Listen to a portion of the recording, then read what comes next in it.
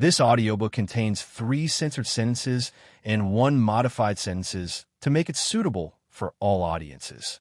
Visit our website to listen to the original version without censorship or modifications. Link in the channel bio. The very first friends she had made on her own. A pleasure, Miss Tamao. We apologize for the intrusion. The two greeted Tamao. Tamao's gaze lingered on Erika for a moment before shifting to Natsui. Just like Sakura, she was clearly surprised to see them here. What brings you to Tajado? We're traveling here, preparing to challenge the Silver Conference. I see. After a few pleasantries, Tamao got down to business. Now, I shall prepare tea for you both. Beside her were various tea utensils and a water pot kept warm over a small charcoal fire. She took out a tea cloth and began to wipe the tea caddy, tea scoop, and other items. Seeing Natsui's curious gaze, Erika knew it was his first time at a tea ceremony and whispered, "This is the Usucha technique. The entire ceremony begins with etiquette and wiping the utensils. Next, she'll use a ladle to pour some hot water into the tea bowl for a practice rinse. Then there's sifting the tea, adding the tea powder, whisking and serving the tea, and savoring it. Finally, there's admiring the tea bowl, putting away the utensils, cleaning up, and concluding with thanks. It's that complicated. Back on Earth, many meticulous people had elaborate steps for brewing tea. But for him, drinking tea was simply putting tea leaves in a cup, pouring hot water, waiting for it to cool, and then gulping it down. As long as it quenched his thirst, it was good tea. But a tea ceremony, as the name suggested, was different from ordinary tea drinking. Having been passed down for hundreds, if not thousands of years, it was fitting for a ceremonial tea to be this elaborate. Seeing how familiar Erika was with the steps, Natsui couldn't help but ask, "Do you know how to prepare tea like this too?" "Of course," Erika nodded. "I sometimes hold tea ceremonies at my gym. If you're interested, when we get back to Kanto, I can prepare a pot just for you."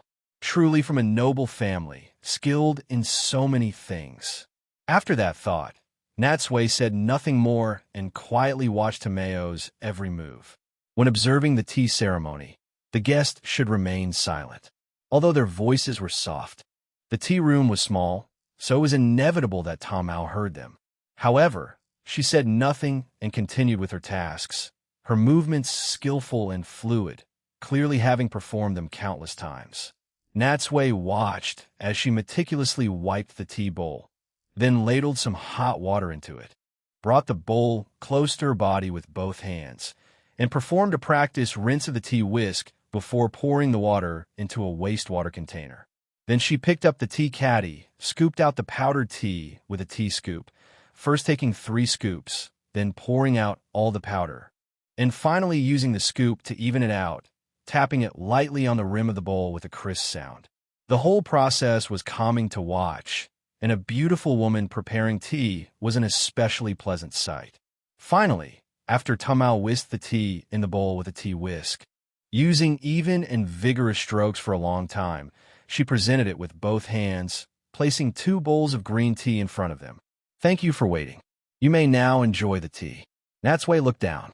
He had expected to drink tea from a cup, but surprisingly, it was a bowl, and it wasn't tea leaves, but a powder. In the gray ceramic bowl, the green tea was still slowly swirling with a layer of fine, tiny bubbles on top. How to describe it? This bowl of tea felt less like tea and more like a broth after being rinsed, neither clear nor thick, but it did have a unique, fresh aroma of tea leaves. He didn't immediately pick up the tea bowl, but instead looked at Erika, intending to learn how to drink it first.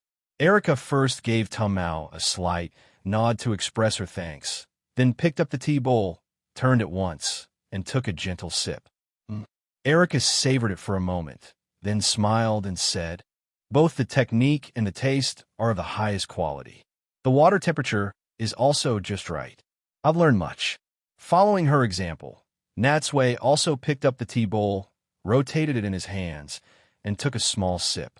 As it went down, he could taste the sweetness of the tea, and a pleasant aftertaste lingered in his mouth. But since he didn't really understand it, he couldn't articulate why. He could only nod, pretending to be composed, and say, is indeed good tea. Note, the appearance of the five sisters is based on Episode 7 of Pokemon Evolutions, the show, and their names and appearances differ greatly from the original anime. Each one is portrayed as very beautiful.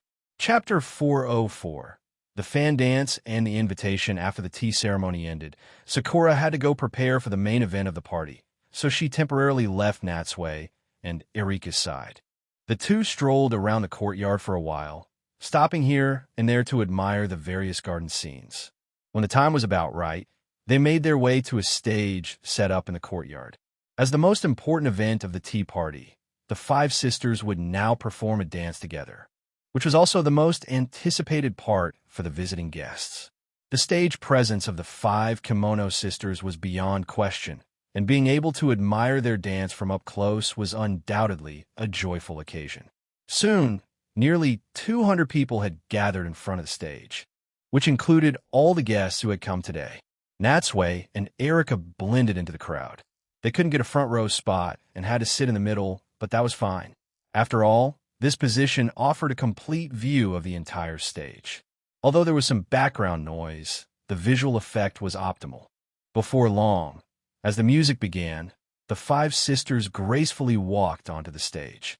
They were now in full costume, with stage makeup, and each held a dance fan. As they took their positions, Natsui could see Sakura on stage quickly scanning the crowd with her eyes, as if looking for someone. Soon, her gaze met Natsui's and Erika's, and she gave them a gentle smile. As the music changed, the five sisters began their performance. The fans opened and closed, moving gracefully with their slow steps. Unlike last night, this was purely a fan dance. Since he didn't have to focus on a story, Natsui could simply appreciate their performance. His gaze slowly swept over them. How to put it? Each of them was very beautiful. Although their styles were different, each had her own charm. They were all stunning beauties. In order of age, the five sisters were Satsuki, Tamao, Sakura, and Lily, with a 2-year age gap between each of them. The youngest, Lily, was only 15, while the eldest, Satsuki, was already 23. They are all in the prime of their youth. Just as he had this thought, he suddenly caught himself. Wait a minute, I'm only 20 myself. Why do I feel like I have the mindset of an old man? When the music ended and the dance was over, thunderous applause erupted from the audience, and the five sisters stood on stage, bowing in thanks. As they left the stage, the guests began to disperse, their voices filled with praise. I feel like today's performance was even better than the last one. Miss Satsuki has such an amazing presence. Tamao was great too. I remember Lily dropped her fan during the last performance. Good thing there were no mistakes today. Listening to the chatter, since they were seated in the middle of the crowd, Natsui and Erika couldn't leave right away.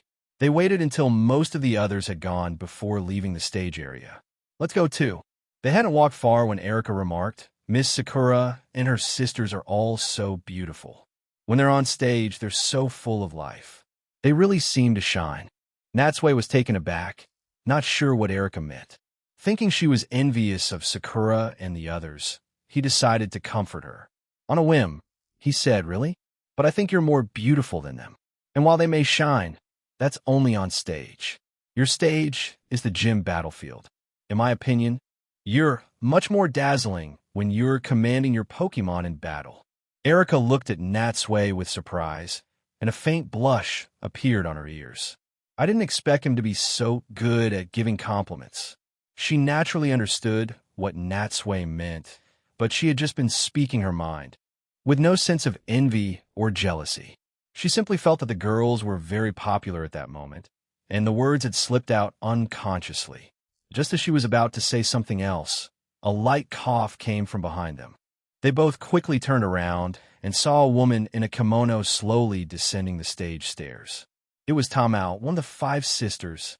Tamao walked past them with a blank expression, but as she passed Natsui, she gave him a deliberate, sidelong glance. A fragrant scent wafted over, but Natsui's heart sank. She must have heard what I said. His expression became unavoidably awkward. It was one thing to discuss others in private with a friend, after all. He wasn't saying anything bad about them, but it was embarrassing to be overheard by the person herself, especially since Tamao had just served them tea. He quickly replayed his words in his mind. Fortunately, he hadn't said much, just that he thought Erica was more beautiful than them. It shouldn't be a big deal, right? Ugh. All right, a woman's appearance is what she cares about most. No one can remain indifferent. He had probably just gotten himself blacklisted in Tamayo's mind. Hopefully, she isn't a petty type. Watching Tamao walk away, Natsui and Erica exchange a look. Just as they were about to say something, they heard more footsteps approaching from behind. Turning around, this time it was Sakura and the other three sisters walking over together. Being further away, they obviously hadn't heard the two's discussion, nor did they notice the slight stiffness on Natsui's face. Sakura asked with a smile, "How was our performance just now?"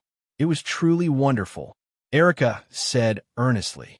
"The entire audience was full of praise for you all."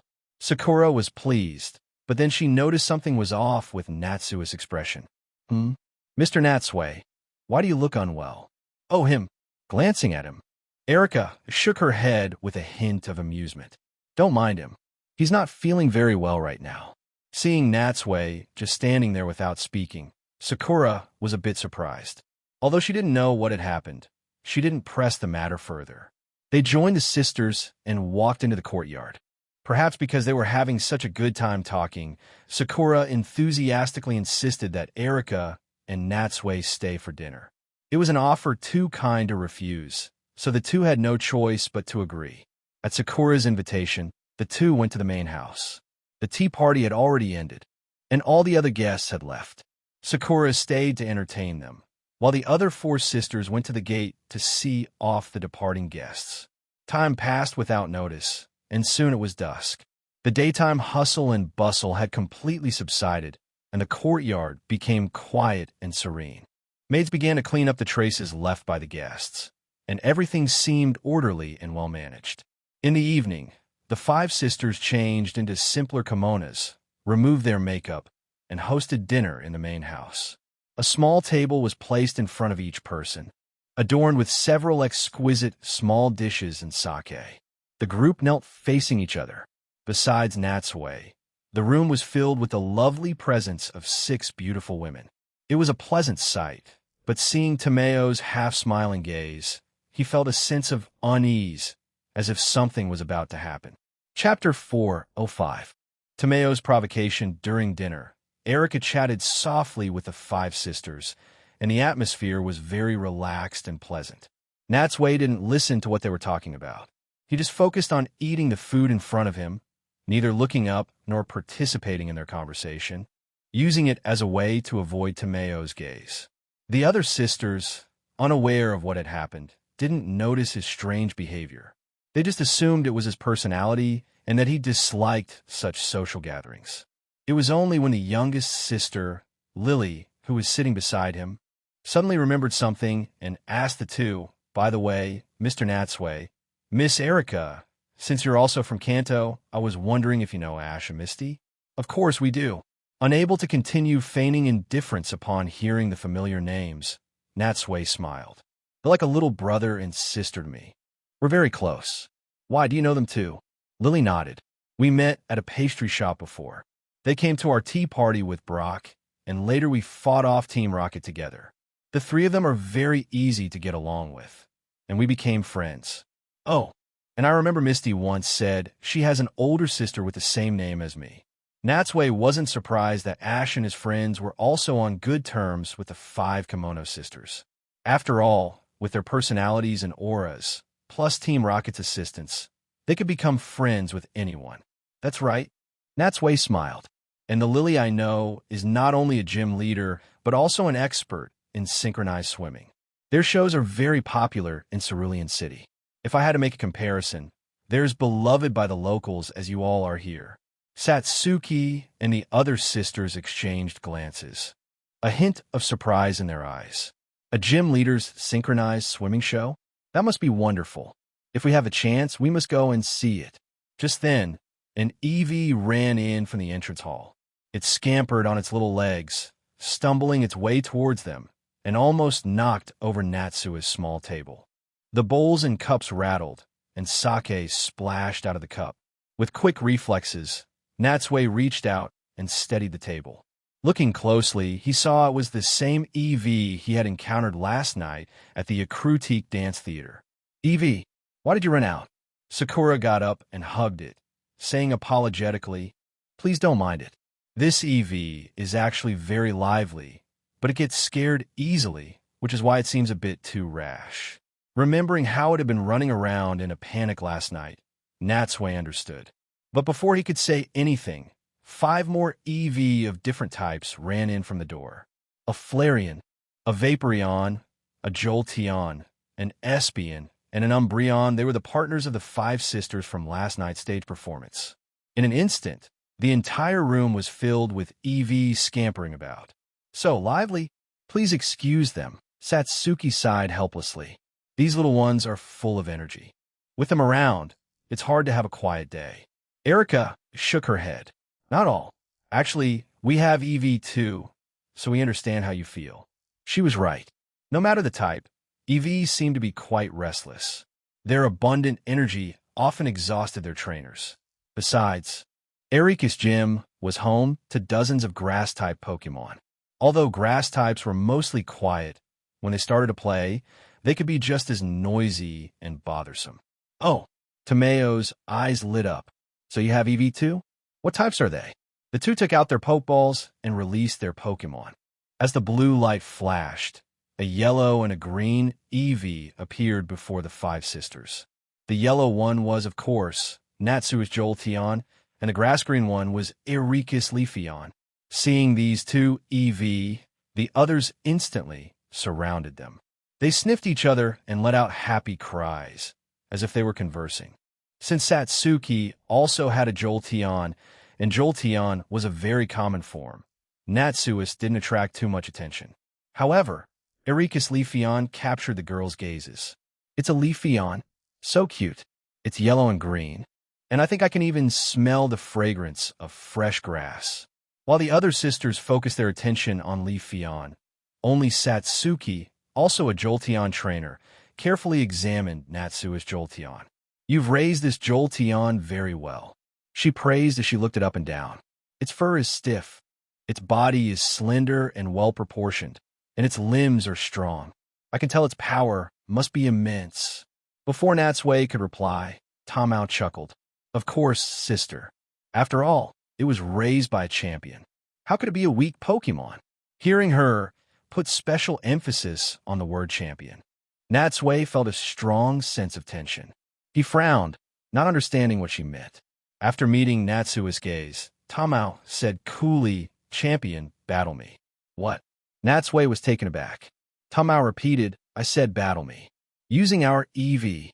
Well, I assume you won't refuse, right?"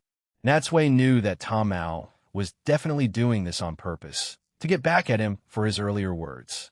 "So she did hold a grudge over what I said. So petty." Hearing that the two were going to battle, Satsuki, Tamao, and the others looked at each other, not understanding why Tamao would suddenly want to battle Natsui. They looked back and forth between the two with suspicion, guessing that some conflict must have occurred between them without their knowledge. They wanted to intervene, but among them, Tamao had the most stubborn personality and always did as she pleased. Once she made up her mind, any attempt to persuade her would be futile. Even Erika gave Natsui a look that said, "I can't help you." "All right, I understand." Natsui sighed deeply but couldn't explain anything. Knowing this matter had to be settled, he had no choice but to stand up. With a soft whistle, his Jolteon leaped back to his side. Seeing that Natsui didn't back down, Tamao let out a chuckle, a meaningful smile on her face that made her look even more coolly beautiful. With a wave of her hand, her Umbreon returned to her side as well. As if sensing their trainer's fighting spirit, Jolteon and Umbreon also faced off, sparks flying from their gazes as they looked at each other. Chapter 406. A Woman's Terrifying Competitiveness at 7 p.m., accompanied by Erika, Satsuki, and the others. Natsui and Tamao took their respective EV to the battlefield behind the main house. The sky had not yet completely darkened. Taking advantage of the last moments of light, the two stood opposite each other in the trainer boxes. The battlefield was uneven and pitted from the many trainers who had battled here during the day. The intense battles had left their mark, and since the tea party had just ended, the servants in the courtyard hadn't had time to repair and level it. But neither Natsui nor Tamao seemed to mind such details. After a moment's hesitation, Sakura approached Natsui and whispered a reminder, "Mr. Natsui, don't be fooled by our stage performances. We're also very skilled in battle. Although my sister Tamao is a bit less formidable than Tamao, she is still very strong. Please be careful." Sakura's action was undoubtedly a betrayal of her sister, siding with an outsider, but the other three sisters said nothing. After all, Natsui was a guest, and Tamao forcing him into a battle was clearly not in line with the proper way to treat a guest. It was precisely because of this that they didn't take Tamao's side, but maintained a neutral stance. "Thanks for the warning." Natsui nodded. He appreciated Sakura's kindness. It was clear this beautiful young lady had a better sense of reason. He clearly remembered from the games that when the player character arrived in a Krutique city, they would also battle the five sisters, and after defeating them, they would receive the clear bell. Therefore, he had no doubt about their strength. Of course, their strength might not be that outstanding, but they were certainly stronger than the average trainer. Ignoring her sister's actions, Tamao stood with her hands on her hips, staring intently at Natsui, and said with a cold smile, "I'm going to let you know that we're skilled at battling, not just performing. This time, it'll definitely show you our strength.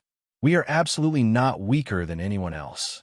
As she spoke, she cast a subtle glance at Erika. Hearing this, Natsui finally understood why Tamao was being so particular. He remembered that he had said they were only suited for the stage, not the battlefield, which was why in his eyes they didn't shine as brightly as Erika. It was very likely that this remark had angered her. Sigh, the terrifying competitiveness between women. Troublesome, so troublesome. Meanwhile, Satsuki and the others, hearing Tamao's words, were all bewildered. It was clear, however, that something unknown had happened between Tamao and Natsui. But what could it be?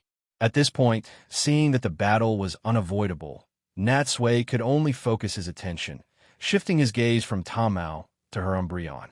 Umbreon's fur was black, its eyes were red, and the ring-like patterns on its body were a brilliant gold. It looked like a cross between a fox and a black cat. Each of the EV evolutions had its own unique characteristics, but in terms of appearance, among all of EV's evolved forms, he believed Umbreon had the coolest demeanor.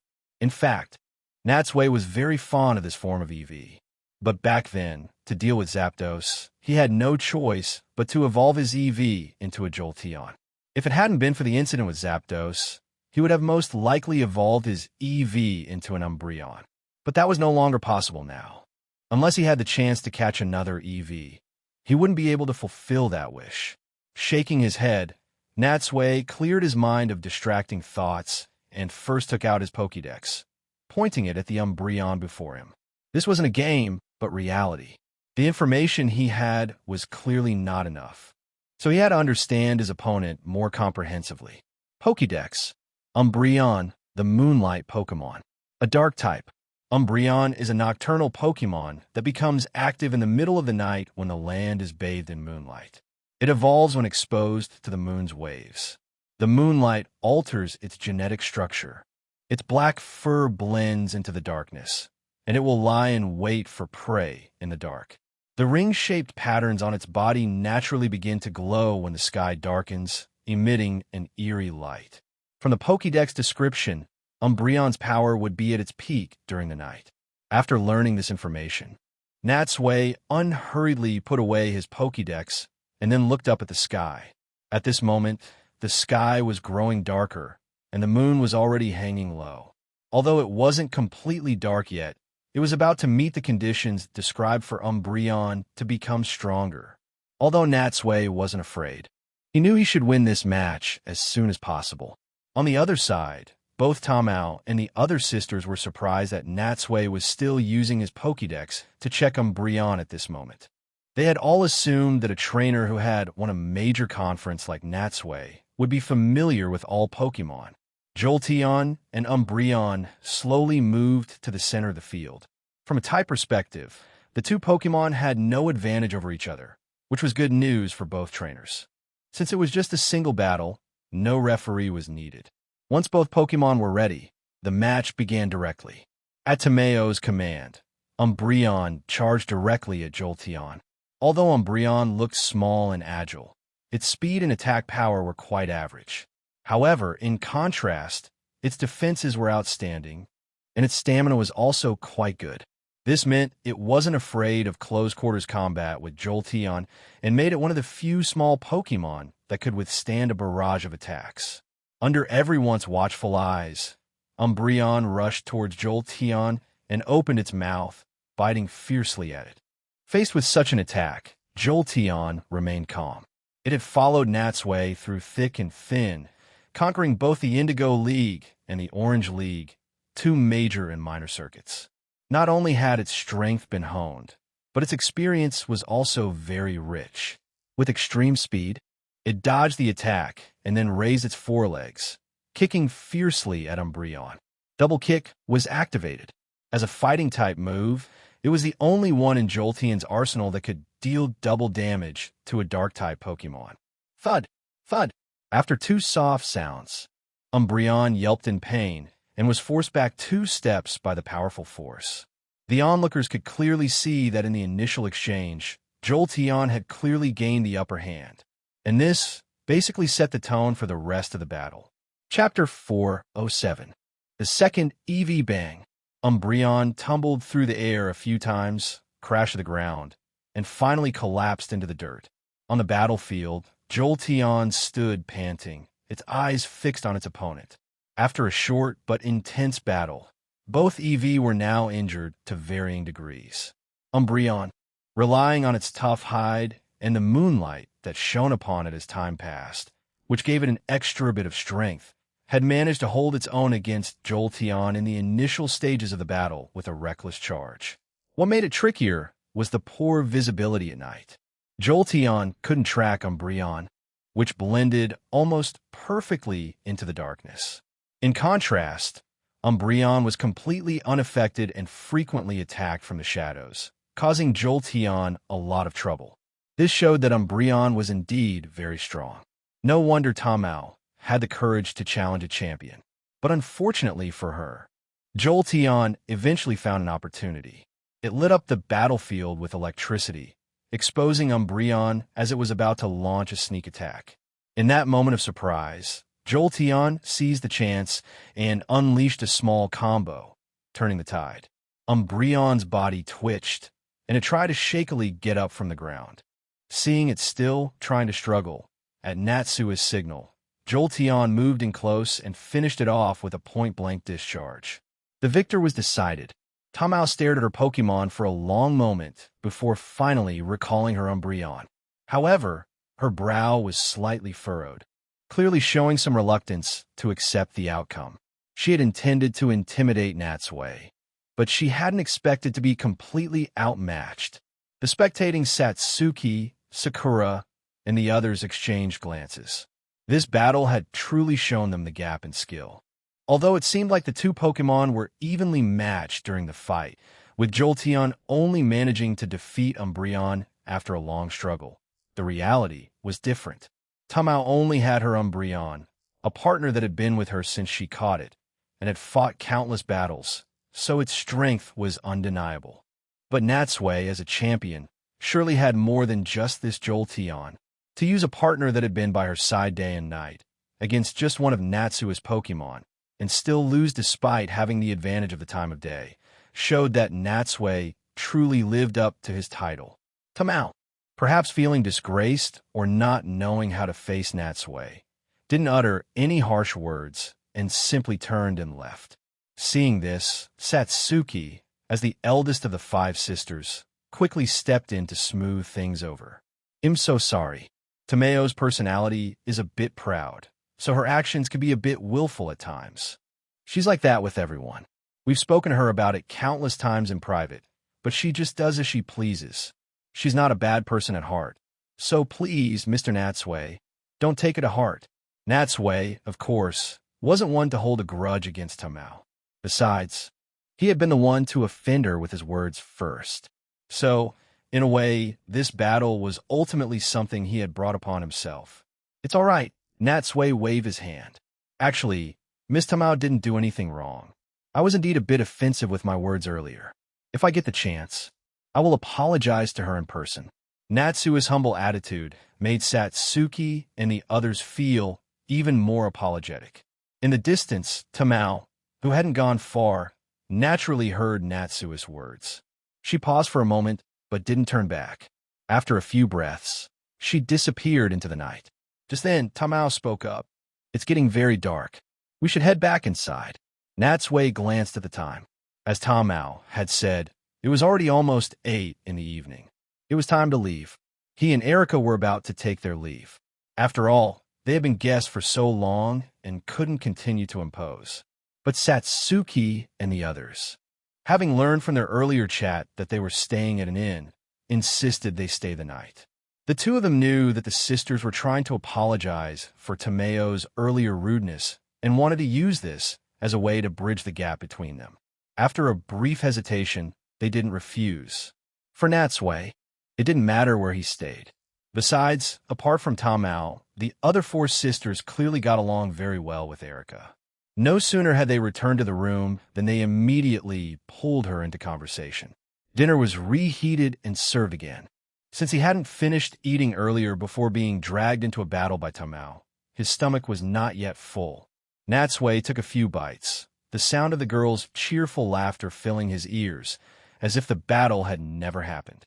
Only Tamao did not return. Aren't Miss Erika and Mr.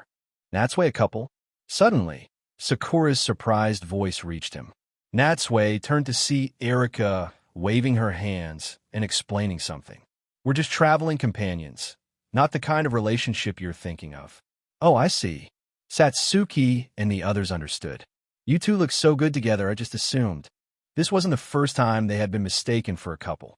Natsui was already used to it, and even Erika looked a bit resigned. It was no wonder people thought that. After all, a man and a woman traveling together, alone, made it hard for people not to assume they had a special relationship. After spending the night there, the next day, the two didn't rush to leave a Critique City. Accompanied by Sakura, they visited the bell tower and the burn tower. Putting aside the legend, the bell tower was just an ordinary tall tower. There was no sign of Ho-Oh, but from the top, you could see the entire city, and the view was quite nice. The burn tower was just a pile of ruins, with nothing much to see. Sigh, we came with high hopes, only to leave disappointed. After visiting these two places, it was time for Natsui to leave the city. As they were about to part ways, Sakura hesitated for a long time before turning her gaze to Natsui. Mr. Natsui, could I entrust this child to you? Following Sakura's finger, he realized she was talking about the clumsy EV. EV? Why entrust it to me? Sakura sighed. I'm a stage performer, after all. Besides practicing and performing, I don't have that much time to spend with it. If I leave it on its own, it's easy for it to get lost. Besides, I already have an espion, and I really don't have the energy to raise another one. Most importantly, I wanted to see the world outside. Well, Natsui hesitated, not immediately agreeing. Miss Sakura, you should know I'm a trainer. As I travel and battle, my team needs to be rotated from time to time. I can't guarantee that I can keep it with me at all times. I understand that, Sakura smiled. When you're making adjustments, you can always leave it back here with me. This will always be its home. I just want to see more of the world. Seeing her serious expression, Natsui bent down and looked at the EV. Are you willing to come with me? Evie looked back at Sakura, saw the encouragement in her eyes, and then turned back to Natsui and let out a cry. That should mean yes. Patting its head, Natsui couldn't help but smile. He never thought that visiting the 5 kimono sisters would lead to such an unexpected gain. His 16th Pokemon obtained. Chapter 408. Roster adjustment. Natsui took Eevee's Pokeball from Sakura. Once this Pokeball was in his hand, it meant that this Eevee had officially become his Pokemon. After parting ways with Sakura, Natsui, and Erika, along with Eevee, didn't leave Ikrutique City directly. Instead, they planned to head to the Pokemon Center there first. After getting Eevee, the number of Pokemon he was carrying had exceeded 12. To prevent Eevee from being automatically transported back, he had to make some adjustments first. In the distance, watching their backs, Sakura couldn't help but wave and shout, "Mr. Natsui, I wish you another championship victory at the Silver Conference. Go for it." The two turned back and waved at her as well. After spending more than a day together, the women had formed a deep friendship, and even Natsui had become familiar with them. The night before, Erika had also made a promise with them that after the Silver Conference, she would return to see them again, because they had a chance to meet again. This departure wasn't filled with much sadness. Following the wide street, the two arrived at the Pokemon Center. After greeting the Nurse Joy there, Natsui began to ponder which Pokemon to send back. Finally, he made a call to Sabrina. After much thought, he decided to send the 3 legendary birds to her. These 3 Pokemon were rarely brought out, took up a lot of space, and with Suicune on his team, he could handle most unexpected situations. If he really couldn't, he could always have them sent back. As for why he contacted Sabrina, after all, he felt more at ease in trusting the 3 birds to his woman rather than leaving them at the Sakuraji Park. Besides, Koharu's abilities were insufficient to manage the 3 legendary birds, and the place lacked privacy, making it easy for others to spy on their existence. Most importantly, the 3 legendary birds had spent some time with Sabrina and knew about his relationship with her, so they wouldn't be too resistant. The call was answered quickly, but with Erika present, Natsui couldn't talk to Sabrina for too long. He had to get straight to the point and tell her what he needed. Kanto, Saffron City, Saffron Gym. On the gym's battlefield, a battle was currently underway. The battle was between gym leader Sabrina's Alakazam and a female challenger's Blastoise. The two Pokemon were attacking each other on the field, with various moves and skills flying everywhere. It looked like a very intense fight. But at that moment, Sabrina's attention was not on the battle. She stood in the trainer's box on the left, holding her phone to her ear, occasionally nodding in agreement. After hanging up, she turned around without hesitation and walked straight towards the gym's main doors. As she left, the only ones remaining on the field were the utterly bewildered challenger and her father, who was acting as the referee. Seeing her just leave like that, without even a thought for the ongoing battle, her father hurriedly called out, "Sabrina, where are you going?" Sabrina didn't turn back. To the Pokemon Center. Her flat tone suggested she couldn't care less about the battle. What for? Her father was extremely surprised. And you're in the middle of a battle right now. What's going to happen to the battle if you leave? Sabrina paid him no further mind and continued to walk out. Sigh. Seeing her like this, her father could only sigh helplessly. This was an extremely irresponsible act, a serious neglect of her duties as a gym leader. If it were reported to the Pokemon League, it would definitely cause a lot of trouble. But as a father, he was completely powerless to restrain his daughter. His daughter's cold personality was still fresh in his memory. Although her disposition had changed a lot after her journey, becoming a bit more normal. If you provoked her, she would make you feel the terror of being dominated by psychic powers in an instant. Now, seeing Sabrina being called away by a single phone call, as someone who had been through it, he naturally understood that his daughter's emotional state was a bit off. Someone out there must be wooing her. It must be. Damn it, who is it? But by this time, Sabrina had already disappeared through the main doors. Even if he wanted to ask, it was too late. Helpless, he could only turn to the equally bewildered challenger and force an awkward smile. Ahem, as you can see, Sabrina needs to leave immediately for some business. So I will be your temporary opponent. After confirming through the phone that the 3 Ultra Balls had been transported to Sabrina, Natsui finally breathed a sigh of relief.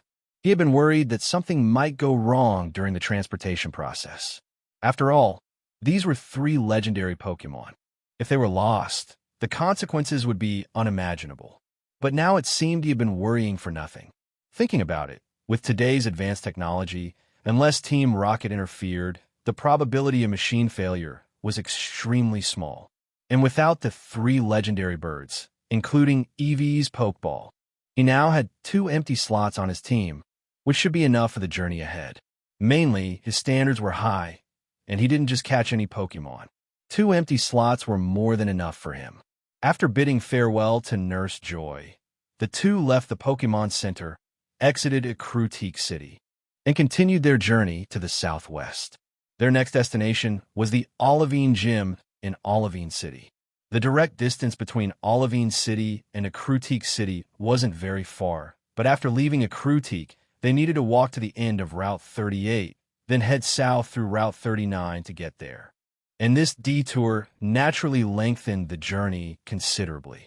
Walking along the country path, they were flanked by vast grasslands, with green grass stretching as far as the eye could see. In the distant horizon, they could faintly make out the undulating mountain ranges. The weather was clear. Although there was sunlight, it wasn't harsh, and when the gentle breeze blew on them, it was indescribably comfortable. Eevee was very lively. It followed the 2 of them, darting back and forth, left and right, sometimes sniffing flowers, other times smelling the fragrant grass or flipping over rocks. It couldn't stay still. Seeing its abundant energy, Natsui had to call Jengar out of his shadow to keep an eye on Eevee and prevent it from getting lost. But Jengar, having lived for over 1,000 years, was like an old man. It didn't have Eevee's boundless energy and wasn't curious about everything. So after just a short while of running around, it was mentally and physically exhausted, its face a picture of utter despair. Erica walked alongside Natsui, glanced at Eevee, and said with a light laugh, "Have you thought about which direction you want this Eevee to evolve in?" "I haven't planned it for now." Looking down at Eevee, Natsui shook his head. After all, it was a gift from Sakura, and it carries her hopes. So, they'll let it decide for itself. Chapter 409. Kinta and Marina at 2 in the afternoon. Natsui and Erica crossed the grassland and arrived at a Pokemon Center built in the wild. After setting out from Ecruteak City, they had been walking for several hours, their legs aching and their bodies exhausted. Now that they were here, they finally had a chance to rest and recover their strength. It's worth mentioning that while on the grassland, the 2 encountered a herd of Sunkern. Erica decisively took action and successfully caught one, marking the second grass-type Pokemon she had captured since arriving in Johto. Seeing herself getting closer to her goal put her in an exceptionally good mood. Geographically, this Pokemon Center was built at the intersection of a forest and a field, at a 3-way fork in the road. Perhaps due to the high number of passing trainers, many people rested here every day. As a result, the Pokemon League paid special attention to this location, building this Pokemon Center on a rather grand scale. The automatic doors slid open to either side, and when the 2 entered the 3-story Pokemon Center, they found that the lobby alone was already bustling with at least several dozen trainers. As the soundproof barrier vanished, the sounds of people talking and Pokemon crying instantly washed over them. Wow, it's so lively. Seeing so many people, Erica couldn't help but exclaim. It was clear that this Pokemon Center was very well equipped. Televisions, satellite phones, and desktop computers were all available for trainers to use freely. There was even a swimming pool outside, where 7 or 8 water-type Pokemon were playing and splashing around. It is lively, almost on par with the facilities at the Indigo Conference. All right, let's not worry about all that for now. I'm starving. Let's go get something to eat. At Natsui's urging, the 2 got straight to the point and had a late lunch in the cafeteria. As they had agreed, they decided to spend the night here. In fact, judging by the current time, there was still a long while before nightfall. They could have continued their journey after eating, but look at the map made it clear that this was the only place to rest before reaching Olivine City. If they didn't want to camp out in the wild tonight, they had to rest here for the night and set off again early the next morning. Fortunately, neither of them was in a hurry, and they both preferred sleeping in soft beds, so they weren't too concerned about whether it would cause a delay. The food at the Pokemon Center was still delicious, but during the meal, compared to Erika's elegant and graceful manner of eating in small, slow bites, Natsui was not so formal. His table manners could be described as quite casual. After finishing lunch, the two discussed their plans and were about to take a look around the Pokemon Center. But before they could get up, a teenage boy and girl suddenly walked up to them. "Excuse me for interrupting, but are you that Natsui?" The girl's clear voice reached him. Natsui turned to look and saw that the girl was quite pretty, with long, light blue hair tied into two pigtails that defied gravity by sticking upwards. She wore a form-fitting top and shorts, looking enthusiastic and full of energy. Beside her, a Miss Drevis floated above her head. As for the boy next to her, he wore a baseball cap backward, a red hoodie, and yellow shorts. A lock of his hair stuck out from the gap in his cap, rebelliously sticking up in the air. In terms of hairstyle, the two of them shared a similar style. "I am. Is there something I can help you with?" "It really is you." Hearing Natsui's confirmation, the two exchanged a look, excitement visible in each other's eyes. The girl, in particular, even jumped for joy under Natsui's and Erika's surprised gazes. Perhaps realizing their loss of composure, the two quickly cleared their throats and quieted down. "I forgot to introduce myself. I'm Marina." After speaking, she pointed to the boy beside her. "His name is Kenta. We're both trainers from New Barktown." "Marina? Kenta?" Natsui frowned slightly. He had some recollection of these two, as if they had appeared a few times in the anime, but no matter how hard he thought, he couldn't recall any specific episodes. "What can I do for you?" "Well, I saw your matches at the Indigo Conference, and I know you won the championship. So, would you be willing to have a battle with me?" "Me too. Me too." Kenta was not to be outdone. "I want to battle you too. You two are too loud." Natsui shook his head helplessly, but he didn't refuse. "All right, if someone challenges me, I have no reason to say no. Let's just call it some post-meal exercise." With the two of them interrupting, Natsui and Erika's plan to explore the place naturally fell through. The group left the building and went to the backyard of the Pokemon Center. Like other Pokemon Centers, the simple battlefield in the back was a standard configuration of the league. Before Natsui even reached the battlefield, Kenta and Marina were already arguing about who would battle him first. They bickered for a bit, both seeming to want to be the first to battle Natsui. But for some reason, Kenta suddenly backed down and gave the spot to the girl. Marina eagerly stood in the trainer's box on the other side, looking at Natsui with a grin. "Today must be my lucky day. I can't believe I get to battle a champion." Natsui shook his head, his gaze sweeping between the two of them. "I can see you two are very close. Are you traveling together?" Hearing this, both of them blushed instantly. Marina waved her hands. "No, Kenta and I just happened to run into each other here." Kenta also said, "She's right. Although we've been playmates since we were kids, we've been traveling separately since leaving New Barktown. It was just a coincidence that we met here." "Well, that's quite a coincidence." Natsui chuckled. Seeing their shy expressions, he knew what was going on. These two must have feelings for each other, but were too shy to break through that barrier. Although it was just a budding romance, compared to Ash's cluelessness, Kenta was already leagues ahead. What were the rules for the match? As Kenta and Marina had envisioned, they wanted to each have a battle with Natsui, with both sending out 2 Pokemon. However, after hearing this, Natsui refused them, only allowing them to each send out 1 Pokemon for a single round, winner-takes-all match. The two were slightly disappointed. After all, they understood that battling such an opponent, win or lose, would bring them a lot of growth and insight. Naturally, they hoped to battle Natsui a few more times. Chapter 410. The sudden dark clouds. Once Natsui and Marina were ready, they both threw their Pokeballs at the same time. As the 2 beams of blue light faded, it was revealed that Natsui had sent out his Scyther, while Marina had sent out a Croconaw. As the first evolved form of Totodile, Croconaw looked fierce. Its body was primarily blue, with a beige pattern on its belly.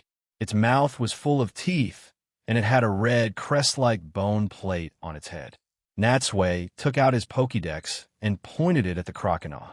"Pokédex, Croconaw, the big jaw Pokemon. A water type, the evolved form of Totodile. The tips of Croconaws' teeth are curved back like fishhooks. It will attack with its mouth wide open. Once it bites down, it won't let go until its teeth fall out. From a type perspective, the water-type Croconaw had no advantage over the bug and flying-type Scyther, which made Marina secretly breathe a sigh of relief. Facing the Indigo League champion, she was already under immense pressure. If she had a type disadvantage on top of that, she might as well just surrender. The two Pokemon's sharp gazes met, neither willing to back down. As the battle began, Marina, unable to bear the pressure, was the first to attack. And under her command, Croconaw went all out from the start.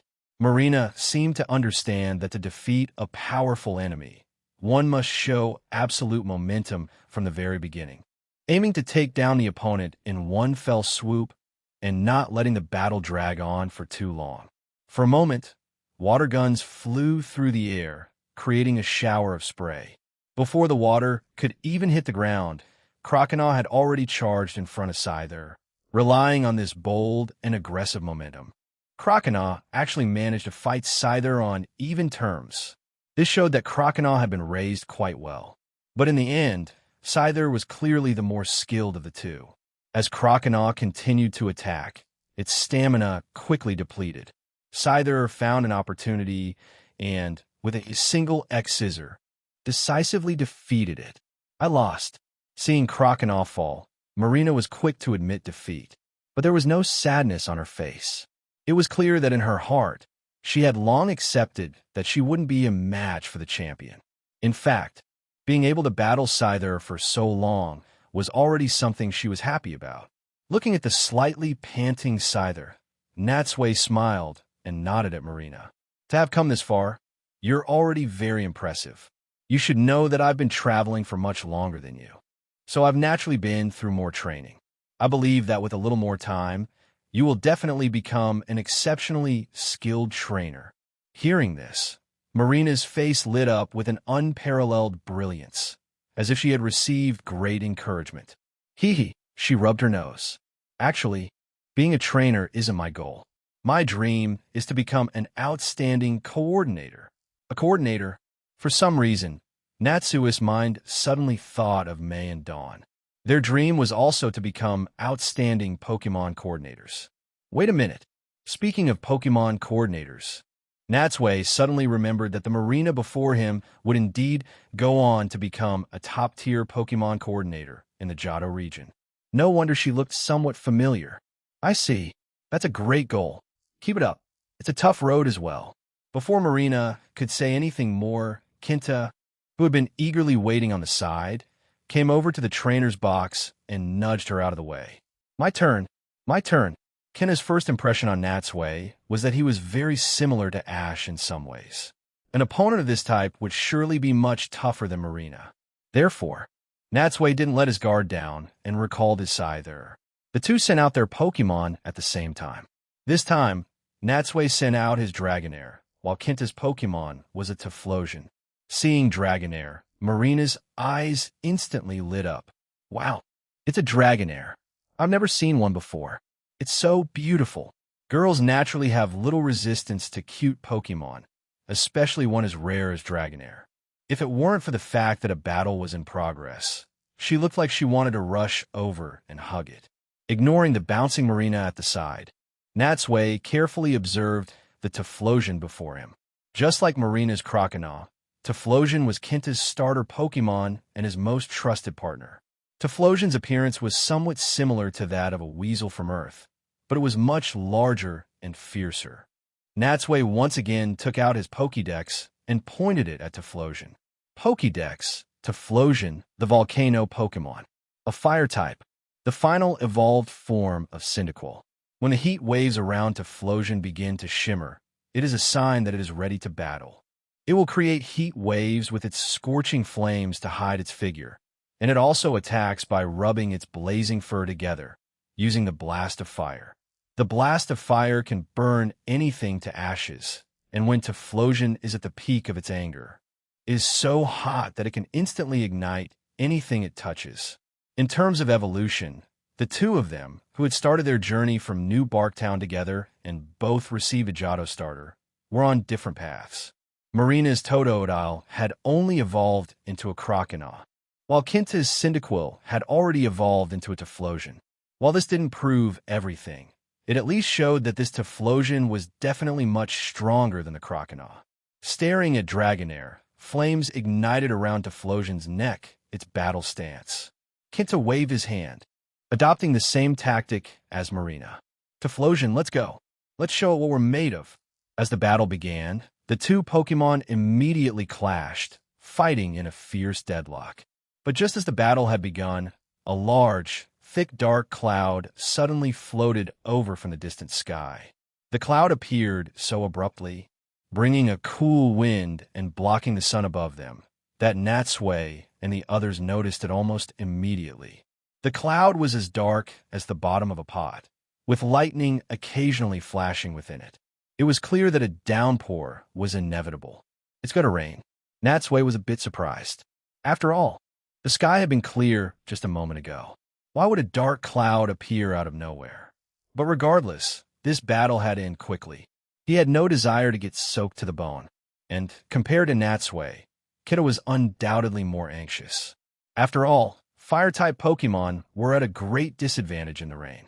Although it wasn't as afraid of water as a Charmander, its fighting ability would be severely affected. Chapter 411. Reiku appears again, although the hope of ending the battle quickly was a nice thought. The dark clouds arrived far too fast. Before the two Pokémon could even determine a winner, a thick bolt of lightning had already struck the mountain forest not far from the Pokémon Center. Crack! The sound startled Marina, causing her to let out an involuntary scream. After the lightning, thick black smoke began to rise from the forest. What happened? Did it hit something? Coming to their senses, Kinta and Marina looked in that direction, both with puzzled expressions. Natsui also turned and exchanged a look with Erika. Should we go check it out? Erika asked softly. Yeah, we'd better go take a look. Natsui nodded. It'll be trouble if it starts a fire. Their concern was not unfounded. Even if it was about to rain, once a fire started, even if it was quickly extinguished, it would still damage the local ecosystem. Moreover, the forest was dense, and a fire could spread quickly, easily reaching places the rain couldn't touch. With this unexpected turn of events, everyone's attention was diverted, and the match could no longer continue. Along with their Pokémon, the group, no longer caring about the impending rain, all ran towards the direction of the black smoke. Lightning flashed across the sky from time to time, keeping their nerves on edge.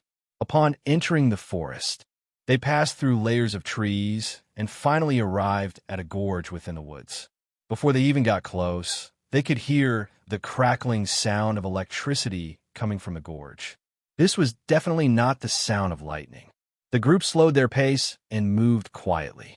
Pushing aside the branches of the bushes in front of them, they saw a crystal-like object in a clearing, continuously emitting electricity. Before they could figure out what it was, they saw two men in uniforms with a letter R on them, fiddling with something next to the crystal. And behind the two men was a giant machine that looked like a land shark. It's Team Rocket. Erika frowned. Team Rocket? Kinta and Marina were clueless. What's that? Erika explained. It's a very evil organization that, for their own selfish desires, specializes in stealing powerful Pokémon with the intention of ruling the world. As Natsui had said, a closer look revealed that the Pokémon attracted by the crystal were all Magnemite, Voltorb, Mareep, Pikachu, and their evolved forms. Don't tell me those Team Rocket guys are trying to use that crystal to trap these electric-type Pokémon. That's probably it. I'm afraid even the lightning just now might have been caused by this crystal. Natsui mused for a moment. But for something like capturing Pokémon, ordinary grunts would usually be enough. There's no need for executive-level members to be involved. It seems these two have a much bigger goal. Just as Natsui finished speaking, under the blonde man's operation, the giant shark-shaped robot extended two clawed arms and dragged several Mareep into its hatch. Seeing its companions being attacked, a Raichu fired a bolt of electricity. But as the current flew towards the shark robot, it uncontrollably changed direction in midair and was absorbed by the crystal. And that wasn't all. After the crystal absorbed the electricity, it rebounded it with even greater force, hitting Raichu and the surrounding Pokémon. Struck by this electric shock, many Pokémon, including Raichu, cried out in pain and were instantly knocked out, collapsing to the ground. What incredible power! Natsui's eyes narrowed. He could see clearly that this crystal didn't just absorb and reflect electricity. It must have some kind of strange energy that greatly amplified the electrical power. Ha ha! The blond man's wild laughter echoed in the clearing. This is just too satisfying. These Pokémon are no match at all. They're all like lambs to the slaughter. There are too many to catch. As the mechanical arms continued to move, more and more Pokémon were captured and pulled into the machine. Damn it! How dare those two capture Pokémon like this? No, I have to stop them. Kinta, clearly a hot-blooded young man, was about to rush out and stop them upon seeing this. But before he could move, another bolt of lightning struck not far in front of them. At the same time, a vortex of clouds appeared in the sky. And as everyone watched, another incredibly bright and massive bolt of lightning struck down. In the golden light, a Pokémon that looked like a cross between a leopard and a tiger, majestic yet proud, and full of power, appeared on a high cliff. Kenna stared at the Pokémon for a long moment before he suddenly realized something and hurriedly took out his Pokédex, pointing it at the creature. No need for that. Natsui took a deep breath and said calmly, "It's Raikou." Hearing that this was one of the 3 legendary beasts of the Johto region, Kinta and Marina were thrilled. Raikou? Is that really Raikou? Natsui also looked at the Pokémon, remembering the Raikou he had almost caught in the green fields. He wasn't sure if it was the same one, but since it had appeared here, one thing was clear. Team Rocket was after Raikou. Chapter 412. Stepping in to help, Raikou let out a roar, leaped down from the cliff, and landed in the clearing. It turned its head and looked at the fallen electric-type Pokémon around it, then roared again. The sound was deafening, piercing straight to the heart, and instantly woke all the Pokémon. As they came to their senses, they scrambled to their feet and fled as if their lives depended on it. It was clear that Raikou had appeared specifically to rescue them. But little did it know, these electric-type Pokémon were merely bait to lure it out. After the Pokémon had left, Raikou moved on all fours and ran to the front of the Team Rocket members, biting and shattering the clawed arm of the shark robot, rescuing a Mareep. Despite the electric-type Pokémon escaping and facing the menacing glare of Raikou, the 2 Team Rocket members showed no signs of panic. Instead, they were analyzing Raikou's power. Buzin, what was the power output of Raikou's burst just now? Buzin, the blonde man, glanced at the data on the machine and said unhurriedly, "The electric energy is incredibly strong, and its bite force is also very high. But don't worry, although its power is immense, it's completely within a controllable range." I see. Well then, we'll investigate the detailed data after we capture it. Because they were so close, Natsui's group heard their conversation clearly. In fact, the 2 spoke without any restraint, as if they didn't take Raikou seriously at all, as if it were already in the bag. This naturally infuriated Raikou. So, when Buzin controlled the shark robot to extend 6 mechanical claws and attack Raikou, it leaped high into the air and used thunder. Crack! Raikou's power was already formidable, and under the cloudy sky, the power of thunder was further enhanced. A thick bolt of lightning shot towards a shark robot at extreme speed. But just like with Raichu earlier, before the lightning could even reach halfway, its direction was changed by the crystal, and it was forcibly pulled towards it. "Don't waste your energy," the silver-haired man said to Raikou in a soft, effeminate tone. "This crystal system can absorb all kinds of electric energy. No matter what kind of electric shock it is, it cannot escape its capture." Raikou was not one to be easily fooled by his words.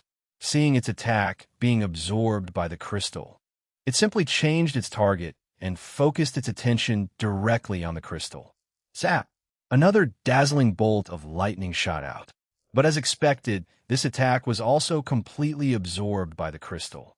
However, perhaps because it had stored too much energy, a purple light flashed on the crystal, forming a circular barrier that trapped Reiku inside.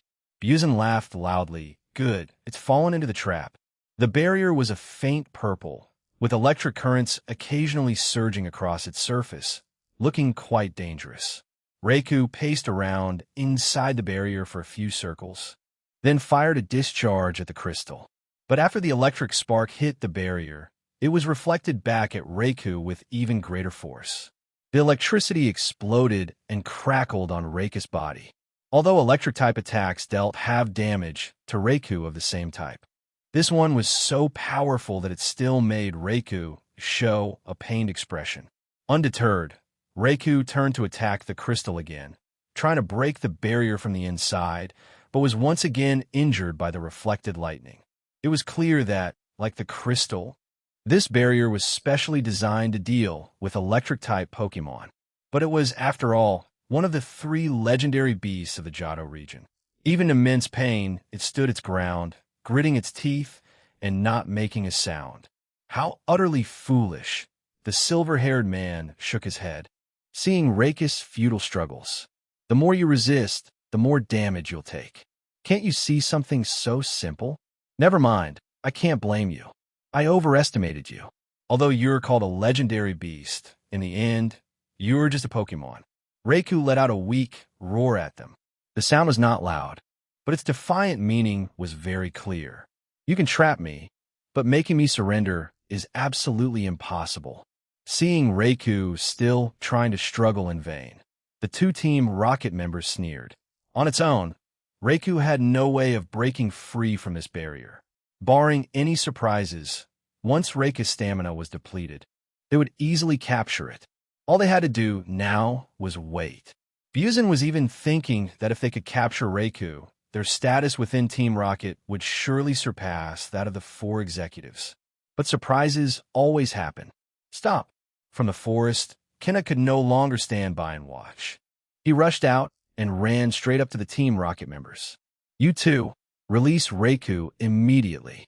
Hearing the voice, the 2 were startled. They hadn't expected anyone else to be in such a remote place. But when they turned and saw it was just a teenage boy, they relaxed. Where did this kid come from? Before he could finish a sentence, he suddenly saw 3 more people emerge from the woods. These 3 were, of course, Natsui, Erika, and Marina. Since Kenna had already rushed out, there was no point in them hiding any longer, so they all showed themselves. The silver-haired man snorted. So, it's just a few sneaky rats. Ignoring his taunts, Kenna repeated, Hey, you 2, release Reiku now. Don't be naive, Byuzen scoffed, as if he had heard the funniest joke in the world. What nonsense are you talking about? This is a precious treasure that we spent a great deal of effort to lure out. Why would we just let it go? Kenna also understood that it was impossible to make them give up Reiku with just a few words. So he steeled himself and said in a low voice in that case, Don't blame me for using my Pokemon to stop you. Go to Typhlosion. Typhlosion took a step forward and let out a threatening roar at the Team Rocket members. Well, the 2 Team Rocket members were naturally not intimidated by a single Pokemon, since they want to play so badly. Well, indulge you a little. With that, they both took out their Pokeballs. As the blue light flashed, a Steelix and a Skarmory appeared before Natsui's group. Looking at these 2 Pokemon, Natsui raised an eyebrow. Faced with Kenta's heroic intervention, he had expected Team Rocket to send out Pokemon to fight back. But he really hadn't expected them to send out these 2. These 2 were both weak to fire. Both Steelix and Skarmory possessed the Steel type, and most Steel-type Pokemon were weak to Fire-type Pokemon. He couldn't believe that with Kenna having already sent out a Typhlosion and the Pokemon type being clear, they would still send out 2 Pokemon that were at a disadvantage. Chapter 413. Renowned with Natsui around, he naturally wouldn't let Kenna fight alone. In fact, the animosity between Natsui and Team Rocket was already at a boiling point.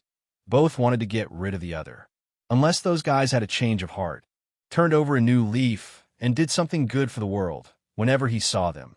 Even if they were celebrating Giovanni's birthday, he would crash the party. However, Natsui looked left and right. Besides Jengar hiding in his shadow, the only ones with him now were EV, which had been out of its Pokeball, and Dragonair, which he had just sent out to battle Typhlosion. But both of these Pokemon were at a disadvantage against Steel types, so Natsui couldn't possibly send them into battle. After a brief thought, he released Gardevoir, letting it help Typhlosion deal with Steelix and Skarmory. As the blue light faded, Gardevoir appeared beside Typhlosion. It was only upon seeing Gardevoir that the silver-haired man and Buzen finally turned their attention to Natsui. "So it's you. I never thought I'd run into someone so renowned out here." The word renowned was, of course, used sarcastically. Clearly, they had recognized Natsui. After all, Natsui's picture and deeds had long been circulated within Team Rocket. Few didn't know him, so they had recognized him the moment they saw him. Natsui's curious gaze swept over the crystal, then lingered on Raikou for a moment. "Team Rocket, are you here specifically to capture Raikou? It's only one of our targets. After this, we'll go after NTI and Suicune, and eventually, we'll even set our sights on Ho-Oh." Perhaps out of a sense of acknowledgement towards Natsui, the silver-haired man seemed to hold nothing back, directly revealing their objective. After all this talk, it's time for a proper introduction. My name is Attila, and this is Buzen. Like Vicious, whom you defeated before, we belong to the Pokemon Hunting Unit. Hunting Unit? That's right, the silver-haired man, Attila, continued. It's a unit that specializes in hunting legendary Pokemon. Every member is an elite among elites within Team Rocket. Of course, if you're unfamiliar with that term, you can also call us Pokemon Hunters. Natsui's mind thought of Vicious. He wondered if the Dragon Tamers had successfully captured him, but he had received no news from Claire or Lance, so they had likely come up empty. "That's perfect." Natsui nodded in understanding, then smiled. "I only fight the elites. Ordinary grunts aren't even worth my time." This statement was incredibly arrogant and instantly maxed out their animosity. Staring at Natsui for a long moment, Attila's brow furrowed. "I see. Quite the arrogant tone. Within our Team Rocket, including the 4 executives, you are listed as our #1 enemy. I'd like to see just what you're capable of." The brief but intense war of words ended there. Both sides knew that a battle was inevitable. Kinta, on the side, was already impatient. After all, with every passing second, Raikou, trapped in the barrier, took more damage. Now that the adults had stopped their verbal sparring, he immediately waved his hand and gave the command. Typhlosion, use Flamethrower. A large ball of fire shot out from Typhlosion's mouth. Faced with such an attack, Attila calmly said, "Use Sandstorm." Steelix's lower body began to spin rapidly, its massive body crushing the gravel and dirt beneath it. Instantly, a large amount of sand and earth was sent flying towards Typhlosion. Sand and fire met in midair, and this sand, infused with Pokemon power, not only extinguished the flames, but also continued to fly towards Typhlosion, getting into its eyes. And that wasn't all. Buzen, on the side, also gave an attack command. Skarmory, use Wing Attack. The Skarmory flying in the air's wings glowed white, and with a single dive, it knocked Typhlosion to the ground. Typhlosion. Kinta hurriedly ran forward and held his Pokemon. Seeing that Typhlosion was so easily defeated, Buzen, having succeeded in his attack, didn't forget to taunt him. "Kid, you're still too young." Although a Fire-type Pokemon seems to have the upper hand against a Steel-type, what are you going to do against my Rock-type move? With that, ignoring the devastated Kinta, the two turned their attention back to Natsui. This man before them was the biggest enemy they needed to be wary of. Steelix and Skarmory then turned their target to Gardevoir and launched their attacks. The two Pokemon's offense was very fierce. It was clear they were elites among Team Rocket's elites, and the ordinary grunts were no match for them. Gardevoir fought 1 against 2, and thanks to its outstanding power, it managed to hold its own for the time being. Having come to his senses, Kena sent out a bee drill to join the battle. But this time, he had learned his lesson. Knowing he might not be a match for Team Rocket, he instead directed his attack towards the mechanical shark. Bee drill, use pin missile. Bee drill's twin stingers, like a knight's lances, glowed brightly. The next second, hundreds of steel needles were continuously fired at the mechanical shark. Thwack, thwack, thwack, thwack. Hit by these steel needles, the mechanical shark's external structure exploded. As its armor was continuously damaged, thick smoke engulfed the battlefield. What? Attila and Buzin immediately frowned. They really hadn't expected this hot-headed kid to be so quick-witted. Now that the mechanical shark was destroyed, even if they defeated Natsui, they could no longer forcibly capture Reiku. At that moment, because the two were distracted, Gardevoir found an opportunity. Its psychic accurately hit the Skarmory in the air, sending it flying back and crashing into Steelix. Weighing the pros and cons, Attila decisively said, "There's no other way, Buzin. Let's retreat for now." Buzin, a man of action, was clearly unwilling, but he had no choice but to agree. With a few operations, a dozen smoke bombs were launched, and in an instant, a large cloud of smoke enveloped the area. Cough, cough, cough. Kinta, being too close, was choked by the thick smoke from the smoke bombs. And when the white smoke cleared, Team Rocket and the Crystal were long gone. Seeing this, Natsui said in a low voice, "Jengar." Jengar emerged from his shadow. "What's up?" Natsui quickly gave his orders. "Find their tracks. They can't have gone far. If you can, follow them and find out where their base is." "Got it, leave it to me." Chapter 414. Helping Reiku, seeing Jengar leave. Natsui took out his phone and sent a message to Looker, briefly telling him what had happened here. When he came to his senses, he saw Kenta and Marina staring blankly in the direction Jengar had left. "What's wrong?" Your Jengar can talk." Natsui had seen this reaction from people so many times that he was no longer surprised. He just gave a casual explanation. After exclaiming in wonder for a while, Kenta and Marina remembered something and hurriedly ran towards Reiku. At this moment, Reiku was lying weakly on the ground. The earth beneath it was scorched black.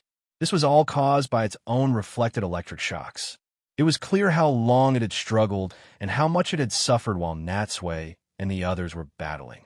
This couldn't help but remind Natsui of the time on Shamudi Island, when the Collector had also used technological means to toy with the 3 legendary birds.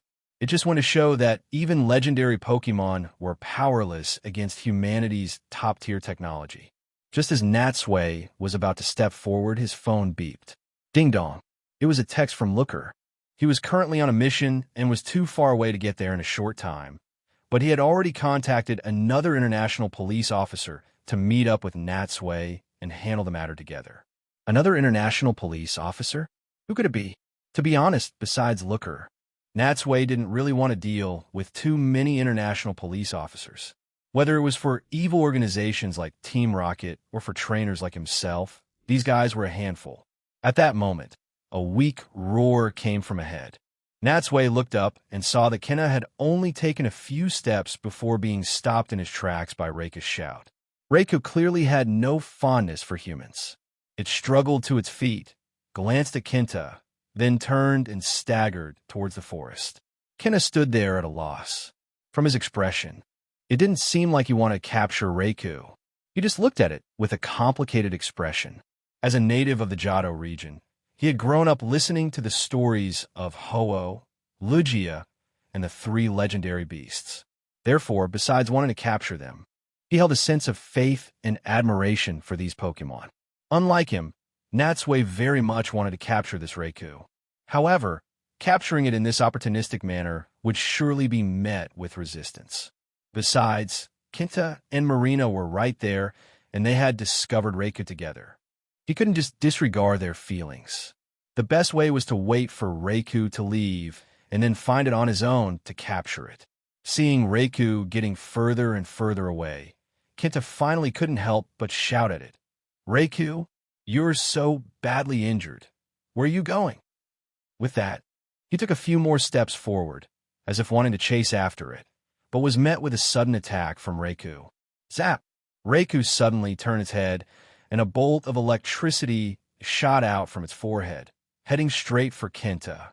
The bolt of electricity hit Kenta squarely, and amidst the blinding light, Kenta let out a pain groan. Kenta!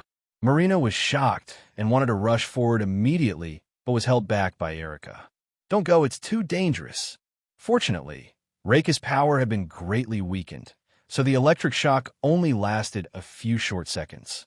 When the current disappeared, Kenta's body involuntarily fell backward, and he collapsed to the ground. Seeing that the danger had passed, Erika let go, allowing Marina to run to Kenta's side. From this, it was clear that the two of them had very strong feelings for each other. But before Marina could get close, Kenta performed a kip-up and ran towards Reiku again. This burst of energy left Natsui stunned. To be unaffected by an electric shock this constitution was in no way inferior to ashes. Sigh, this must be the unique constitution of hot-blooded youths. Electricity can't kill a fool. But after his sigh, all he had left was envy. Of course, he wasn't envious of their simple-minded stubbornness, but purely envious of their physical constitution. Reiku, perhaps it was the unprovoked attack, or perhaps it was the embarrassment of being shown up in front of a girl he liked, but Kenta was furious. He clenched his fists and shouted at Reika's back, "I was just trying to be nice." Clearly, Reika didn't need his kindness.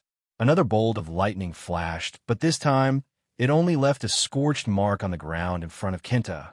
Kenta stood rooted to the spot, cold sweat trickling down his temples. Even if he was slow, he could see the cold indifference in Reika's eyes. But then it saw Natsui behind Kenta. As man and Pokemon met each other's gaze, its eyes suddenly widened in recognition, as if it remembered something. And from its reaction, Natsui also realized that this Reiku was the same one he had battled and defeated in the green fields before. This realization startled Reiku. Knowing it was no match for the three legendary birds, it didn't hesitate and turned to run. But as it moved, the movement immediately aggravated its wounds. Its consciousness instantly blurred, and its body uncontrollably collapsed to the side. And as it fainted, it struggled to turn its head. Its closing eyes just managed to see that man slowly walking towards it. Pokemon Center, outside the emergency treatment room. On a bench in the hallway, Natsui sat there, devouring a hamburger in just a few bites. This was an extra meal for him. After all, he had just exerted himself so much, and the food he had eaten earlier was long gone. Beside him, Erika and Marina were talking in low voices. He didn't know what they were saying, but from the shy glances Marina occasionally cast at Kenta, he could guess. Compared to the relaxed state of the three of them, only Kenta was constantly pacing in the hallway, like an anxious father waiting outside a delivery room. The reason they were here was, of course, because they had brought the unconscious Reika back and handed it over to Nurse Joy for emergency treatment. At this moment, the red light above the treatment room had been on for a long time. Lesson 2. We want to see Reika too. A commotion could be heard from outside the hallway door. This was because bringing Reiku, even in a Pokeball, to the Pokemon Center had inevitably caused a sensation. Trainers with various motives all wanted to get a glimpse of Reiku. If it weren't for the door and the Chansey guarding it, these guys would have definitely forced their way in. But even so, more and more trainers were gathering outside the door, with no one wanting to leave. Clack, clack. Footsteps came from the treatment room, and, as the door opened, Nurse Joy walked out. Seeing her, Kenta's eyes lit up, and he was the first to approach her. "Nurse Joy, how is Reiku?" Chapter 415. Treatment and tracking. Don't worry, Nurse Joy smiled. After my emergency treatment, Reiku is no longer in life-threatening danger. But then again, electric-type Pokemon have a certain resistance to electricity. This is the first time I've ever seen an electric-type Pokemon with such severe electrical burns. Although Nurse Joy appeared calm, she was actually very excited. While she had seen many rare Pokemon since taking over the Pokemon Center, she had never seen a legendary Pokemon before. This was a dream come true for her. Compared to the other Nurse Joys, she was undoubtedly the luckiest. It's the legendary Pokemon Raikou, the Pokemon that everyone in the Johto region dreams of. A truly rare existence that most people might never see in their entire lives. I can't believe I got to see it, and even personally performed surgery on it. The next time I have a get-together with my sisters, they'll have something to be proud of. Kinta, of course, had no idea what Nurse Joy was thinking, but hearing her words, he finally let out a long sigh of relief. That's great. So it's going to be okay? I wouldn't say that just yet. Nurse Joy shook her head gently, coming back to her senses. After all, it suffered such severe injuries. Reika's body is still very weak, and it will take some time to fully recover. I estimate it will wake up tomorrow morning. For now, let's let it rest here for the night. Kena thanked her. After Nurse Joy left, Natsui's group went to the window on the wall and looked through the large glass. They could see Raikou had been moved to a Pokemon sickbed. At this moment, Raikou was lying there with its eyes closed, its breathing even. Various wires and tubes were attached to its body. With the steady beep, beep from the machine, although it still looked unconscious, a surface examination showed that all its wounds had healed. It was clearly out of danger. Seeing that it was indeed all right, Natsui patted Kenta's shoulder. All right, that's enough looking. Let's go get some rest too. Didn't Nurse Joy just say it won't wake up until tomorrow morning? Let's not waste our time here. This time, Kenta didn't insist on staying. But before leaving, he stared at Raikou for a long time before silently following Natsui and the others out of the hallway. However, when the group exited the hallway, despite being mentally prepared, they were still taken aback by the scene before them. Dozens of people were gathered outside the door. It seemed like every trainer in the Pokemon Center had congregated here. With them and their Pokemon, the area outside the door was completely blocked. Fortunately, with Chansey on guard, no one dared to force their way in. It was important to remember that the Chansey at a Pokemon Center wasn't just a Pokemon that assisted Nurse Joy. It represented the entire Pokemon League. Although these trainers were daring enough to climb high mountains and enter deep pools in the wild, they were still law-abiding citizens. They wouldn't dare to force their way into a Pokemon Center to challenge the authority of the law, nor did they want to clash with the Pokemon League.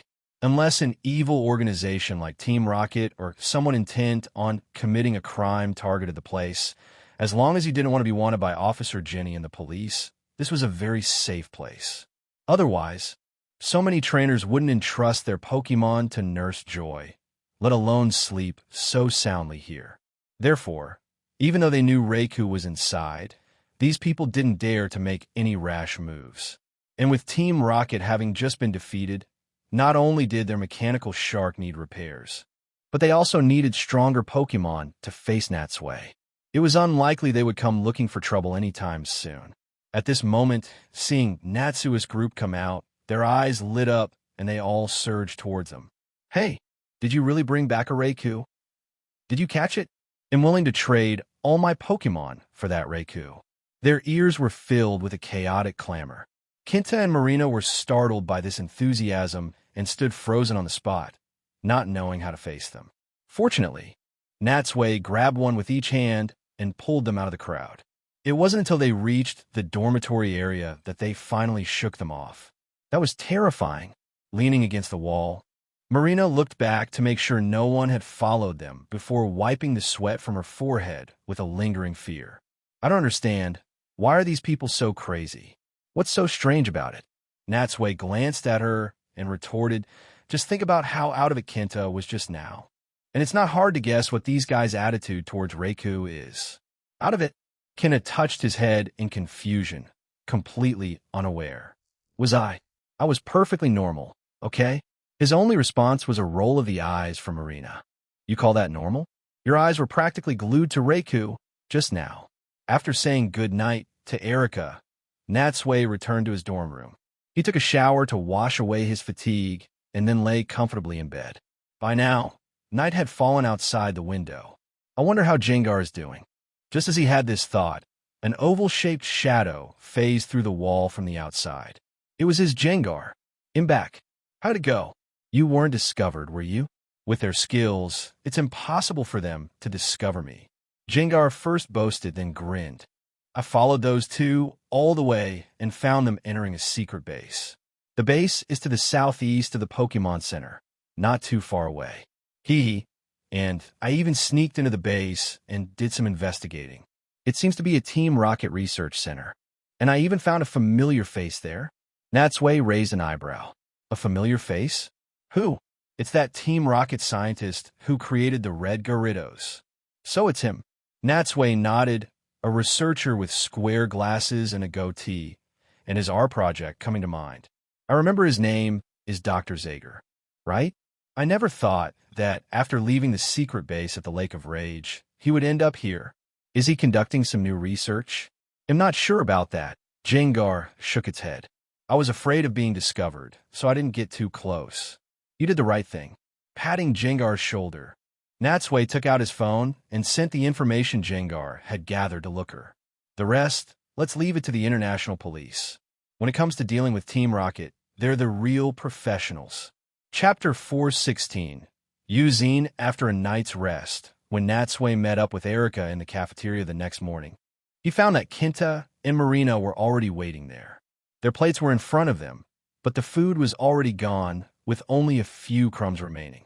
At this moment, the two were sitting there, making small talk, and it was unclear how long they had been there. Looking down at the time, Natsui walked up to them and said in surprise, "It's not even 7 yet, and you've already finished breakfast? You're up way too early." It wasn't that Natsui was a late sleeper, but trainers like them, who didn't have to go to work or school, generally didn't adhere to a strict early-to-bed, early-to-rise schedule, unless they needed to get an early start on the road. Their daily routines were basically determined by their mood. It's all this guy's fault.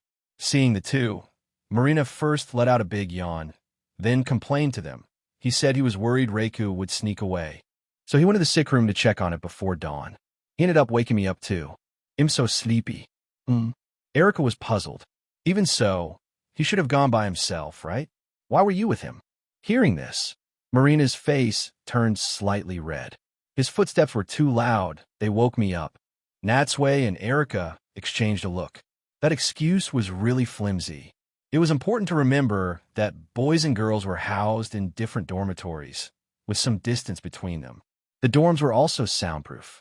Unless Kenta had specifically gone to wake her up, it would have been impossible for Marina to hear his footsteps unless she was already awake. This girl isn't telling the truth. Thinking about it, it made sense. As childhood friends, Marina could probably guess Kenta's thoughts very easily. This time, she must have anticipated that Kenta would go to check on Reiku in secret, so she had gotten dressed and ready in advance, waiting for him. And she claimed she was woken up. She was clearly just trying to create an opportunity for the two of them to be alone. But although the two saw through her, they didn't expose Marina's little scheme. After all, the budding stage of love is a beautiful thing. Let these two savor it. Ignoring the two of them, Natsui and Erica each went to get some of their favorite food. The breakfast at the Pokemon Center was served buffet style, like in a hotel, where you could take whatever you wanted. It was very convenient. At this time, there weren't many people in the cafeteria. Compared to the hustle and bustle of yesterday, it was visibly less crowded. There were two reasons for this. One was that many people hadn't gotten up yet, and the other was that some had already left last night. After all, as Pokemon trainers, they were also very busy. Since they couldn't see Reiku, most of them had given up and didn't want to waste any more time. They had continued on their journey to start their own adventures. After Natsui and Erica finished their breakfast, they naturally went to check on Reika's condition as well. And although Kenta had already seen it once, he still followed behind them and headed towards the treatment area again. Seeing Kenta so tirelessly devoted, Marina sighed helplessly. Didn't we already see it once? What's there to see again? Just how much does this guy care about Reiku? Marina complained inwardly about Kenta's actions, but she had no choice but to follow along. The four of them entered the hallway, and before they even reached Reika's room, a man burst in behind them in a flurry. Hearing the hurried footsteps, Natsui's group turned around and saw a man in his late 20s, wearing a purple casual suit, white gloves, a white cape on his back tied with a red ribbon, and his golden hair combed back, with a single lock of his bangs sticking up in the air. A very flashy outfit was Natsui's assessment and first impression of this man. Even as he passed by Natsui, he could smell a hint of men's cologne. "Where's Reiku? Where's Reiku?" the man shouted as he strode over to the window of the sickbed. His hands pressed against the glass as he peered inside. When he saw the sleeping Reiku inside, he first let out a gasp of amazement, then exclaimed excitedly, "It really is Reiku. No doubt about it. It's magnificent. This is the legendary Pokemon that is on par with Suicune. I can't believe I'm lucky enough to see you here." Perhaps his shadow was too large, as the Reiku in the room twitched its tail, but fortunately, it didn't wake up immediately. Seeing him like this, Kenna couldn't help but shout, "Hey, who are you?" Only then did the man turn his gaze to Natsui's group. And when she saw the man's face, Marina, who was at the very back, suddenly became infatuated. "He's so handsome," she exclaimed, and then in a flash, she ran up to the man and just stared at him, a faint blush on her face. "But this man is handsome?" Natsui first gave Marina a strange look, then took another careful look at the man. In terms of looks, this man was only slightly better looking than the average person, but he was definitely not what you would call handsome. Seeing Marina's behavior and Natsui's bewildered expression, Kenta's face darkened, and he whispered, "Ah, I remember now. Ever since she was a kid, Marina has had no resistance to handsome guys in capes."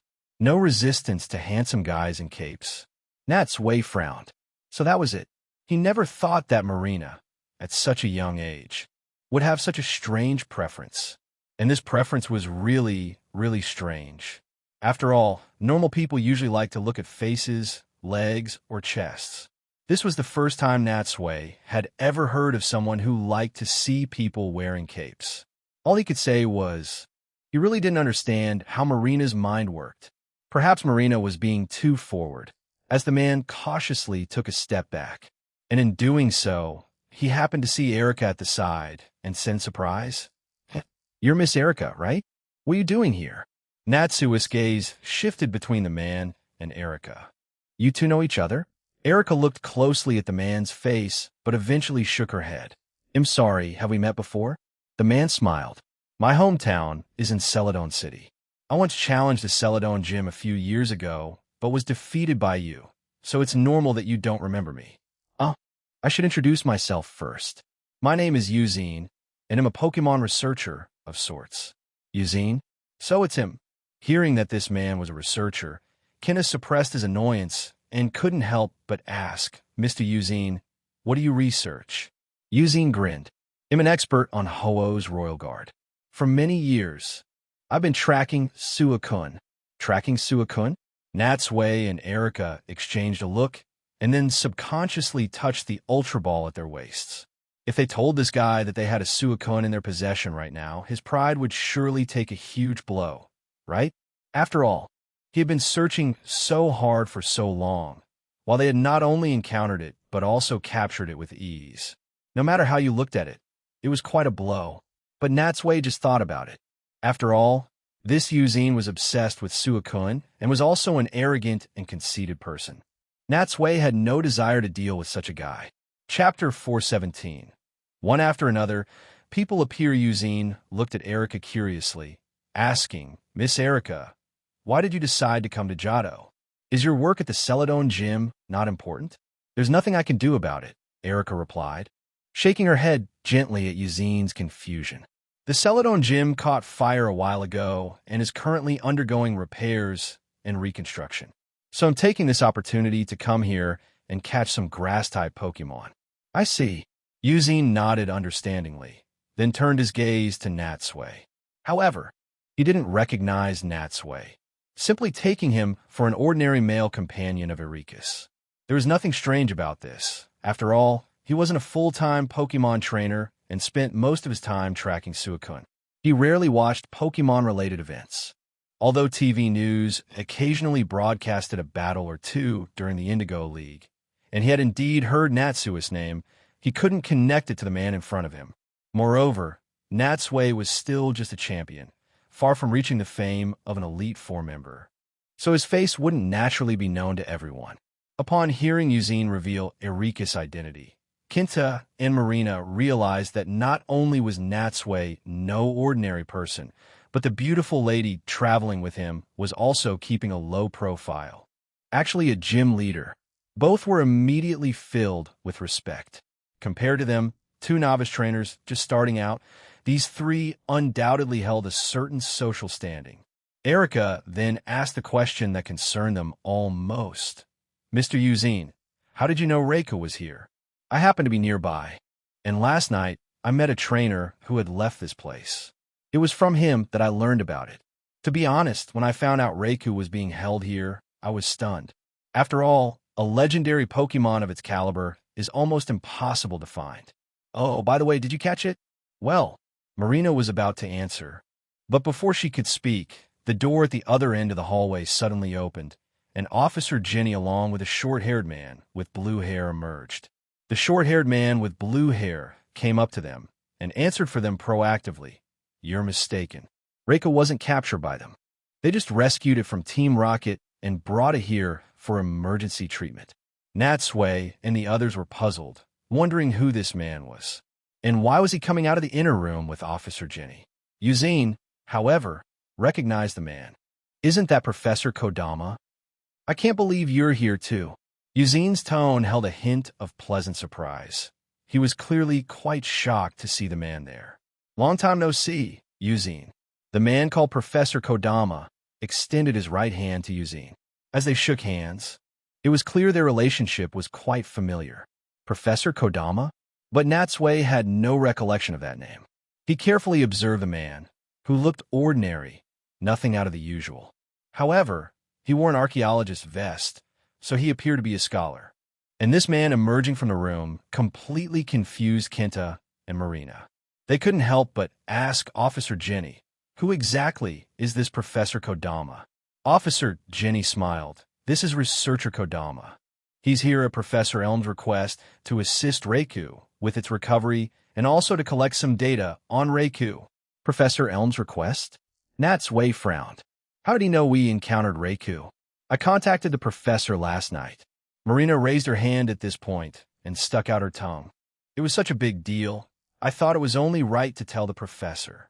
I just didn't expect the professor to actually send someone specifically to handle this." It was only then that Natsui realized Marina had contacted Professor Elm after they had parted ways last night. But thinking about it, it was actually understandable. After all, she had no intention of capturing Reiko, and sharing her experiences from her journey with a Pokemon professor was a common practice. If Ash had discovered something on his journey, he would also have informed Professor Oak.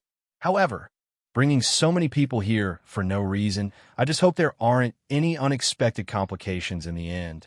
Hearing that Professor Kodama was there to deal with the matter, Yuzine nodded in approval.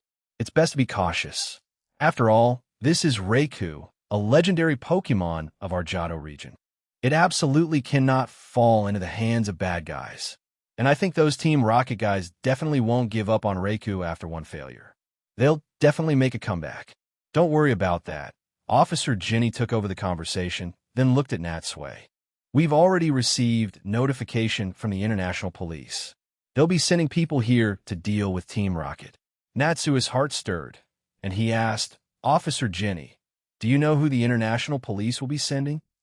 Natsui was only halfway through his sentence when the hallway door behind him opened, and a woman in a black suit with gray hair tied into a long ponytail walked in.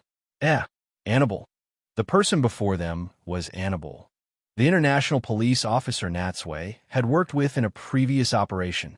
Besides her identity as an International Police officer, she was also a trainer, the Salon Maiden of the Battle Tower, and a frontier brain of the Battle Frontier in the Hoenn region. With so many identities rolled into one, it was unexpected that such a high-ranking individual would come here to rendezvous with Natsui. "Long time no see, Mr. Natsui. You've really helped us out a great deal again this time. We are very grateful for your assistance to the International Police all this while." Annabelle first greeted Natsui and Officer Jenny. then turned her gaze to Erica. "Miss Erica, I never expected to see you here." Their names were quite similar, and they had cooperated in the Kanto region, so they weren't strangers to each other. "Good morning, Miss Annabelle." Erica placed her hand on her abdomen and bowed slightly. "I also didn't expect it would be you coming to handle this matter. You look very well." To be honest, Natsui had no idea Looker would send Annabelle. This was actually good news, as he had worked with her before and was very willing to cooperate with her. After a few pleasantries, Natsui got straight to the point.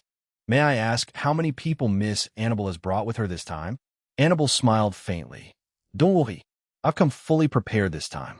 I'm absolutely confident we can take down that research facility in one swift move."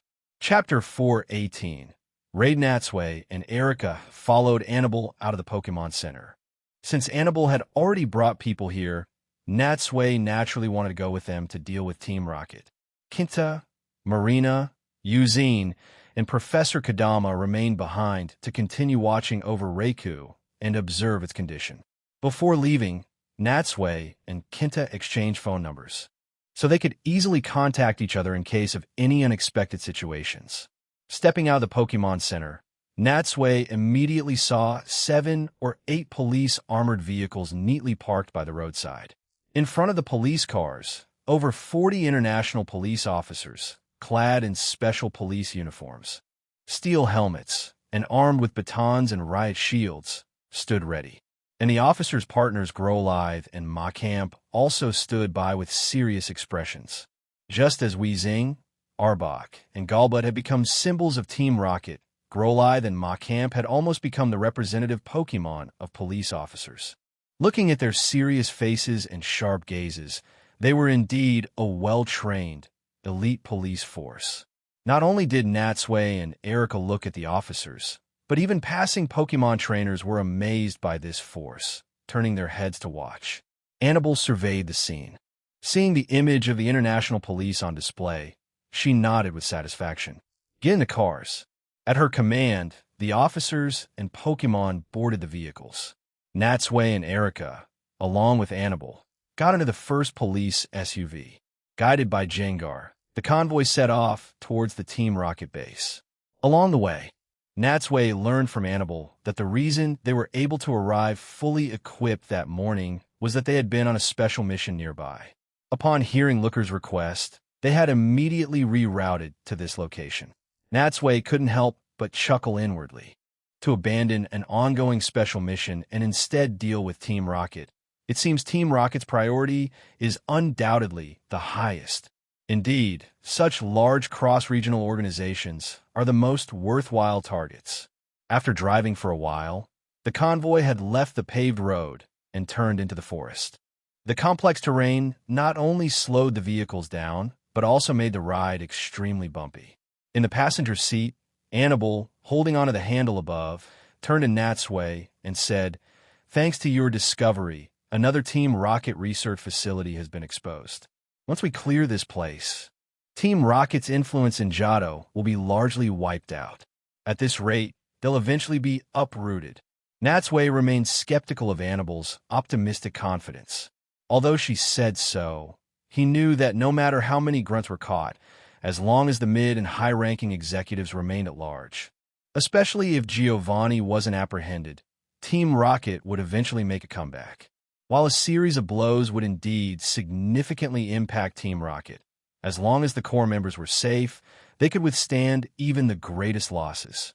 Of course, regardless, the international police were clearly full of momentum, and Natsui naturally wouldn't voice his concerns to dampen their enthusiasm. In the forest, 7 or 8 police cars advanced towards the Team Rocket base until they reached its outskirts and stopped. Further ahead, besides Team Rocket surveillance cameras, there would be patrols. The rest of the journey required caution. To annihilate this group in one fell swoop, Annabelle dispatched 2 small teams, sending them to the left and right of the base to form a pincer movement. Annabelle was very confident about this operation. Now the enemy was exposed while they were hidden. With the right tactics, they could definitely catch these Team Rocket members by surprise. The group took cover behind a rock and peered forward. This secret Team Rocket base was built on a bald, small mountain in the forest. All the trees around the small mountain had been cut down, leaving no cover. It would be impossible to approach stealthily. They would definitely be discovered if they showed themselves. However, Annabelle wasn't concerned about this. In fact, she had already prepared for a direct assault, having arrived here without a sound. Even if they were discovered, Team Rocket would have very little time to react. At this point, Annabelle looked at Jengar again.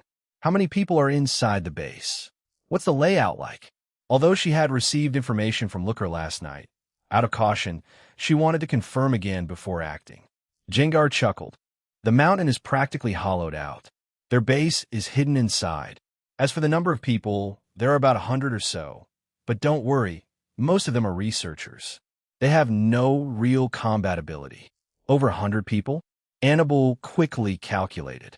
She had brought too few people. Even if half of Team Rocket were researchers, controlling everyone would still be a challenge. And the entrances, exits? I mapped them all out. There are 3, Jengar added, remembering something else. However, there's a helipad inside the base with a helicopter parked there. Annabelle pondered for a moment, then looked up at Natsui. Mr. Natsui, our anti-air capabilities are a bit weak. Could I trouble you to handle that helicopter? Don't worry. Natsui took out a pokeball and released his Charizard. As long as a plane flies into the sky, he'll make sure it comes down immediately. After speaking, Natsui also took out a map from his pocket and handed it to Annabelle. This is a map I drew last night based on Jengar's description. It's a bit simple, but I hope it can help you. Annabelle thanked him, took the map, and studied it carefully. After a long moment, she nodded. It's very useful indeed. It will save us some detours. I just didn't expect this base to be of such a scale. I wonder how long they've been operating it. 10 minutes later, when the teams responsible for the encirclement reached their designated positions, Annabelle decisively gave the command to attack. Move out. The officers charged forward. After only a few steps, they were spotted by patrolling Team Rocket members, triggering the alarm. As the siren blared, the Team Rocket base instantly descended into chaos. Dr. Zager, who was conducting research in the laboratory at the time, looked up from his instruments and frowned, looking around. What's going on? A researcher ran over. Doctor, we're under attack. Attack? By whom? The International Police. The International Police? Damn it. Dr. Zager's expression changed. How'd they find out about this place? And at such a critical moment. With that, his heart sank, and he no longer cared about anything else. He quickly ordered, quickly transfer all the data we have. Destroy anything we can't take with us. Chapter 419. Return for the rescue after the initial chaos under the command of squad leader. The Team Rocket members sent out their respective Pokemon and began a fight back. The two sides clashed, but as the most elite unit of the International Police, their Pokemon were naturally much stronger than those of ordinary officers, and far superior to these Team Rocket grunts. Just after engaging, the officers quickly broke through Team Rocket's hastily formed defensive line and pushed forward with unstoppable momentum, right up to the front of the base. Jengar led them to a secret entrance. At Annabelle's command, the Growlithe combined their flames, using the high temperature to melt the steel door. Watching the officers file in, Natsui and Erica did not follow. They had to keep an eye on the helicopter. If anyone were to use it, it would have to be an important figure, most likely Dr. Zager. Their objective was to prevent anyone from escaping. Besides, the rest of the operation didn't require his involvement. The international police officers who had come this time were elites. They were more than enough. If they still couldn't take this base, Natsui would have to question their professionalism. Report. Encountering resistance in the hallway. Cleared. Continue advancing. Maintain squad coordination. Squad C reporting. Team Rocket members found in the room. Crackle. Successfully subdued. Annabelle's commands and the team members' feedback crackled through the radio, mixed with the sounds of explosions, Pokemon roars, and the cries of Team Rocket members.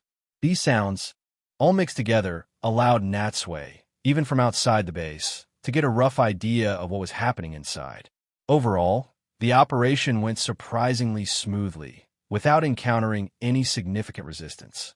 Soon, with the help of the map, the officers made a direct path and successfully captured Dr. Zager. The ambitious Team Rocket scientist was cornered in his research lab before he even had a chance to escape on a helicopter. Finally, the fighting inside the base completely ceased, signifying the great success of the raid. A short while later, Dr. Zager was escorted out of the base, and Natsui once again saw the evil scientist who had once attempted to alter Gyarados with his research in the Johto region. In front of an armored vehicle, Natsui leaned against the door and smiled at the defeated Dr. Zager.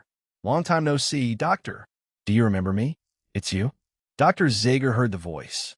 Despite being held by the officers, he struggled to lift his head and recognized Natsui at a glance.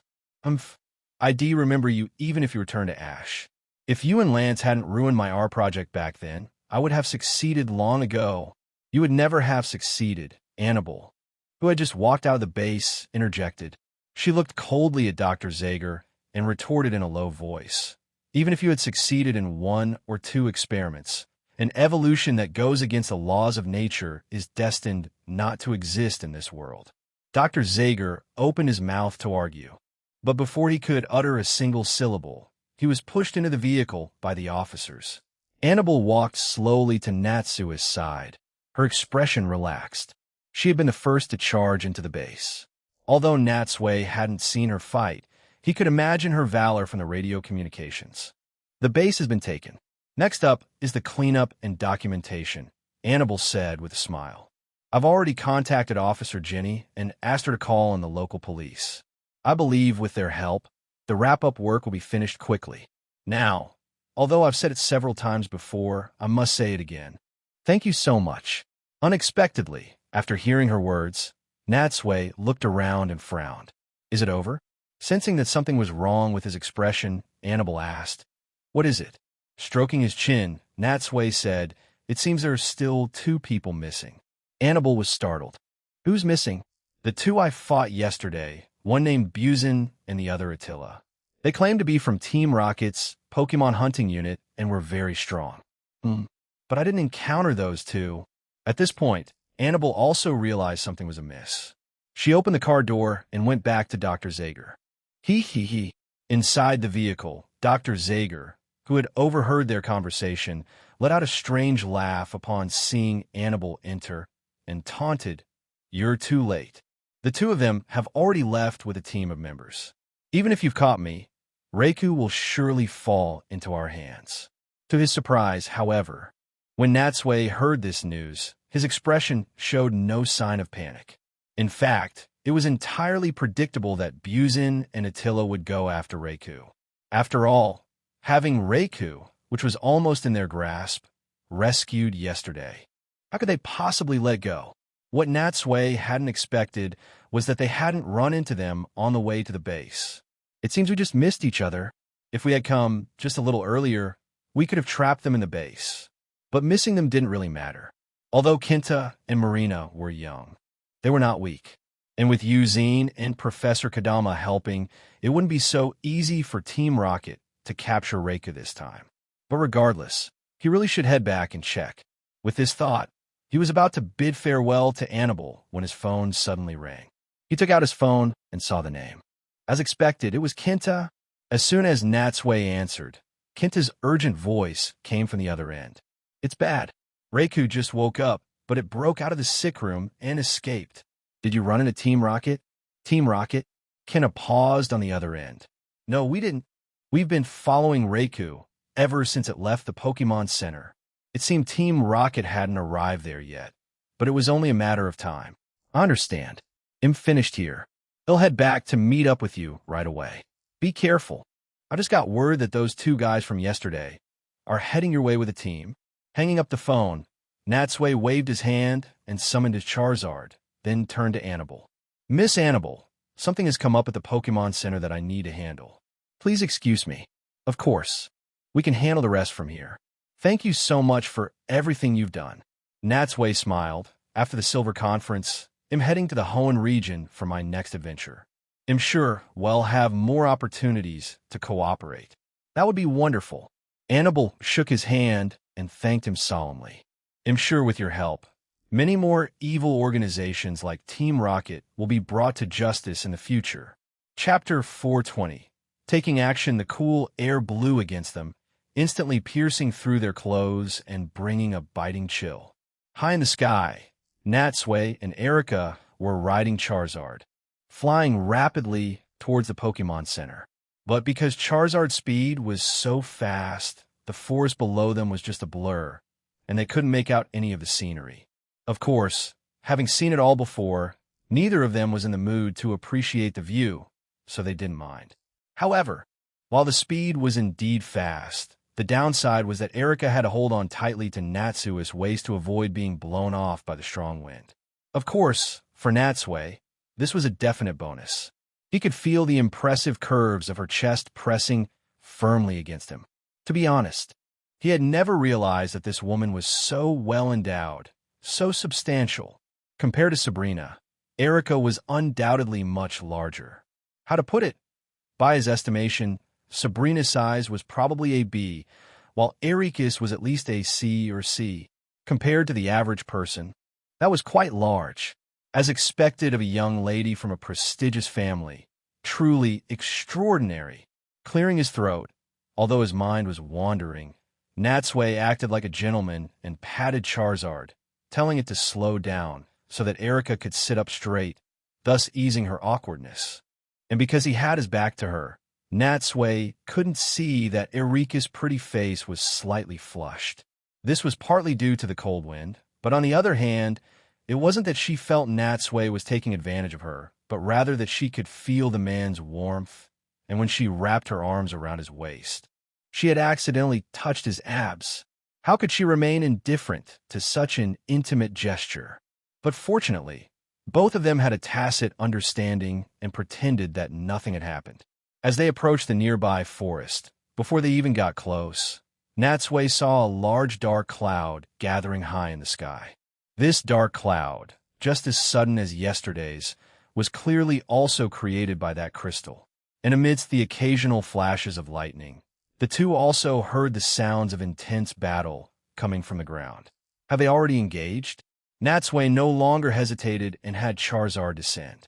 As they neared the battlefield, he immediately saw the mechanical shark wreaking havoc, and beside it, a dozen Team Rocket members were commanding their Pokemon to attack Kenta's group. On the other side of the battlefield, Kenta, Marina, Eugene, Professor Kodama, and a slightly chubby boy were also commanding their respective Pokemon, clashing with Team Rocket, but due to being outnumbered, their situation was not good. And looking at Reiku, how did it get caught again? Just like yesterday, Reiku was once again trapped inside the barrier. This guy really doesn't learn. Before he could complain any further, Charizard had already folded its wings and landed slowly behind Kenta. Natsui's appearance instantly drew everyone's attention, compared to the joy on the faces of Kenta, Marina, and the others. The morale of the Team Rocket members was clearly shaken. Even Buzin and Attila's expressions turned much uglier. Speaking of which, it was worth mentioning the mindset of these two at this moment. From the beginning, they had been after Natsui, considering him their strongest opponent. They had thought that by bringing enough manpower this time, they would not only have more than enough to deal with Natsui, but would also easily capture Reiku under the control of the crystal. But they never expected things to go wrong from the very start. Although Natsui not being with the group was a slight surprise, they really hadn't expected the two kids to have other helpers. And it was only after engaging in battle that they discovered that not only were the boy and girl in front of them very tough, but their three helpers also had considerable strength. They had intended to end the battle quickly, but the longer it went on, the more of a stalemate it became, getting them bogged down.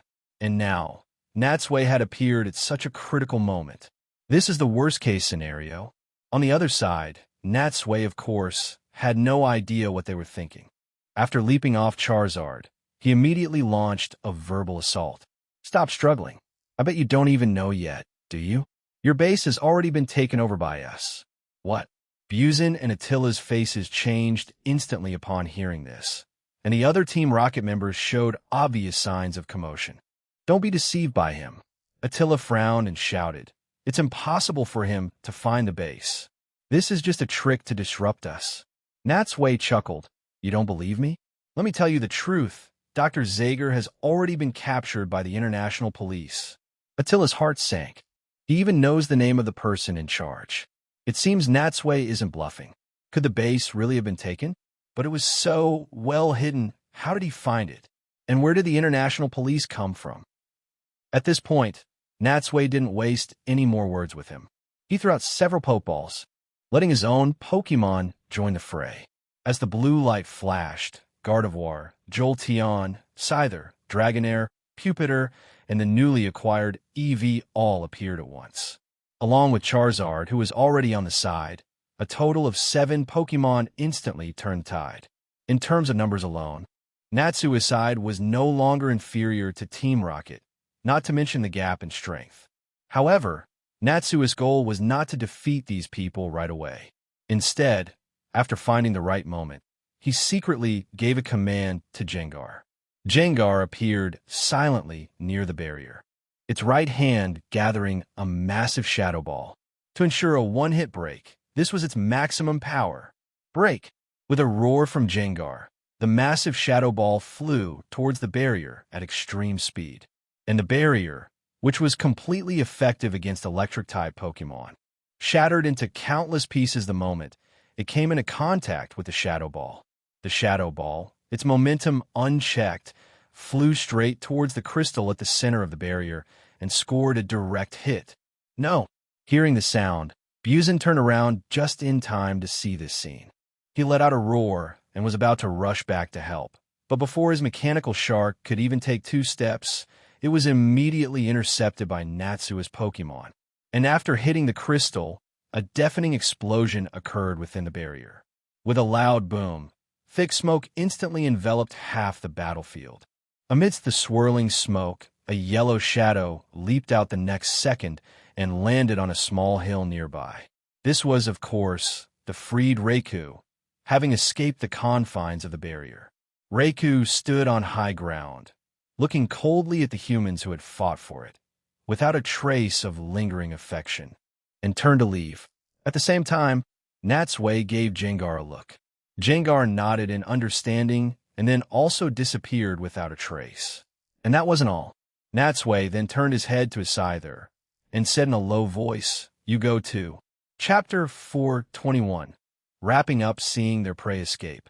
The Team Rocket members were now truly desperate. They had already lost their hidden base. If Raikou also escaped, this operation would not only be a complete failure, but they would have lost their home base as well. They wanted to give chase, but Kenta and his group wouldn't give them a chance. Although Kenta and the others also wanted chase after Raikou when they saw it escape, their purpose was different from Team Rocket's. It was more about protection and observation of benevolent intention. They also understood in their hearts that they couldn't let Raikou continue to be tormented in the barrier. Now, seeing Natsui break the barrier and let Raikou escape, although they felt a slight sense of regret, they were also relieved. And so, with one side trying to break through and the other desperately defending, both sides erupted, unleashing their Pokemon's power to the fullest, once again reaching a stalemate. However, Team Rocket was merely at the end of its rope. Lacking stamina, they were caught off guard by Natsui's Pokemon and received a sound beating, quickly being suppressed. Especially Charizard, using its teeth and claws simultaneously, directly dismantled the mechanical shark, turning it into a pile of parts. Seeing that the situation was not in their favor, Buzin and Attila wanted to escape. But as Team Rocket's Pokemon fell one after another, they lost the ability to retreat unscathed and were soon surrounded, fighting like cornered beasts. Damn it! Buzin looked around, knowing that all was lost. Finally, when Gardevoir's Psychic defeated the last of Team Rocket's Pokemon, these guys had no way to resist anymore. It's over. Eugene and Professor Kodama wiped the sweat from their foreheads. For people like them who didn't battle often, the recent fight had required their full concentration just to hold off Team Rocket and avoid being defeated and becoming a weak point. Now that all of Team Rocket's Pokemon were defeated, they could finally relax. It had to be said that although they had struggled in the initial stages of the battle after Natsui joined, the pressure had instantly shifted, and in the end, it was a complete steamroll. It was like breaking through a membrane. Once breached, everything that followed became incredibly smooth. This made them wonder how Natsui's Pokemon could be so strong. At this moment, Kenna took a climbing rope from his bag and, with the help of Eugene and Professor Kodama, tied up the dozen or so Team Rocket members. Buzin, relying on his sturdy physique, still wanted to put up a last-ditch struggle with physical force, but when Charizard's head came close to his face and they stared at each other, his momentum instantly faltered. Knowing he was no match for a Pokemon, he had no choice but to quiet down. Attila, who had remained calm throughout, stared coldly at Natsui. "We underestimated you this time." Attila's voice was cold.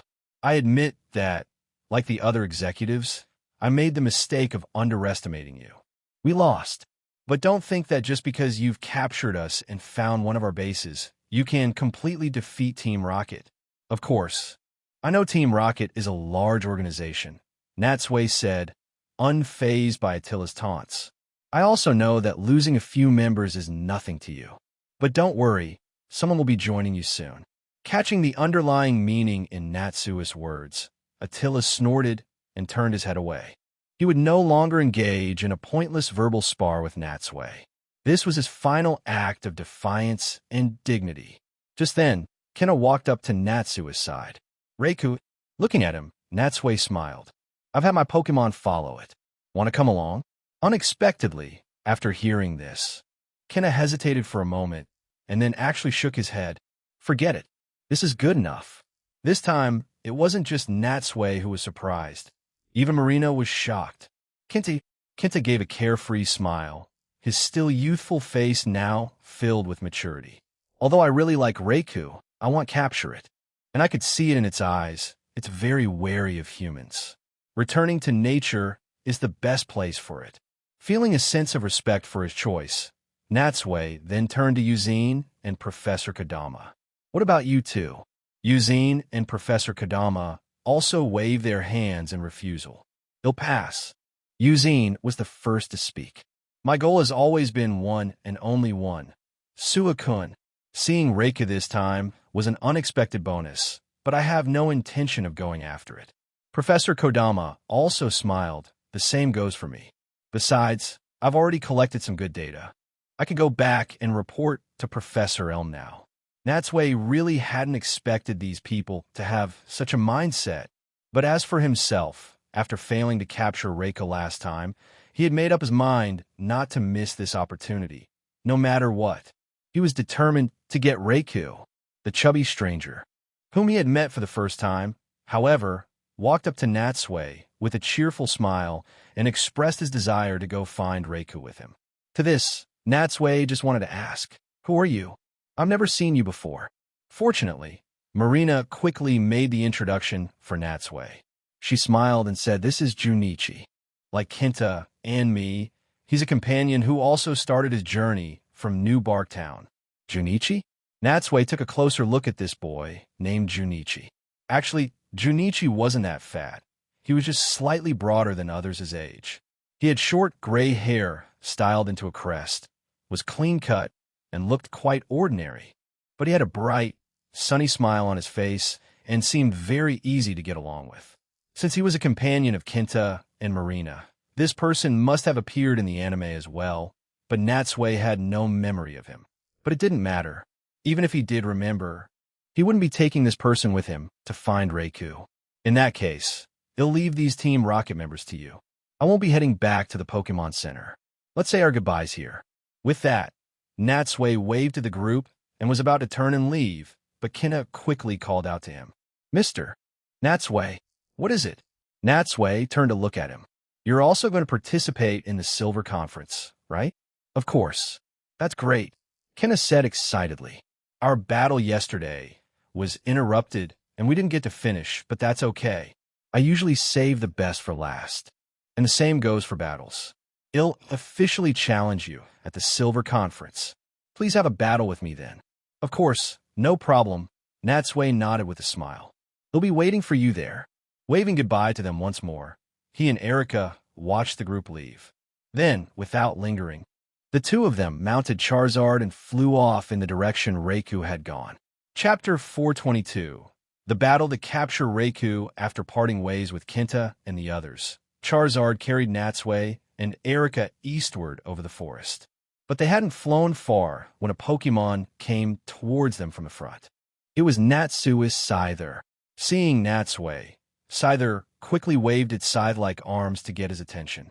He had sent Scyther out earlier with the purpose of having it report back after Gengar had located Reiku. Now, seeing it rendezvous with them, it was clear that it had found Reiku's trail. Patting Charizard's neck, Natsui had it move closer to Scyther. Once the two Pokémon were flying side by side, Natsui immediately asked, "How is it? Did you find Reiku?" Scyther nodded and said something. But unfortunately, while Natsui could understand simple gestures without Gengar there, he couldn't understand its more complex words. But it didn't matter. Scyther simply led the way, and soon it guided Charizard to a small lake in the forest. Riding on the back, Erika spotted a Pokémon from a distance. "Look, it's Reiku." Natsui followed the direction she was pointing and indeed saw Reiku lying on a large rock, continuously licking the places where it had been injured by electricity. Just like animals on Earth, the saliva of wild animal-like Pokémon actually contained anti-inflammatory substances. So, by licking its wounds, it was treating itself. Moreover, their immune systems were many times stronger than humans, so they didn't have to worry about their wounds getting infected by bacteria in their saliva. To avoid alerting it, Natsui had Charizard land at a distance, and then he and Erika carefully and quietly walked over. The lake was not large, and a small stream flowed through it. The sound of the rushing water conveniently masked their footsteps. Gengar was peeking out from behind a large tree on the other side of the lake. Seeing Natsui from afar, it gave him a thumbs up. Natsui didn't understand what Gengar meant, so he ignored it and focused all his attention on Reiku. As the two continued to approach, when they reached the shore of the lake and were no longer hidden by the trees, Reiku finally noticed someone approaching and stood up alertly. But it was too late. Natsui and Erika, with Scyther, walked up to it. Their eyes met, and Natsui, without wasting any words, directly stated his purpose. "Reiku, let's battle." Seeing that it was this man, Reiku's eyes widened in shock. It had witnessed this man's power before, and knew he also had the 3 legendary birds. How could it possibly fight him? For Reiku, this was the most undefeatable opponent. For such a proud legendary Pokémon to show fear before a battle was a result of the immense psychological trauma caused by the combined attack of the 3 birds. Without a second thought, Reiku immediately turned to flee. But before it could take more than a few steps, a figure suddenly dropped from the sky. It was Charizard blocking its path. Reiku stopped in its tracks and changed direction, but a Gengar appeared in front of it, blocking its way again. Only then did Reiku have no choice but to turn back and let out a threatening roar at Natsui, assuming a battle stance. Natsui took a Pokeball from his pouch and released his Pokémon. As the light flashed, the massive body of Crystal Steelix appeared before Reiku. This time, he didn't plan to use superior numbers. He wanted to capture this Pokémon in a one-on-one battle, but a completely fair fight was impossible. After all, Reiku's individual power was too strong. Although it had been injured earlier, it couldn't be underestimated. Crystal Steelix's immunity to electric type moves undoubtedly greatly weakened Reiku, and without its main means of attack, the power levels of the two sides became more even. Crystal Steelix used Tackle. At Natsui's command, Crystal Steelix moved its massive body and charged at Reiku. Seeing its imposing opponent, Reiku had no way to dodge and was forced to fight back. As Crystal Steelix drew closer, Reiku's body suddenly accelerated, and it dodged with a flash. Although it was naturally fast, Natsui could see clearly that Reiku had used Quick Attack in that instant, allowing Crystal Steelix to miss it completely. And that wasn't all.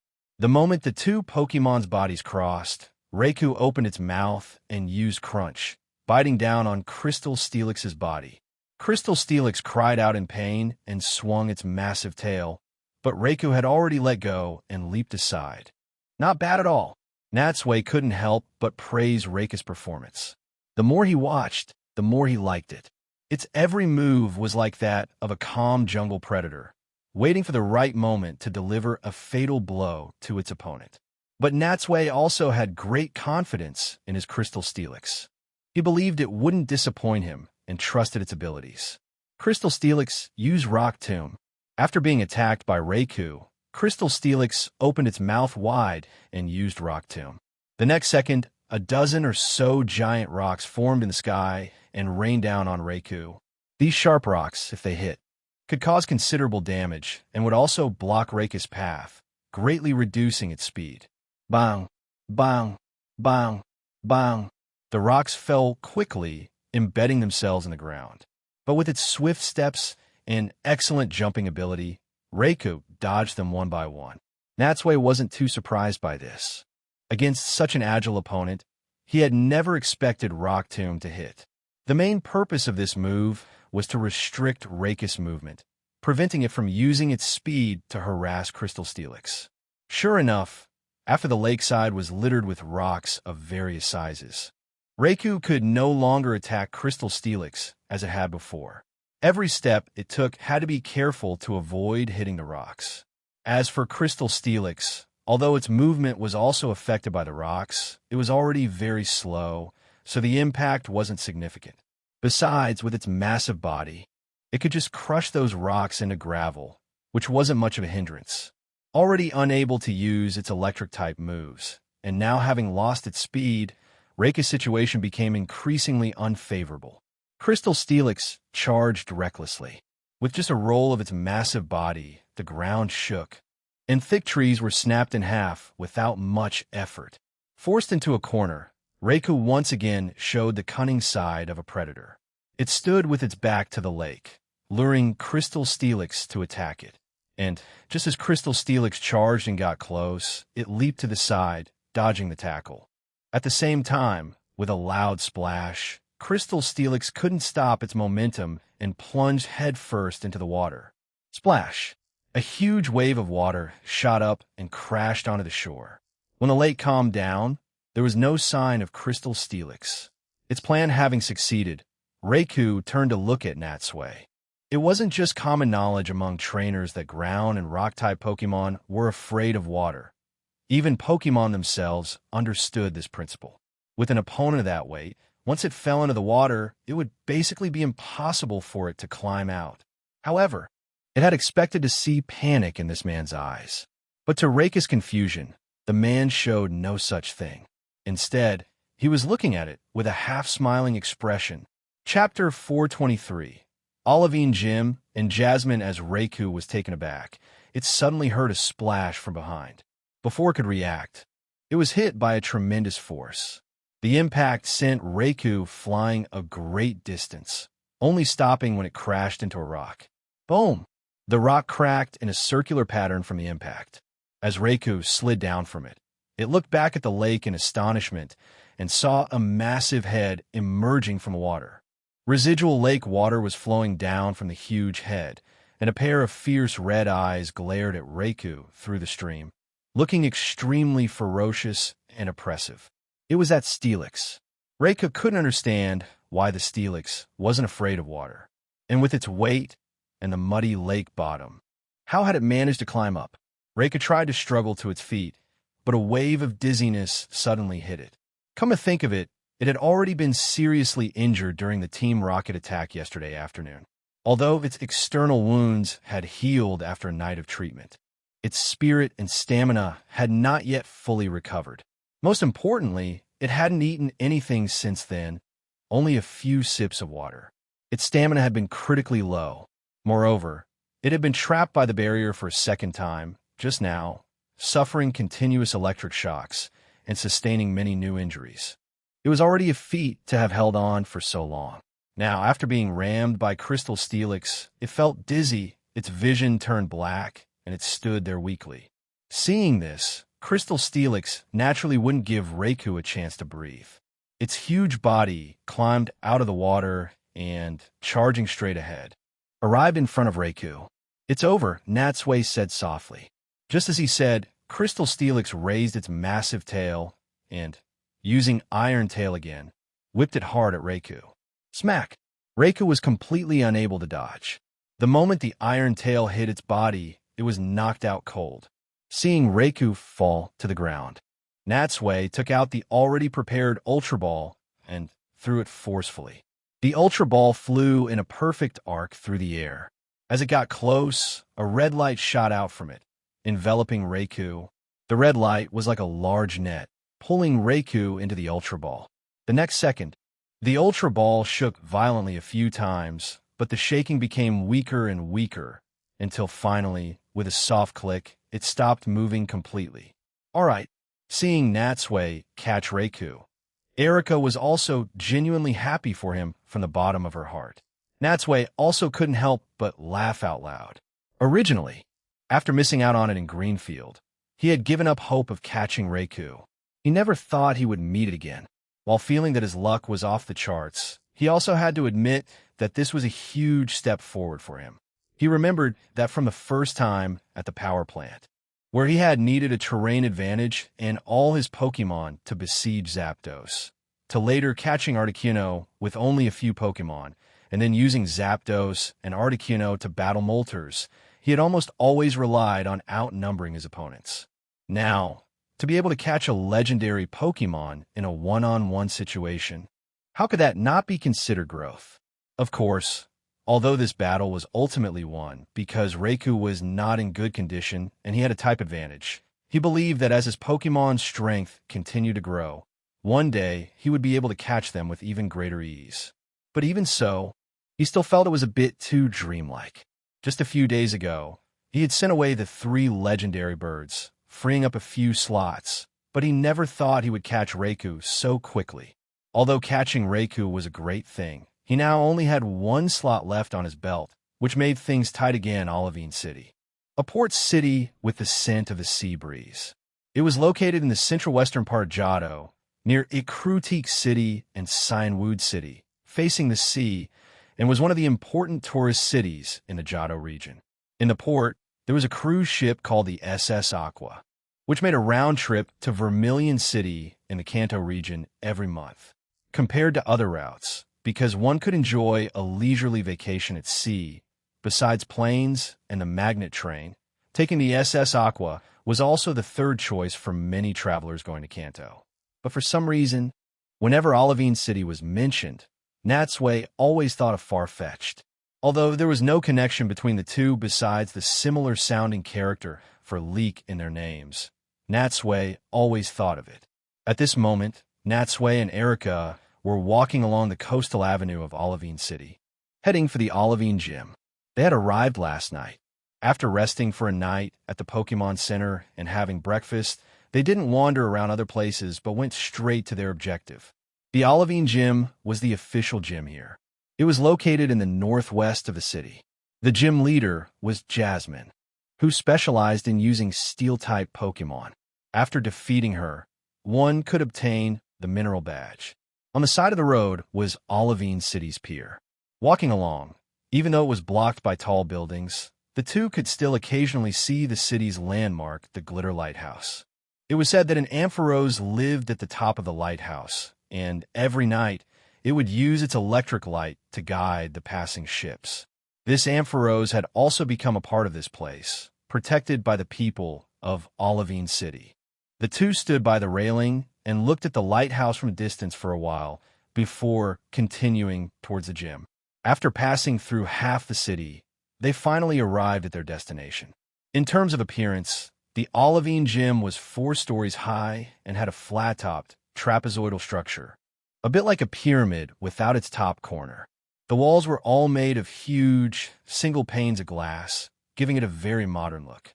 Entering the gym, Natsui stated his purpose to a staff member and was then led to the battlefield here. Compared to the exterior, the battlefield was much more spacious, somewhat like a huge warehouse. Not only were there no contraptions, But the ground underfoot was also just an ordinary field made of packed earth. The two stood on the empty battlefield and waited for a few minutes before finally seeing Jasmine. Jasmine was not very old, only about 17 or 18. She was quite petite and rather pretty, with long, flaxen hair that fell down, tied into two buns on either side of her head, like a pair of small wings. As for her attire, she wore a light blue long dress with a large bow tied at her chest, looking a bit childish. But it was hard to imagine that such a young girl with a pure impression would like Steel-type Pokemon. What for? Is it because she likes steel pole dancing? Seeing the two of them, a smile appeared on Jasmine's face. Welcome to the Olivine Gym. Natsui took a step forward. Hello, Ms. Jasmine. I'm here to challenge the Olivine Gym. I know who you are, Jasmine said, walking up to Natsui and extending her hand in a friendly manner. The Indigo Conference Champion. I saw your matches. Chapter 424. A change in relationship, and Metagross Natsui wasn't too surprised that Jasmine knew who he was.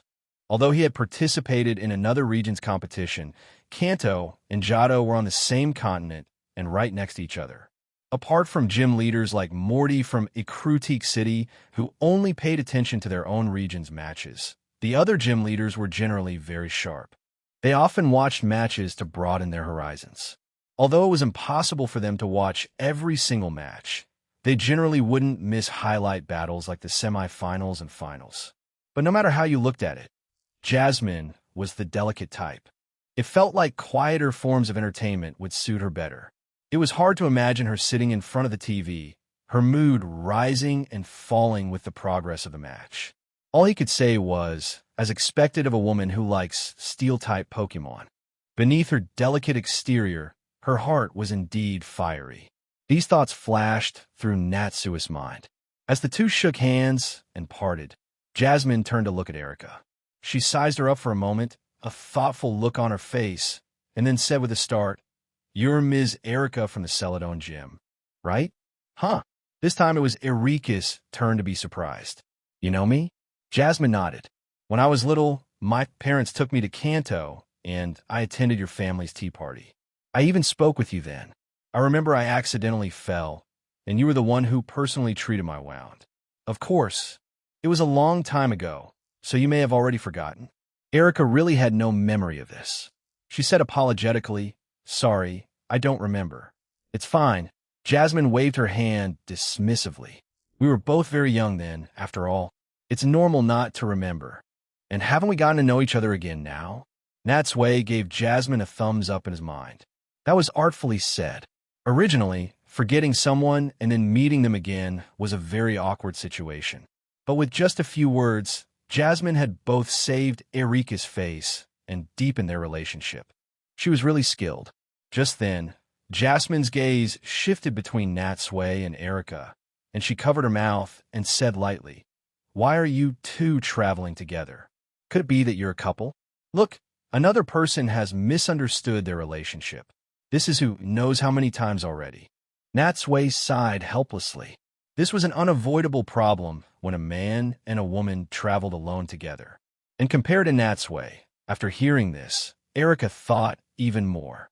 Originally, she had always been able to face such comments calmly.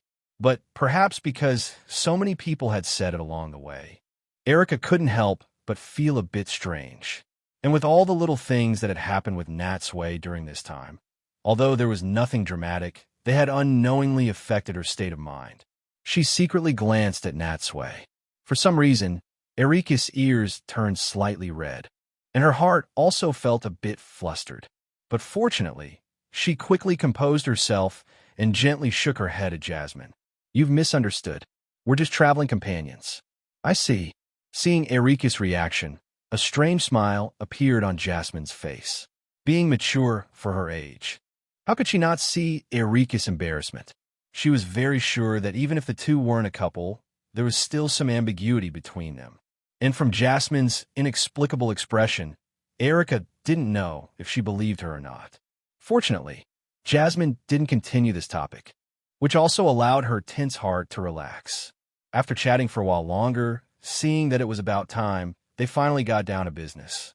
Jasmine slowly walked to the trainer's box on the other side, facing Natsui, while Erica went to the spectator stands on the side and sat down. The staff member who had led Natsui and acted as the referee for this battle. And seeing that Natsui was ready, the referee, as was customary, also announced the rules of this battle. This match will now begin, featuring Ms. Jasmine from the red side against the challenger, Mr. Natsui, from the green side. The format for this match will be an elimination battle, with both sides using 2 Pokemon each. The match will end when all the Pokemon of one person are unable to battle. As the referee finished announcing the rules, just as Jasmine was about to take out a Pokeball, Natsui suddenly called out to her, "Ms. Jasmine, if possible, could you use your strongest Pokemon?" Hearing Natsui's request, Jasmine was only taken aback for a second before she understood his meaning and nodded with a smile. "I see. So weaker Pokemon can no longer give you a proper workout? All right then, I will send out my strongest Pokemon."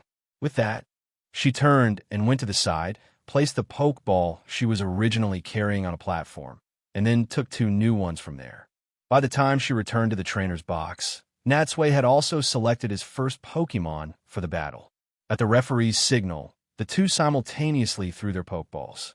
As 2 blue lights faded, 2 Pokemon appeared on the battlefield. First, looking at Jasmine's Pokemon, she had sent out one that was all blue-green, with 4 strong limbs, a silver metallic cross in the shape of an X on its face. Its body was like a large iron disc, and its whole body shone with a metallic luster. Natsui recognized this Pokemon at a glance. It's a Metagross. This Pokemon was indeed very strong, and the very strong kind. If you were to go by the game settings, it, like the Dragonite from the first generation, was also a pseudo-legendary and not to be underestimated.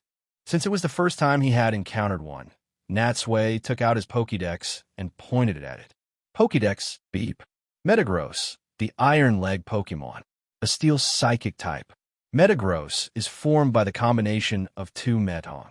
Not only does it possess powerful psychic power, but it also prides itself on its brute strength. It is said that their 4 brains are connected together, forming a complex neural network, making them smarter than a supercomputer. They can analyze their opponents with their computational ability and calmly force them into a corner. They can even tuck in their 4 legs to float in the air and fly.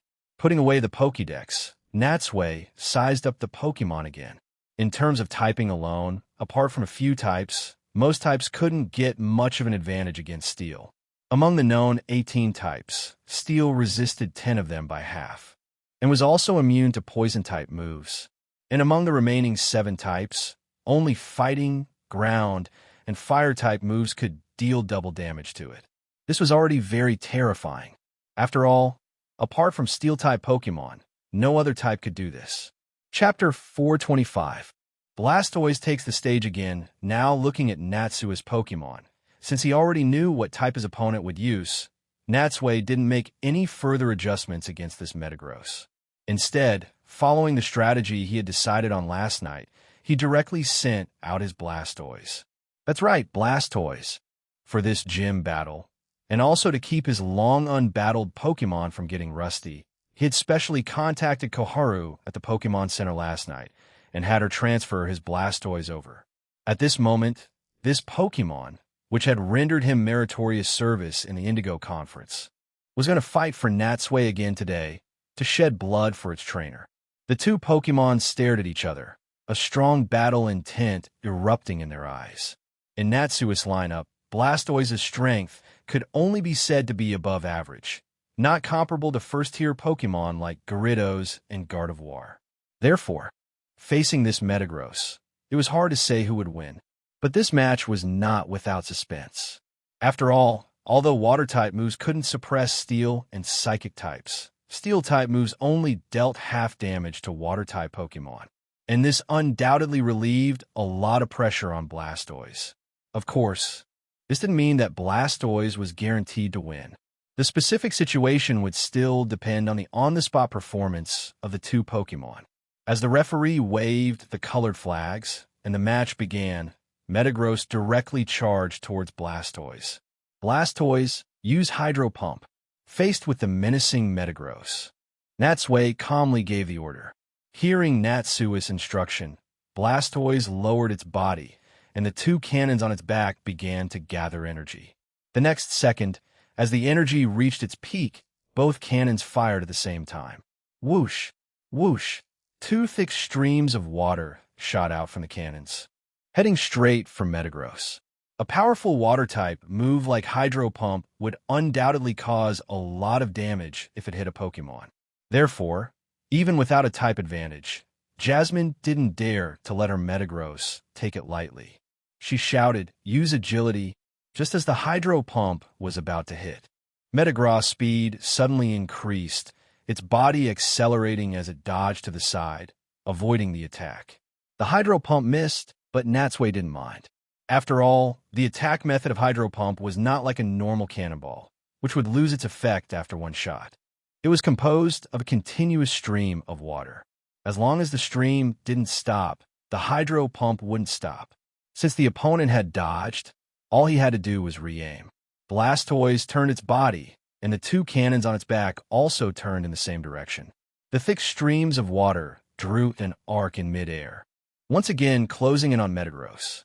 And this time, because it was too close to the edge of the battlefield, Metagross couldn't dodge as easily and was hit directly by the Hydro Pump. Hit by the stream of water, Metagross was unable to move and was held in place.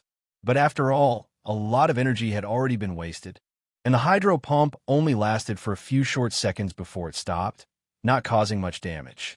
Just as Natsui was about to order Blastoise to use the same trick again, Metagross' eyes suddenly glowed, and then a Psychic Blast came, hitting Blastoise. Blastoise flew high into the air and then fell heavily. Thud! Its thick body slammed onto the ground, making a dull sound, and the ground seemed to tremble a little. As soon as it got up, Metagross was already in front of it.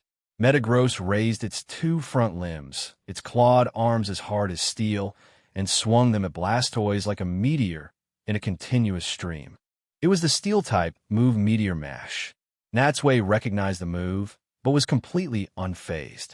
Use Iron Defense. Relying on Blastoise's thick skin, outstanding dual defenses, and the fact that Steel-type moves were halved in power, Natsui was not afraid of such an attack at all. In fact, after using Iron Defense, Blastoise didn't even need to dodge and took the full force of the Meteor Mash. And as the Meteor Mash's offensive weakened, Natsui keenly seized the opening and decisively launched a counterattack. Use Aqua Tail. Blastoise turned its body, and its tail, wrapped in water, whipped hard against Metagross' body. Smack! Because its front limbs had not yet been lowered, Metagross lost its footing after being hit and took a few steps back, but it quickly adjusted and maintained its balance. In the trainer's box, although Metagross had been attacked, Jasmine's offensive did not stop, and she shouted loudly. Use Psychic. Faced with such a move, Natsui also gave a command. Use Protect. An invisible, powerful shockwave formed by psychic power arrived in an instant, but at the same time it hit Blastoise, a faint light appeared in front of it, blocking the psychic attack. In the spectator stands outside the field, Erica was watching the battle intently, at the same time marveling at how exciting it was. She never thought that Jasmine's Metagross would be so strong, to be able to fight back and forth with Natsui's Blastoise. Fortunately, Natsui's Blastoise was also very powerful. It could only be said that, as expected of one of the Pokemon that had helped Natsui win the championship, even though it hadn't battled other Pokemon for a long time, its skill level had been maintained quite well. And speaking of Natsui, her gaze couldn't help but shift to the man. When commanding his Pokemon in battle, a light seemed to appear in this man's eyes, and his whole person glowed with a different kind of radiance, becoming even more handsome and very attractive. As she watched, when Erica came back to her senses, she found that she had been staring at Natsui for a long time. She was surprised by her own change, and then remembered what Jasmine had said before the battle began, and couldn't help but sigh inwardly. She pressed her hand against her pounding heart, amazed at her own change. This is bad. Could it be that what people said was true? In terms of appearance alone, Natsui was undoubtedly outstanding, and after spending time with him, she could also truly feel his wit and humor. If she were to choose a boyfriend, he would indeed fit her aesthetic and temperament very well. But she thought of Sabrina again, and her heart suddenly tightened. A pity, if only I had met him sooner, shaking her head. She cleared these distracting thoughts and refocused her attention on the field. At this moment, the battle between the two Pokemon was still going on, but their bodies were now covered with several wounds of varying degrees. Clearly, while she had been distracted just now, under the command of the two trainers, the two Pokemon had clashed fiercely again. But this stalemate was soon broken, when Metagross charged in again and used Zen Headbutt. This time Blastoise directly used Withdraw, avoiding the damage while also launching a counterattack with Rapid Spin. Hit by the vibrating attack of Rapid Spin, Metagross stood frozen in place, and Blastoise, its momentum undiminished, bounced high into the air after hitting Metagross' hard body, continued to accelerate its spin in midair, and then crashed straight down onto Metagross. Boom! The sound of a heavy object falling resounded throughout the entire battlefield. Chapter 426. Battle against Lucario. Seeing Metagross fall, Jasmine was not surprised by this result. Facing a champion, it would be best to win, but losing was not an unacceptable thing. Having seen his matches, Jasmine knew very well that this man before her had won the Indigo Conference with a perfect record, and his strength could be said to be very terrifying. Moreover, her Metagross was not without a chance to fight back. In this match, it had also pushed Blastoise into a desperate situation several times. It could only be said that in the end, Natsui was the more skilled one, and her Metagross strength was indeed not as good as Blastoise's. However, she didn't know that Natsui's Blastoise actually hadn't battled for a long time. If she had known this, she probably wouldn't be able to maintain her calm as she was now. And for Natsui, this match was also not an easy win. Jasmine's Metagross was really strong, which could be seen from the many wounds on Blastoise's body. If it weren't for the half damage from Steel-type moves, Blastoise might have been the one to fall in the end. Of course, Pokemon battles were like this. Fair yet unfair. There were not so many ifs. But in any case, both of them had acknowledged each other's strength. Jasmine had already recalled Metagross and had taken out her second Pokeball.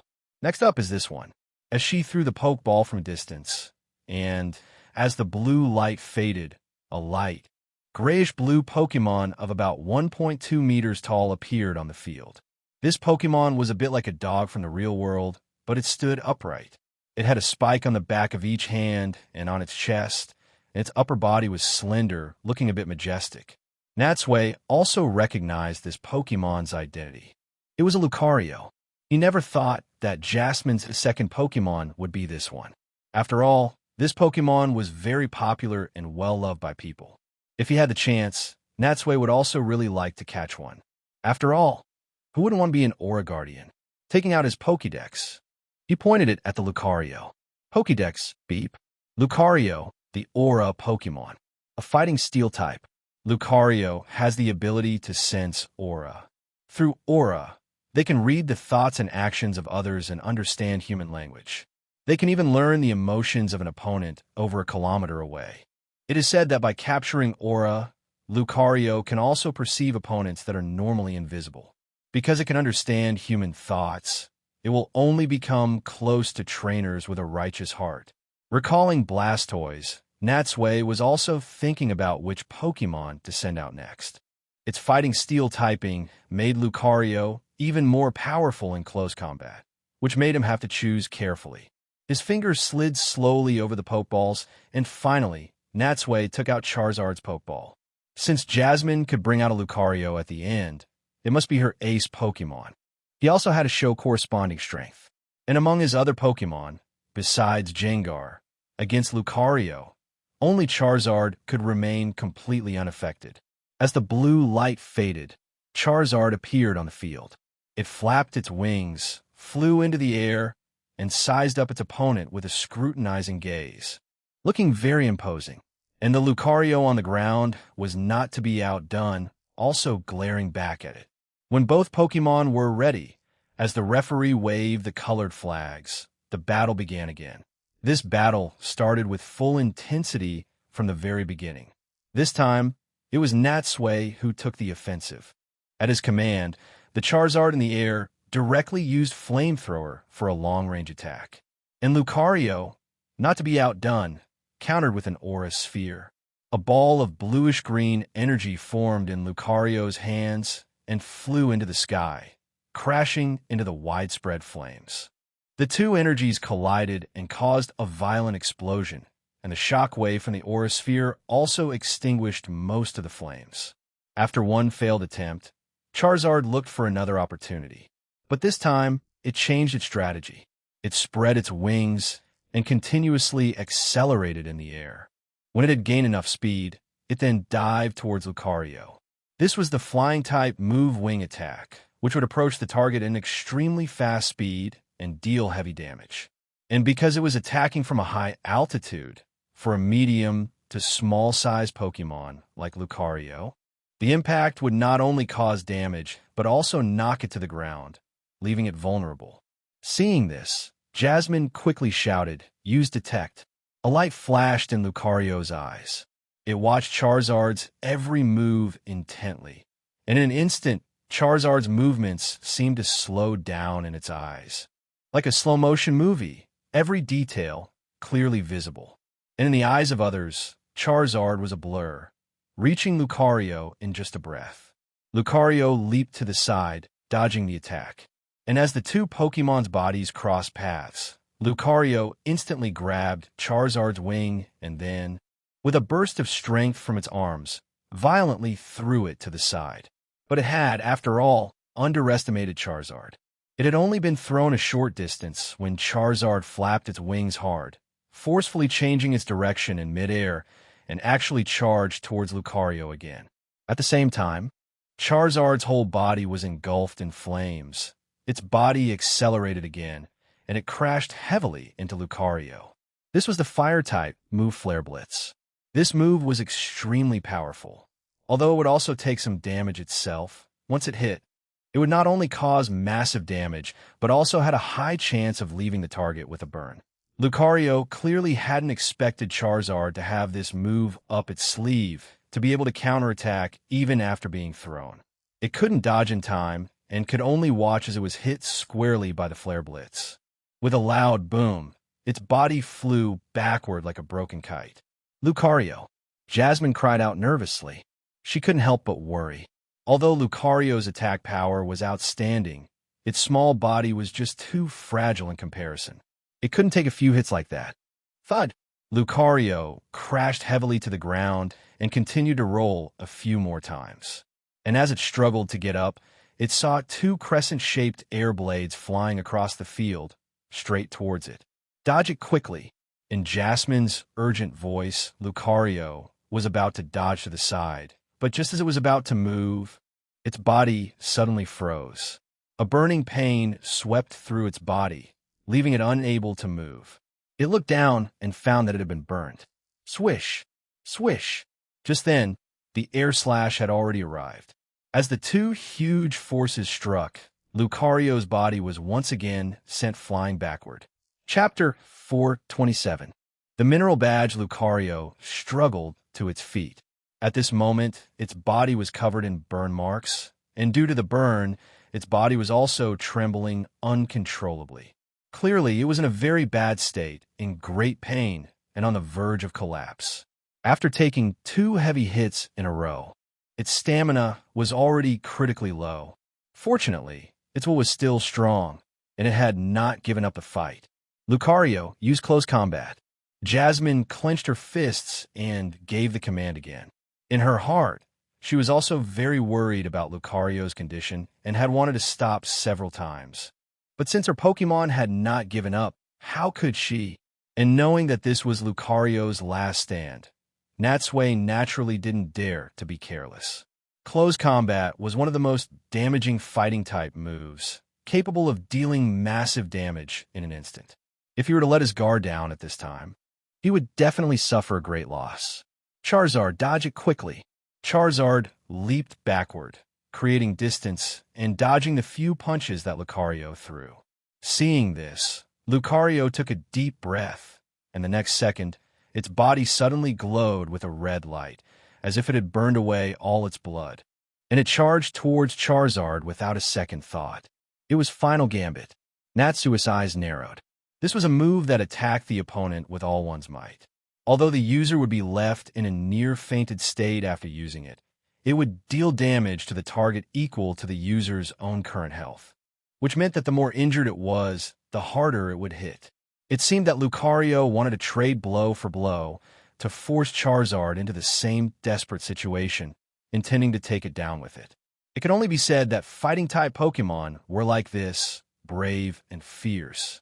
The more seriously they were injured, the sharper their attacks often became, and the more willing they were to trade their life for their opponents. But since he already knew its plan, Natsui naturally wouldn't let Lucario succeed. At his command, Charizard flew high into the air. And facing the high-flying Charizard, Lucario no longer had the extra strength to use its aura to attack. Under the double weakness, Lucario couldn't even lift its legs and could only look up at Charizard with an unwilling expression. In midair, Charizard's abdomen swelled, and flames gathered in its mouth. Then, it opened its mouth, and a scorching flame shot out, instantly hitting Lucario. This time, Lucario didn't even have the strength to dodge and was directly engulfed by the flames. The flames burned fiercely, and in the firelight, one could vaguely see Lucario's body slowly falling a few seconds later. The flames quickly disappeared. As the last spark burned out, Lucario was lying on the ground, covered in soot. The referee took a step forward and, seeing that Lucario was completely unconscious, directly raised the green flag and announced the result of the match. Lucario is unable to battle. The winner of this battle is the challenger, Natsui. Recalling Lucario into its Pokeball, Jasmine walked up to Natsui with a calm expression. Thanking bache. I lost this match fair and square. Charizard landed beside Natsui. He first patted its neck, then turned to look at Jasmine. Your Metagross and Lucario are also very strong. They could be ranked among the top opponents I've faced in these gyms. These words from Natsui were not to comfort Jasmine. Her two Pokemon were indeed very skilled, especially her Metagross, which could be said to be exceptionally well-trained. Jasmine smiled faintly. To be praised by a champion was undoubtedly a very happy thing. She reached into her pocket, took out a badge with a metallic luster, and handed it to Natsui. This is my mineral badge. Please take it.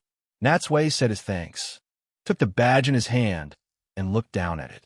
The badge was octagonal and had a gray, smooth, mirrored surface, as if it were made from an ordinary piece of steel that had been polished. Compared to the other gym badges, the mineral badge was undoubtedly very plain, just as he had placed it in his badge case. Erica had already walked up to them from the spectator stands. A wonderful match, she said, looking at Natsui with a light smile. Especially the first round. For a moment, I thought your Blastoise would lose. Knowing she was joking, Natsui played along and also teased back, then I must have disappointed you. Clearly, my skill was a cut above. Seeing his smug and cheeky look, the two women couldn't help but cover their mouths and giggle, the atmosphere light and friendly. After chatting for a while longer, Natsui took the initiative to say his farewells. Jasmine had wanted to ask them to stay a bit longer, but was refused by Natsui. It could be seen that she really wanted to spend more time with Erica, but seeing Natsui's firm attitude, she could only reluctantly give up. She looked at Erica and said sincerely, Ms. Erica, I hope that after your journey is over, you can come and be my guest again. Don't worry. Erica nodded at her. I will definitely come back to see you when I have time. And this time, I definitely won't forget you again. Leaving the Olivine gym, Natsui first returned to the Pokemon Center. After healing his two battling Pokemon, he contacted Koharu again and transferred Blastoise back to Sakuraji Park. It wasn't that Natsui didn't want to spend more time with Blastoise, but this journey for the Silver Conference was, after all, mainly for training and developing his newer Pokemon. After having lunch at the Pokemon Center, the two didn't linger and planned to continue to the next gym city. And next, Two different routes appeared before them again. Either they could take the sea route, passing through the Whirl Islands, to reach Cyanwood City and challenge the Cyanwood Gym. Or they could go directly south, first to Goldenrod City to challenge the Goldenrod Gym, and then continue southeast to Azalea Town to challenge the Azalea Gym. Time to choose again, in fact. Only these 3 gyms remained. As long as he got 3 more badges, he could challenge the Silver Conference. Therefore, no matter which direction he chose, he had to challenge all 3 gyms. The only thing to decide now was the order. Too lazy to overthink it, Natsui simply threw the problem to Erica and let her choose the route. Erica hesitated for a moment and finally chose Cyanwood City. "Then let's go to Cyanwood City," she said, looking at the distant blue sea with emotion. "These past few days have been all flying in the sky or rushing on land. It's about time we had a change of scenery and relaxed on a boat for a bit." A boat? Natsui naturally had no objections and walked with her towards the Olivine Pier. But he didn't know if it was his imagination. But he clearly felt that since leaving the Olivine Gym, there had been some change in Erica. This change was hard to describe. The most direct thing was that whenever their eyes met, she would always lower her head and look away, not daring to meet his gaze at all. Chapter 428. The World Cup tournament. Olivine City and Cyanwood City were both coastal cities, and not too far apart. So many ships traveled between them every day. At the pier, Natsui and Erica easily found a medium-sized passenger ferry heading for Cyanwood City. However, this ferry was not direct, but had to first pass through the Whirl Islands and make a short stop there before continuing to Cyanwood City. In terms of the route, this would undoubtedly waste a lot of time, but it was the best option available at the moment. The two bought tickets and boarded the ship, finding a spot on the deck to sit down. The salty sea breeze blew on the two of them. Before long, with a vibration from the ship's hull, the ferry slowly left the port. Natsui took out a pokeball and released the EV he had gotten from Sakura in a Critique City. EV was clearly on a boat for the first time and was very excited, finding everything new and interesting. From time to time, it would run to the railing to look at the sea and then run around the deck, full of energy. But perhaps it was a bit seasick because after a short while of running, it curled up at Natsui's feet and refused to move another inch. This little guy is clearly seasick. Shaking his head with amusement, Natsui looked away from it and towards the sea. Sailing on the sea was indeed very pleasant. Having gotten used to the fast pace of travel, relaxing occasionally was really nice, refreshing the mind and even making time feel slower. He went to the bar on the deck and ordered 2 cocktails. He and Erica drank and talked, enjoying this rare journey. The passenger ship cut through the sea, creating 2 regular waves. But after seeing the same scenery for too long, their excitement also quickly cooled down. After sailing in the sea for over half an hour, Natsui was so bored, leaning back comfortably in a deck chair, that he was about to fall asleep when an old man suddenly sat down beside them. At first, he just sat there quietly, but as the journey became tedious, he seemed to be too lonely and started a conversation with them. The old man was very well-spoken and had unique insights on many things. And as a native of the Whirl Islands, he knew a little about every place and every matter here. For example, he told Natsui and Erica that a flock of giant Pidgey lived on the Whirl Islands. Their size was more than 3 times that of ordinary Pidgey, quite huge compared to their counterparts. But precisely because they were too large, they had lost the ability to fly. Pidgey that can't fly? Is it because of devolution? Hearing such a novel thing, the two were greatly surprised and at the same time became more interested, taking the initiative to chat with the old man. And through the old man's story, Natsui learned that the Whirl Islands were not just a single island, but should be called the Whirl Archipelago. It was a series of archipelagos composed of 4 large islands: Blue Rock Isle, Red Rock Isle, Yellow Rock Isle, and Silver Rock Isle, and a group of small islands. These islands together formed a spiral shape, and the Whirl Islands were surrounded by powerful whirlpools. And the danger of the sea area made it difficult for people to approach in the past.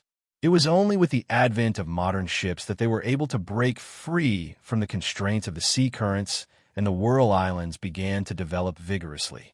And it was said that in ancient times, the Whirl Islands were actually one huge island, which was only split into 4 large islands due to crustal movement.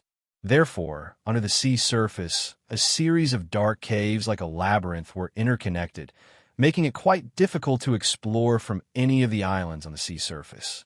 And there was even a rumor that Lugia could be encountered at the bottom of the complex caves. Hearing the old man mention Lugia, Natsui couldn't help but think of the guardian of the sea he had met in the Orange Archipelago. But clearly, the Lugia of the Johto region was not the same one. If you remember correctly, the Lugia here should be a mother with a child, a total of 2. Just then, looking at the EV at Natsui's feet, the old man smiled. You must also be here to challenge the water Pokemon competition, right? Water Pokemon competition? Natsui and Erika exchanged a look, then shook their heads at the old man in confusion. They hadn't planned on stopping at the Whirl Island before, so they were not well prepared. This is the first time I've heard of this event. What kind of competition is it? Then you've come at just the right time, the old man said enthusiastically. It's held in Kuga City on Blue Rock Isle. It's a competition held once every 3 years specifically for water-type Pokemon trainers. The winner not only gets a generous prize, but can also become famous overnight. As trainers, you definitely can't miss such a grand event. Natsui didn't care about becoming famous, but the generous prize money the old man mentioned, Natsui still felt that his own funds were too little. If there was a chance to earn money, this event's appeal to him undoubtedly greatly increased. With this thought, he couldn't help but glance at Erika. And Erika also saw the eagerness in his eyes. Then you should participate, she said with a light laugh. A competition like this will surely have many skilled contestants. It will also be good training for your Pokemon. Natsui nodded and asked, Are you going to participate? I'm a grass-type trainer. Erika shook her head lightly. I don't have any water-type Pokemon to participate in such a competition. At 3 in the afternoon, the passenger ship passed by the port of Kuga City on Blue Rock Isle. This was the most prosperous city in the Whirl Archipelago, and also its capital. Originally, according to their previous plan, the two would have continued on the ship to Cyanwood City. But now that Natsui had set the water Pokemon trainer competition as his goal, he got off the ship directly here. And after leaving the pier and entering the city, they found that the city was really very lively at this time. Because of the competition, a large number of trainers and spectators from afar had appeared in the city. But while it was lively, it also brought a lot of trouble to the two of them. Natsui first went to the Pokemon Center here and registered for the preliminary rounds of the competition. He was just about to stay here, but was told by Nurse Joy that all the rooms were already full of trainers. Left with no choice, the two could only leave the Pokemon Center and go to a few nearby hotels and inns, but all of them were full. It could be predicted that because of the influx of people, the entire city was like this. In the end, Natsui simply booked a high-end suite in a hotel closest to the venue. Perhaps because the room rate was too expensive, there was still one such room available.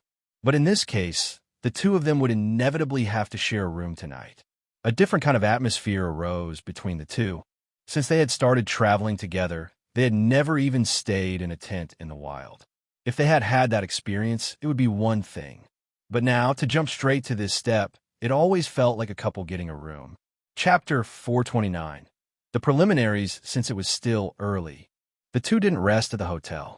Instead, they decided to check out the venue first to get familiar with the situation ahead of time. This tournament was divided into preliminaries and the main competition. Participants needed to compete in the preliminaries tomorrow, passing through 3 rounds to determine the 64 contestants for the main event. From there, they would go through several elimination rounds to decide the final winner. This rule didn't sound any different from the Indigo Conference. However, because there was no badge requirement, the number of people who signed up was surprisingly high, even though it was just a local tournament held solely on the Whirl Islands. Just now, when Natsui was in line, there were already 50 or 60 trainers ahead of him. It wasn't just local trainers from the Whirl Islands participating enthusiastically. People from farther away had also come after hearing the news, showing just how popular the event was.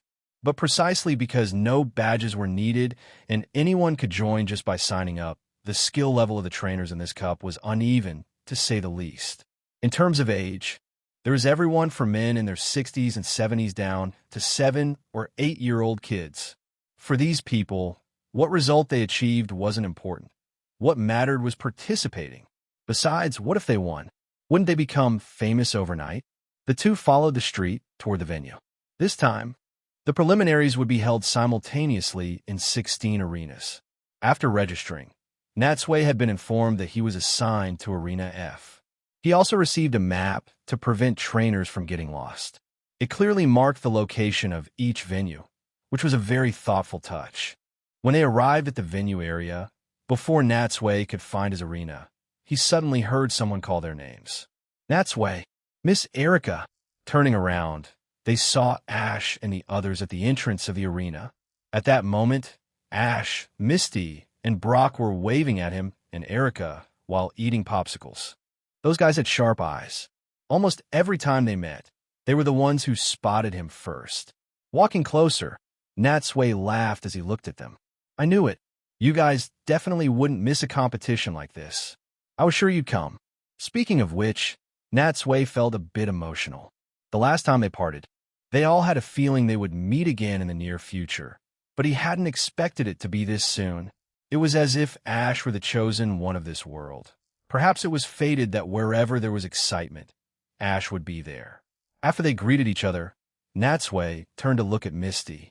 Did you sign up too? Of course. Misty puffed out her small chest. Am I a water Pokemon trainer? How could I miss something like this? Then, Misty suddenly remembered something and quickly asked, by the way, Natsui, which arena were you assigned to? Arena F. That's great. We avoided each other. Misty patted her chest, looking happy. Although she was a gym leader whose goal was to become an outstanding water Pokemon trainer, she was self-aware enough to know she definitely couldn't beat Natsui. Before seeing Natsui, Misty had wanted to compete with Ash to see who could win the championship. But now that she saw Natsui, she almost immediately changed her goal. Well, being the runner-up is pretty good too. Seeing his relieved expression, Natsui chuckled. Don't worry. There are so many people registered in this league that the chances of us facing each other in the preliminaries are slim. Just as Natsui said, if it took 3 matches to determine 64 contestants, it meant the number of participants had clearly surpassed 500. That was a lot, almost on the same scale as the Indigo Conference. And to run into each other in the preliminaries with so many people was definitely a low-probability event. However, Ash had a different opinion on the matter. He shot Misty a disdainful glance. Misty, you have no ambition. How can you give up so easily? After saying that, he turned to Natsui, clenched his fists, and his fighting spirit seemed to be burning brightly. Natsui, it doesn't matter where we meet, whether it's the preliminaries or the main event. My goal is to defeat you and win the championship. Oh, that's some spirit. Seeing Ash like this, Natsui laughed. He'll be looking forward to it. In the afternoon, Natsui treated everyone to a delicious seafood feast at a nearby restaurant. It had to be said that Ash and Misty were lucky to have snag beds at the Pokemon Center. Although it was crowded and chaotic there, they could receive all sorts of information, get the latest updates, and adjust their lineups accordingly. Compared to them, although Natsui's accommodations were more comfortable, he felt less involved. After a satisfying meal, they said goodbye to Ash and his friends. When Natsui and Erica returned to the hotel that evening, the atmosphere became strange again. The suite had 2 bedrooms and a living room and was very luxuriously decorated, so there were no privacy concerns. However, since there's only 1 bathroom, the two had to take turns showering, and this hazy feeling was just like living with someone of the opposite sex. Natsui gallantly offered the master bedroom to Erica. After a few failed attempts to refuse, she had no choice but to take it. Perhaps realizing the atmosphere was too ambiguous, her face flushed slightly, and she didn't say a word the whole time. After being the first to shower, she returned to her room early. The used bathroom was filled with steam. When Natsui entered, he could almost still sense Erika's presence. He also felt that the relationship between them had changed, but he didn't have time to dwell on it. After his shower, he lay in bed, his mind completely focused on tomorrow's matches, and drifted off to sleep before he knew it. The night passed without incident, and without a night raid. At 8 in the morning, after breakfast, Natsui and Erika arrived early at the preliminary venue and met up with Ash and the others. The audience had already taken their seats, and the surrounding stands were full. Even though it was just the preliminaries, because it was only held once every 3 years, it was still incredibly lively. Erika and Brock sat in the audience. One was a grass-type expert, the other a rock and ground-type expert, so they had nothing to do with this competition and could only act as cheerleaders. Ceremonial cannons boomed in the sky, creating a festive but chaotic scene. Natsui and the other two went through the contestant channel and waited in the lounge, watching the tournament's opening ceremony on a TV screen. As time ticked by and 9 o'clock approached, it meant the preliminaries were about to officially begin. Inside the lounge, when the announcement for the contestants came on, Natsui, Ash, and Misty stacked their hands together and raised them high. "Let's do our best." As they lowered their arms, the three of them chuckled lightly and then headed to their respective arenas.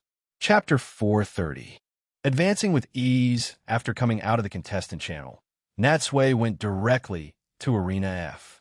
The battlefields for the preliminaries were on a water surface within the World Stadium. The organizers had divided the water into 16 small squares where the preliminary contestants would battle to determine the 64 main event participants. However, since they all shared the same pool of water and it was connected underneath, if a battle in one area became too intense, the turbulent water surface could easily affect the other nearby contestants. Fortunately, Natsui and the others had already scouted the place yesterday, so they were relatively familiar with the water conditions and were mentally prepared. Arriving at the waiting area, Natsui stood there quietly, waiting for his turn. Before him, there were still 2 pairs of contestants battling in Arena F. Taking advantage of the time, he turned his head to glance at Ash and Misty. Ash had gone to Arena A, while Misty was assigned to Arena B. Through the crowd of contestants, he could vaguely see Ash waiting for his turn, just like him, while Misty was already battling someone. Due to the angle, he couldn't see who Misty's opponent was, but with her skill, there shouldn't be a problem as long as she didn't encounter a particularly tough trainer. Coming back to his senses, Natsui focused his attention on his own arena, looking for his potential opponents. In Arena F, the first 2 matches concluded quickly. After watching them, Natsui could only describe it as chicks pecking at each other. From his perspective, these people were simply too weak.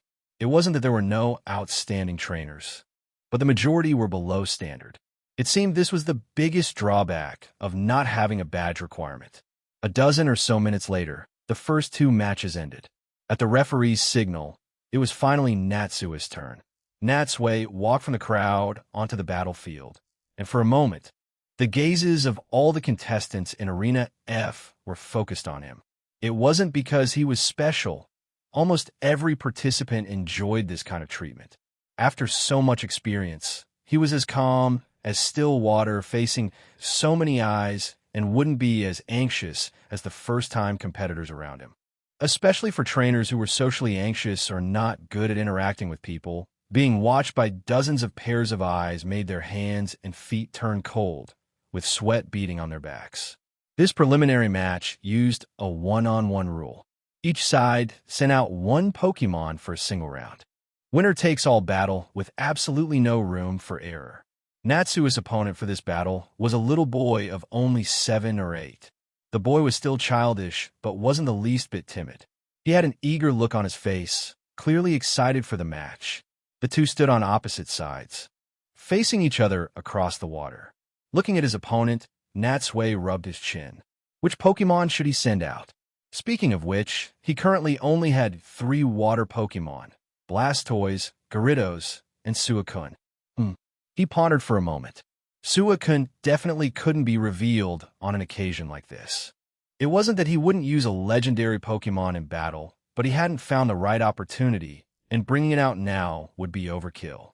If he faced an opponent like the legendary Beast Trainer, he could send out a legendary Pokemon to counter. But it would obviously be a long time before he met someone like that. As for his giant red Gyarados, I better not. Firstly, it was far away at the Sakuraji Institute, and it was too late to switch it in now. Secondly, Gyarados was still too ferocious. Natsui tried to keep it from battling, if possible, as he didn't want to cause any psychological trauma to the other trainers. With that in mind, Natsui held Blastoise's Pokeball in his hand. No choice. I have to rely on you. He threw his Pokeball forward, and, at the same time, the little boy also sent out his Pokemon. As the blue light faded, a Poliwag appeared before Natsui. Compared to the Poliwag, Blastoise's body was enormous.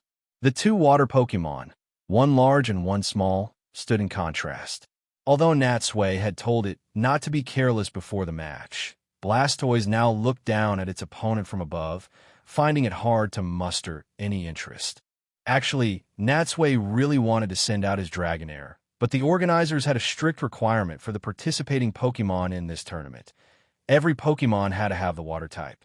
Therefore, even though Dragonair could live in water, it didn't meet the competition's regulations. When the match began, both trainers ordered an attack at the same time. Poliwag used a water gun, while Blastoise endured the minor damage, charged straight up to Poliwag, and finished it off with a simple tackle and bite. It was clean, swift, and won without the slightest complication. All one could say was that this Pokemon, which had once helped Natsui win the Indigo Conference Championship, was in a league of its own in such a small tournament. How could this happen?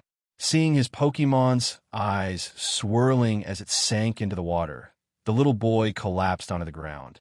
Unable to believe what he saw, Poliwag's easy defeat shattered his conviction.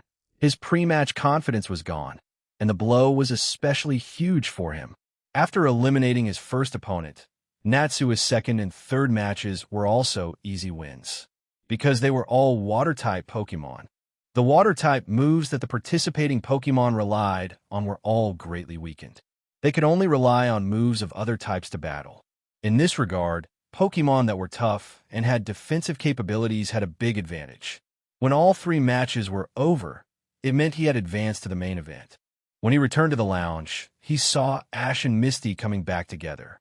The two looked relaxed, talking and laughing along the way, having clearly advanced successfully as well. How'd it go? Everything smooth? Natsui asked. Ash gave Natsui an okay sign. It was too easy. There weren't any decent opponents at all. Misty nodded in agreement. It was really easy, a bit different from what I imagined. I thought I'd run into stronger trainers. All three of them had performed as expected, with no one slipping up. This was a successful first step, and everyone was happy. Now, all they had to do was wait for tomorrow's main competition. Leaving the stadium, they met up with Erica and Brock. The two had watched their entire matches from the audience and were well aware of the results. Seeing them now, they couldn't help but congratulate them again. And in light of their excellent performance, Natsui took them to another restaurant this time for a barbecue feast to reward themselves. Chapter 431. The High Priestess. The venue for the World Cup was different from the preliminaries. It was a massive, circular water arena with a strong, ancient Greek style. Every brick and stone seemed to have been there for countless years, giving it a profound sense of history. The arena could hold 20,000 spectators at once. Its center was flowing seawater, upon which stood over a dozen stone pillars of varying sizes and heights for the trainers and their Pokemon to stand on. Compared to the perfunctory preliminaries, the standard of the main competition's opening ceremony was undoubtedly much higher. Not only were there fireworks and ceremonial cannons, but a graceful and beautiful female priestess holding a scepter was presiding over the tournament. At 9 in the morning, the entire stadium was already packed. Countless spectators had been waiting here since early, looking on with anticipation. Natsui, Ash, Misty, and the other 61 contestants rowed into the stadium from the sea on a dozen long, narrow wooden boats. On board, the contestants accepted the cheers and encouragement from the surrounding audience while standing straight. trying to show their most spirited side to the crowd. The audience gave these contestants tremendous applause and cheers. In this atmosphere, the male host's deep and clear voice began to echo across the stadium, signaling the official start of the opening ceremony. Esteemed audience, please look. These are the contestants who have passed through the preliminaries for the triennial event, aiming to become the sea hero. Since ancient times, the Whirl Islands have possessed an independent culture and civilization. We revere water Pokemon and have coexisted with them to this day. This culture has not disappeared and continues to be passed down by Miss Maya, the High Priestess of the Sea, who has guarded this tradition since ancient times. It wasn't until last night, after becoming an official contestant, that Natsui learned that the World Cup was not just a Pokemon tournament. It was also a tradition passed down since ancient times to select a sea hero to participate in this ceremony. Listening to the host's introduction, Natsui couldn't help but turn his head again to look at the main ceremonial platform in the distance. Since it wasn't very far, he could see clearly. The female priestess wore a long blue dress and held a golden scepter. Her long purple hair fluttered gently in the wind. Even without seeing her facial features, her aura alone was noble and elegant. However, Natsui had already experienced a similar ceremony on Shamudi Island in the Orange Archipelago and had met the festival maiden there, so he wasn't too unfamiliar with this kind of gimmick. It's just a formality, he thought to himself. Beside him, Ash and Misty saw Natsui turn his head and couldn't help but follow his gaze, also seeing the High Priestess. Misty placed her hands on her cheeks, full of envy. She's so beautiful. Natsui didn't know if she was envious of the High Priestess' aura, the attention she was receiving, or something else. The High Priestess was indeed very beautiful, but Misty, who had always considered herself the world's #1 beauty, was certainly no ugly duckling. She was just still young and hadn't fully matured yet.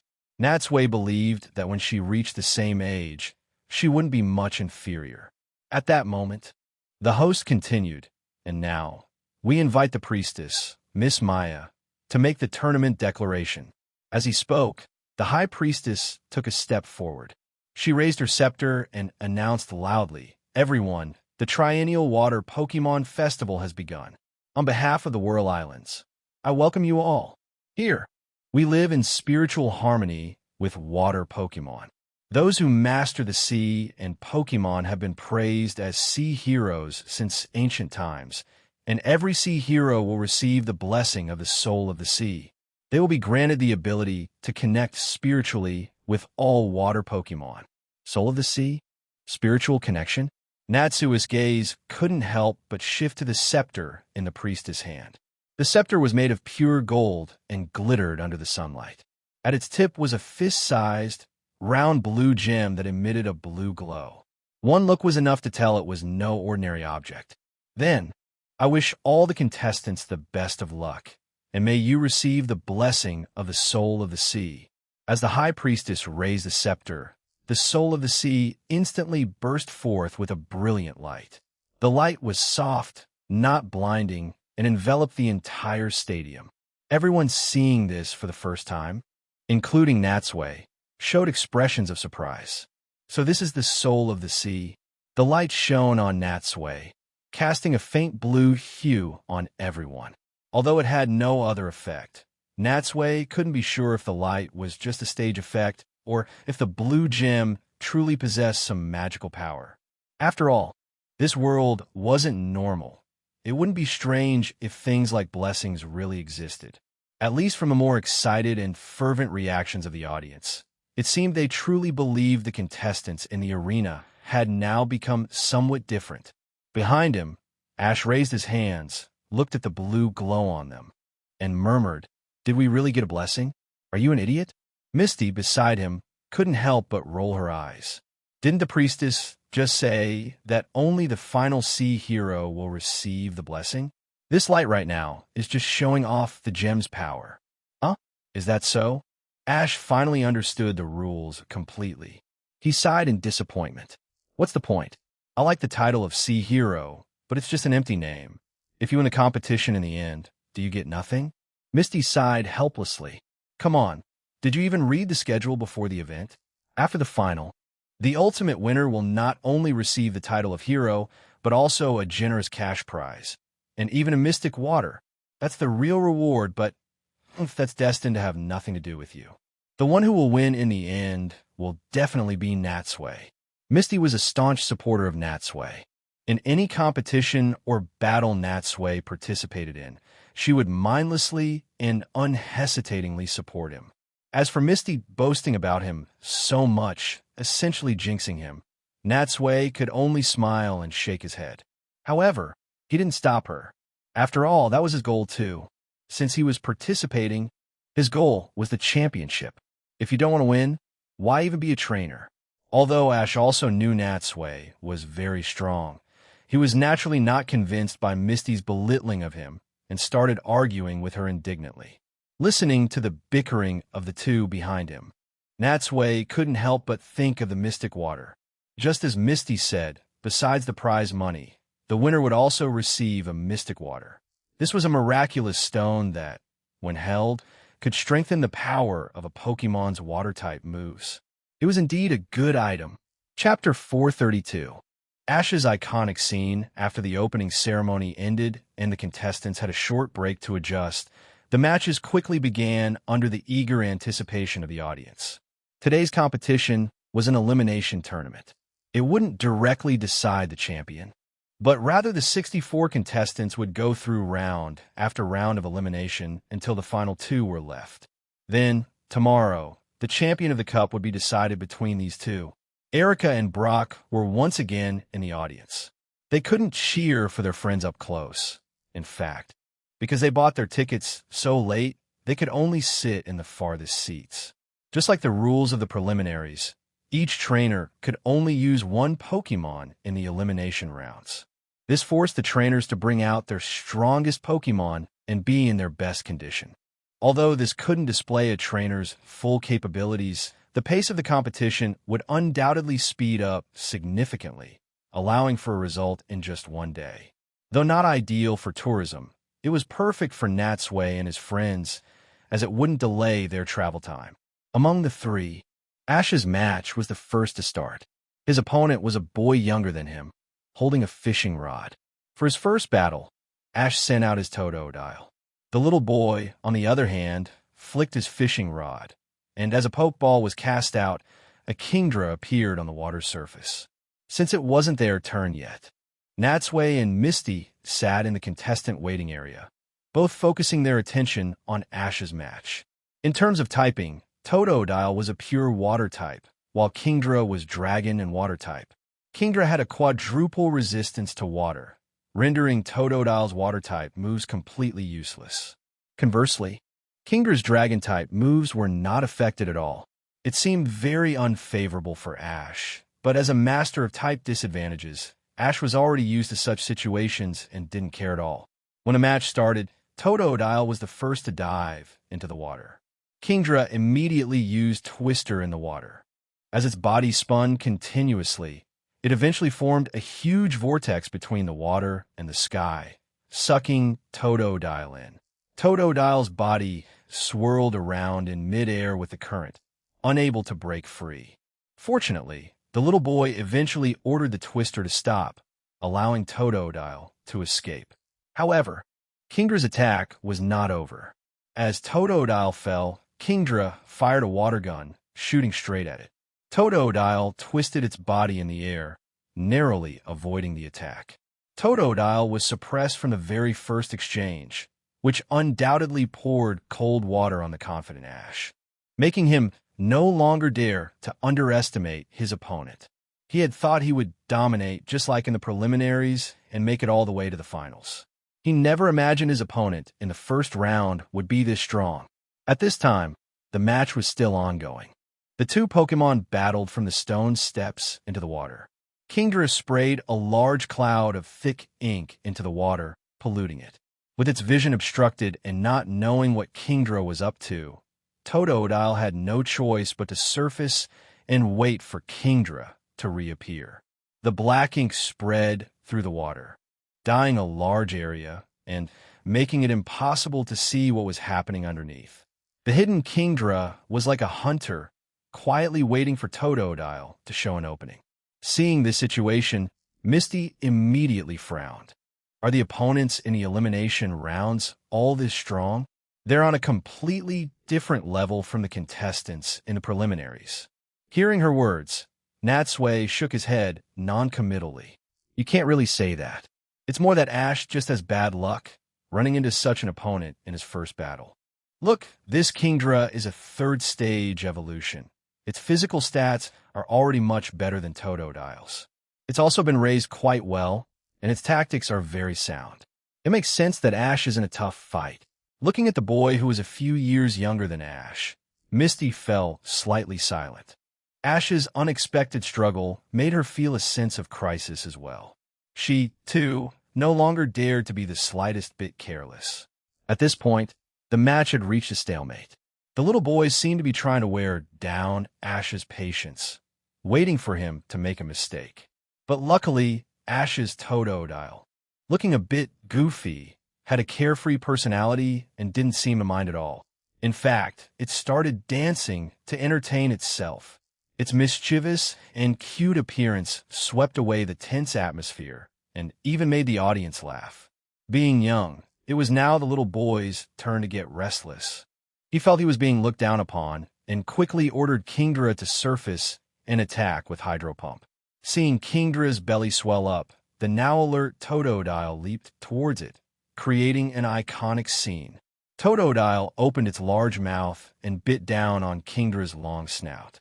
Instantly, the Hydro Pump inside Kingdra was trapped in its mouth. Kingdra's belly got bigger and bigger from the water about to burst out, inflating like a water balloon. This sudden turn of events left the little boy stunned. With his limited experience, he had never encountered an opponent who didn't play by the rules. It wasn't just him. Even the audience was shocked by such a move. As Kingdra in front of them swelled larger and larger, Ash finally ordered Totodile to let go. The water inside Kingdra found an outlet and burst out in a high-pressure jet, sending Kingdra spinning into the sky like a deflating water balloon. Whoosh, whoosh, whoosh. Perhaps because the water pressure was too strong or there was too much water, Kingdra left a blue afterimage in the sky, so fast that the human eye couldn't even track it. Finally, after spinning a dozen times high in the sky and spitting out the last drop of water from its body, it fell headfirst into the water. Splash! Kingdra made a huge splash. After a few seconds, it floated to the surface with its eyes turned white. Completely unconscious. It had clearly passed out completely. The referee only took one look before declaring the result of the match. To be honest, before the match began, although Natsui thought Ash would win, he never imagined he would win in such a way. Even though he knew Ash was the type to be unpredictable, he always managed to bring something new. And such an interesting scene made the audience roar with laughter, and it also refreshed their understanding of battling. Of course, people's joys and sorrows are not shared. At least the little boy, seeing that he had lost in such a way, felt as if his whole worldview had collapsed. In the rest area, Natsui and Misty also clapped along. Looking back at the match, apart from that one bite from Totodile, it hadn't actually inflicted any damage on Kingdra. In the end, Kingdra was defeated by its own Hydro Pump. Chapter 433. The crushing advance after Ash's match concluded. It was Natsui's turn to enter the arena. Having been through 2 major competitions, his face was calm, and he felt completely unflustered by the scene. He walked out of the competitor's tunnel with an unhurried pace. At the other end of the stadium, his opponent was clearly participating in this kind of event for the first time and was noticeably much more reserved. The opponent could only stare at the path in front of him, afraid to look up at the surroundings.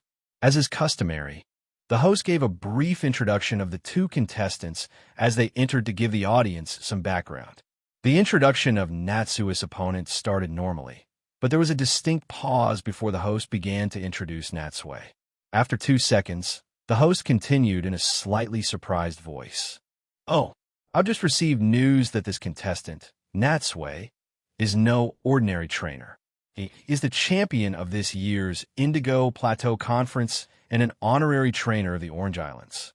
We never expected the Whirl Islands Cup to attract a competitor of this caliber. The Indigo Plateau Conference champion? An Orange Islands honorary trainer? The audience immediately became restless.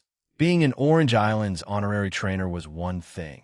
Although the Orange Islands are much larger than the Whirl Islands in terms of island count, economy, and population, their league is still a minor event.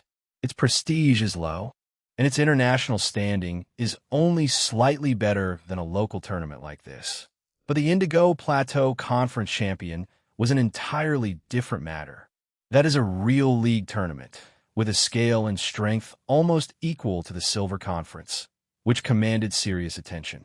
The audience craned their necks to look at Natsui, and even the High Priestess, Maya, in the viewing box, looked at him in surprise. They truly couldn't believe that a league conference champion would come to a local cup of this nature. Natsui smiled and waved to the audience, walking calmly to the trainer's command area. His opponent, already a bit timid upon hearing he was battling a champion, felt his eye twitch nervously.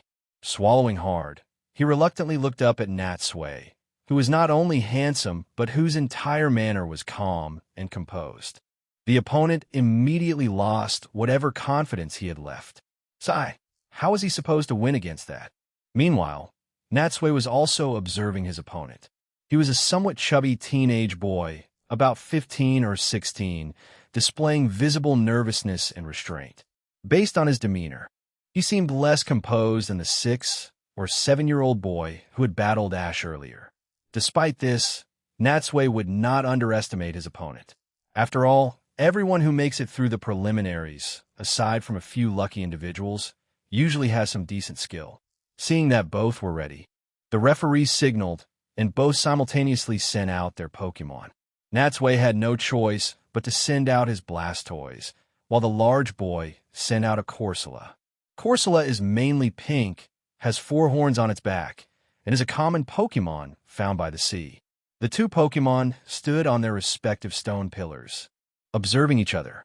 The host clearly maintained a high level of interest in Natsui, and upon seeing his Blastoise, the sound of paper rapidly shuffling could even be heard through the speaker.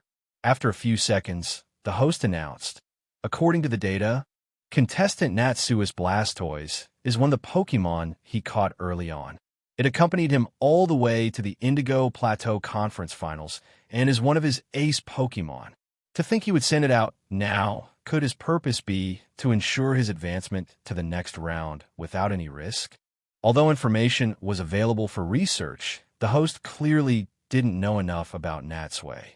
He still considered Blastoise to be Natsui's ace, unaware it was only at a second-tier level in Natsui's current lineup. Logically speaking, this assumption made sense. Pokémon caught earlier spend more time with their trainer, gain more battle experience, and grow quickly. For these reasons, trainers generally trust them the most, and they are often developed into their ace Pokémon. The battle area for this competition was vast, a large circular pool about the size of 4 regular fields, enclosed by high walls. This gave water-type Pokémon plenty of room to maneuver without worrying about going out of bounds. With the referee's signal, the match officially began. The audience fixed all their attention on the arena, eager to see the true strength of a champion. Unfortunately, even though Corsola was much tougher than its trainer and seemed more reliable, it was clearly no match for Blastoise, unable to force Blastoise to use its full power. This was a one-sided battle with no difficulty for Natsui. Corsola managed to hold on against Blastoise for only a few rounds before Blastoise lifted it high and then slammed it heavily onto the stone pillar, where it was knocked out. While the audience was slightly disappointed by this quick result, they were even more eager for Natsui's upcoming matches. Amid the cheers, Natsui calmly left the arena and walked toward the competitor's tunnel, his expression as relaxed as it was when he first entered. After successfully advancing to the top 32, he would have another match at 3 in the afternoon. Winning that would qualify him for the top 16 and allow him to continue his push for the championship tomorrow.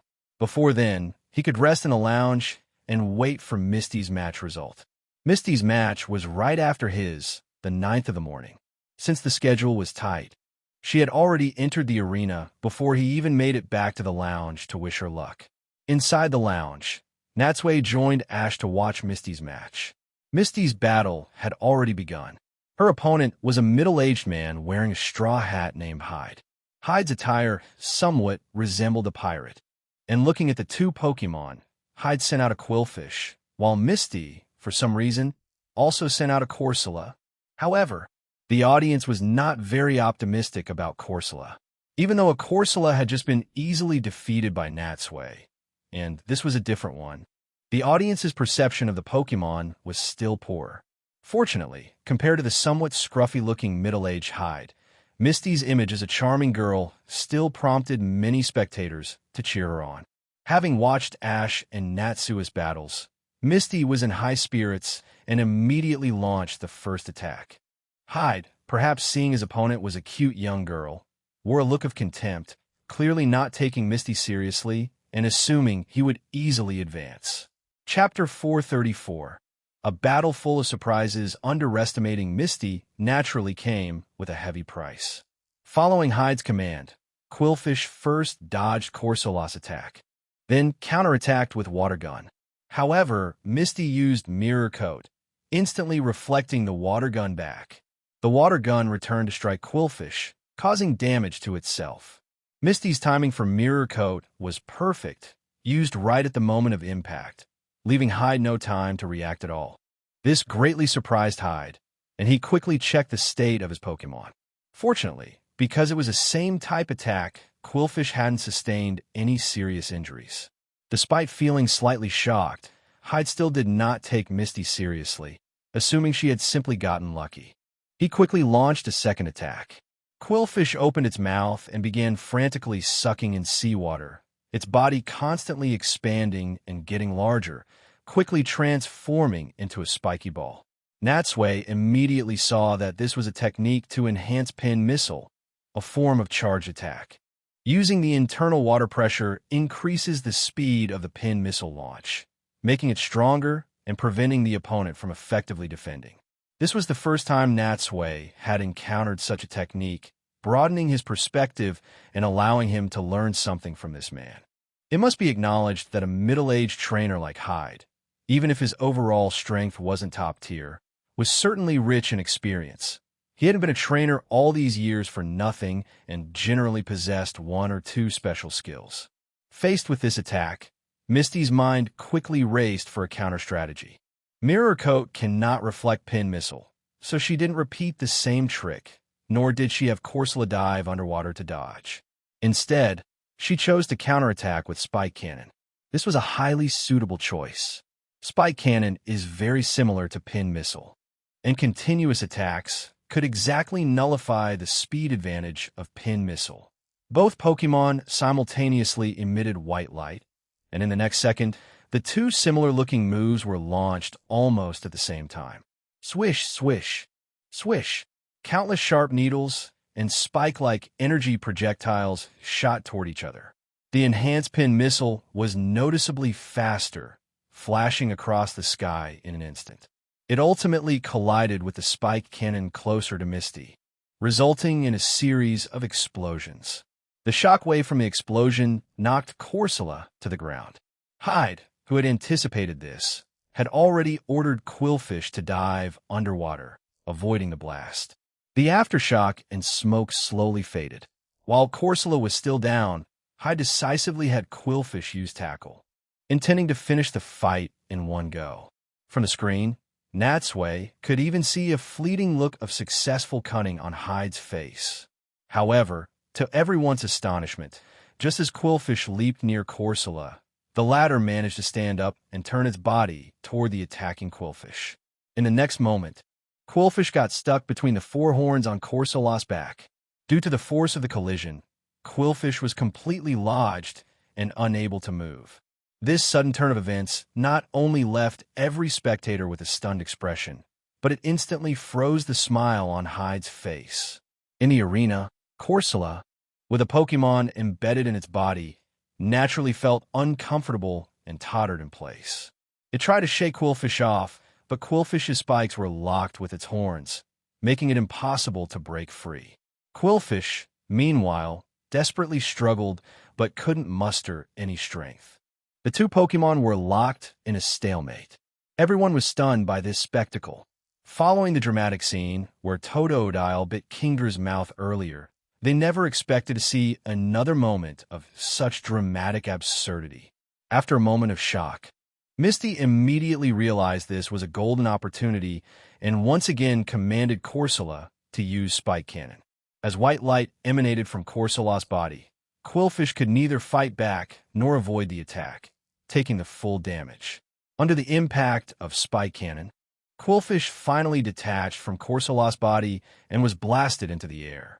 After flying for a few seconds from the shock of the attack, it crashed heavily onto the stone pillar and immediately fainted. Seeing Quillfish lose the ability to battle, the referee immediately announced the result. Misty naturally jumped for joy at the outcome, while Hyde's face fell. He never expected to lose the match in such an unexpected way. The audience applauded, and Misty smiled brightly while waving at them. In the lounge, Natsui fell into thought as he watched Misty win in such a manner.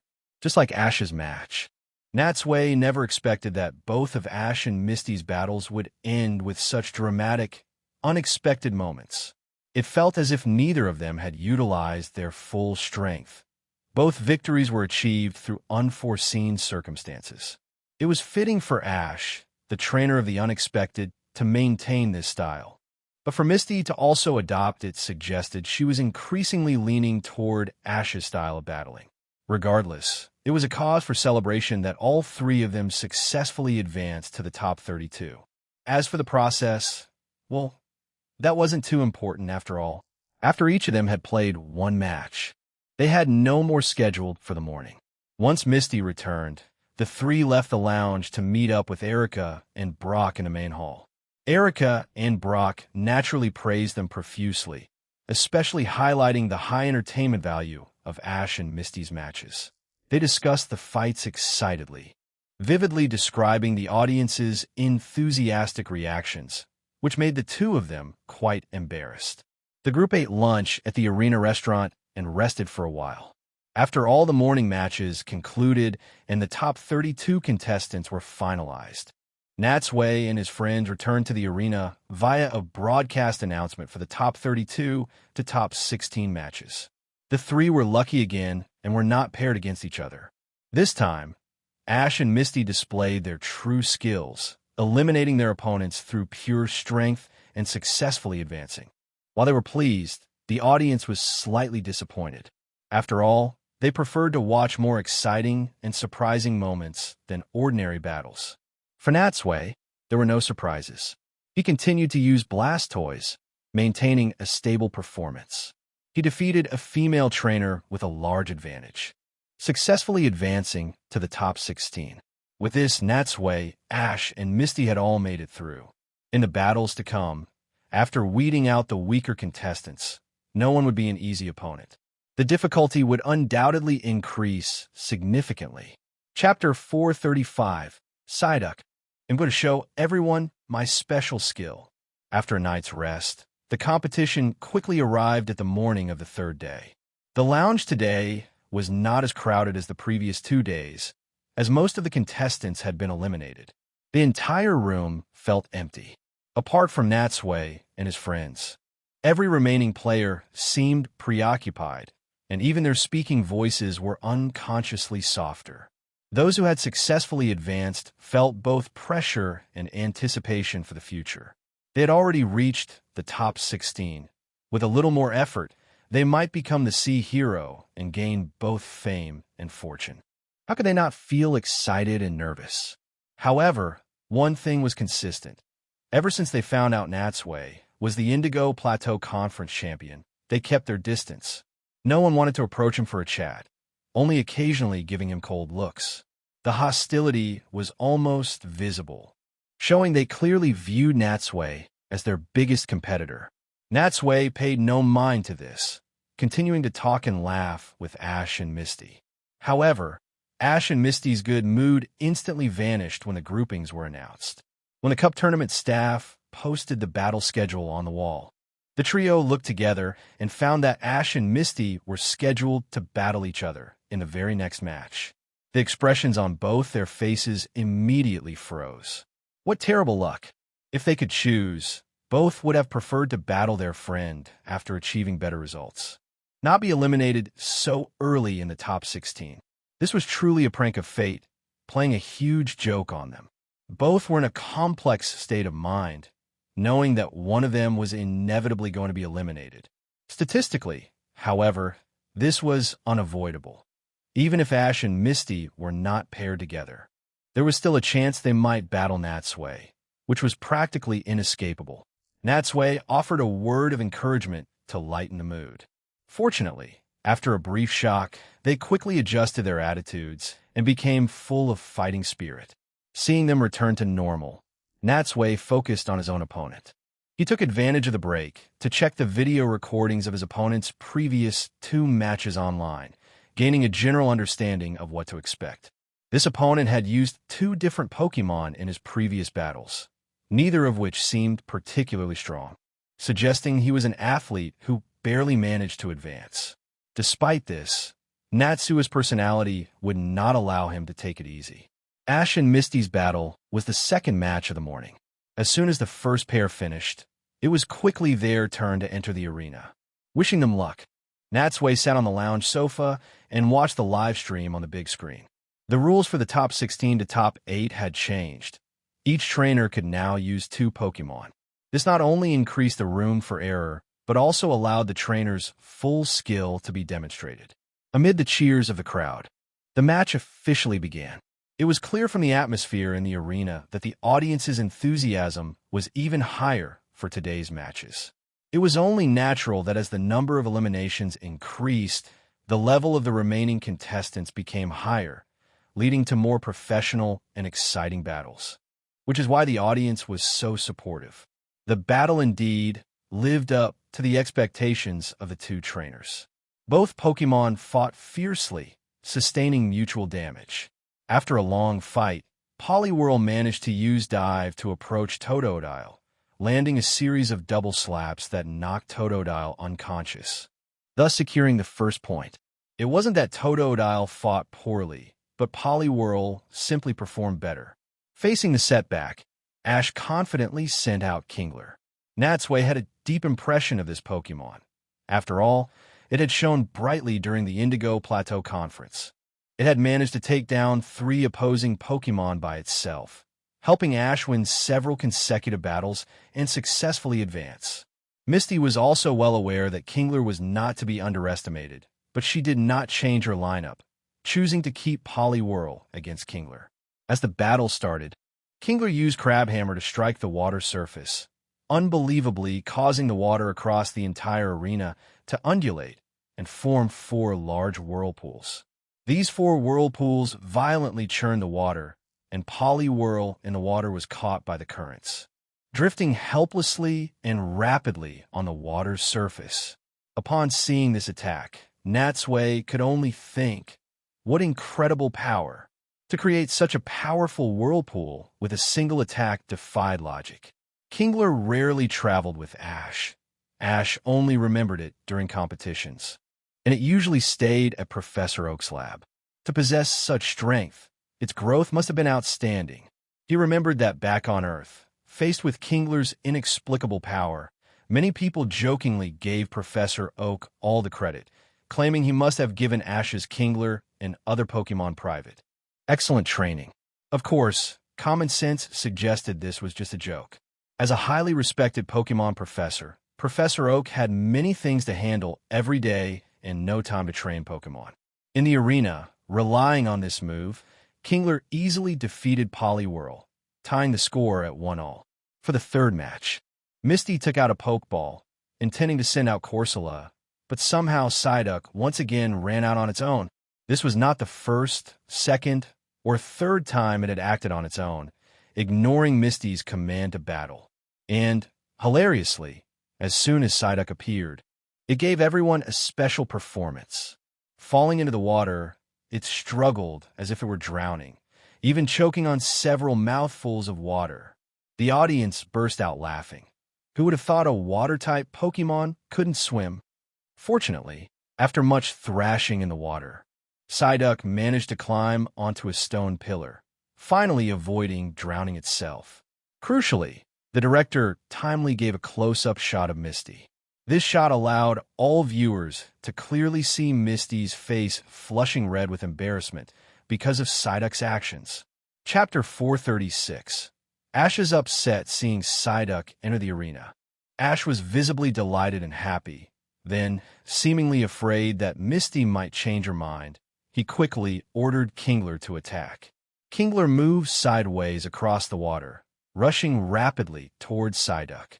Perhaps because it had struggled too long in the water, or because Kingler's imposing manner was too intimidating. Psyduck seemed to have lost its fighting spirit. It just kept its head down, shivering on the stone pillar, leaving its large head completely exposed to Kingler. Ash naturally would not miss such an opportunity. Once Kingler rushed up to Psyduck, he didn't hesitate, immediately ordering Kingler to raise its massive pincer, clamp on his Psyduck's large, dazed head, and lift the entire Pokemon into the air. As the pincer tightened, Psyduck writhed in agony, its plump body twisting and turning, which made the audience feel both sympathetic and slightly amused. Everyone wondered, with no swimming ability and no will to fight, wasn't sending out such a Pokemon just for laughs? Unlike the clueless audience, only Natsui and Brock in the stands shook their heads with a sense of helplessness at this sight. Honestly, of all the places for Kingler to clamp, why'd it have to clamp Psyduck's head? It seemed Ash had gotten a little too complacent. Had he forgotten that the more Psyduck's head hurts, the more powerful it becomes? Sure enough, as Psyduck's pain became unbearable, a faint blue light suddenly emanated from its body. Seeing Psyduck in this state, Ash finally had a delayed realization, seemingly recalling some bad memory. His expression changed drastically, and he urgently commanded Kingler to release its pincer. But it was already too late to do anything. In an instant, a psychic shockwave erupted from Psyduck's center. Before Kingler could react, the shockwave swept over it, violently slamming it away. Kingler flew backward until it collided with Ash, finally stopping. The collision sent Ash and Kingler tumbling, and when Ash got up to look, he saw Kingler's eyes had turned into spirals. It had fainted immediately. The referee raised the flag and announced the result. The audience was stunned by the outcome. They never expected the embarrassing Psyduck to possess such great power. Had it been hiding its strength earlier? In the lounge, Natsui also showed a hint of surprise when he saw Misty win the match. He had actually overlooked this detail.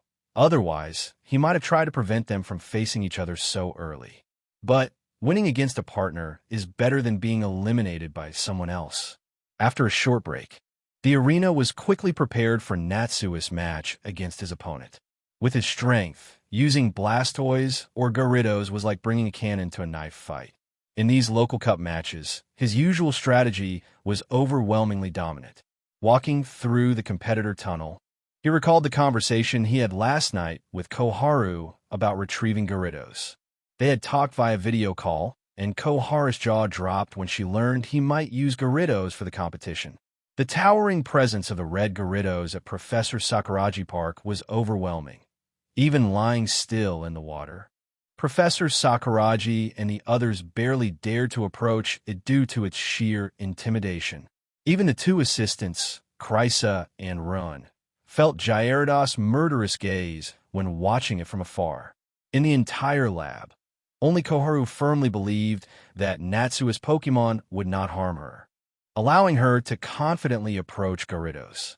Even without having witnessed it in battle, Koharu knew from Gyarados' undeniable aura just how terrifying it would be in a fight. Therefore, while she was shocked that Natsui was retrieving Gyarados, she couldn't help but pity his opponents. Of course, for Natsui, using his Blastoise was usually enough for general situations. He probably wouldn't need Gyarados for a while. When Natsui entered the arena, the audience cheered loudly, and even Maya, in the viewing box, focused her attention on him. Natsui's clean and decisive battles in the first 2 days had quickly won him a large number of supporters. So many people were cheering him on now. Natsui wondered if it was his imagination, but he felt there were more security personnel around Maya today. Not only was Officer Jenny standing next to her, but a dozen other security guards also surrounded her. Had something happened? Without time to dwell on it, Natsui reached the trainer's command area, standing across the water from his opponent. His opponent this time was an elderly man, gray-haired, leaning on a cane, unable to even stand up straight. However, the light in the old man's eyes was sharp, suggesting he was not a simple character. Seeing both of them ready, the referee signaled to start. Both simultaneously released their Pokémon. Compared to Natsui's consistent Blastoise, the old man sent out a Tentacruel to face him. From the videos he had reviewed, Natsui knew that this Tentacruel was likely the strongest Pokémon the old man had revealed so far. Sending it out in the first round clearly indicated a plan to go all out and try to defeat Blastoise directly.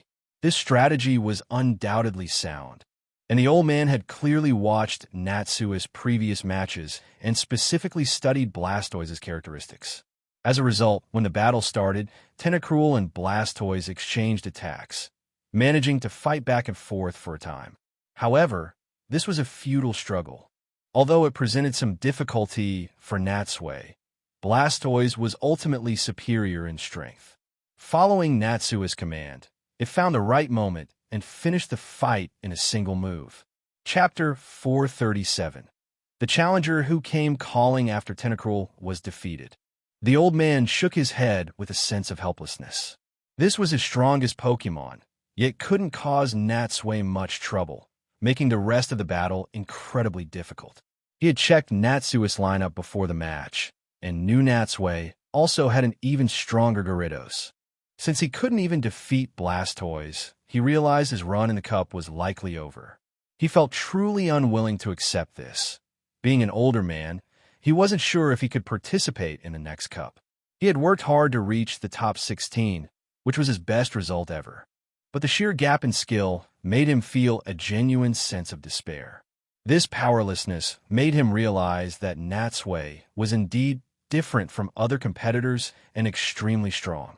Seriously, why would a young trainer with this level of strength participate in this kind of competition? He sighed softly, and urged by the referee, he sent out his second Pokémon. A blue flash revealed an octopus-like Pokémon appearing before Natsui. This was Octillery, a pure water-type Pokémon. It looked much like an octopus from Earth, entirely red, with 2 suction cups on each tentacle, giving it a somewhat slippery appearance. They generally live in rock formations or caves on the seabed, habitually boring holes and hiding in rocky caverns or jars. They will sometimes suddenly spray ink to escape powerful enemies or launch a sneak attack. Despite its soft, squishy appearance, it is the opposite of its look, possessing a hard head. It will use its tentacles to coil around prey, preventing escape, and then repeatedly ram them. It delivers the final blow only after the prey completely loses the ability to resist. Facing the old man's second Pokémon, Natsui neither needed nor intended to swap out Blastoise, choosing to keep it in the fight. Given Octillery's physique, its tentacles could not possibly coil around Blastoise's huge body, completely neutralizing this primary advantage. However, it did know a few Ice-type moves, which meant it was not entirely defenseless against Blastoise. As the battle started, Octillery immediately used Aurora Beam, attempting to use the Ice-type to counter Blastoise from distance. Blastoise could easily evade such an attack by jumping off its stone pillar and into the water. Furthermore, Octillery's power was insufficient to completely freeze the large battle arena, leaving it with no way to force a direct confrontation. Aurora Beam only managed to freeze a small section of the water surface, turning the spray from Blastoise's leap into ice crystals, but it failed to hit the target. Once Blastoise approached from underwater, Octillery couldn't even manage to launch any Ice-type moves. Having no choice, the old man had Octillery also dive underwater, hoping to constantly swim and put distance between them while simultaneously looking for an opening in Blastoise's defense. Blastoise, however, quickly used its signature ability, Hydro Pump, shooting continuous streams of water around itself like powerful twin propellers. This immediately formed a fierce underwater vortex. Affected by the whirlpool's thrust, all the ink was pushed far away and successfully diluted. The contaminated water surface couldn't return to its original state immediately, but became much clearer. Without the protection of the ink, Octillery had nowhere left to hide. Seeing this, the old man made a final desperate move, ordering Octillery to tightly wrap its tentacles around Blastoise. However, Blastoise was immensely strong and relied on its heavy physique, shaking free in just a few movements. At that moment, Natsui seized the opportunity of the two Pokémon being close by, ordering Blastoise to use a series of moves. It ultimately finished Octillery with a powerful Skull Bash. The referee immediately announced the result of the match. The audience erupted in cheers upon seeing Natsui effortlessly defeat both of his opponent's Pokémon using only Blastoise. At this point in the tournament, Natsui was the undisputed top seed in the eyes of the audience, thanks to his popularity, strength, and handsome appearance. More people paid attention to him every day, hoping he would win the championship. Waving to the audience, Natsui returned to the lounge. Ash and Misty stood up to congratulate him upon his return, but unlike Misty's genuine happiness, Ash seemed a little disappointed. Both his travel partner and the rival he respected had advanced, while he was eliminated, making it difficult for him to feel calm. Fortunately, he had a very easygoing personality, and after a brief period of low spirits, he quickly put his frustration behind him. He had already recovered before Natsui had even finished his match.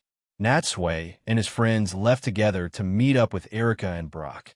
Since Natsui and Misty had successfully advanced to the top 8, the day's competition was not over.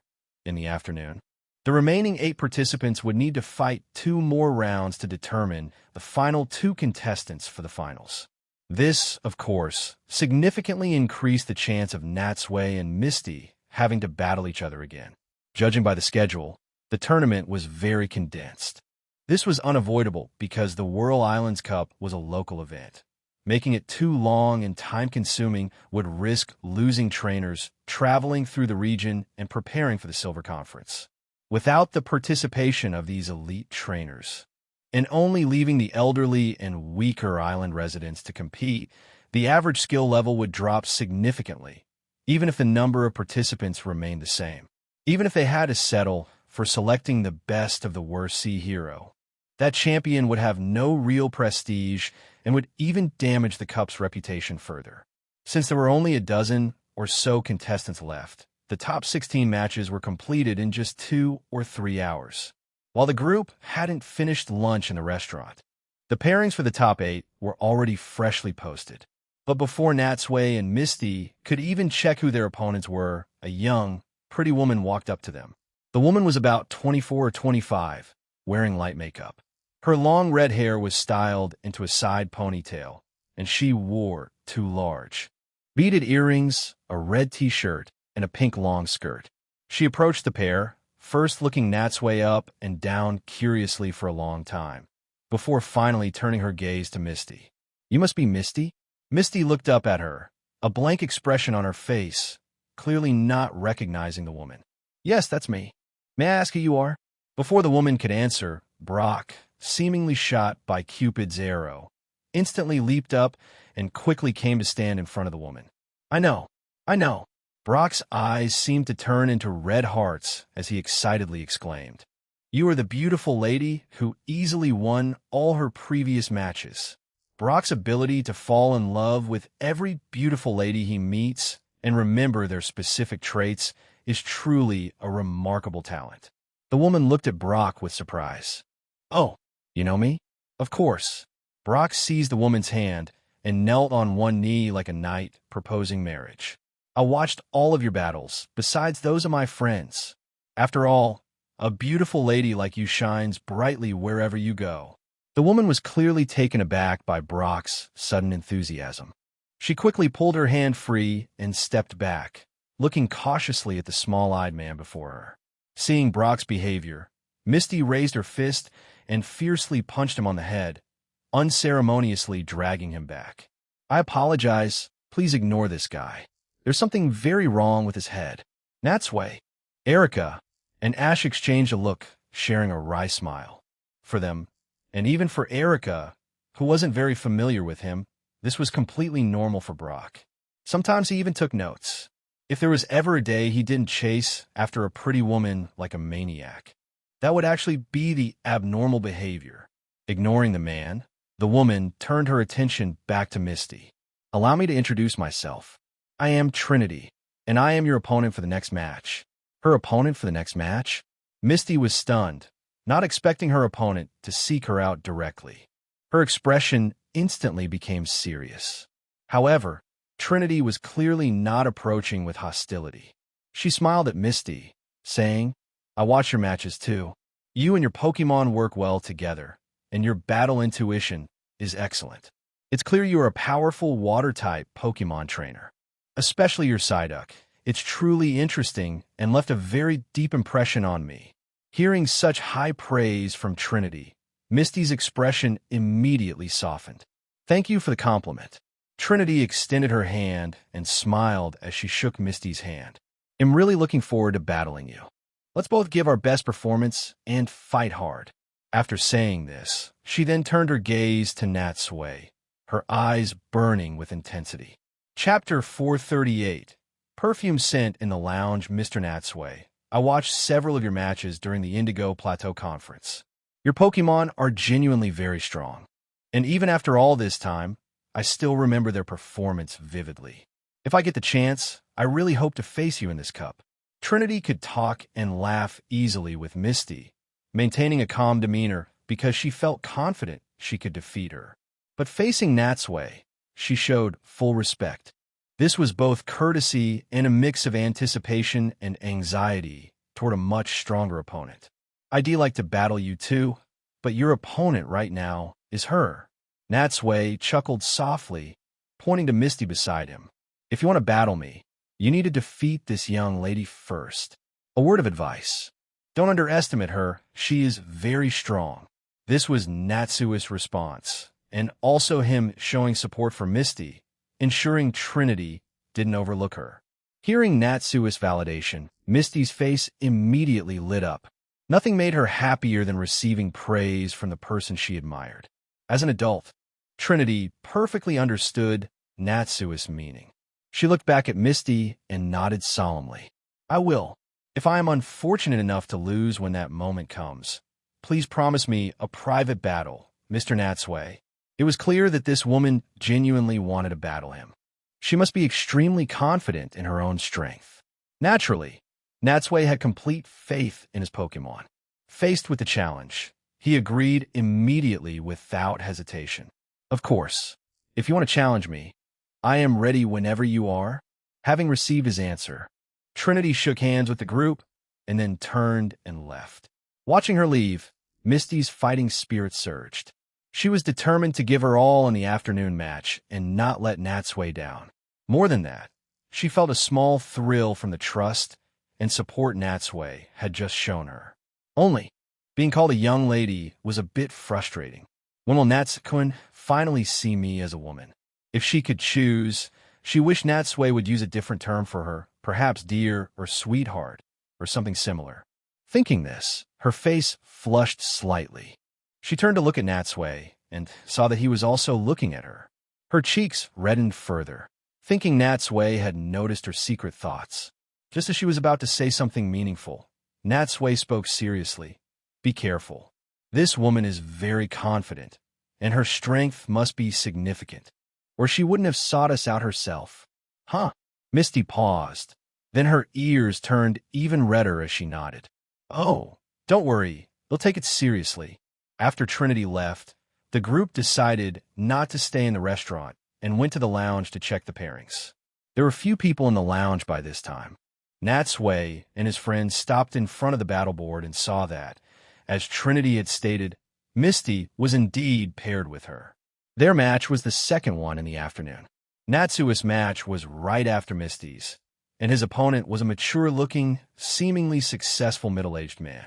Perhaps the recent encounter with Trinity had created pressure, or simply because the matches were drawing near, Misty dragged Ash and Brock to a nearby practice room to get their minds right.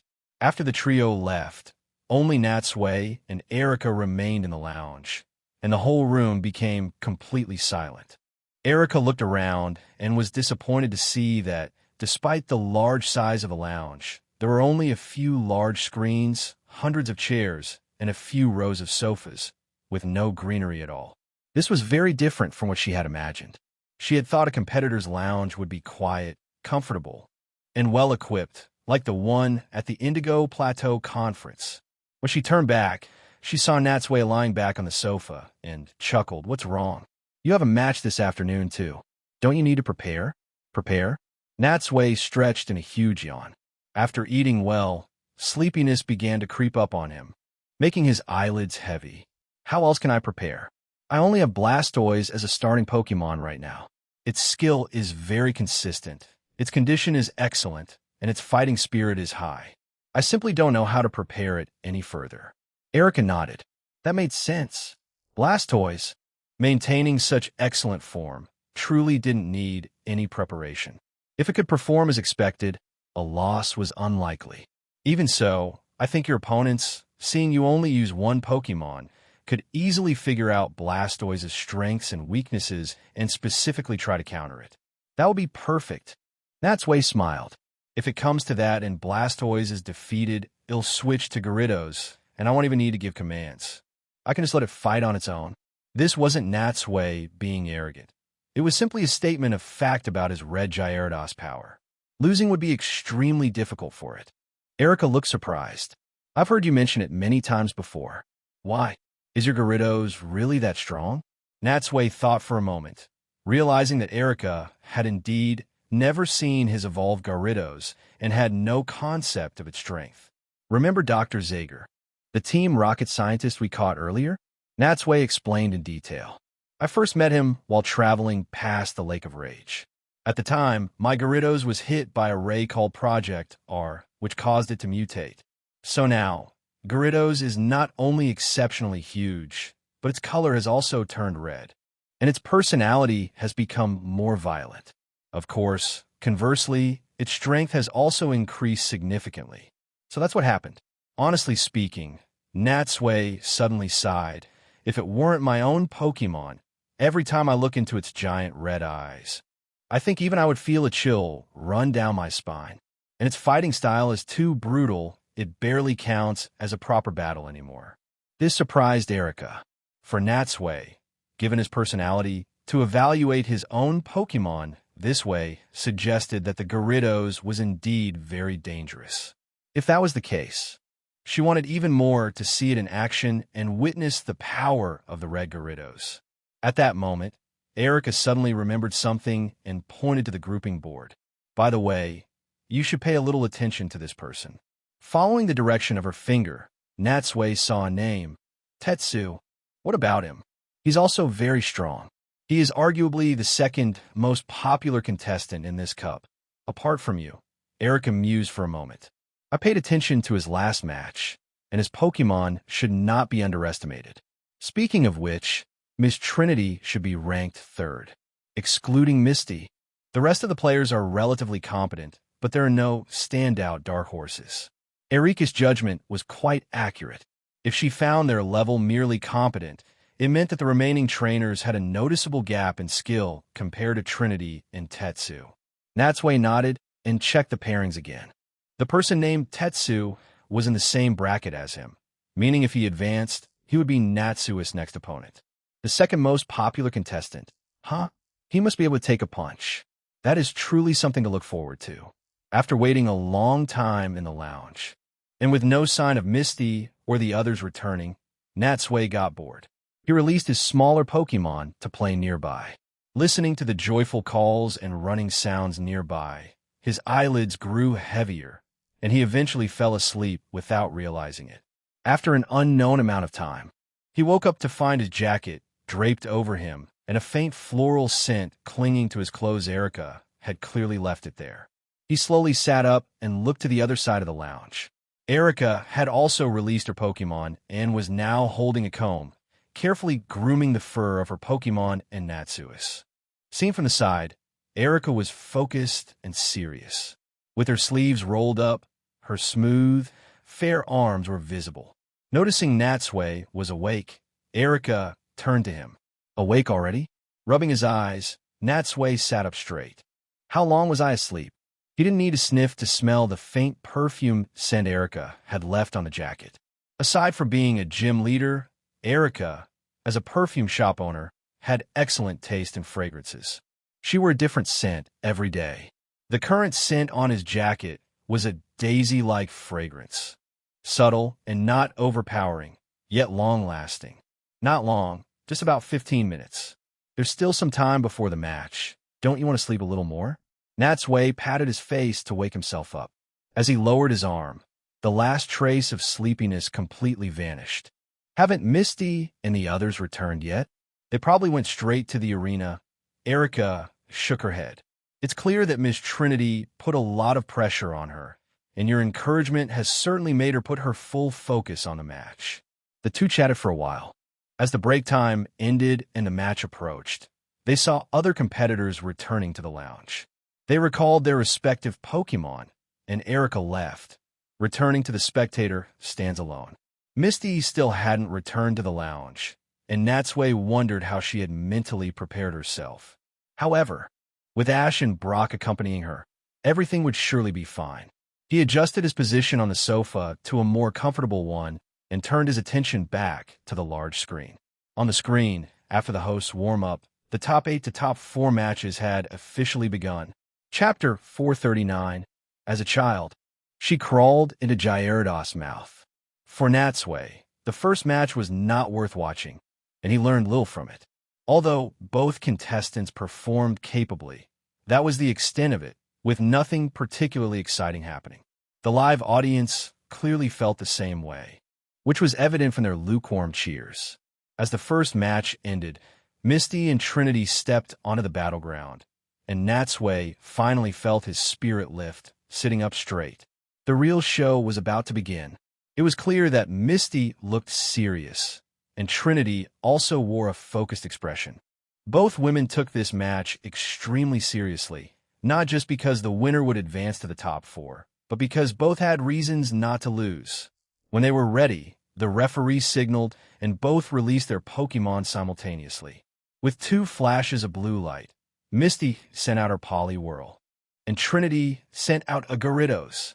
Seeing the fierce Gyarados, Misty's face suddenly changed, and she subconsciously took a step back in panic.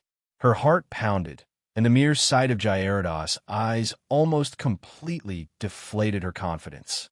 Natsui shook his head ruefully at this sight. Even after so much time, Misty still hadn't overcome her psychological fear of Gyarados. The root of her fear traces back to her childhood. When she was very young and couldn't yet walk, she found a Gyarados near the gym sleeping with its large mouth open, and out of curiosity, she crawled inside. The Gyarados instinctively closed its mouth upon feeling something strange. Misty thought she was about to be eaten, but fortunately, the Gyarados realized its mistake and quickly spat her out. Still, Misty was terrified and cried hysterically, developing an indelible psychological trauma of Gyarados ever since. Although this incident was terrifying and caused Misty deep emotional harm, this hesitation couldn't continue. As a future Water-type gym leader, she couldn't afford to be afraid of a Water-type Pokemon. Only by overcoming this hurdle and eventually mastering a Gyarados could she truly become a competent Water-type Pokemon trainer. It seemed she would need much more time to hone her skills. As her partner and the object of her affection, Natsui genuinely wanted to help her. After thinking about the situation, he decided the fastest solution was to fight fire with fire. He resolved to let Misty interact more frequently with his red Gyarados. Although the red Gyarados looks quite scary, it is very docile around those it trusts and would never harm Misty. He wondered if this exposure would finally eliminate her deep-seated fear. Back in the arena, Misty knew she couldn't retreat and quickly adjusted her mindset, forcing down her fear. As the referee announced the start of the match, she proactively launched an attack against Garridos. Following her command, Poliwhirl used Bubble Beam, immediately launching dozens of bubbles toward Garridos from its spiral belly. Trinity responded immediately with a devastating Hyper Beam. Garridos opened its massive mouth, condensing a powerful beam of light that shot directly toward Poliwhirl. The Hyper Beam's immense power instantly vaporized the Bubble Beam upon contact, continuing its path to strike Poliwhirl. Bang! Struck by the attack, Poliwhirl was sent flying a great distance, crashing into another stone pillar. When it slid down, it was already unconscious. It was an immediate knockout. The referee took one look and quickly announced the result. Seeing Poliwhirl defeated in the very first exchange left the audience murmuring and gasping in disbelief. This was the top 8, where all the weak competitors had been eliminated, making a single-move defeat extremely rare. The vast difference in strength between the two Pokémon was evident. Misty's face showed great distress upon seeing Poliwhirl defeated. She had prepared extensively, but she never imagined Poliwhirl wouldn't even withstand one attack. This clearly demonstrated that Trinity's Pokémon were exceptionally well-trained, which explained why she had approached them earlier at lunch. Glancing at the camera aimed at her, she knew Natsui was watching her through the screen, which gave her immense courage. Natsui-kun is watching me right now. I cannot disappoint him. So what if one Pokémon is down? The match isn't over, and I haven't lost yet. Taking a deep breath, she solemnly took out her second Pokeball. A flash of blue light revealed Misty's Corsola. By this point, Garridos had recovered from the Hyper Beam's debilitating side effect, and its movement returned to normal. It seemed the two Pokémon were starting from an equal position. This time, Trinity proactively launched the attack. Under Trinity's command, Garridos used Hydro Pump, sending a thick torrent of water toward Corsola. Misty countered instantly with Mirror Coat. A strange light flashed across Corsola's body.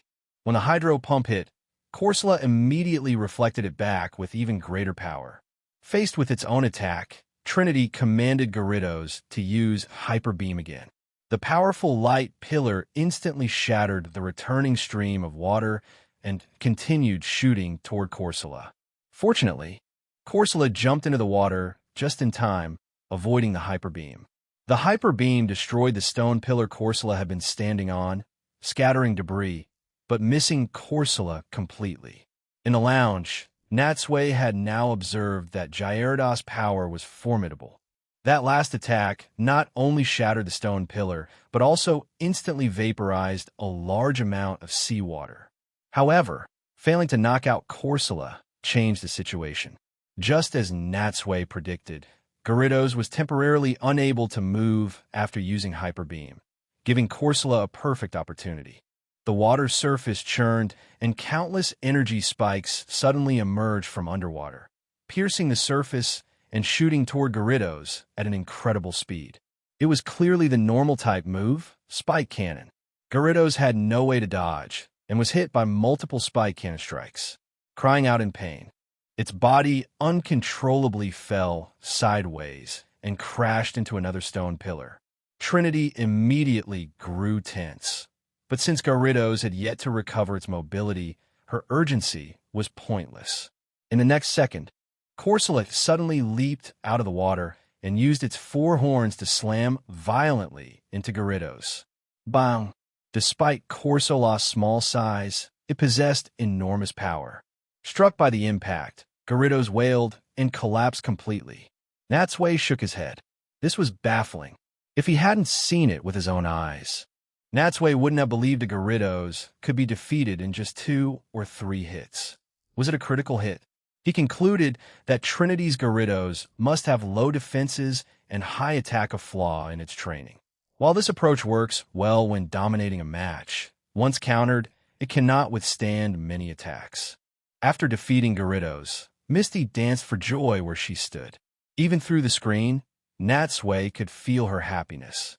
In contrast, Trinity showed little disappointment. She calmly recalled Garridos, then smiled as she threw out her second pokeball. A flash of blue light revealed a lantern floating on the water surface. The small lantern created a stark contrast with a massive Gyarados, and the audience was surprised that Trinity's final Pokémon would be such a small one. However, no one dared to underestimate it. Lantern is an electric water type. Its electric-type moves were undoubtedly devastating in this arena. Anyone who dared to enter the water would be severely shocked. Misty swallowed, knowing the real challenge had arrived. As the third phase began, Lantern immediately shot a current toward the sky. The current quickly created dark clouds, and within seconds, a thick lightning bolt fell. Lantern had opened with thunder, facing a move that could instantly knock out Corsola. Misty's face turned pale, and she frantically commanded Corsola to use Mirror Coat for protection. In a flash, the lightning struck Corsola. Fortunately, Corsola reacted in time, successfully using Mirror Coat in the final millisecond, and the reflected lightning shot back at Lantern with even greater power. Sizzle! Lantern did not dodge and was hit by the lightning. But when the smoke and electricity faded, it was still floating there, completely unharmed. Natsui shook his head ruefully. Lantern clearly had the Volt Absorb ability. This meant not only would it take no damage from electric-type attacks, but it would also recover its own health. This was truly bad. Lantern's electric-type moves had a type advantage over Corsola, yet Corsola's reflected electric attacks caused no damage. How could she possibly win? Misty also realized the situation was highly disadvantageous, and she looked worriedly at Corsola's condition. Corsola had used Mirror Coat several times in a short period, putting a massive strain on its body. Before Misty could find a solution, Lantern attacked again. This time, it used Confuse Ray. Misty, having no other option, had Corsola dive underwater to dodge. But this was useless. Lantern immediately extended its two long, lantern-like tentacles into the water, using Confuse Ray indiscriminately underwater. A powerful pink glow rapidly spread underwater. The Confuse Ray completely enveloped Corsola underwater. The cornered Corsola was forced to climb back onto the stone pillar, but its eyes were pink from the Confuse Ray, and its body swayed. Its consciousness was clearly completely confused. No matter how Misty shouted encouragement, Corsola couldn't snap out of its confusion. Trinity didn't give Corsola any time to recover. Following her command, Lantern used Discharge, decisively knocking out Corsola. Seeing Corsola faint, the referee immediately announced the result. This meant Misty was defeated by Trinity, eliminated from the competition, ending her run in the top 8. In the lounge, Natsui sighed and stood up to leave the room. He didn't look at Misty's discouraged face on the screen, nor did he wait to comfort her in the lounge. He had to prepare for his own match. In the competitor's tunnel, he walked past Misty. Seeing him, Misty's body trembled, and she looked down, avoiding his eyes. She felt most guilty toward Natsui for losing. She had failed to win, betraying his confidence. Natsui must be so disappointed right now. Natsui stepped in front of her.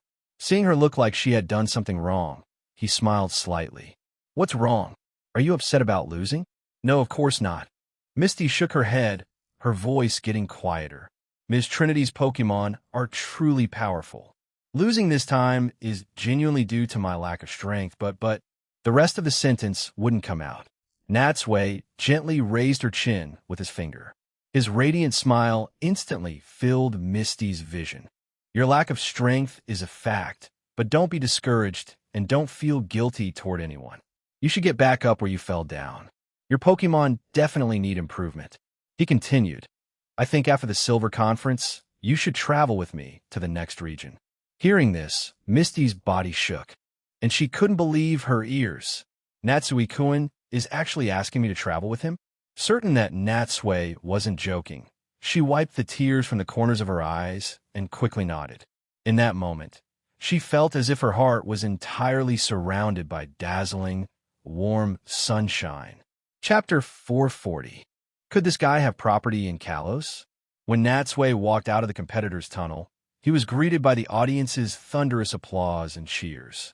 This sound was far more enthusiastic than during Misty and Trinity's battle, proving Natsui was truly the Cup's most popular contestant. Because he had paused in the tunnel, his opponent was already waiting patiently in the trainer's command area on the opposite side. Natsui walked calmly to his position and quickly assessed his opponent. The middle-aged man wore a well-tailored casual suit, judging by the material and style. It was custom-made and clearly expensive. He had a slick-back hairstyle, his head covered in hair gel, and a neatly trimmed beard that connected to his chin, giving him a masculine look. Although he wouldn't attract fans focused on traditional looks, his distinguished aura held a certain appeal for some viewers with a unique aesthetic. Natsui thought such a man belonged in an office, sipping red wine and smoking a cigar while watching the sunset. Not here. This suggested that Pokemon competitions truly had universal appeal in this world, attracting people from all walks of life. From another perspective, if the Whirl Islands Cup hadn't had such a low barrier to entry, a man like him likely wouldn't have participated. Since they were far apart, the two didn't exchange greetings. Instead, at the referee's signal, they immediately sent out their respective Pokemon. The middle-aged man's first Pokemon was a Clawitzer. This Pokemon is very common in the Kalos region, but has no natural habitat in Johto or Kanto. Natsui wasn't surprised by this, having already seen videos of his opponent's previous matches and gained some understanding of his lineup. This Pokemon suggested that the man was indeed a successful businessman who traveled frequently around the world. Otherwise, he wouldn't own a Clawitzer, a species abundant in Kalos. Because of this, most trainers here had never encountered Clawitzer and were unfamiliar with its abilities and traits. This lack of knowledge had allowed the middle-aged man to win consecutively and reach this stage. While Clawitzer's inherent strength was a factor, many trainers were simply defeated due to their lack of exposure. Natsui, as usual, sent out his Blastoise. The audience, however, expressed immediate disappointment upon seeing the familiar Blastoise. They supported Natsui, but his exclusive use of this single Pokemon had become visually boring. Even though Blastoise was incredibly powerful and superior to most Pokemon here, the audience wanted to see something fresh. They couldn't understand why Natsui insisted on using only Blastoise when he clearly had other Pokemon. As his opponent, the middle-aged man couldn't help but smile faintly when he saw Blastoise. He thought Natsui's single Pokemon choice was an arrogant display of strength and an attempt to show off his uniqueness. He was actually quite petty-minded beneath his seemingly gentlemanly facade. This guy is just a kid who got lucky enough to win a championship. What's so great about him? He even intentionally came out 10 seconds late just to bask in the attention. By projecting his own thoughts onto Natsui, the man found Natsui increasingly irritating, especially his young, handsome face, which made him feel defeated. Listening to the crowd cheer for Natsui, the middle-aged man thought to himself, when I defeat Natsui, he's going to look so embarrassed. Despite his inner thoughts, he showed nothing on his face. For the cameras, he consistently maintained what he believed was a charming smile. At the referee's signal, the match officially began. Although the local crowd was unfamiliar with Clawitzer, Natsui was quite knowledgeable about it from games, anime, and his own recent research. Clawitzer is a single-type water Pokemon. Its appearance is similar to a crayfish from Earth, but it is mostly blue and curled up. As its name suggests, its right arm is a supersized pincer, easily 3 or 4 times larger than its body. The massive pincer is Clawitzer's main weapon. It can use the feelers on the pincer to sense prey and fire various water type, and Pulse Aura moves like a cannon. It can even function as an accelerator, shooting water from a tube-like part on its rear to move quickly underwater. What's more impressive is its ability, Mega Launcher. Pokemon with this ability gain a significant boost in power when using Pulse and Aura attacks. Interestingly, the only other Pokemon that possesses this ability is Mega Blastoise. This shared ability was one of the key points of the match. Unfortunately, as Clawitzer was not a native Pokemon, Almost no one in the audience, not even the commentators, knew about this common trait with Blastoise. Only Natsui did. As the battle began, Clawitzer opened with Dragon Pulse, launching an aggressive attack. The two Pokémon battled fiercely in the arena. Clawitzer fought like a long-range cannon, constantly assaulting Blastoise. Blastoise, however, acted like a thick shield, blocking every attack. Multicolored attacks shot from Clawitzer's massive pincer toward Blastoise. Blastoise retaliated with moves of equal power, refusing to fall behind. The audience was mesmerized by the continuous display of powerful moves. The match seemed to be deadlocked for a long time. One was focused on offense, the other on defense, and the question was whether the gun could break the shield or if the shield could disarm the gun. After a while, those with more experience realized that despite Clawitzer's impressive display, it was mostly sound and fury, signifying almost no success. For Natsui, battling Clawitzer was relatively easy as long as he kept an eye on its massive pincer. Just as Erica had said in the lounge, the skill level of the remaining contestants was very average. Blastoise consistently found openings to launch successful counterattacks while maintaining its defense. Clawitzer, conversely, simply could not bravado Blastoise's defense. Seeing Clawitzer slowly fall behind, the middle-aged man grew desperate.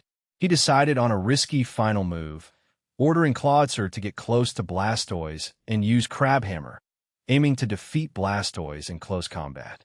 The Crab Hammer, which the man was so confident about, was blocked by Blastoise using a simple withdraw. Clawitzer's huge pincer, flashing with danger, pounded Blastoise's shell like a hammer, only succeeding in making the shell spin. After the failed Crab Hammer, the shell suddenly rebounded toward Clawitzer, and Blastoise's large head shot out. It used Skull Bash, knocking Clawitzer out immediately.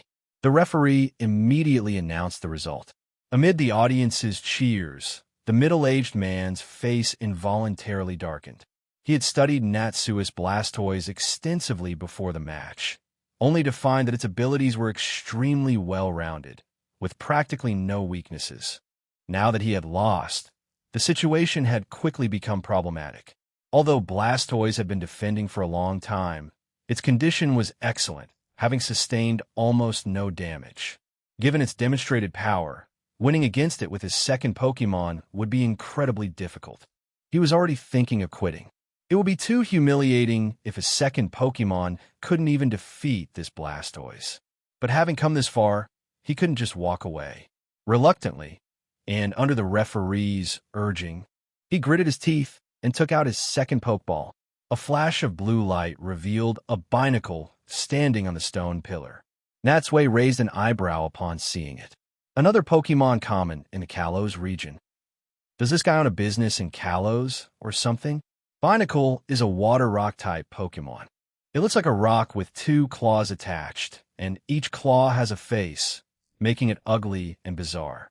These two claws are actually two separate bodies. Like Doug Trio, they are a cooperative team. Natsui honestly didn't know much about this Pokémon, mainly because it was too ugly and completely failed to meet his aesthetic standards. Even its evolved form, Barbercle, had always been a hard pass for him. Since he was unfamiliar with it, Natsui had no choice but to pull out his Pokédex and aim it at the Pokémon. Pokédex, Binacle, the two-handed Pokémon. Rock water type. Two Binacle search for a rock of suitable size on the beach to live together. They move by leveraging their bodies to create a reactive force, dragging the rock beneath them. They rush onto the beach when the waves crash to eat seaweed. If they quarrel, one will move to a different rock. Natsui put away the Pokédex and curled his lip. Based on that description, why do they sound weirdly cute? Realizing this disturbing thought, he shuddered and quickly shook the preposterous idea from his head. I absolutely will not let my aesthetic taste get weird. Meanwhile, seeing Natsui pull out his Pokédex, the middle-aged man finally breathed a sigh of relief. He had found a Pokémon Natsui didn't know. This is perfect. People are always wary and confused by the unknown. As long as he hesitates, I have a great chance to win. The man's slump instantly lifted and his confidence rebounded slightly. However, as soon as the battle started, he realized things weren't going his way. Why is this man using a completely different strategy and actively attacking? Shouldn't he be cautious with an unfamiliar Pokemon? In the arena, Blastoise abandoned its defensive strategy from the previous match and immediately went on the offensive. Natsui might not know much about Binacle, but it was unevolved, comprehensively weaker, and possessed a rock typing. What was there to fear? If the previous match showcased Blastoise's elite defense, this one showed its fearless offense. After a few long-range water-type exchanges with Binacle, Blastoise closed the distance and defeated the Pokemon cleanly with a close-range attack. Seeing his Pokemon defeated so easily, the middle-aged man's face turned red and then pale. He had expected this to be his turning point, but he was defeated even faster than the first match. The decisive factor was Blastoise's relentless, consecutive attacks. He stared intensely at Natsui. Failing to defeat Blastoise with both Pokemon, he felt both deeply humiliated and shamed by Natsui.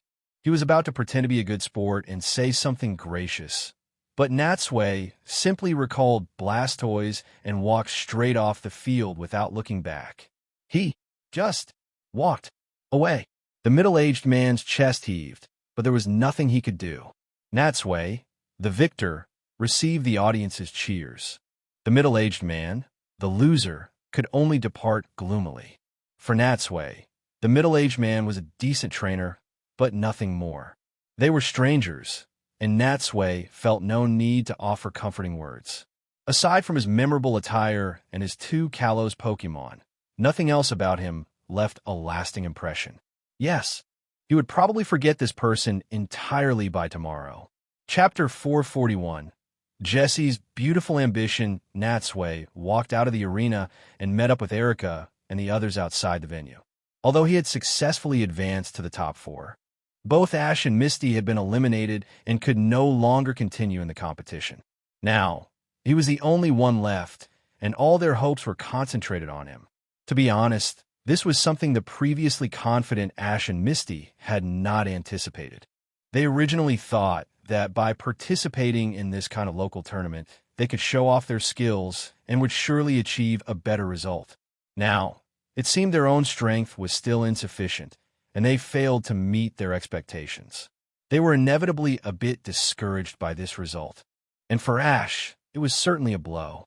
After all, he had always regarded Natsui as the person he admired most, as well as his greatest rival. Back when they were traveling in the Orange Archipelago, he, like Natsui, had defeated Drake to become an Orange League honorary trainer. This once made him think that he was on the same starting line as Natsui again and could compete with him, especially after arriving in Johto. Not only did he catch many Pokemon during his journey, but he also won the Grass Pokemon Tournament and achieved many victories in other small competitions, which greatly boosted his confidence. I've become stronger than before. The gap between me and Natsui must be getting smaller and smaller. This was something Ash had firmly believed for some time, and it was the source of his confidence to challenge Natsui in this cup. But he didn't expect that after just a few matches, the cruel truth would pull him back to reality. He had once again stopped at the top 16, just like at the Indigo Conference. Although on one hand, it was because his opponent was Misty, and Misty was skilled with water Pokemon, leading to his unexpected defeat by her Psyduck. A loss was a loss. It could only be said that his skills were indeed lacking, and there was no need for excuses. Fortunately, he was always big-hearted and had already adjusted. What puzzled him greatly, however, was why Misty, who had just lost her match, seemed so happy. She even looked radiant. But no matter how much he asked, Misty just looked at him with a smug smile, with no intention of explaining. Only when she looked at Natsui did a strange emotion seem to flash in her eyes. This change was so obvious that even he could feel it. Unfortunately, the simple-minded Ash didn't know what that emotion was, and not knowing why, he could only suppress this question in his heart. However, despite being eliminated, the 3 of them had no intention of leaving right away. They plan to continue their journey after watching Natsui's match tomorrow. After all, as friends, companions, a younger brother figure, and a rival, they were naturally very concerned about Natsui's situation. Besides, with Natsui still competing, how could they possibly abandon him? Scratching his head, Ash turned to Brock and asked, "Are all of Natsui's matches over for today? What's the schedule for tomorrow?" Brock took out the handbook issued by the Cup and flipped a few pages. "Let me see. According to the schedule, the semifinals are tomorrow morning, which will decide the top 2 contestants. And at 1 in the afternoon is the final match to determine the ultimate winner, the Sea Hero. After that is the Sea Hero's blessing ceremony. If all goes well, we can leave here with the trophy and honor the morning after tomorrow." Just like Misty, Brock, who knew Natsui well, also firmly believed that Natsui would win the final victory.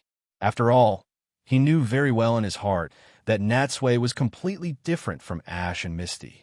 He was the type of person who was incredibly strong on his own and wouldn't give his opponents any chances.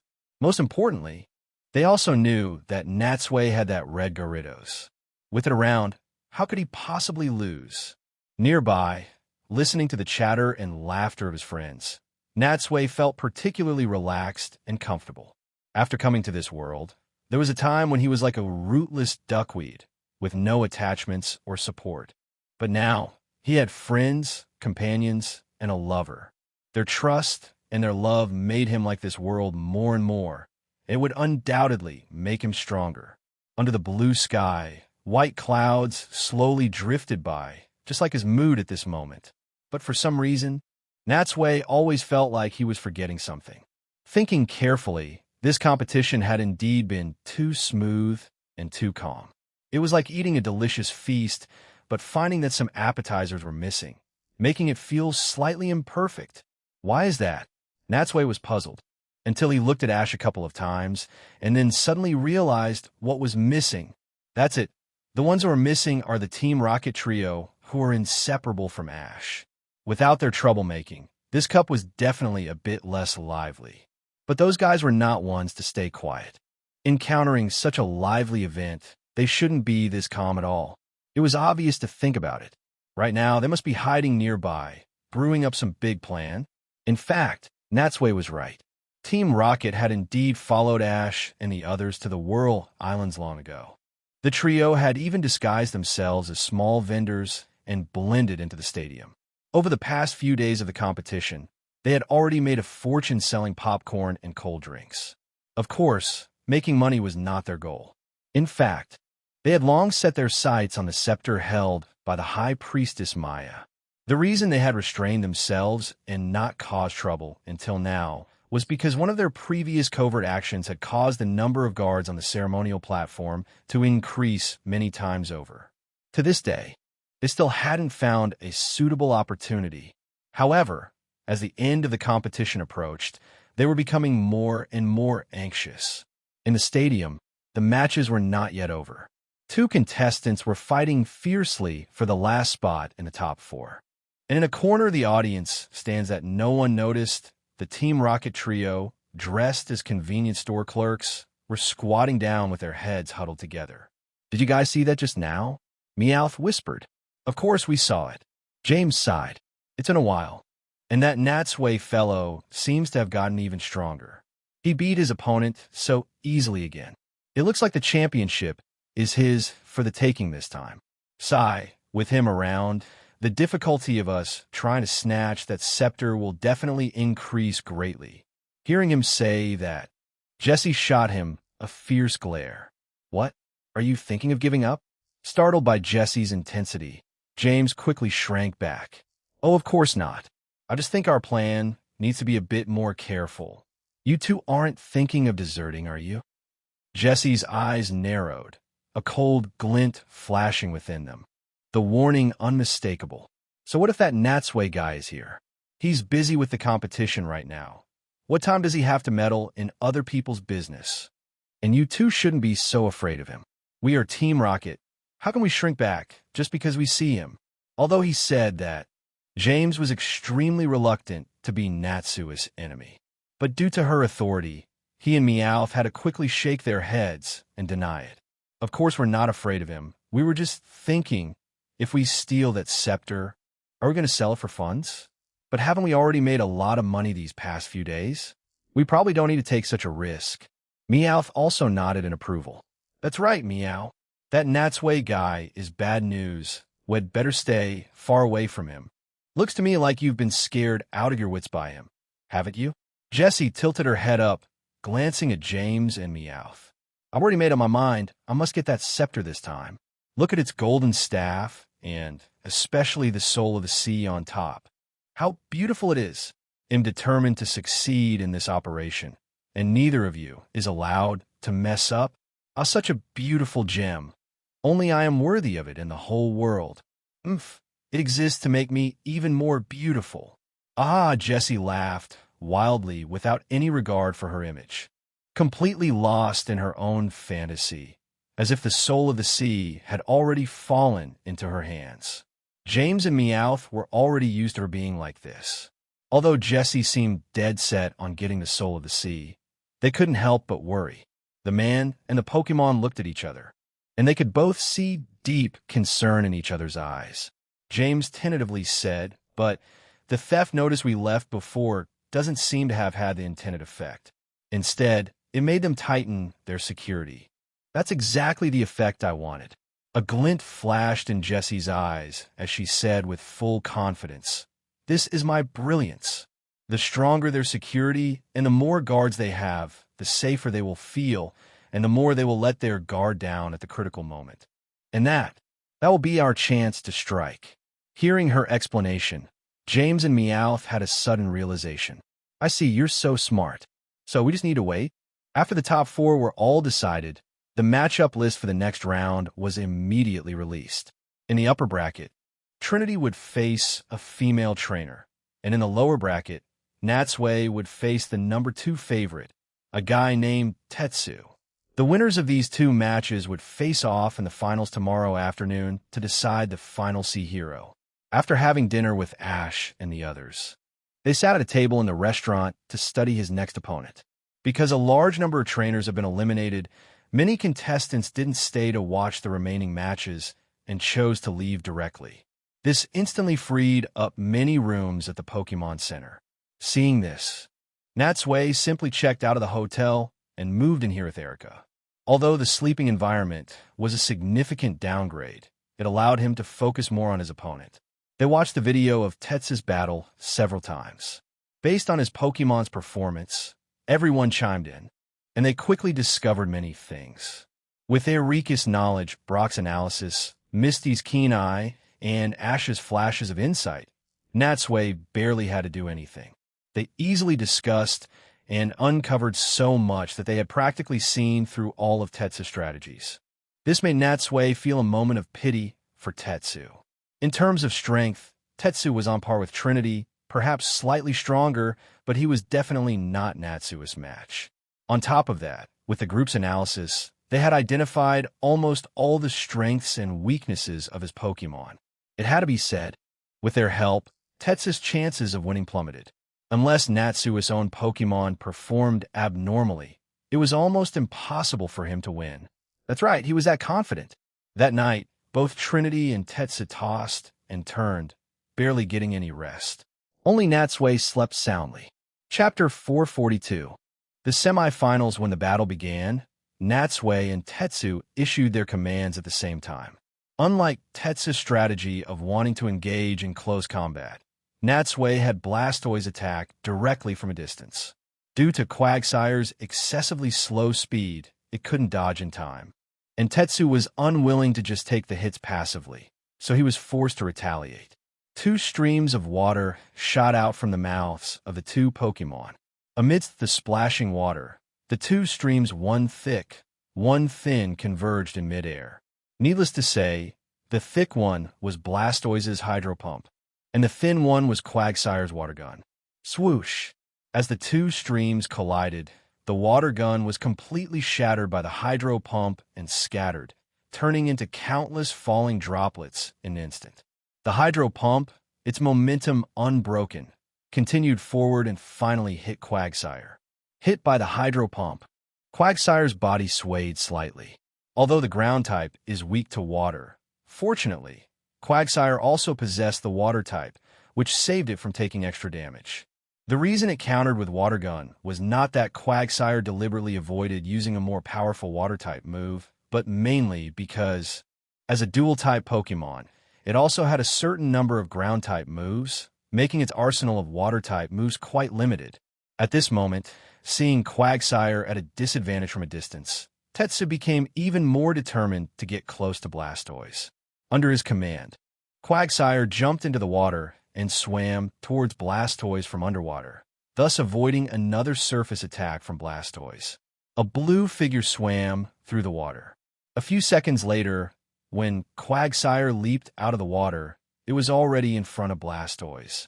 Before it could land on the stone pillar, its two claws were already raised high, lunging at Blastoise. The starting motion of this move was very obvious. It was the normal-type move that many Pokemon can use Slam. Seeing Quagsire's fierce approach, Blastoise naturally wouldn't just sit and wait. It advanced instead of retreating, turning its body sideways and using the hardest edge of its shell to hit Quagsire's abdomen with a tackle. Bang! The two Pokemon charged at each other and became entangled. However, Blastoise's shell was smooth, with nothing for Quagsire to grab onto, so its slam attack failed. Instead, it took a heavy hit and was forced to take a big step back. Succeeding with 2 consecutive attacks seemed to set the tone for this battle. Although Quagsire's abilities might not seem outstanding in any particular area, apart from its very slow speed, its other stats were very balanced, with no obvious weaknesses. This jack-of-all-trades nature made it not easily countered when facing certain Pokemon. But unfortunately, in this battle, it encountered the stronger Blastoise and a Natsui who was fully prepared for this match. Except for stamina, every one of Blastoise's stats was much stronger than Quagsire's, and this advantage meant it would almost never be at a disadvantage in a direct confrontation. The two Pokemon stood on the stone pillar, trading blows back and forth. In just a few breaths, they had already clashed several times. However, as the number of attacks increased and the frequency picked up, not only did Quagsire take continuous damage, but Blastoise also took a few solid hits. From this, it was clear that this Quagsire did have some strength and could cause some trouble for Blastoise. And Tetsu had clearly not been idle during this time, having also studied Blastoise's fighting style and characteristics. Unfortunately, there was still a certain gap in strength between the two Pokemon, and this gap could not be bridged by tactics alone. Finally, Blastoise and Quagsire both used Aqua Tail simultaneously, their tails striking each other heavily. With a loud smack, the water swirling around their tails was shattered into countless splashes and fell from midair. Looking at the two Pokemon, although it seemed like an even match, Blastoise was clearly the superior one, seizing the moment while Quagsire was still off balance. It closed in again and defeated Quagsire in one fell swoop. Splash! Quagsire fell backward into the water. Looking at the unconscious Quagsire, the referee decisively raised the flag and announced the result of the match. The first round, although there were some twists, was a relatively easy win for Natsui. The audience found this result both unexpected and seemingly reasonable. After all, Natsui was the champion of the Indigo Conference, so it was natural for him to win. It was just unexpected that Tetsu, as the second favorite, still didn't pose much of a challenge to Natsui. Is the skill gap really that big? In the trainer's box, seeing Tetsu recall Quagsire with a look of resignation, Natsui also secretly breathed a sigh of relief. Although he made it look easy, the mental pressure of this battle was still high, especially when Quagsire, after its early setbacks, erupted with strong fighting spirit in the mid to late stages and had once turned the tables. Fortunately, he still won in the end. It was a close call.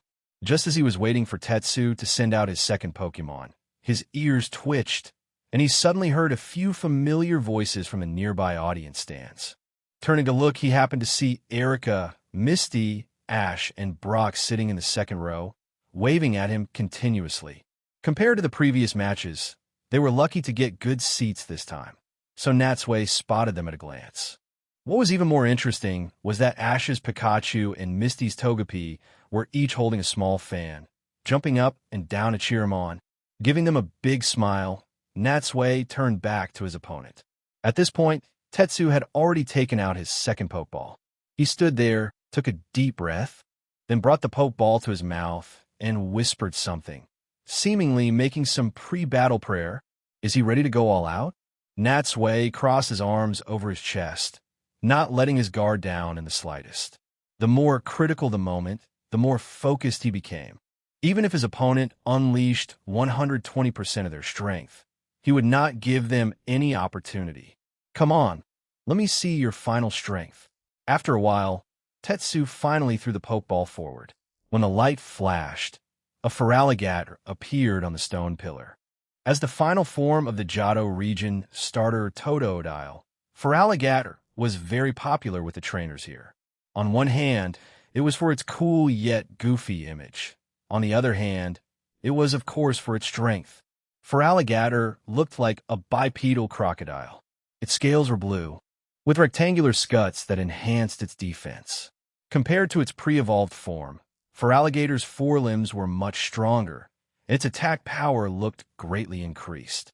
As a pure water-type Pokémon, Feraligatr usually moved slowly, but when pouncing on prey, its speed was too fast to see.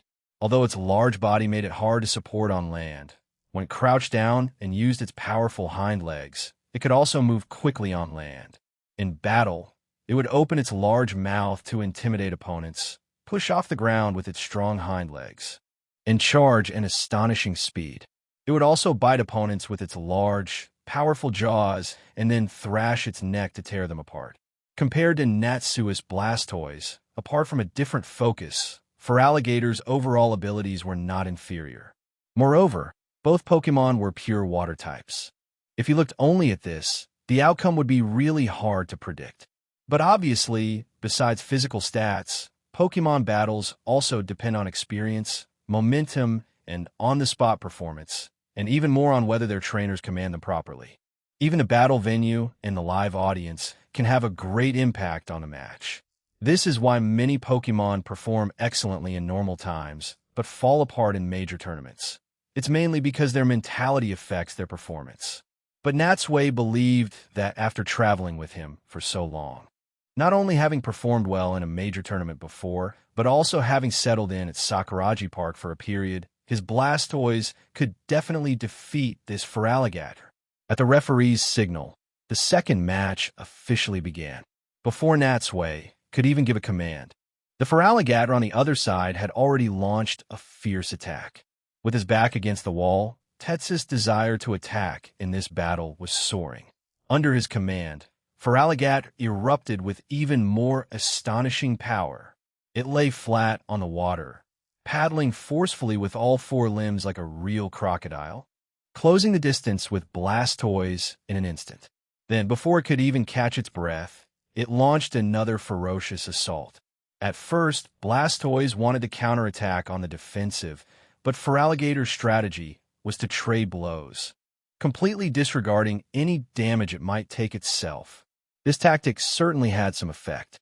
Blastoise was forced to defend. Fortunately, it was good at this. With Iron Defense and Protect, plus the Divine Skill Withdraw, it created an impenetrable defense against Feraligatr's attacks. But over time, it inevitably began to struggle to keep up. Like its master, Feraligatr seemed to have staked everything on this. It completely ignored its rapidly depleting stamina, a fire burning in its eyes, knowing only to attack, and attack again. The attack frequency was so high that as soon as Blastoise defended against one move, the next one followed immediately, leaving no energy to launch a counterattack. Even if it used Rapid Spin, Feraligatr could just dive underwater to evade the move, which would only waste its own stamina. Seeing this, the audience immediately became restless. Since Natsui had entered the competition, his Pokémon had always been extremely dominant, defeating opponents with a huge advantage in every battle. Now, in the semifinals, someone could finally suppress his momentum. Of course, saying suppress might not be accurate, but at least the scene before them now was Feraligatr constantly attacking, while Blastoise was desperately defending. Their spirits lifted, and they instinctively sat up straight, all wanting to see if this Feraligatr could defeat Blastoise. Even Ash, Misty, and the others widened their eyes, too nervous to breathe. In the arena, Natsui's eyes narrowed. Feraligatr's performance at this moment was beyond what he and the others had predicted before the match. Before this, Feraligatr did not have such a fighting style. It could be said to be completely different. It seemed Tetsu had indeed been pushed into a corner by him, forcing him to change his battle style and go all out without reservation. He carefully searched for an opening in Feraligatr's assault. Taking hits passively was not his style, although at the current rate, Feraligatr would likely run out of stamina and stop attacking first. You can't just rely on tiring out the opponent to win. And now, it was a test of his commanding ability as a trainer. After watching for a while, he unexpectedly found an opportunity. As the two Pokémon fought fiercely, with various moves flying around, they were causing quite a commotion. Although neither could get the better of the other, the stone pillar beneath their feet couldn't withstand such a beating, and it slowly started to crack without them noticing. The crack wasn't obvious, but it was undoubtedly a hidden danger. And the crack was facing Natsui, while Tetsu couldn't see it at all. A thought flashed through his mind, and Natsui shouted loudly, "Blastoise, stomp your foot now!" Hearing Natsui's command, Blastoise was stunned at first, not understanding what he meant. But out of absolute loyalty to its trainer, it didn't hesitate, lifting its right foot and bringing it down heavily. Crack! With Blastoise's already heavy body, plus the force of the stomp, the originally flat surface of the stone pillar instantly shattered, creating a large gap. Both Pokémon immediately lost their balance and fell towards the water. Fortunately, Blastoise was somewhat prepared. It only staggered for a moment and, relying on its weight, stood firmly on the pillar. In contrast, Feraligatr was caught completely off guard and fell directly into the water.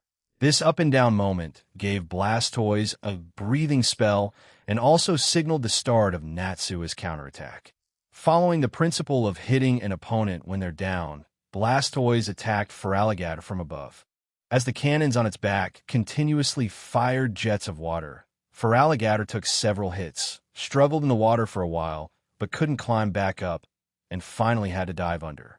But hiding underwater was not a solution. After lurking for a while, and seeing that Blastoise showed no openings and wasn't coming down to pursue, Tetsu had no choice but to have Feraligatr surface again and try to climb the stone pillar. Unfortunately, it was no longer possible for it to get close to Blastoise. Moreover, the after effects of Feraligatr's frantic attacks were now showing. Its stamina was critically low. It was already panting heavily just as it climbed onto the pillar. Tetsu's expression changed as he realized what was happening. And seeing this, how could Natsui miss such a golden opportunity? Under his command, Blastoise took a running start and slammed hard into Feraligatr's body. Hit by Blastoise's charge, Feraligatr fell backward. With a splash, just like its partner Quagsire, it also lay unconscious and limp in the water. Chapter 443.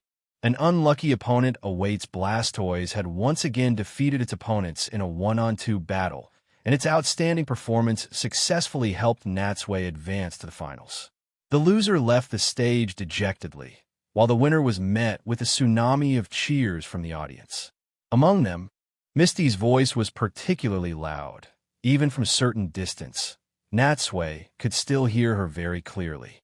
When he turned to look at Misty, he saw her fair, slender arms waving excitedly in the crowd, her voice nearly breaking from shouting.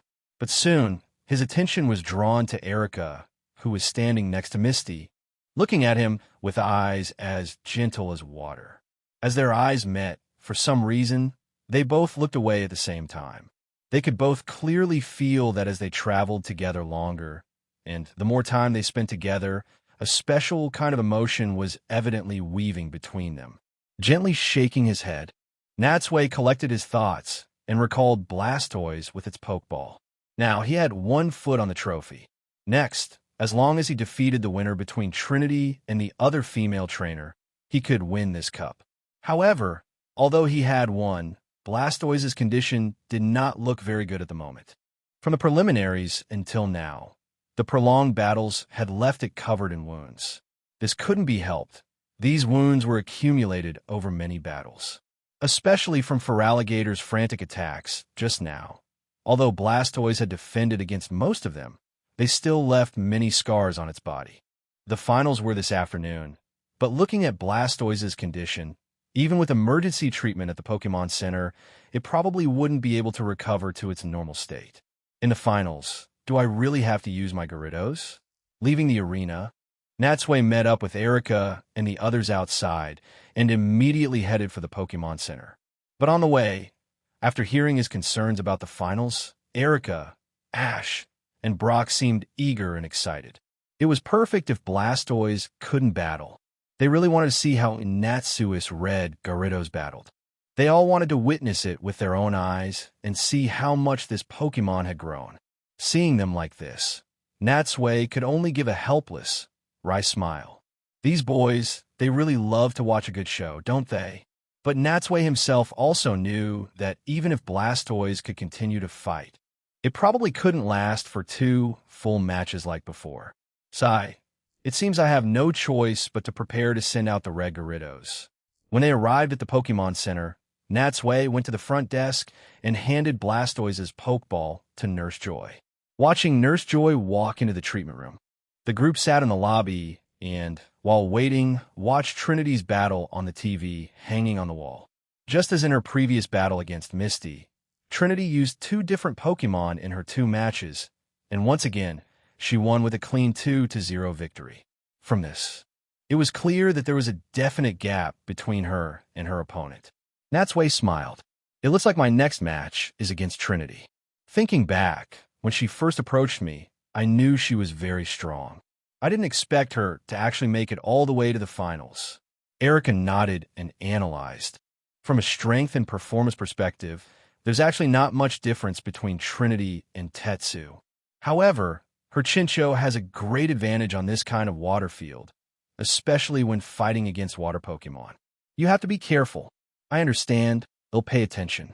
At that moment, Misty suddenly leaned in and whispered in Natsui's ear, Natsui, I was eliminated by Miss Trinity. You have to get revenge for me this time. Okay. Before Natsui could say anything, Ash, who was beside them, had already curled his lip. What's that, Misty? If you lost to Miss Trinity, you should be the one to get even. Why ask someone else to get revenge for you? The blockhead, Ash clearly didn't understand that although Misty's words were about wanting Natsui to get revenge for her, in reality, her tone and actions were more of a cute plea towards Natsui. With the atmosphere ruined by Ash, Misty was instantly annoyed. She turned and glared at him, her expression a far cry from the gentle demeanor she had towards Natsui. None of your business. You loser. Don't you forget that I'm the one who beat you in the top 16. If you're not happy about it, remember to get your revenge on me next time. Darn it. You. Misty. Hitting a sore spot. Ash was furious, but was a fact that he had lost to Misty, and he had no ground to stand on. You just wait. The next time there's a competition like this, it'll definitely beat you. Misty lifted her chin, looking very disdainful. Got it. They'll be looking forward to it then. With Ash and Misty around, the atmosphere was never dull. During a break in their bickering, they had lunch at the restaurant, and just as they put down their chopsticks, Nurse Joy's voice came over the broadcast. Mr. Natsui, please come to the front desk. Your Pokemon has recovered. The announcement was broadcasted several times. By the time the third one sounded, Natsui and the others had already reached the front desk of the Pokemon Center. Seeing Natsui, Nurse Joy, holding a tray, handed him Blastoise's Pokeball. Mr. Natsui, your Blastoise has finished its recovery. However, all I could do was treat its wounds. The continuous battles over the past few days have left it mentally exhausted. I suggest you let it rest for a while longer. I understand. Thank you for the advice. Natsui took the Pokeball, sighing softly in his heart. It seems using Gyarados is truly unavoidable. I hope the upcoming battle doesn't leave any psychological scars on Trinity. With the previous example of Aya, he was very reluctant to offend a female trainer in this way. At 1:30 in the afternoon, Natsui parted ways with Erica and the others and walked into the arena's lounge alone. And in the room, he saw Trinity at a glance. At this moment, Trinity was sitting on the sofa with her eyes closed, resting. Hearing footsteps, she slowly opened her eyes. "You're here?" Meeting his opponent before the match, and not knowing her well, coupled with the fact that he would probably have to defeat her in a rather brutal way shortly, made Natsui feel a bit awkward. He could only nod politely, while also mentally complaining about the unreliability of the organizers. If this were the Silver Conference or any other tournament, they would definitely have placed the contestants in separate lounges, and they would never have met like this beforehand. Fortunately, Trinity didn't seem to mind Natsui's attitude. She stood up, walked over to him, and a friendly smile appeared on her face. "According to our previous agreement, not only did I beat Misty, but I've also successfully made it to the finals. It seems we were destined to settle things in the arena." Natsui had gone from being the challenger to the one being challenged. This was not only a sign of his growth and strength, but also an affirmation of the results of his journey. Being seen as a goal by others wasn't a bad thing. After all, the more you are challenged, the stronger you become. But Natsui couldn't help but smile wryly in his heart. The friendlier Trinity acts now, the greater his guilt will be after the battle. "Sai, you have no idea what's about to happen. I really hope you can still be this calm after the match." Chapter 444. Battling Trinity. Looking at Trinity's slightly expectant face, Natsui really couldn't bear it. He organized his words, trying to be as polite as possible, so that maybe after Gyarados entered the battle, she wouldn't resent him so much. "Miss Trinity, being able to defeat Misty and make it to the finals proves that you are indeed a very skilled trainer. I'm also looking forward to our match later. I hope we can both perform to our full potential and do our best. But that being said, if any accidents happen during the match, or if some uncontrollable things occur, I hope you'll be understanding."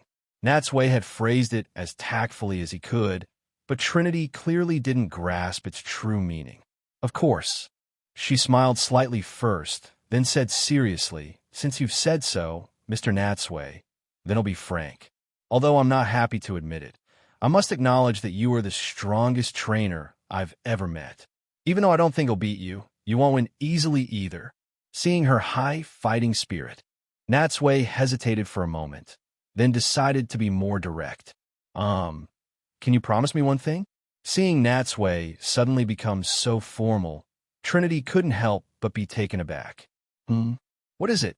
Natsui took a deep breath and then said in a serious tone, "Please promise me, no matter what happens in this battle, please don't hold a grudge afterward."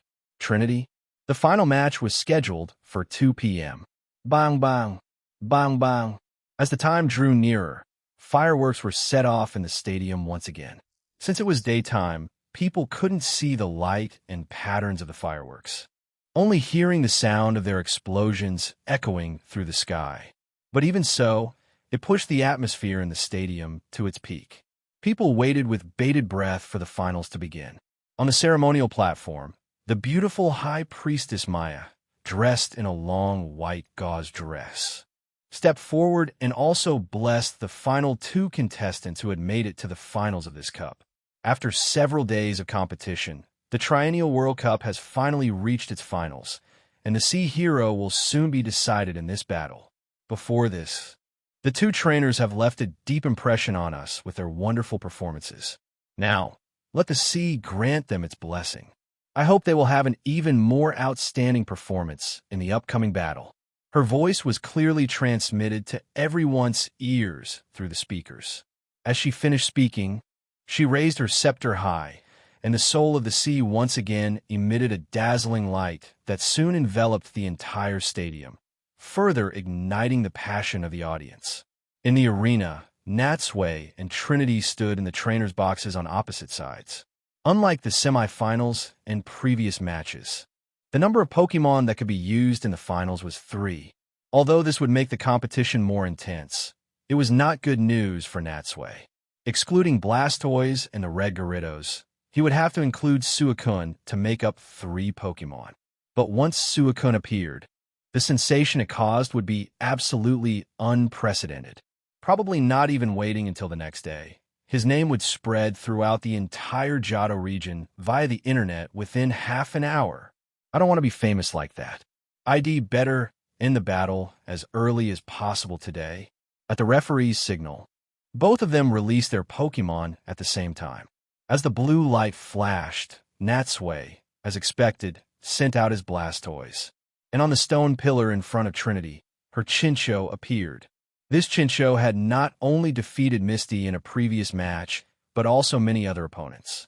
It could be said that it played a huge role in Trinity reaching the finals. But Natsui raised an eyebrow. Is she going to use it to fight right from the start? This was Trinity's most advantageous Pokemon, yet she was bringing it out first. It seemed that in order to defeat him, not knowing what his next 2 Pokemon were, she had adopted a rather risky strategy. While admiring Trinity's courage, Natsui couldn't help but feel a little worried for Blastoise. Facing an Electric-type Pokemon, he had no guarantee of victory, especially now that Blastoise was not in good condition, making the situation even worse. But no matter what, even if he was at a complete disadvantage, he couldn't back down before the fight. Seeing that both sides were ready, the referee waved the flag, and the final match officially began. At the start of the battle, Natsui tried his best to keep Blastoise out of the water and from getting wet. He just had it stand on the stone pillar, rotating the water cannons on its back to launch long-range attacks at Chinchou. Chinchou also shot a stream of water from its mouth, but when the 2 streams collided in midair, its stream was easily dispersed. If they were simply trading water-type moves, Chinchou was clearly no match for Blastoise, which was known as a water cannon. Trinity naturally understood Natsui's plan. She smiled lightly and no longer entangled with Blastoise, directly ordering Chinchou to start gathering electricity. Since I can't win in overall strength, it'll just use the type advantage to defeat it in one go. Looking at the ball of lightning gathering in the air, Natsui's eyelid twitched. The situation is really bad.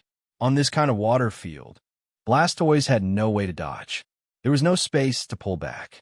Even if it dived into the water, it would still take a lot of damage from such an electric-type move. But sitting and waiting was obviously not an option. After a moment of thought, Natsui still gave the order for Blastoise to dive into the water. Compared to taking a direct hit, the electric current would undoubtedly conduct and spread in the water, preventing the full force of the shock from concentrating on Blastoise. On the stone pillar, Blastoise jumped into the water, splashing up a large wave. And just as it entered the water, a thick bolt of lightning struck down. Crack! After a clap of thunder, the stone pillar was shattered to pieces. Fortunately, it missed Blastoise and didn't hit it. This scene made Misty extremely anxious. After all, she had also been defeated by such a move and was very worried that Natsui would repeat her mistake. Natsui, you have to do your best. After one miss, Trinity was not surprised.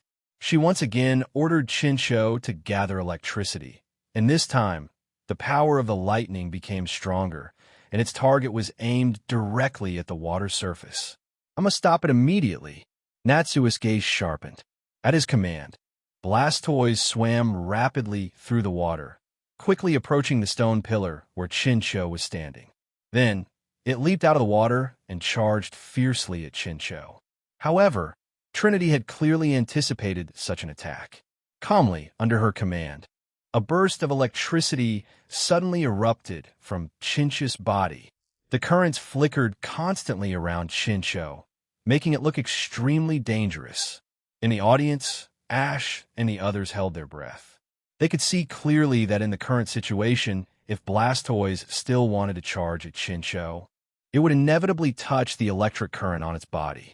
And in that case, even if the attack was successful, Blastoise itself would undoubtedly suffer more severe electrical damage. Chapter 445. So this is his Gyarados? Of course, Natsui also saw the electric current on Chinch's body, but he remained unfazed, calmly watching as Blastoise charged towards it. Compared to Chinch's size, Blastoise was like a heavy-duty truck, crashing into it with the force of a thunderbolt.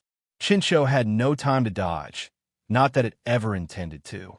The moment it was hit by Blastoise, Chinch's entire body was sent flying 7 or 8 meters backward.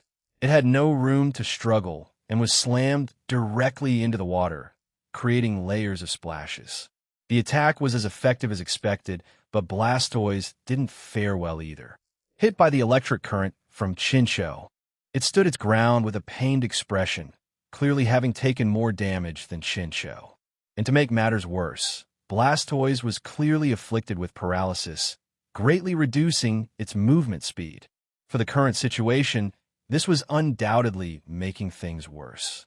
A few seconds later, Chincho revealed half of its head from under the water. It first shook its body violently, shaking off the dizziness from the impact. Then, looking at Blastoise, the two light bulb-like antennae on its head began to quickly gather electricity. Natsui shook his head before Chinch's electric attack could form. He took out a Pokeball and recalled Blastoise. Oh, faced with an unfavorable situation, contestant Natsui has chosen not to persist and has actively recalled his Pokemon. The announcer's voice echoed across the battlefield, his excitement palpable. Is it coming? Is it finally coming? Has someone finally managed to force out contestant Natsui's second Pokemon? He didn't need to say more. At this moment, everyone from Natsui's opponent Trinity to the live audience, the announcer, the High Priestess, and even Erica, Misty, Ash, and Brock all focused their attention on Natsui. At this moment, Natsui was the center of everyone's attention. In the trainer's box, Natsui lowered his head and silently placed Blastoise's Pokeball in his waist pouch. Then he took a deep breath and gripped another Pokeball that was already prepared. Since so many people want to see, then come on out. Show the world your most ferocious side. As he forcefully threw the Pokeball in his hand, a blue light flashed. Under the gaze of everyone present, a gigantic red Gyarados appeared, floating on the water's surface. Since evolving into a red Gyarados, this was the first time it had appeared in public. Before people could be shocked by the sheer size of this Gyarados, a deafening roar was heard. Roar! The sound was incredibly domineering, as if it exploded right next to their ears, seeming to shake the heavens and the earth, causing most of the people on site to subconsciously cover their ears. What astonishing presence! Compared to a normal Gyarados, Natsuis was undoubtedly far more intimidating, especially for the cameraman closer to the battlefield. This sudden roar not only startled them, but the immense volume that erupted in an instant made their bodies tremble, nearly causing them to drop their cameras. After a long daze, the announcer finally came to his senses and quickly introduced it. It's here. It's here. It is indeed contestant Natsuis Gyarados. This Pokemon has had outstanding performances during the Indigo Conference and the Orange League. I wonder if today... Wait a minute. Why is it red? Halfway through his sentence, the announcer finally noticed something was wrong. He hurriedly flipped through the documents in his hand and found that although Natsui had sent out his Gyarados during both the Indigo Conference and the Winner's Cup in the Orange Archipelago, the information clearly stated that it was just an ordinary blue Gyarados. But this one now... Strange. As far as I know, Natsuis Gyarados is not a shiny one. Could this be a new one he recently caught? But, besides the color, aren't shiny Pokemon no different from ordinary ones? Then why is contestant Natsuis Gyarados so enormous? The announcer was full of doubts, but obviously, no one was there to answer his question. In fact, it wasn't just the announcer. All the spectators who had some knowledge of Natsui were also wondering about this. After all, in this world, although many magical things happen every day, no one had ever heard of an ordinary Pokemon suddenly turning into a shiny one. And even if it did turn shiny, its size wouldn't grow so wildly, would it? Compared to the anticipation from moments ago, people now stared with their mouths agape, as if that was the only way to express their shock. After releasing the red Gyarados, Natsui lowered his hand and stood calmly in place, faced with the confusion of outsiders. Only he knew that his red Gyarados was different from a shiny Gyarados. Its red scales represented a much more ferocious power. They also represented the pinnacle of Team Rocket's biotechnology. Although, just looking at the red Gyarados from a distance was enough to leave people shaken. The person under the most pressure in the arena had to be Natsui's opponent Trinity. She stood in the opposite command box, stared at by Gyarados' huge red eyes, and felt a chill run down her spine, the hairs on her body standing on end. What is this feeling? She herself had a Gyarados, so she considered herself quite familiar with this type of Pokemon. But now, she couldn't help but feel utterly bewildered. What kind of monster was this in front of her? Is it really just an ordinary, shiny Gyarados? It was 2 or 3 times larger than her Gyarados. Its voice and its oppressive aura were suffocating. Even its every breath was like the Grim Reaper gently scraping his scythe against her neck. Goosebumps broke out all over her skin, and she shivered. Just then, a sudden movement startled her back to her senses. She looked down and found that her Chinchou was trembling uncontrollably. Huh? What's going on? Is it scared too? Compared to its trainer, as the primary target of the red Gyarados, Chinchou was now shaking like a leaf. It even had to tilt its head up just to see its opponent's massive head. And its own body wasn't even as big as one of this Gyarados' eyes. Chinchou, pull yourself together. Trinity shouted several times. She was certain Chinchou had heard her, but it showed no signs of calming down. In fact, her Pokemon was even showing signs of wanting to flee. How could this be? She knew in her heart that for this to happen, this Gyarados' ability must be Intimidate. On top of that, the undisguised killing intent it exuded was like a physical force, which was probably an even more important reason. Oh my god, how on earth was a Pokemon like this raised? Chapter 446. The bloody scene returns nearby, being the first in the entire venue to recover. The referee saw that Trinity was still in a daze and hurriedly waved his flag, signaling for the match to begin. Trinity quickly snapped back to reality. She forced herself to focus and gave a command, but no matter how she yelled, Chinchou didn't react at all. It's over. This little one has been scared out of its wits. Trinity cursed inwardly, then quickly took out a Pokeball and decisively recalled Chinchou. It's better to let it rest inside for a bit. She sighed, raised her head, and looked at the red Gyarados with a complicated expression for a long time. Finally, as if having made a decision, she took out a second Pokeball with a look of determination. When the blue light faded, a Gyarados appeared in the pool. Trinity knew very well that if an ordinary Pokemon faced Natsui's red Gyarados, it would lose on presence alone. It would probably be scared witless like Chinchou before the battle even began. At this point, her only option was to use her own Gyarados to face the red one. Fortunately, my Gyarados ability is also Intimidate. It should be able to withstand the red Gyarados pressure. Unfortunately, she was being far too optimistic. When her Gyarados appeared, like others of its kind, it first let out a roar. However, its roar was undoubtedly much weaker than the red Gyarados. Subsequently, when its eyes met the red Gyarados, Trinity could clearly see its body involuntarily make a distinct recoiling motion. What? Even Gyarados isn't enough? Trinity's expression changed. If even her Gyarados was scared before the fight, then there was basically no need to battle. She could just surrender. But fortunately, her Gyarados wasn't completely terrified. Although it had flinched just now, it quickly straightened its body again. It seemed it at least still had the ability to resist, which slightly eased Trinity's tense heart. Natsui, of course, saw the performance of Trinity's Gyarados clearly as well. It could only be said that there are differences even among Gyarados. His Gyarados was not something any ordinary specimen could compare to.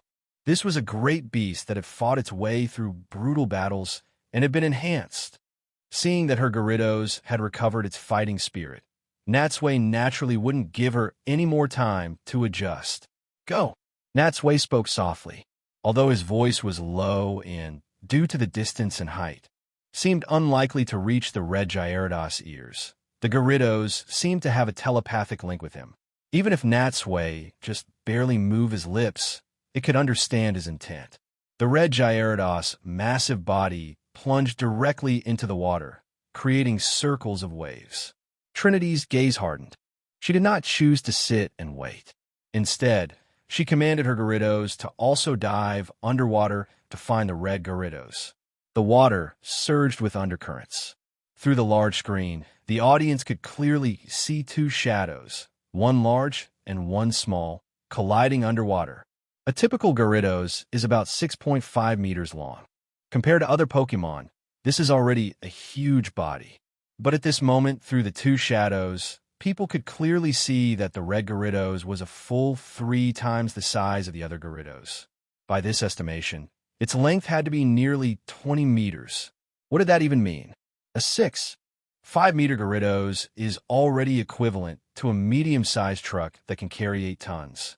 A nearly 20-meter red Gyarados was no different from those long and heavy semi-trucks. Of course, this description wasn't entirely accurate, as their body width didn't match a truck's, but it was more to describe their sheer presence. When the two Pokemon collided, the water surface suddenly churned violently. Before the audience could see clearly, the water suddenly exploded. The red Gyarados rammed the other Gyarados, knocking it out of the water and continuing to push it backward until it shattered 2 stone pillars in a row and pinned it against the thick surrounding wall. Crash! Numerous cracks appeared on the stone bricks of the wall, showing just how immense the red Gyarados' power was. Both being Pokemon of immense power, the red Gyarados had instantly dominated its own kind, and before the rubble from the pillars could even fall into the water, people could already hear the wailing cry of the other Gyarados. While people were still shocked by the red Gyarados' exaggerated power, the red Gyarados opened its massive jaws and bit down on the other Gyarados' neck. The Gyarados let out another blood-curdling scream, this one much more miserable than the last. Trinity's brow furrowed. At first, she thought the red Gyarados was using the move bite, but she quickly realized something was wrong. This isn't a move at all. It's just a simple, brutal bite. The announcer also noticed the anomaly. He shouted in disbelief, "What?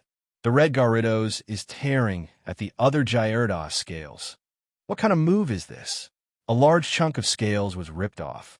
Instantly, fresh blood sprayed out, dyeing the water beneath the Gyarados red in a moment. It wasn't over. The red Gyarados opened its massive jaws again and bit down on the other side of the Gyarados' neck. In the audience stands, some people had already started to scream in shock. Even the High Priestess Maya on the ceremonial platform stood up in an instant. They had never seen such a bloody scene. This isn't a Pokemon battle. It's a primal slaughter. Throughout all Pokemon competitions, even if some ferocious Pokemon had appeared in past tournaments, they generally still followed battle standards, using the Pokemon moves that people were familiar with. But now, the fighting style of this red Gyarados felt like nothing but raw instinct. There was no technique at all, just breaking everything with sheer power. In just one clash, the famously ferocious Gyarados had lost its ability to fight, showing just how overwhelmingly strong the red Gyarados was. In the command box, Natsui knew this battle should probably end. If it continued like this Gyarados might actually die here. He snapped his fingers lightly. Instantly, the red Gyarados at the edge of the arena immediately released its jaws. It no longer entangled the other Gyarados, but dived into the water.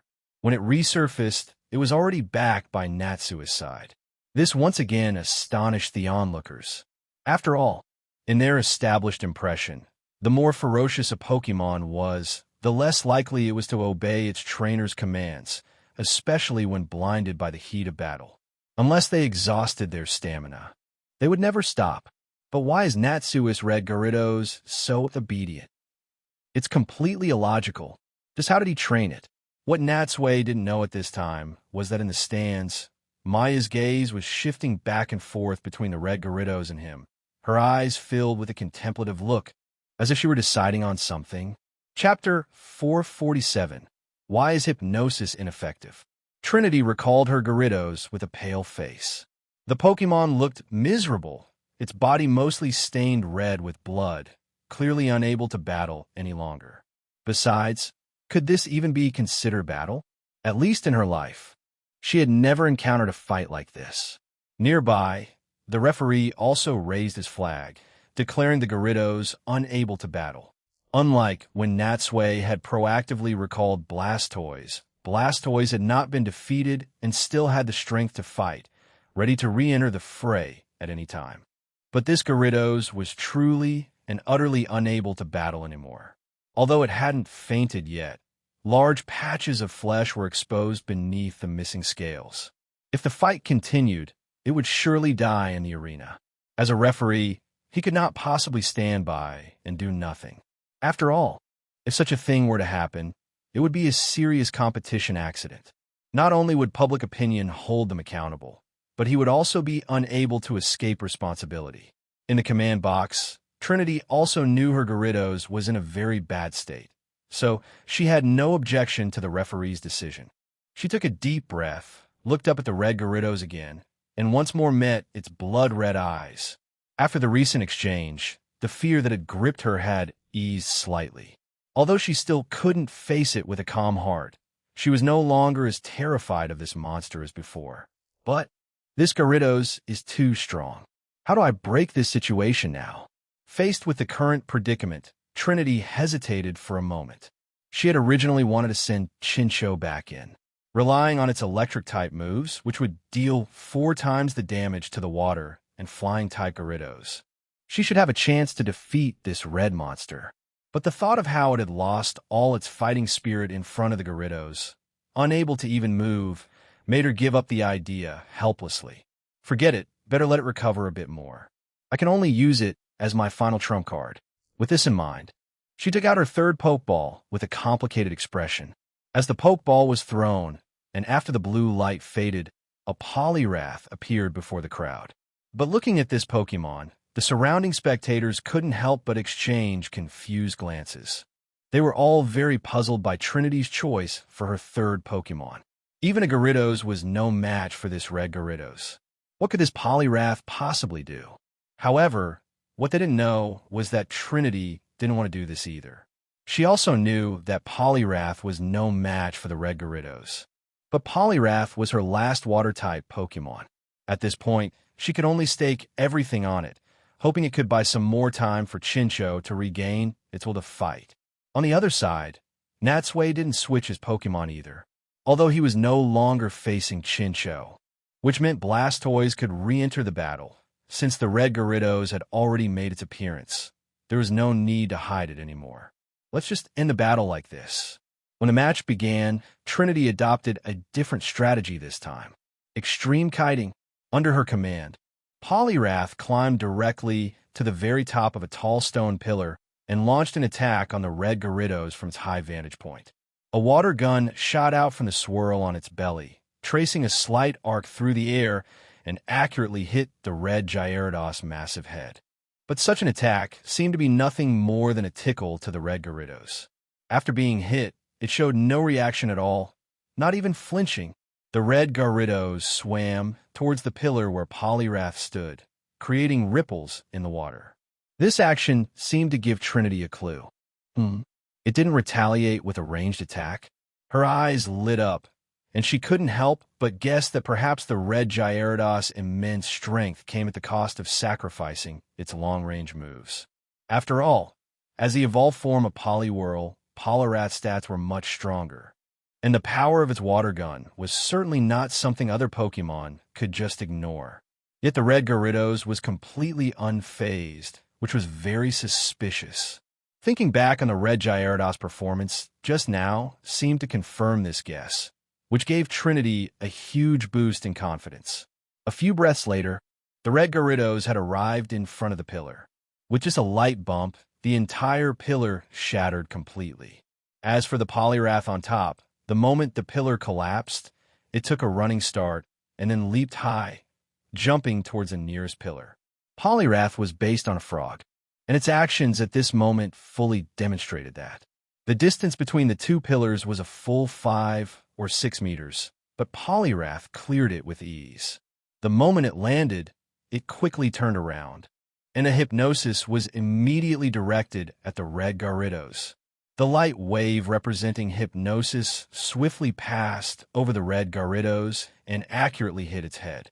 But just like the water gun before, the red Garridos showed no reaction at all. What? This time, not only was Trinity stunned, but even the announcer was extremely surprised. How is this possible? Why is hypnosis ineffective against the red Garridos? Is it holding some kind of item? The audience also burst into discussion. Ash was equally confused. He looked at his companions in puzzlement and asked, strange, why isn't Natsui's Garridos affected by hypnosis? Brock stroked his chin, various guesses flashing through his mind, before finally offering his own answer. Perhaps it has to do with the red Gyarados' emotional state. Ash and Misty quickly turned to look at Brock. Emotional state? That's right. Brock nodded and continued. You should all know that hypnosis as a psychic-type move affects the brain, forcing the target into a state of sleep. But a Pokemon like Gyarados is often filled with rage, and this strong emotion affects its brain, making it easy to counteract the effects of hypnosis. This explanation seemed very plausible, at least to Ash and Misty, who were convinced this must be the reason. But was it really just because of simple anger? After all, compared to a normal Gyarados, Natsui's red Gyarados seemed to obey his commands very well, far more obediently than a typical one, showing no signs of losing its senses at all. Nearby, Erica pondered for a moment before adding, actually, that's not entirely accurate. After all, there are many examples showing that hypnosis can also affect ordinary Gyarados and put them to sleep. The reason it's ineffective now is probably because this red Gyarados is extraordinary. Extraordinary? The group's gazes once again focused on the red Gyarados. Indeed, just as Erica said, no matter how you looked at it, this Pokemon could not be judged by common sense. It seemed that anything happening to it was no longer so strange. Chapter 448. It was just a bite in the arena. The battle continued. After discovering that hypnosis had no effect, Trinity made a decisive call and continued to have Polyrath attack with Water Gun. The Water Gun traced an arc through the air and once again accurately hit the red Gyarados. But the red Gyarados completely ignored the damage from the Water Gun. It even disregarded the large chunks of rock from the collapsing pillar that smashed onto its body. Trinity was secretly amazed. This is just absurd. Precisely because she also owned a Gyarados, she knew how terrifying this red one was. The Water Gun was one thing. Due to the type matchup, it would only deal half damage to a water Pokemon. But those rocks were solid physical damage, and Gyarados' physical defense wasn't particularly outstanding. To be hit by so many rocks and still move as if nothing happened was completely illogical. Even an armored vehicle hit by so many large rocks from a high place wouldn't come out without a single scratch, right? But even if Water Gun couldn't cause much damage for now, she firmly believed that if it was used enough times, sooner or later the red Gyarados wouldn't be able to take it.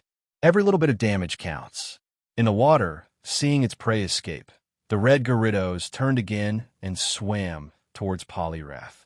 Its massive head was half submerged, its red eyes locked on its opponent. The enormous serpentine body closed in on Polyrath, creating an incredibly oppressive atmosphere. When it reached the pillar where Polyrath was, it once again raised its head and gave the pillar a light bump. Crash!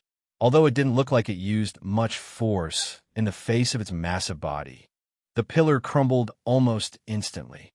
And at the top of the pillar, as the Gyarados struck, Polyrath repeated its previous action, once again jumping to another nearby pillar. However, this time the pillar was slightly farther away, almost 10 meters. But luckily, its jumping power was sufficient, and with a running start, it just barely made it to the top of that pillar.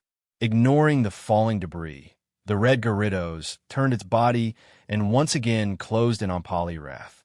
It was unhurried, not fast, not slow, like a very patient hunter. In contrast, Poliwrath, after steadying itself, had to quickly launch another water gun attack.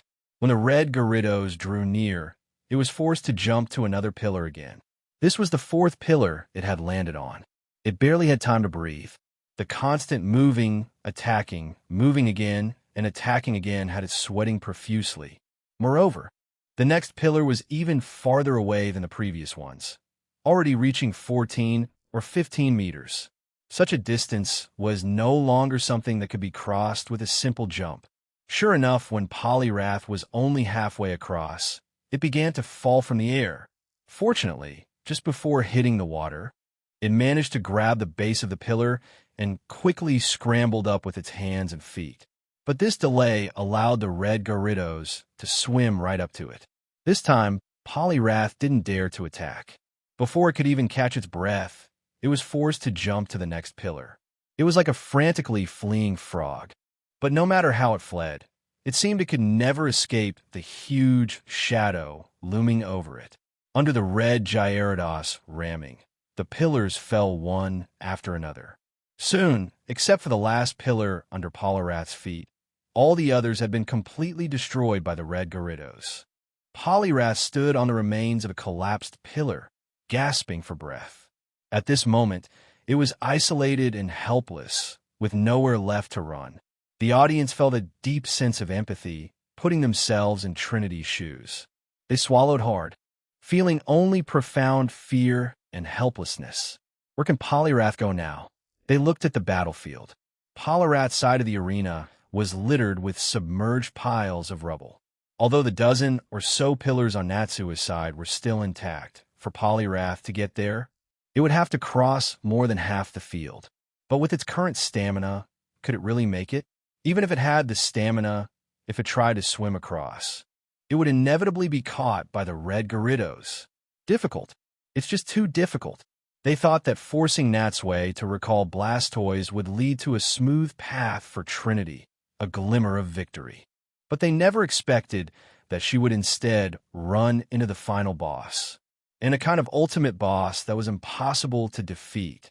Trinity was also frowning with worry, but the situation was beyond her control. Under her helpless gaze, the red Gyarados was already swimming towards the last pillar under Poliwrath's feet. Poliwrath glanced at its trainer and could see the deep worry in her eyes.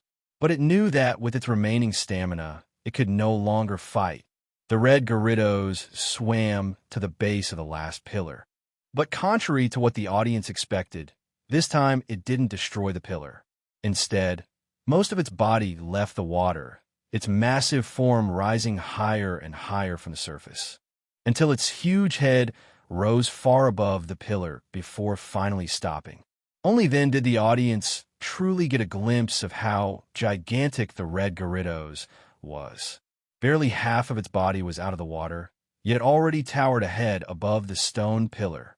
At this moment, the red Gyarados looked down from above at the Poliwrath on top of the pillar. It suddenly opened its massive jaws, and as a deafening roar came out, Poliwrath felt a hurricane of misty air blow past. It had to plant all four limbs on the ground just to barely avoid being blown off the pillar. To the audience, this scene didn't look like a Pokemon battle at all. It looked more like a weak human fighting some kind of behemoth. In the command box, Trinity's heart was in her throat. Poliwrath. At this point, she seemed to have already foreseen what would happen to Poliwrath, but she did not choose to recall it. Although defeat was inevitable, and she was extremely worried, she couldn't just surrender. She was a Pokemon trainer, after all. She still had her dignity and bottom line. In front of so many spectators, and in a final like this, even facing an unbeatable opponent, if she really surrendered, no matter how highly Natsui would be praised afterward, she herself would become a background character, laughed at by everyone who remembered this match. To yield without a fight has never been my style. Poliwrath, use takedown. Trinity shook her head and shouted her final command. At her voice, Polyrath also used its last bit of remaining stamina to launch a death-defying charge at the Red Gyarados. Running forward with great strides, Polyrath got faster and faster, then leaped, aiming to slam hard into the Red Gyarados' neck. For most Pokémon, the neck is one of their weak points. Faced with such an attack, the Red Gyarados simply opened its massive jaws, revealing sharp teeth, lowered its head slightly, and swallowed the self-trapped Polyrath whole in one gulp. Polyrath! Instantly, only Trinity's scream echoed across the entire stadium. "This is terrible." The announcer's voice suddenly grew much louder. "Polyrath has been eaten by the Red Gyarados." The audience could clearly see the Red Gyarados close its mouth, and in the next second, make a distinct chewing motion. The crowd erupted, people jumping to their feet, unable to believe their eyes. Is this really a Pokémon battle? Amidst the chaos, only Natsui stood there, unmoved. He, of course, saw the audience's reaction, but these people were overthinking it. No matter how ferocious his Red Gyarados was, he would never train it in that direction. Unlike wild Pokémon, it was, after all, a Pokémon caught and trained by a trainer. It had long since shed its most primitive habits. How could it possibly do such a thing? Swallowing it was only because the Red Gyarados was so massive that the Dark-type move bite had turned into the visually more brutal swallow and chew. Sure enough, a few seconds later, the Gyarados suddenly opened its mouth again, and with a forceful spit, Polyrath was spat out whole. It fell onto the pillar like a deflated ball, covered in blood, and completely unconscious. Seeing Polyrath being spat out by the Red Gyarados, people finally breathed a sigh of relief and sat back down, their hearts still pounding. Even Trinity couldn't help but wipe the cold sweat from her forehead. It wasn't that they were overreacting, it was just that this Red Gyarados was too terrifying, making them subconsciously think of the worst-case scenario. Chapter 449. He couldn't possibly have a Suicune, right? After Polyrath was defeated, the only Pokémon Trinity had left to battle was Chinchou. Watching both her Gyarados and Polyrath in their battles in such a state had caused her own spirits to hit rock bottom. To be honest, after 2 rounds, she no longer held any hope of defeating Natsui. Even if she managed to defeat this Red Gyarados by some fluke, what was the use? Natsui still had an extremely strong Blastoise waiting for her. And besides these 2 Pokémon, who knew what other ridiculous monsters he had? After all, if a Pokémon as powerful and despair-inducing as the Red Gyarados wasn't even his final ace, Trinity truly couldn't imagine what kind of powerful opponent she would face after it. A Pokémon that's too weak would definitely not catch this man's eye. What could it be? He couldn't possibly have a Suicune, right? She was amused by her own thought. What am I even thinking? How could a Suicune be so easily encountered and caught? Besides, even if a Suicune were here, it probably couldn't defeat such a powerful Gyarados. Her thoughts returned to the arena. Trinity looked at the Red Gyarados once more. Although she had lost hope of winning, it didn't mean she would just give up. Fortunately, Polyrath had stalled for long enough to give Chinchou ample time to catch its breath. Now, she could only place all her hopes on Chinchou, praying that it had adjusted its state of mind. At the very least, I must fight with all my might and defeat this Red Gyarados if possible, to salvage some pride for myself. Even if I lose, I don't want to be swept so easily. Taking out her first Pokeball, Trinity threw it forcefully. After the blue light faded, Chinchou appeared on the water's surface once again. Compared to its first time facing the Red Gyarados, after calming down in its Pokeball, Chinchou looked much more composed. But this was only on the surface. The moment its eyes met the Red Gyarados again, it couldn't help but start trembling uncontrollably. Chinchou! Seeing this, Trinity cupped her hands around her mouth and quickly cheered it on. Don't be intimidated by its presence, and don't look into its eyes. Chinchou quickly averted its gaze. Sure enough, after no longer looking into those terrifying eyes, it felt the blood start to flow in its body again. It no longer felt numb, nor did its heart palpitate with fear. Although it could still feel the red Gyarados' cold stare, at least it was no longer so scared that it couldn't move. Seeing this, Trinity secretly breathed a sigh of relief. Although it seemed Chinchou still couldn't move as freely as usual, as long as it didn't flee and could continue to fight, it was the best possible outcome. With a wave of the referee's flag, the fourth round of the battle officially began. Under Trinity's command, Chinchou floated on the water's surface and quickly swam to the side. Because the Red Gyarados had just destroyed all the stone pillars on this half of the field, while it left no footing for medium or large Pokemon, it actually created a great convenience for a small Pokemon like Chinchou. The large and small piles of collapsed rubble allowed it to continuously maneuver around the Red Gyarados. Chinchou desperately wiggled its body and finally reached a pile of rubble before the Red Gyarados could catch up. It scurried through a passage formed by two stacked pieces of rubble and successfully escaped to the other side. The Red Gyarados, due to its size, was blocked by the rubble pile. It only had two options: go around it or smash through it, preventing it from catching up to Chinchou immediately. And this very delay gave Chinchou an opportunity. Chinchou's two antennae simultaneously emitted a dazzling light. The next second, an electric current shot out from the antennae, speeding towards the Red Gyarados. Crackle! The electric current accurately hit the Red Gyarados. However, perhaps because it was fired too hastily, or because the Red Gyarados body was too massive, the small current didn't even cover its entire body before losing momentum and dissipating completely. The moment the current hit the Red Gyarados body, Trinity stared intently at it. She wanted to see if this terrifying Red Gyarados, like a normal Gyarados, was also a water and flying type, and was just as afraid of electric type moves. Unfortunately, because the current was too brief, she didn't see any pained expression on the Red Gyarados. Fortunately, from a slight pause in the Red Gyarados movement, it seemed the electric type move did have some effect. It seems to be effective, but it also seems not to have much of an effect. Was the move just now too brief and too weak? Just as Trinity was about to have Chinchou use a more powerful move, the Red Gyarados had already smashed through the rubble pile with its massive body and was once again in front of Chinchou. This time, without waiting for Trinity's command, Chinchou fled in panic, once again escaping to another pile of rubble.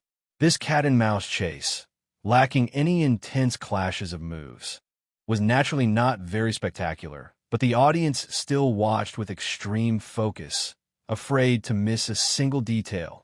Even due to sympathy for the underdog, most of the audience once again put themselves in Trinity's shoes, breaking into a cold sweat for Chinchou every time it faced a perilous moment. Gulp! In the audience stands Misty, also unconsciously swallowed. She was already afraid of Gyarados, and now seeing this red one, she was even more terrified. Although as Natsui's companion, she wanted to cheer for him, and wanted him to get revenge for her. She couldn't help but subconsciously worry about Chinchou. Noticing this shift in herself, Misty was first startled, then quickly comforted herself in her mind. This isn't betraying Natsui. After all, Chinchou is also a water Pokemon, and I aim to become a water Pokemon master. So isn't it perfectly normal for me to worry about it? In the arena, the Red Gyarados had chased Chinchou to a pile of rubble. In front of a broken pillar, Chinchou made an agile turn, the Red Gyarados, and arrived at another safe spot. It quickly turned around and used all its strength to gather its electricity. When the power finally reached its peak, a large electric ball formed between its antennae. Seeing the terrifying monster approaching again, Chinchou didn't even have time to aim and hastily threw the electric ball at the Red Gyarados. The electric ball flew through the air. Perhaps because the Red Gyarados body was so massive, even without aiming, the electric ball still hit it. Zap! Instantly, an extremely brilliant flash of light exploded on the Red Gyarados body. Chapter 450. The final victory of this attack was clearly much more effective than the previous ones. When the electric light faded, it was clear to see that after being hit by the electric ball, the Red Gyarados body was emitting wisps of green smoke. This was a phenomenon that occurred when the electric current coursed through its body and mixed with the vaporized water on its scales. Seeing this, Trinity's face lit up with joy. This proved that electric-type moves were indeed very effective against the red Gyarados. Even if this red Gyarados looked different, it was still a water and flying-type Pokemon at its core. As long as it had a weakness, and if she could land a few more hits like that, there was a good chance of winning this battle. But before she could be happy for too long, she heard the red Gyarados roar to the sky, a sound that echoed through the heavens. Roar! The sound was deafening, causing people to subconsciously cover their ears. After being attacked, the red Gyarados was clearly even angrier. Its mind was no longer calm. It became incredibly berserk, its entire aura changed, and it now clearly had that insane Gyarados flavor. It stared deadly at its prey, its massive body lunged forward, directly smashing through the rubble pile, and then, with its mouth wide open, it swam menacingly towards Chinchou. Chinchou was scared out of its wits and quickly turned to flee. Seeing it hide behind another pile of rocks, trying to repeat the same trick, Natsui had no intention of giving it another chance. Nice try. That trick was fun once. But you want to do it again? Gyarados, stop chasing. Use Twister. Hearing its trainer's voice, the red Gyarados, which had just entered a berserk state, actually stopped immediately. This display left the audience dumbfounded. Perfect obedience. Forget about this terrifying red Gyarados. Even the ordinary Gyarados in the hands of other trainers. How many of them could do this when enraged? The red Gyarados lifted its massive head. The rage subsided, and reason once again took over its brain. Following Natsui's command, it used Twister in the water. A strong wind instantly whipped up on the water's surface, eventually forming a large tornado. Then, the water below began to spin with the tornado, faster and faster, churning the entire water surface into a frenzy. A huge vortex appeared in the arena, its scope covering the entire field, and it began to madly suck in seawater. Anyone could see that Natsui was trying to replicate the move used by Ash's Kingler in a previous match. Kingler had used this move to defeat Misty's Poliwhirl, leaving a deep impression on people, even though Ash was ultimately eliminated by Misty. That scene was still talked about with relish for a long time.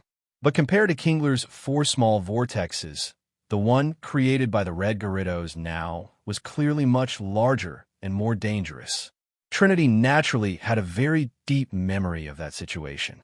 Seeing Natsui use this move, her expression changed drastically. So, this red Gyarados didn't give up its moves after all. With no time to think, she quickly shouted at Chinchou, "Chinchou, find a place to hide, quick." Chinchou, of course, also saw the vortex. Even without Trinity's command, it was desperately swimming in the opposite direction. Unfortunately, all the stone pillars on its half of the field had already been destroyed by the red Gyarados. The remaining piles of rubble were already submerged in water, and hiding behind them wouldn't guarantee Chinchou's safety at all. The huge suction force and the vast range quickly pulled Chinchou in. Meanwhile, the red Gyarados, also in the vortex, kept its eyes locked on its prey. Relying on its massive body, it completely ignored the vortex's suction, even managing to cut across it, swimming straight towards Chinchou. Seeing the red Gyarados getting closer and closer, although Chinchou wiggled its body even more desperately, trying to get away, its strength was simply too little. It couldn't fight against the vortex's pull at all. After struggling for a dozen or so times, it was finally swept up by the turbulent current. The vortex even reached the trainer's boxes on both sides, and splashing water occasionally sprayed onto Trinity's face. At this point, the distance between the two Pokemon was getting smaller and smaller. In such a dangerous situation, Trinity clenched her teeth and was forced to make a final decision. Chinchou, use Discharge now. In the current, Chinchou stopped struggling, allowing itself to be carried by the water towards the center of the vortex. And just as it passed by the red Gyarados, all the electricity in its body erupted at that moment. spreading violently in all directions. Crackle, crackle. Flashes of light flickered nonstop, and the sound of electricity crackled continuously. The red Gyarados roared, not dodging or evading, but directly opened its massive jaws and bit down on Chinchou. The moment the electricity hit the red Gyarados, its blood-red maw swallowed Chinchou whole. At that moment, Trinity closed her eyes in despair. She didn't know if Chinchou's final discharge could defeat the red Gyarados, but once inside its giant mouth, her Chinchou was surely done for. The electric light exploded on the red Gyarados body. But as Chinchou was swallowed, it quickly disappeared from sight. Even so, the audience could still see Chinchou struggling inside its mouth through the gaps in the red Gyarados teeth. After what happened with Poliwrath, everyone knew that being swallowed by the red Gyarados, although it looked terrifying, definitely didn't mean it would be eaten, which reassured them a lot. Sure enough, just as people expected, Chinchou's struggles became weaker and weaker. After just a few breaths, it had completely calmed down. I lost. Trinity collapsed onto the ground, wanting to cry but having no tears. Her fantasy had been so beautiful, but in the end, she couldn't defeat this terrifying monster. It's just too strong. Her mind couldn't help but recall the words Natsui had said before the match. Only now did she truly understand their meaning. No wonder he told me not to hold a grudge. He had already foreseen this outcome. But even if she wanted to hold a grudge, wanted to get revenge on him, even if she trained her Pokemon as hard as she could, it would be impossible to defeat a monster like this, right? At that moment, at Natsui's signal, the red Gyarados opened its mouth and spat the badly injured Chinchou into the water. Before he could say anything to Trinity, countless ceremonial cannons fired from all around the stadium, and the announcer's resounding voice followed. A new champion has been crowned. Just as we predicted before the match, contestant Natsui, with his overwhelming strength, has won this year's World Cup. Now let's give him our loudest cheers and applause. Chapter 451. Awarding the prizes. After the announcer's words faded, the venue fell silent for a moment. After about 2 or 3 seconds, the audience suddenly came to their senses, rising to their feet to applaud and cheer loudly. Although they had cheered for Trinity during the match, once it was over and they had recovered from the shadow of the red Gyarados, the contestant they most recognized and who was the crowd favorite was still Natsui. Just as most people had confidently predicted before the competition, it was Natsui who ultimately won. The applause and cheers came like a tidal wave. Natsui stood in the trainer's box, a smile on his face, waving to the crowd around him. From his perspective, he could clearly see the continuous fireworks in the sky, the audience applauding and celebrating in the stands, and countless colorful flags and ribbons fluttering in the wind on the walls below. Such a scene was truly thrilling.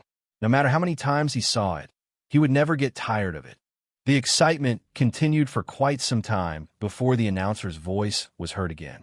Next, please welcome contestant Natsui to the front of the awards platform. According to the competition's procedure, the next part was naturally the awards ceremony. If it were anyone else, they would probably have to return to the hallway through the contestant channel and then take the stairs to reach the ceremonial platform. But Natsui did the opposite, deciding to put on a bit of a show this time. He beckoned to the red Gyarados, which swam back to him. As its massive head lowered, Natsui took a few steps forward, left the trainer's box, and stood directly on its head. Before people could realize what he was about to do, the red Gyarados swam straight towards the water below the ceremonial platform. Then its entire body slowly rose from the water, higher and higher, until finally, like an elevator, its huge head surpassed the platform itself. Countless tiny streams of water trickled down from between its scales, like miniature waterfalls.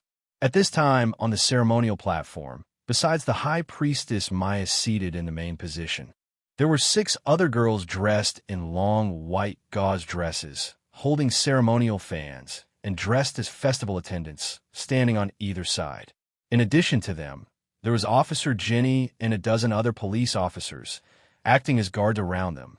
The red Gyarados, still carrying the lingering might of the battle, startled everyone around, including the police officers, the moment it appeared. Especially when faced with those blood-red, terrifying eyes, these people subconsciously took several steps back, their panic clearly written on their faces.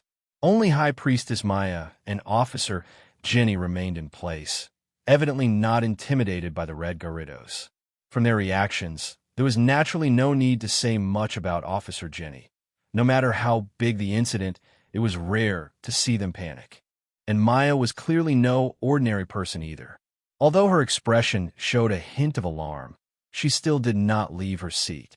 It could only be said that she was worthy of being the High Priestess, possessing considerable courage, and from the perspective of the audience in other directions.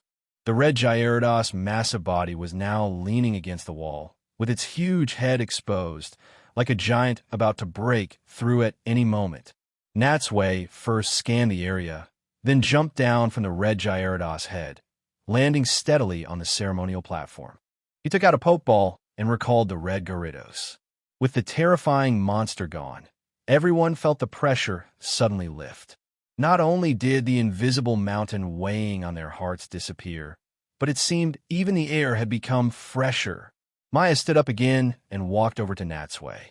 "Mr. Natsui, congratulations on winning the World Cup.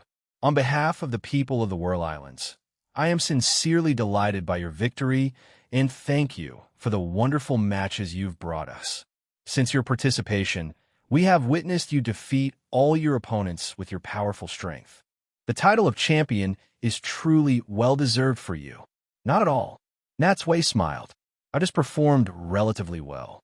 There were many excellent trainers who also helped me grow a lot."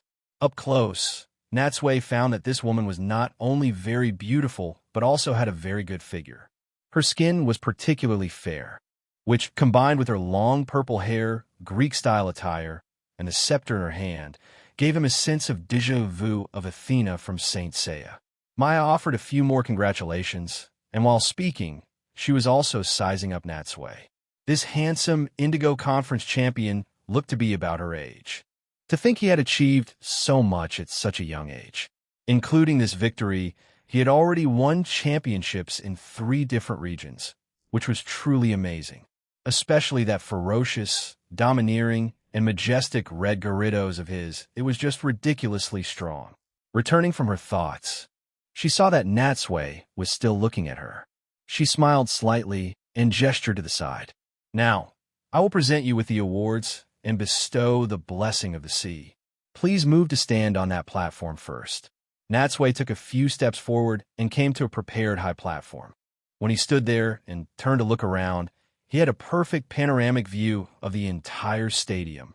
Although he was looking at the same scenery, due to the different angle, the feeling Natsui had standing here was distinctly different from when he was in the trainer's box. How to put it? Looking from here was even more exhilarating. Not only did it give a different kind of realization, but it also truly made one aware that they were the victor of this tournament. At this time, Maya and 4 female attendants walked up to him. Natsui looked down and saw that each of the 4 attendants was holding a silver tray, and on the trays were 3 different items. Maya introduced them to Natsui. These 4 items are the medal, the trophy, the prize money, and the prize for this winner's cup, the Mystic Water. And all of these now belong to you. As she spoke, the 4 attendants stepped forward in turn, presenting the items on their trays to Natsui. Maya first picked up the medal and personally placed it around Natsui's neck. The medal looked dazzlingly golden, and he wasn't sure if it was made of real gold. Due to the angle, he could only see the front of the medal, which was engraved with a whirlpool pattern. Afterward, Maya handed a heavy golden trophy and a check for 1 million in prize money to Natsui. After saying thank you, Natsui's gaze naturally fell on the last item, the Mystic Water. Compared to symbolic items like the medal and trophy, the Mystic Water, which could enhance a Pokemon's move power, was undoubtedly much more important. In fact, long before he had even won the championship, he had already decided who he would give this Mystic Water to. He currently only had 3 Water-type Pokemon, compared to Blastoise, which had been relegated to a leisure lineup, or the red Gyarados, which didn't battle often. If Suicune were to hold this water droplet, it would undoubtedly be much more effective. This way, if he encountered any other legendary Pokemon in his future travels, Suicune's chances of winning would naturally be greatly increased with the Mystic Water. Chapter 452. The true sea hero. After the awards ceremony came the blessing ceremony. Only after receiving the blessing would Natsui truly become this year's sea hero. The four attendants withdrew, and Maya, holding the scepter, walked up to Natsui. "Mr. Natsui, please kneel on one knee here." Knowing this was part of the procedure, Natsui followed her instructions and knelt on one knee on the high platform.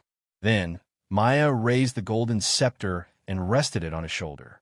His shoulder suddenly felt heavy, and Natsui couldn't help but glance at the scepter out of the corner of his eye. Under the sunlight, the pure gold scepter was incredibly dazzling, and the soul of the sea embedded at its tip also shimmered with an azure light. It had to be said, this scepter was quite heavy, and it was really hard on a seemingly delicate woman like Maya to have to carry it around all the time. As the gentle breeze blew, Maya's long purple hair danced lightly. She looked up, and, at this moment, as if enveloped in a holy light, she had a bit of a Greek goddess air about her. She was heard proclaiming loudly, "O great god of the sea, in the name of the high priestess, I pray to you, requesting your grace to bestow a blessing upon the warrior before me, allowing him to travel freely through the seas and to gain the ability to communicate spiritually with all water Pokemon." Through the speakers, Maya's voice spread throughout the entire venue, allowing everyone to hear it clearly. But listening to the voice beside his ear, although Natsui was kneeling motionless on the surface, looking focused as if he were seriously receiving the blessing, in his mind, he was actually thinking about something else. Is the god of the sea mentioned in the ceremony also referring to Lugia? To think that traces of this guy exist everywhere. And it's not just in the Orange Archipelago. Even the people here like to call it the god of the sea. It could only be said that when it came to the worship of legendary Pokemon, whether in Kanto, Johto, or any other region, people were all the same. But for a psychic and flying-type Pokemon to be called the god of the sea, Lugia's title really didn't seem to fit. To be honest, compared to Lugia, the other legendary Pokemon that was a pure water-type Kyogre actually fit the definition of a sea god better in Natsui's eyes. He guessed that the reason Kyogre wasn't called the god of the sea was probably related to the fact that it usually resides in the deepest parts of the ocean. Compared to Lugia, its appearances were far too rare, making it much less known to the outside world. Just as his mind was wandering, the sound of Maya's voice beside him faded, and the soul of the sea on the scepter once again emitted a dazzling light. Just like during the main competition's opening ceremony, the brilliant light shone once more. But this time, the faint blue light shone only on Natsui. And just like last time, the light emitted by the soul of the sea was still soft and not blinding, looking no different from before. Bathed in the blue light, Natsui felt very calm at this moment. He naturally knew that this traditional ceremony had been passed down for nearly thousands of years since its inception, and such ceremonies were almost always symbolic, with little to no substantive effect. It was just a title, representing the highest achievement on the Whirl Islands that he had obtained after winning the competition. In fact, it wasn't just him. Almost everyone, including High Priestess Maya and all the spectators present, thought the same. The ceremony proceeded step by step and was quickly coming to an end. But just as the blue light began to fade and Maya was about to put away the scepter, the soul of the sea suddenly emitted a different kind of light. It was a much brighter azure light, just like the color of the soul of the sea itself. The light shot out from the soul of the sea and instantly enveloped Natsui. Under the influence of this light, Natsui felt as if he were weightless and floated directly into mid-air. After floating for a few seconds, the light suddenly shot into Natsui's chest, and he was able to land back on the ground. Huh, This sudden change left Natsui baffled. He looked down at his chest in astonishment, then looked up at Maya, who was equally bewildered. Let me just ask, is this situation normal? Maya was stunned for a long while. In fact, it wasn't just them. Even the several attendants around them found the scene before them incredible. It had been 4 years since Maya became the High Priestess, and this was the second time she had hosted the World Cup during her tenure, but it was the first time she had ever encountered such a situation. Even her mother and grandmother, the two previous High Priestesses, had never encountered such a situation during their decades in office. Why on earth did the soul of the sea suddenly emit another beam of light? And why did it shoot into Natsui's heart? It was completely unheard of. This is so strange. Why would something like this happen? Maya frowned, clearly puzzled by the event. After a moment's thought, she looked at Natsui and tentatively asked, "Do you feel anything different?" Natsui stood up, shook his head, and moved his limbs, but he didn't feel any different. He asked back, "This isn't an effect you guys created?" "Of course not," Maya denied directly. "The soul of the sea is a divine object passed down from ancient times. The light you see is not a lighting effect. It all comes from the soul of the sea itself. And in all the years it has been passed down, a situation like this has never occurred. A situation like this has never occurred." Seeing that she also didn't know the reason, Natsui couldn't help but smile. "Then can I interpret this as me being special? Doesn't that mean that compared to all the previous winners, I am the one who has truly received the blessing of the god of the sea?" Hearing this, Maya was stunned at first, then seemed to think of something. A look of surprise appeared on her face, and she nodded thoughtfully. "You have a good point. Maybe there is indeed something special about you, which is why you inadvertently activated one of its abilities. I think that must be the reason." This little interlude only slightly delayed the ceremony. Since they couldn't figure out the reason for the time being, they could only put aside their doubts and continue with the ceremony. And under Maya's blessing and the applause of the audience, this year's World Cup finally came to a close. Chapter 453. Something really seems a bit off after leaving the ceremonial platform. Natsui returned to the contestant lounge in the arena. Erica, Ash, and the others were already waiting there. When they saw him, they inevitably congratulated him again. Even Trinity, whom he had just defeated, hadn't left and appeared there as well. Pop, pop. Brock and Ash, holding party poppers, sprayed Natsui with ribbons and shiny confetti. Misty even placed a vibrant floral wreath around his neck. Everyone had a smile on their face, clearly happy that Natsui had won. Erica also stood there, clapping gently.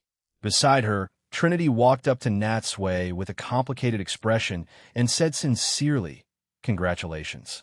Your Pokemon are incredibly strong. I wholeheartedly accept my loss in this match." Seeing that Trinity hadn't left immediately after being beaten so badly and had instead come to congratulate him, Natsui felt extremely guilty. Sigh, I should have swapped out Gyarados midway through. At least then her loss wouldn't have been so ugly. The good news was that, judging by the look on her face, and just as Natsui had hoped before the match, Trinity didn't have the urge to seek revenge like Aya had back then. It was clear that after the battle, she had been truly beaten into submission and fear. "I'm sorry for causing so much harm to your Pokemon, but please don't take it to heart. My Gyarados fighting style is just like that. Even if I wanted to hold back, I couldn't." Natsui's tone was very sincere, causing the last bit of unwillingness in Trinity's heart to dissipate completely. She smiled and said, "You can't be fully blamed. After all, Pokemon battles aren't child's play. They are inherently dangerous and cruel. Getting injured is unavoidable. If you had gone easy on me out of pity, it would have been even more embarrassing for me. In the end, the main reason for this loss is that my Pokemon still aren't trained enough, and I overestimated my own abilities, foolishly trying to defeat such a powerful opponent." These words made Natsui feel even more embarrassed. "Yeah, I didn't expect you to have such an outlook. That's remarkable, but I think you should get to the Pokemon Center as soon as possible and have Nurse Joy treat your Pokemon's injuries."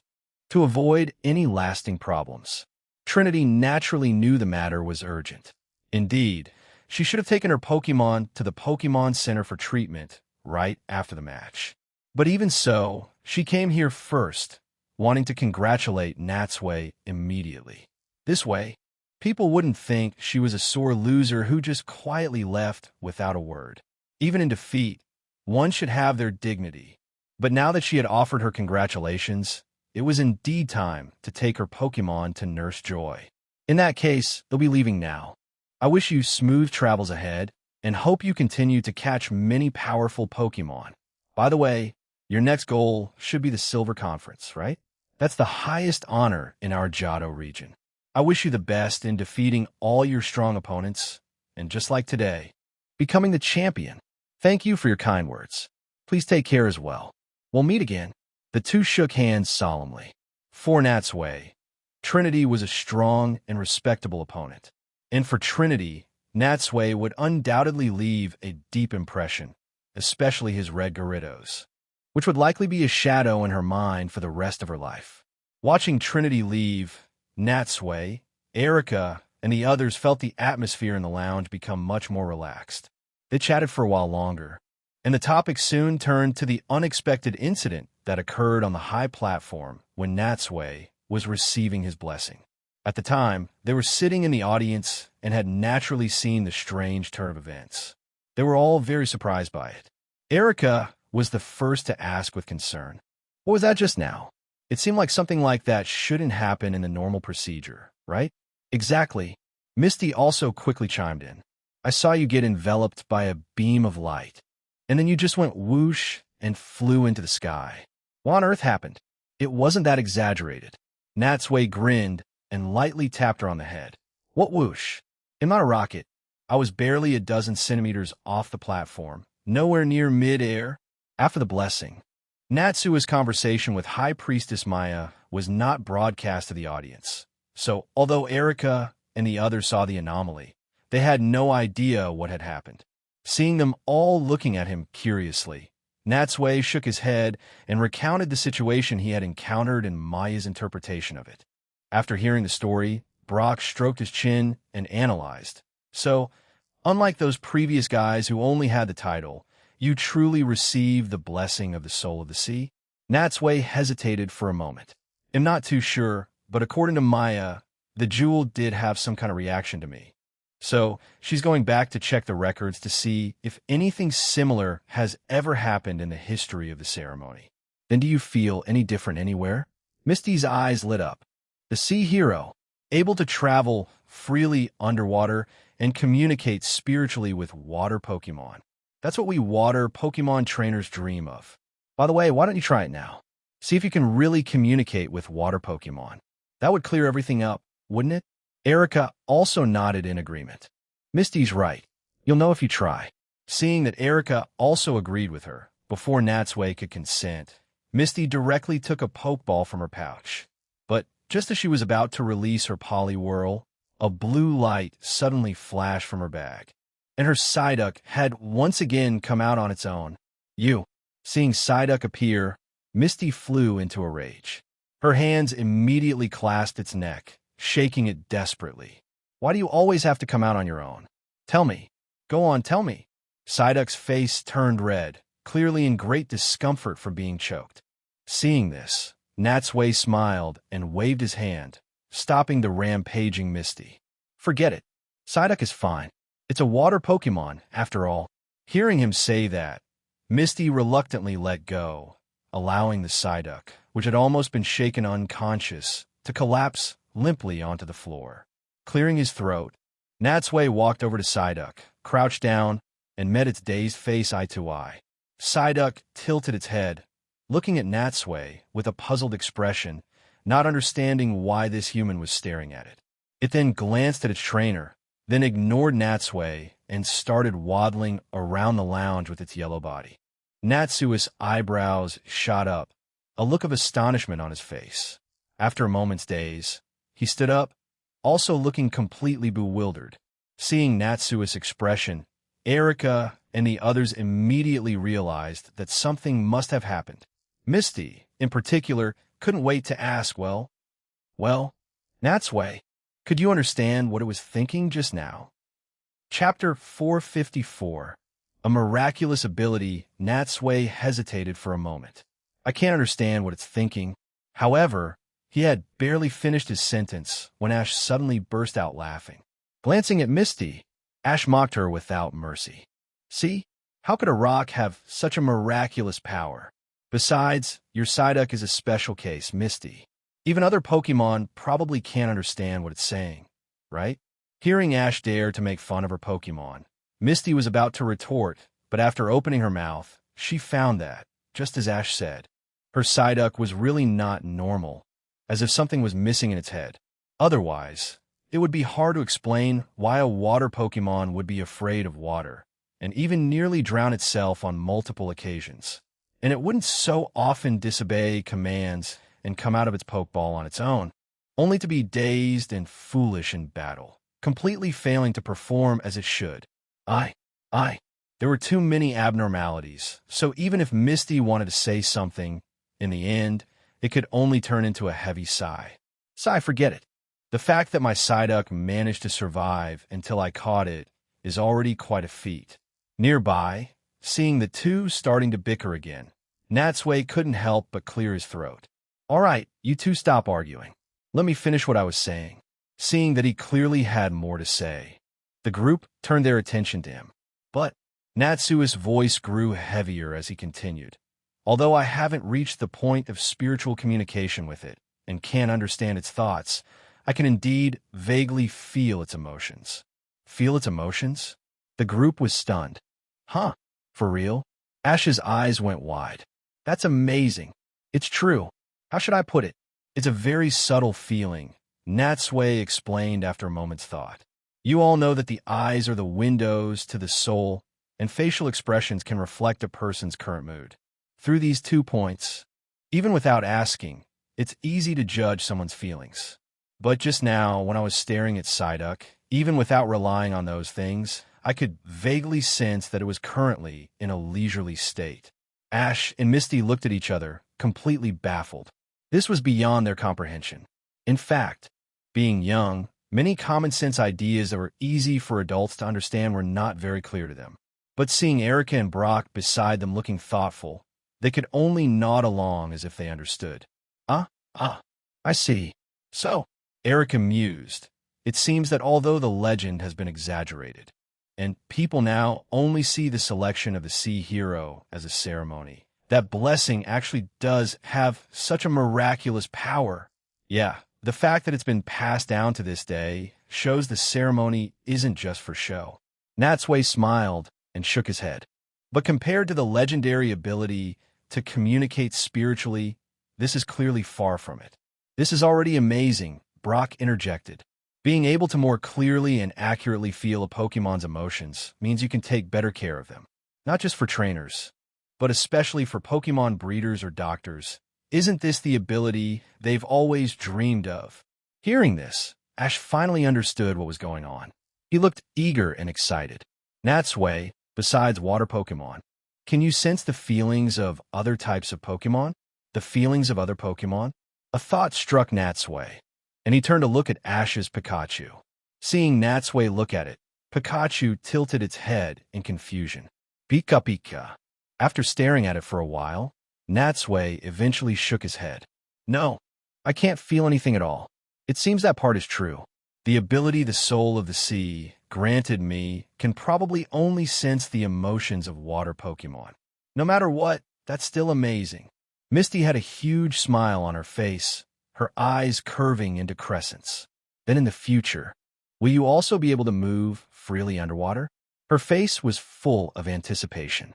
Just now, a heartwarming scene had already formed in her mind. She and Natsui, playing with various water-type Pokemon in the water, weaving through coral and jellyfish from time to time, like a pair of happy underwater sprites. Wait, if Natsui really has this ability, doesn't that mean he'll also have to develop in the direction of a water Pokemon master in the future? Then I, who also want to become a water Pokemon master, would have the same goal as him. Wouldn't that make us a match made in heaven? Hee hee. It seems even the god of the sea is helping me. Natsui, of course, had no idea what Misty was thinking. If he knew, he would probably give her a sharp knock on the head. What are you thinking about in that little head of yours? What water Pokemon master? His goal isn't to become a master of a single type. He shrugged. Who knows? That stone didn't modify my body. To verify it, I guess I'll have to find a chance to go underwater and test it out later. But based on the spiritual communication part, I estimate this ability won't be as miraculous as Maya said. There's definitely a lot of exaggeration. After the World Cup concluded, Ash and his two friends had planned to bid farewell to Natsui and continue their journey. But upon hearing that High Priestess Maya would be hosting a banquet that evening to entertain Natsui, the sea hero, they immediately decided to stay for a big meal first. After eating and drinking their fill and resting for a night, they would then set off. You couldn't blame them for being gluttonous. The three of them were, after all, in their growing years. Although Brock's cooking was excellent, they rarely got to eat a decent feast while traveling and sleeping outdoors. Now that they had such a rare opportunity, they of course had to treat themselves. While waiting for nightfall, the group left the stadium and headed towards the Pokemon Center. Along the way, Ash and Misty excitedly discussed what they had seen and heard at the Cup. Every time they experienced such a major competition, it was a form of growth for them, and there were many things worth remembering. Before returning to the Pokemon Center, Natsui first found a delivery company and mailed the trophy and medal he had won back to the Sakuraji Institute. After returning to the Pokemon Center, he then transferred his Blastoise and Red Gyarados back. After this competition, both Pokemon had gotten a good stretch. For the time being, there was no need for them to appear again. Chapter 455.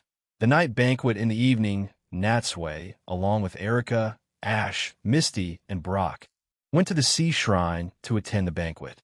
The sky was dotted with stars, and a cool sea breeze blew over them, carrying away the last bit of residual heat from the sunset. The sea shrine was located not far from the arena, on the west side of City on Red Rock Island. It was a grand structure, built upon a cliff. Looking down from here, one could take in the view of the entire city and also clearly see a wide, turbulent whirlpool on the surface of the sea on the other side of the cliff. This whirlpool looked extremely dangerous. There was no telling when it had formed or how long it had existed. Like a constantly flushing toilet, it continuously sucked seawater to some unknown place. The surrounding exposed reefs were washed smooth, and the sound of the water from the whirlpool was a constant roar, a bit harsh at first, but after listening for a while, one slowly got used to it.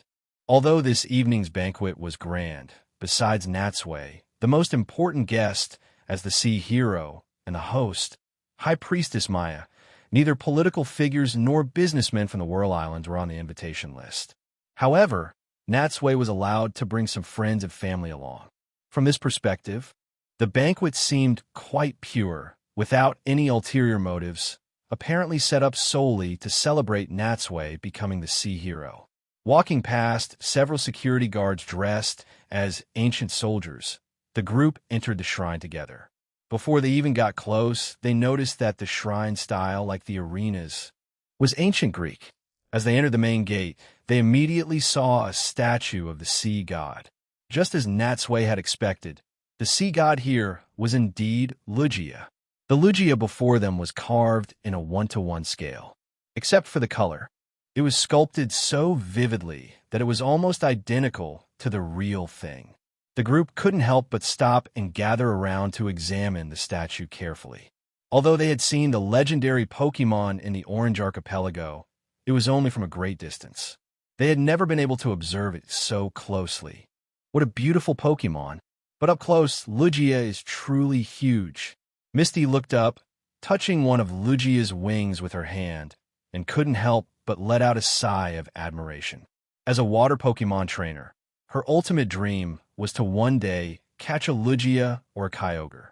With such a statue right in front of her, for a moment, it made her feel as if her dream was no longer so distant.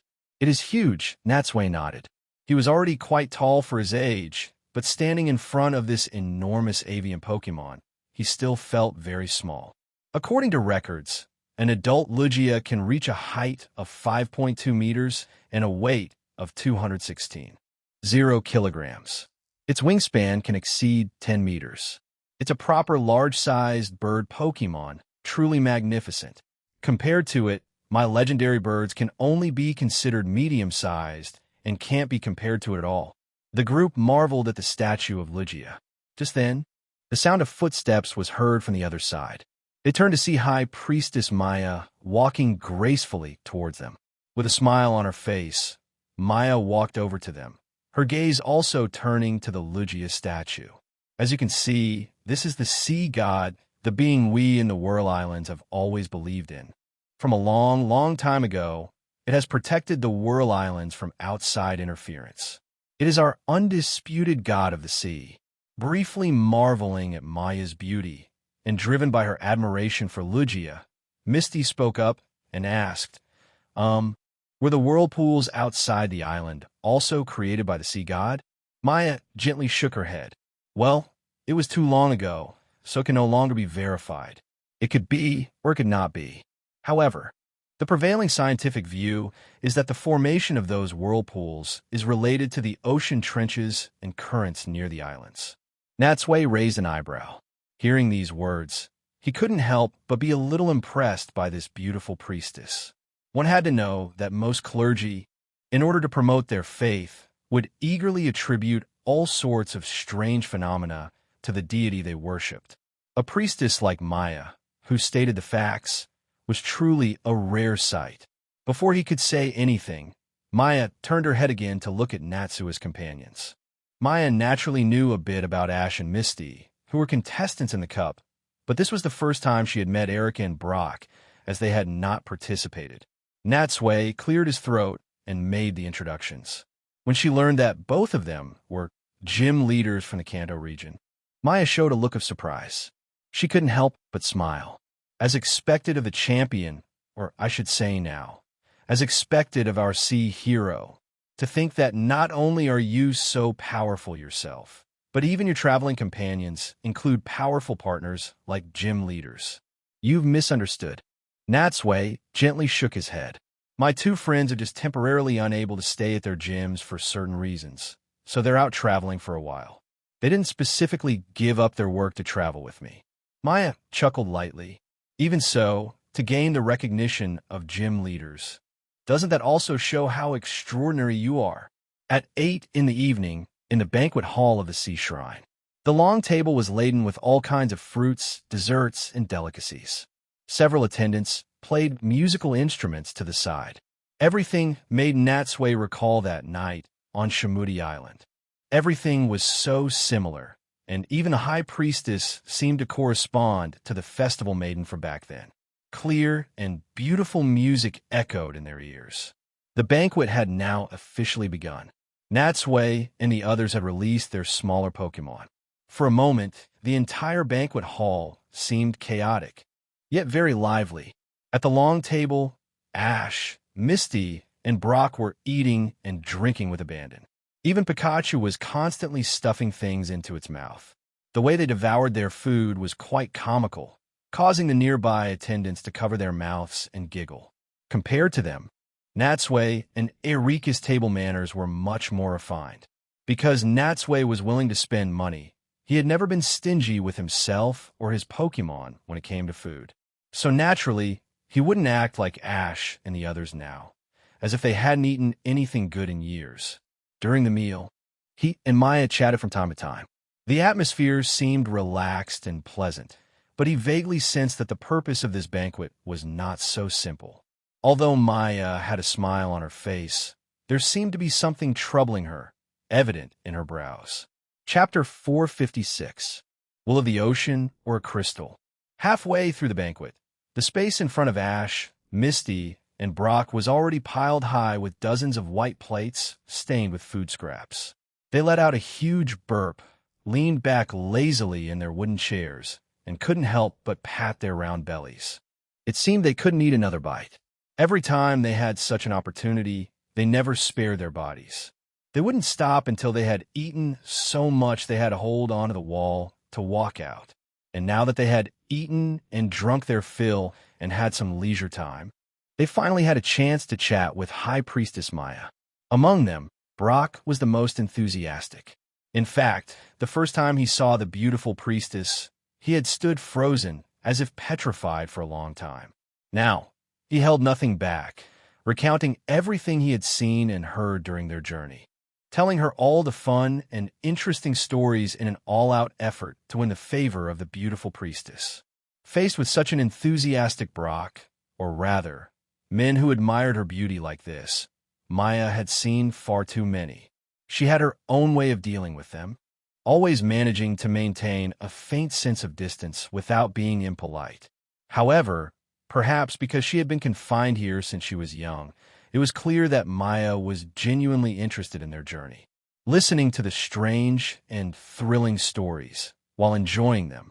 A look of longing inadvertently appeared on her face, especially when she heard Ash talk about how they fought the 3 legendary birds on Shamuti Island to stop the Collector, and how with their efforts, they, along with the sea god Lugia, finally quelled the disturbance. Not only was Maya greatly surprised, but even the several female attendants nearby also looked at them with shock. "You've seen the sea god in person before?" "Of course," Ash said truthfully, without any bragging. "We've done more than just see it. We even fought alongside it." At that time, including Natsui's, there were a total of 7 legendary. At this point, Misty suddenly stomped hard on Ash's foot. Her movement was so big that even Maya couldn't help but glance over. "Ouch!" Ash cried out in pain, then turned to glare angrily at Misty. "Misty, why did you step on me?" "This idiot." Misty rolled her eyes at him, utterly speechless. "He's so dense." He almost revealed Natsui's secret. That's his trump card. How could he just reveal it to an outsider so easily? But in front of Maya, she couldn't explain anything, so she could only pick up a large chicken leg and shove it directly into Ash's mouth. "You're probably not full yet, are you? Then have another chicken leg." It wasn't clear if Misty used too much force, but the chicken leg seemed to have poked directly into Ash's throat, causing him to make muffled noises and clutch his mouth in pain. Ignoring the collapsed Ash, Misty sat up straight and calmly wiped the grease from her hands with a napkin. While Natsui was used to their bickering, it was clearly the first time Maya had seen it. She was a bit worried that something unpleasant might happen between them, but seeing that everyone else looked accustomed to it, she immediately realized that the two had a very good relationship, and such actions were merely the playful squabbles of trusted companions. Companions, what a wonderful word. But after this interruption, the previous topic was dropped. The group continued to chat for a while longer. As the banquet drew to a close, Maya's demeanor suddenly shifted and became more formal. Natsui understood that when this happened, it was usually time to discuss serious matters, so he quickly pulled himself together. At the long table, Maya cleared her throat and first extended a formal invitation to Natsui, hoping he would stay at the sea shrine. Only then did Natsui learn that in the cup, if a local contestant from the Whirl Islands won the championship, due to the shrine's huge influence here, they would mostly choose to stay and assist the High Priestess in managing the shrine's affairs. This was a win-win situation for both the contestant and the shrine, bringing both fame and fortune. But if it was a contestant from outside the islands, they were completely unaffected by the shrine, and very few would choose to stay. Natsui refused her almost without hesitation. Although Maya felt it was a pity, she was not surprised by this outcome. In fact, before extending the invitation, she already knew that someone like Natsui was highly unlikely to stay. But even so, the proper procedures still had to be followed. Maya sighed, then adjusted her mood and continued. "After returning here from the arena, I consulted many records. I found that although nothing like this has happened in the last 2,000 years, when the Sea Shrine was first established, the very first sea hero experienced a situation identical to yours." "The very first sea hero? That's ancient," Natsui asked curiously besides him. "In all this long time, has there really not been anyone else with a situation similar to mine?" "No." Maya shook her head. "A sea hero is chosen every 3 years. Except for a period hundreds of years ago when it was suspended due to unrest on the islands, there have been a total of nearly 600 heroes. The circumstances of each hero receiving the blessing are clearly recorded in the scrolls. We have checked them one by one and found no other differences. At this point, Maya looked at Natsui with a burning gaze. After the blessing ceremony, did you feel anything different about yourself? Before Natsui could speak, Misty had already said, excitedly, "We already tested it." Although Natsui can't communicate spiritually with water Pokemon, he can sense their current emotions. I see.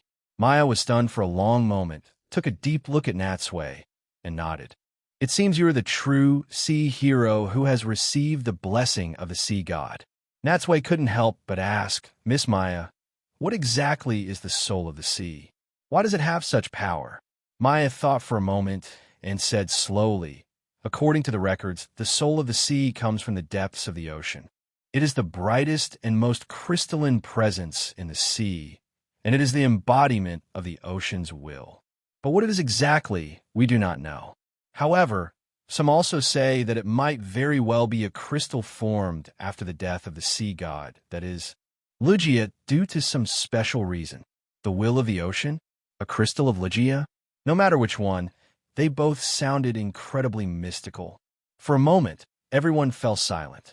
They all wondered in their hearts why, after several thousand years, Natsui would once again receive the blessing of the sea god.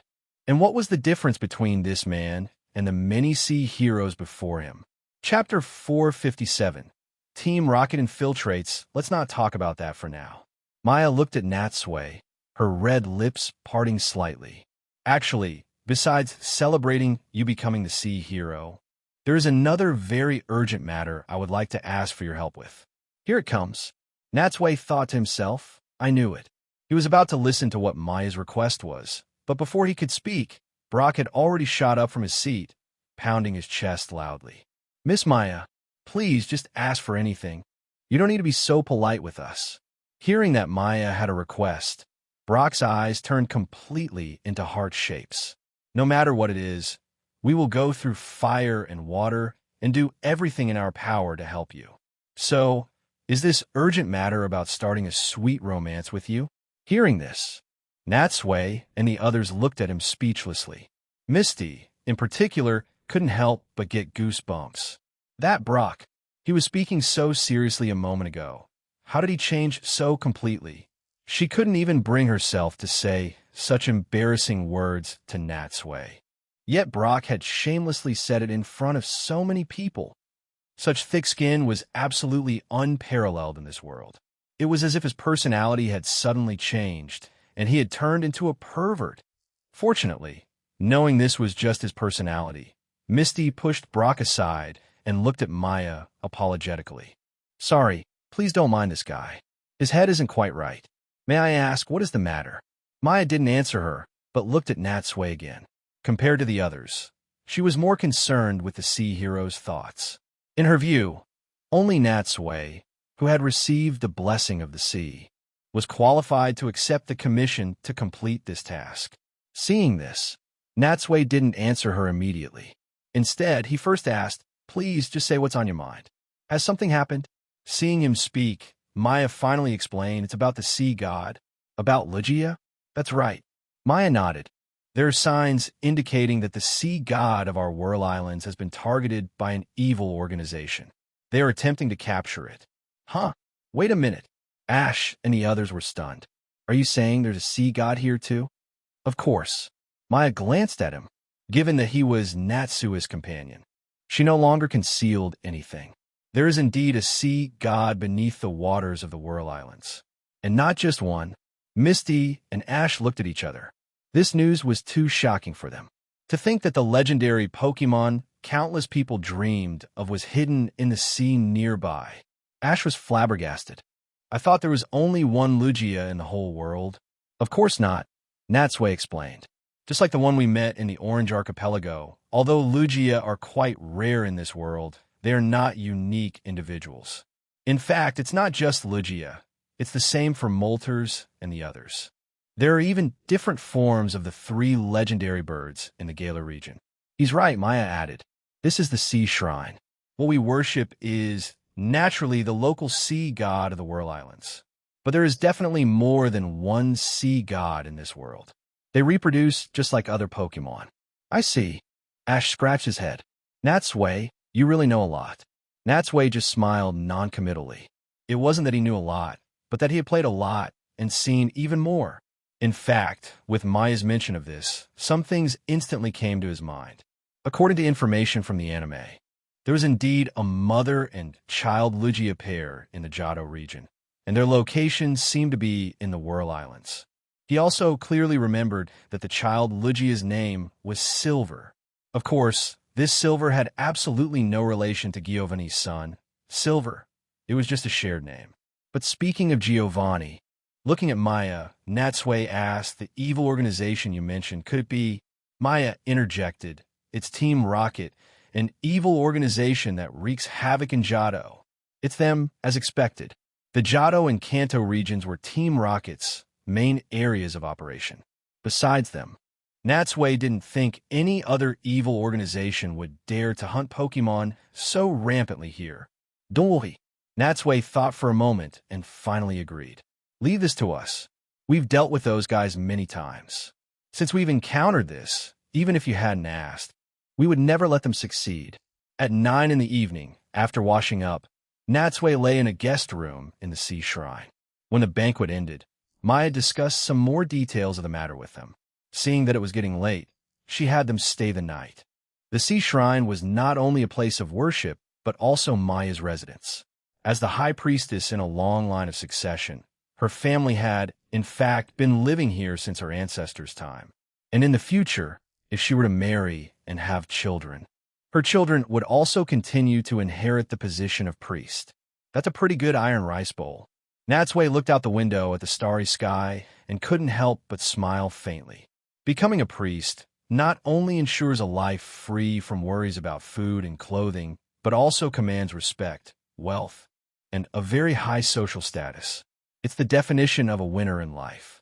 As his mind wandered, sleepiness slowly crept up on him. Just as he was about to drift off to sleep, a dark shadow suddenly emerged from the wall. Natsui lifted his eyelids for a glance and saw that it was his Jengar. This fellow had been wandering around the shrine since the banquet began, calling it an adventure. After all this time, it finally knew to come back. Yawning, he was about to turn over and sleep, but he saw Jengar come right up to his side. Hey, wake up. I just saw Team Rocket. Team Rocket. Hearing those two words, Natsui's sleepiness vanished instantly, and he immediately became wide awake. He sat up and said in surprise, how did Team Rocket get here? To think they've already found their way here. Are they planning to make a move on Maya? Or are they here looking for clues about Lugia? I don't know. Jengar shook its head. Anyway, those three guys snuck in sneakily and are wandering around here. Those three guys? Natsui was stunned for a moment, then realized who Jengar was referring to and couldn't help but curl his lip in disappointment. What the? So the Team Rocket you're talking about isn't the executives, but just James and those two. What's wrong with them? Jengar looked at Natsui in surprise. Why do you seem to look down on them so much? Aren't they members of Team Rocket? Natsui burst out laughing. How should I put it? Although those three are also Team Rocket, they never managed to accomplish anything big. No need to worry at all. Ash and the others are more than enough to handle them. He was about to lie down again, but after a moment's hesitation, he still put on his jacket. Forget it. I can't sleep now anyway. I might as well go out and see what those guys are up to here. Chapter 458. An eerie wind late at night in the sea shrine. At this hour, the sea shrine seemed to have fallen completely silent. Almost no sound could be heard, only the turbulent whirlpool below the distant cliff, still flowing tirelessly and rapidly, making a rushing sound. Natsui walked silently through the corridor.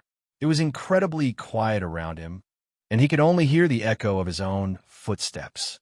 Although Jengar was beside him, it made no sound as it moved like a shadow, making it almost no different from walking alone. Compared to its solemn and mysterious atmosphere during the day, at night, the mood here changed, becoming somewhat eerie and terrifying. The man and the Pokemon had not gone far before Natsui discovered that, for some unknown reason, there were no modern lighting fixtures like electric lamps in the corridor. Instead, an oil lamp hung every few meters. The hazy lamplight illuminated the entire corridor, bringing a faint, dim light to the night. But this was not hard to understand. It was a shrine, after all. If it didn't create a bit of mystery, how could it embody its mystique? And there was another benefit to this. The burning flames could slightly disperse the humidity in the air, keeping the inside of the sea shrine dry. After walking another 10 meters or so, Natsui couldn't help but turn a look at the Jengar beside him. Where exactly did you see the Team Rocket trio? Jengar raised its short, stubby arm and pointed forward. Just ahead. There's a shortcut nearby that can get us in front of them. Follow me. Led by Jengar, Natsui came to a staircase at a corner. He saw Jengar fiddle with a lampstand on the side, and then a secret door unexpectedly appeared on the wall. Go on in. Jengar let out its characteristic strange laugh. This is a secret passage I discovered during my adventure earlier. It connects to most parts of the shrine and is very hidden. It was truly hard to imagine that Jengar had managed to find even the secret passages here in just a few short hours. Wasn't this like exposing the other party's biggest secret? But thinking about it, it made sense. Pokemon of Jengar's line generally like to pass through walls, and they also loved dark places, so it wasn't surprising that it could discover such a secret. Entering the secret passage, the world inside the door was even darker. A narrow and low corridor was just wide enough for one person to pass through. And, compared to the corridor outside, you could barely see your hand in front of your face here. For a Pokemon like Jengar, which was already adapted to the darkness, this was no problem, but as a human, he didn't have such an ability. Left with no choice, Natsui could only send out his Jolteon and have it generate an electric current to light the path ahead. Following the passage, Natsui made several turns, passed through a few intersections, and finally went through another secret door, leaving the hidden path. However, before Natsui could see where he was, he suddenly heard the sound of footsteps in the distance, getting closer and closer. With no time to think, he quickly recalled Jolteon and hid himself in the darkness, deep within the sea shrine. At this moment, the Team Rocket trio was tiptoeing around nearby. Because it was too late and they couldn't use flashlights, had no map, and couldn't ask for directions, James and Jesse had been walking back and forth here for a long time, completely lost since they broke in. Now, both of them felt their legs were sore and weak, unable to take another step. Finding a stone step, James decided not to walk anymore. He sat down with a plop, and while massaging his legs, he couldn't help but frown. Hey, Jesse, haven't we already been through this place? Why does it look so familiar? Really? Jessie was also leaning against a nearby pillar, sticking her tongue out like a dog, seemingly trying to relieve her fatigue this way. The layout here is all pretty much the same. You must be mistaken. Hearing their conversation, Meowth's expression changed. It quickly jumped beside them and made a hushing gesture. Shoo, you two keep it down. Don't wake up the guards here. What's there to be afraid of? Jessie curled her lip nonchalantly. The competition is over.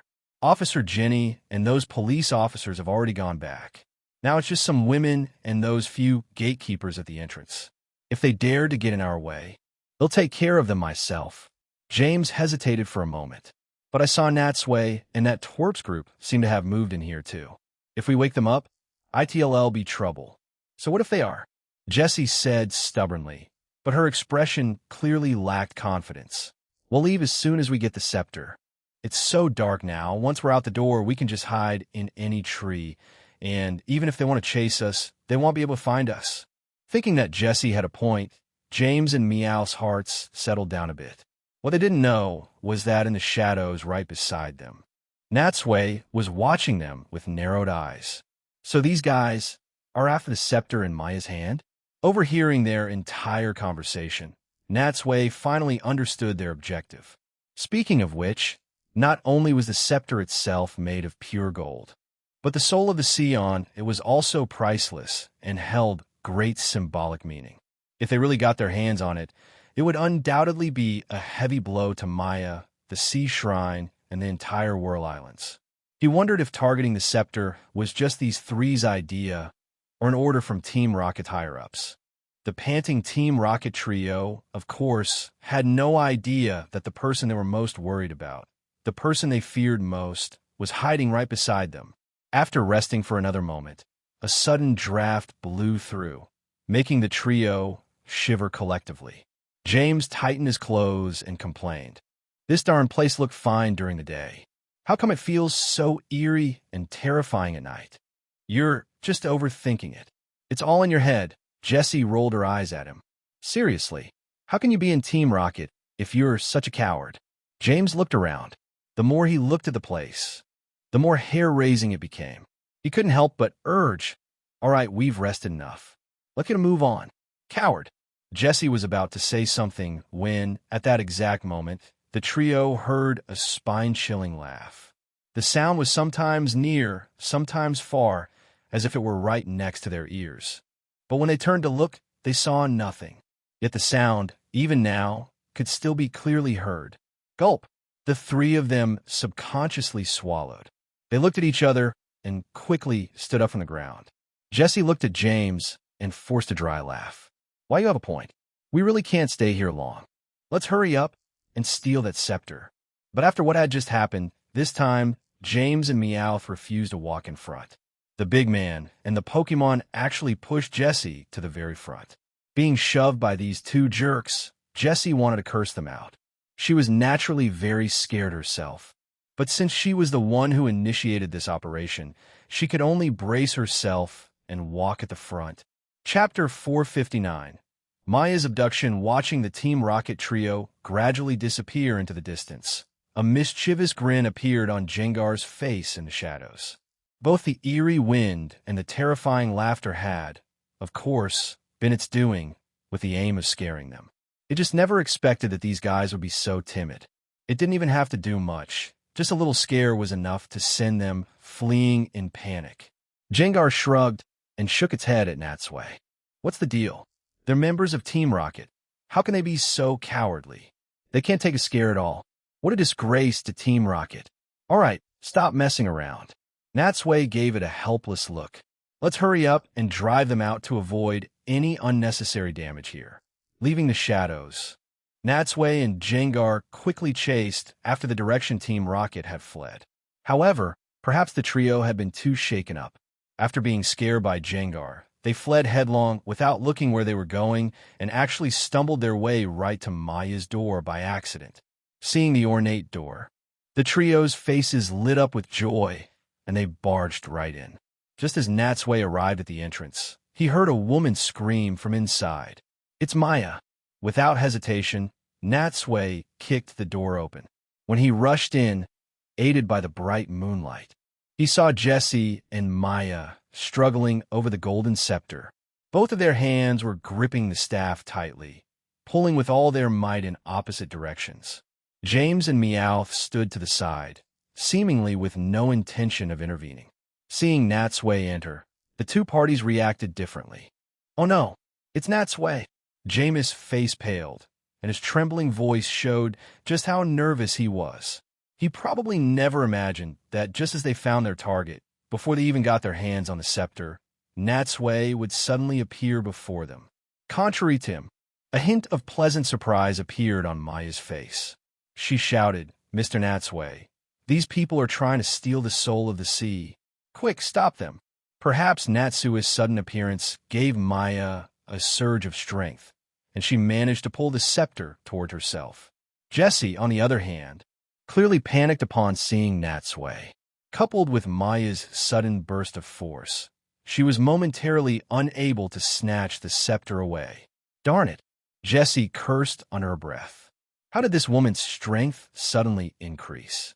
Seeing Natsui approaching step by step, and unable to get the scepter in the short term, Jessie couldn't help but shout at James and Meowth, "Hey, you two, don't just stand there like idiots. Go stop him." "Huh?" Hearing Jessie's words, James and Meowth looked at her in disbelief. "Us? Stop him? Are you kidding? That's Natsui. Less nonsense." am determined to get this scepter. Veins popped on Jessie's forehead. Seeing them still dawdling, she shouted through gritted teeth, "Hurry up, I can't hold on much longer." Seeing their partner give a direct order, and intimidated by her authority. Despite being terrified of Natsui, James and Meowth still trembled as they stood in front of Jessie. James threw a pokeball, releasing his Weezing, while Meowth crossed its arms, its claws glinting with a dangerous light. But faced with the intimidating Jengar, both Weezing and Meowth involuntarily took a step back. Darn it! Realizing it had shown fear, Meowth let out a loud roar to bolster its courage, then leaped forward, pouncing directly at Jengar. But Jengar simply sidestepped slightly to easily dodge the attack. Before Meowth could even turn around, Jengar had already stuck out its long tongue. A single lick sent a chill through Meowth's entire body, leaving it paralyzed. A little farther away, James saw Jengar disable Meowth with just a flick of its tongue and felt a headache coming on. But even so, he had no choice but to grit his teeth and order Weezing to attack. Weezing used Sludge Bomb. Sludge Bomb was a poison-type attack. Against the poison and ghost-type Jengar, it could barely cause any substantial damage. But besides that, James had no other options. After all, Weezing's typing was at a natural disadvantage. It could still use some normal-type moves, but if it got close, it would probably be taken down by Jengar in one hit, just like Meowth. Seeing the Sludge Bomb flying closer, Jengar let out its strange laugh. It formed a shadow ball in its right hand, and as it was thrown, it not only dispersed the Sludge Bomb, but continued forward, hitting Weezing with a bang and slamming it into the wall. With both Pokémon taken out in an instant, James completely lost the will to resist. He dodged behind Jessie to hide. "You two idiots." Jessie was furious at their incompetence. But she only had time to curse once before she saw Jengar already closing in on her. She was suddenly alarmed. With no time to think, she forgot about snatching the scepter, immediately let go, and fumbled at her waist, pulling out two round objects. From a distance, Natsui glanced over and saw that these two round things were not pokeballs, but two smoke bombs. Clatter! The smoke bombs rolled on the ground for a few circles. Instantly, a large amount of thick smoke spewed out, filling the entire room in just a few seconds. Natsui covered his nose and took a few steps back. At first, he thought the Team Rocket trio was planning to escape using the smoke, but suddenly, he heard Maya let out a cry of surprise, followed by the sound of a window shattering and glass falling to the ground. The change happened in a flash. When the smoke cleared a little, allowing him to vaguely see the scene in the room, Natsui looked again, but there was no trace of Team Rocket. Not only were Jessie, James, Meowth, and Weezing gone, but even Maya and the Golden Scepter had also vanished. He quickly walked a few steps, passed through the shattered floor-to-ceiling window, and went out onto the balcony. He saw a simple hot air balloon slowly rising into the sky. Faintly, he could hear Jessie's triumphant laughter. Natsui shook his head with a wry smile, not particularly angry at this outcome. No matter what they did, they were destined not to escape. What he really hadn't expected was that Jessie would be so audacious as to not only steal the scepter, but also abduct Maya. I really don't know what that woman was thinking. Sighing, he took a pokeball from his pouch. As he threw it into the air, a blue light flashed, and a Charizard appeared on the balcony.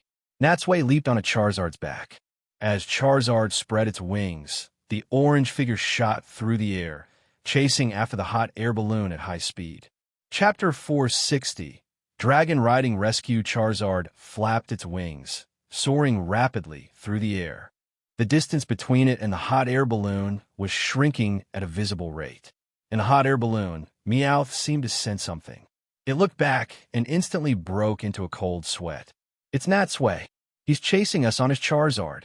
Hearing Meowth's startled cry, Jessie whipped her head around, seeing the Charizard that was about to reach them. The smile on her face froze instantly. "What's going on? Didn't we just get away from him?" Her voice was urgent, completely losing the triumphant tone she had when they escaped. "Idiot. You should have known that was impossible." James sighed. Although his tone was dejected, his face had an I knew it expression. He's Team Rocket's #1 nemesis. Not easy to deal with like the twerps. Even the boss can't do anything about him. How could a mere smoke bomb possibly trap him? Hearing this, Jesse immediately panicked. What do we do now? Our balloon can't outrun him at all. What else can we do? We have to think of something else. Coming to his senses, Jameis' expression hardened. He quickly pulled the rope, trying to increase the temperature to raise the balloon to a height that Charizard couldn't reach, thus escaping Natsui's pursuit. But how could the ascent speed of a hot air balloon possibly match Charizard's? The trio only felt an orange flash before their eyes, and Charizard had already zipped past them. They were so close that the Team Rocket trio could clearly see Natsui's composed face in the moonlight. "Oh no, he's caught up," Meowth shouted, his voice filled with panic. James cursed inwardly. He really wanted to ask, who's the villain here? Why are we, the mighty Team Rocket, in such a pathetic state? Why is the fearsome, evil organization being chased by a single person? But complaining was one thing. He knew the situation had to be resolved quickly. With that in mind, he made a decisive call. We need to find a way to lighten the load now. Otherwise, we'll never get away. As soon as he finished speaking, Jesse and Meow simultaneously turned their gazes to Maya in the corner. At this moment, Maya's hands and feet were tied with rope, and her mouth was taped shut. She could neither move nor make a sound. Seeing them look at her, knowing what they were thinking, Maya's gaze was sharp, her eyes filled with fury. Jesse said without a second thought, "This woman is the heaviest and most useless thing. Let's throw her off first." "That's not right." James broke into a cold sweat. "She's a living person, and a woman at that. How can we just throw her out? I think we should just throw the ballast weights." "Are you an idiot? This is no time to worry about that. Of course, we throw everything off." Meowth first scolded James, then looked at Jesse, puzzled. "But speaking of which, why did you grab this woman earlier? Wasn't the goal just to steal the scepter this time?" "Well," Jessie awkwardly scratched her cheek with her finger. "At the time, this woman was holding on too tightly. I couldn't get the scepter, so I just grabbed her along with it." "All right, let's not dawdle anymore. Since we just grabbed her, by the way, let's hurry up and throw her off." But James was full of reluctance. Although he was a bad guy, throwing a woman overboard was something he could never bring himself to do. And in that moment of hesitation, Charizard had already circled the hot air balloon once. When it flew in front of them again, it suddenly raised its head, and as a scorching flame shot from its mouth, it burned a hole straight through the balloon above. With the balloon punctured, the basket below lost its lift and naturally began to plummet violently. The Team Rocket trio let out miserable screams. They huddled together tightly and were thrown into the air as the basket fell rapidly. Now, they no longer had to argue about whether to throw Maya off. Everyone was flying through the air. No one needed to ride in a hot air balloon anymore. And besides them, Maya was no exception, also falling from the sky. But with her hands and feet tied, she could neither struggle nor scream. There was nothing she could do but watch as she got closer and closer to the sea. Just as panic filled her heart, a figure suddenly flashed before her eyes. Before she could react, she had fallen into a pair of strong arms. When she came to her senses and looked up, she was overjoyed to find that Natsui had caught her securely. At the same time, Jengar also flew into the air and grabbed the golden scepter. Now, both the person and the scepter were safe. As for the Team Rocket trio, it was so dark that Natsui couldn't see their location clearly and had no time to worry about them. But even if he had seen them, he probably would have remained indifferent. Anyway, those guys had fallen from great heights no less than a few hundred times. They were tough as nails. No need to worry about whether they'd live or die. "You're on your own." He was about to say something to Maya, but he suddenly felt something delicate and soft in his hands. Looking down, he saw that Maya was wearing a white silk nightgown, because it was very thin and semi-transparent. What was underneath was vaguely visible in the moonlight, and his hands were currently supporting her, one under her bottom and the other behind her back. At this moment, both in his palms and on his fingers, Natsui could strongly feel Maya's firm, warm body. This intense sensation directly stimulated Natsui's nerves. Noticing the strange look in Natsui's eyes, Maya immediately realized her situation. But there was nothing she could do, especially since she was tied up and couldn't even move, like a lamb waiting to be slaughtered. It couldn't be helped. When Team Rocket had broken into her room, she was resting and had no time to change. Clearing his throat, Natsui averted his gaze, quickly placed Maya on Charizard's back, then tore the tape from her mouth and untied the ropes around her body. "It's okay now." As he spoke, he also took off his jacket and draped it over Maya's shoulders. "Thank you for saving me." Maya's face was slightly red, but she still thanked him generously. Although she appeared quite calm on the surface, she couldn't help but feel shy inside. Even though she was the High Priestess and usually seemed unapproachable, she was still only in her 20s. Being held so closely by a man, how could she remain indifferent? In this atmosphere, remembering the perilous moment just now, and looking at the handsome face so close to her in the moonlight, she suddenly felt her heart, which had been still for so many years, begin to pound wildly. Chapter 461. Setting off for Silver Rock Island under the moonlight, Charizard glided in from the distance, finally hovering in the sky above the sea shrine. Natsui, holding Maya, leaped from its back and landed steadily on the balcony.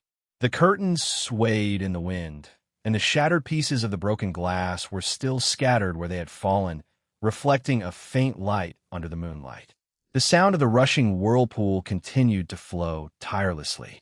Other than that, it was extremely quiet. If not for the messy aftermath of the battle, who would have thought that such an event had occurred in such a short time? To prevent Maya's fair and soft feet from being cut by the glass shards, Natsui had no choice but to carry her into the room. The shards shattered under Natsui's shoes, breaking into even smaller pieces.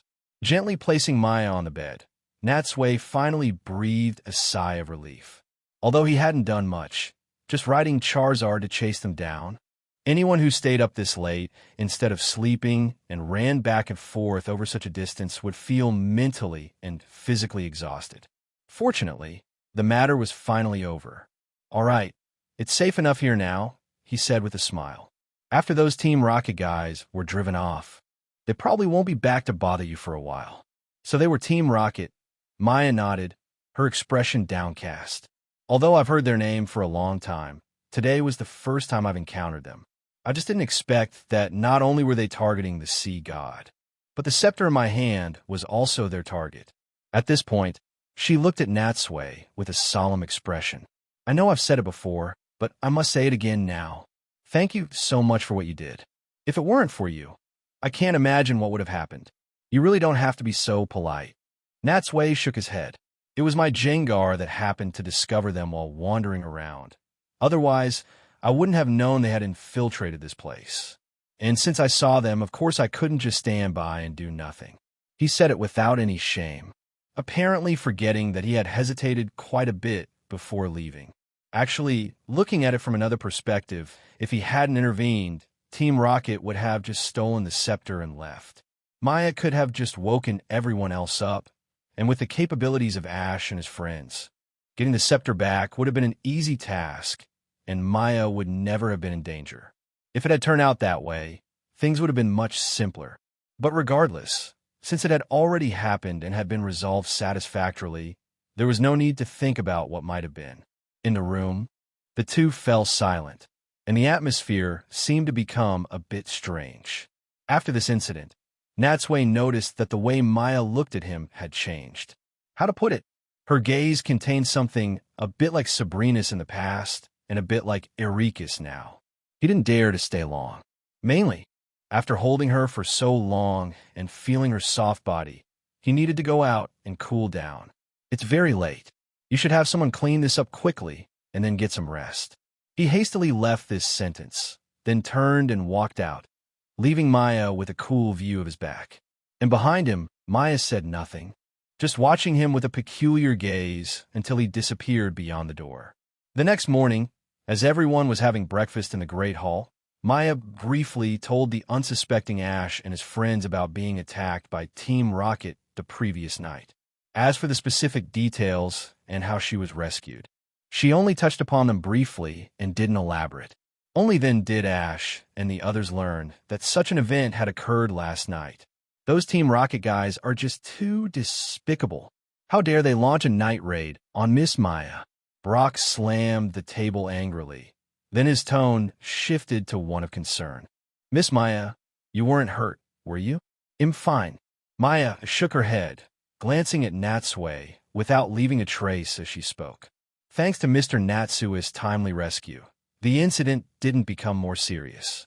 Hearing Maya mention him, Natsui brought the food on his plate to his mouth with a fork, his eyes straight ahead, as if she wasn't talking about him at all.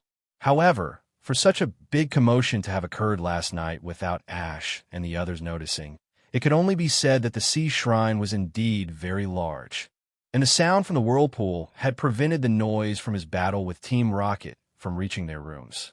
Erika's gaze shifted back and forth between Natsui and Maya. As a woman, she had a keen sense that what happened last night was probably not as simple as Maya had described. But both of them were acting normally at the moment, so she couldn't tell anything. After they finished breakfast, Maya personally escorted them to the shrine's main gate. Looking at the group about to depart, Maya said with a grave expression, "Last night's incident made me realize that the Team Rocket situation has become urgent. Stealing my scepter was likely just one part of their plan. We must resolve this as soon as possible.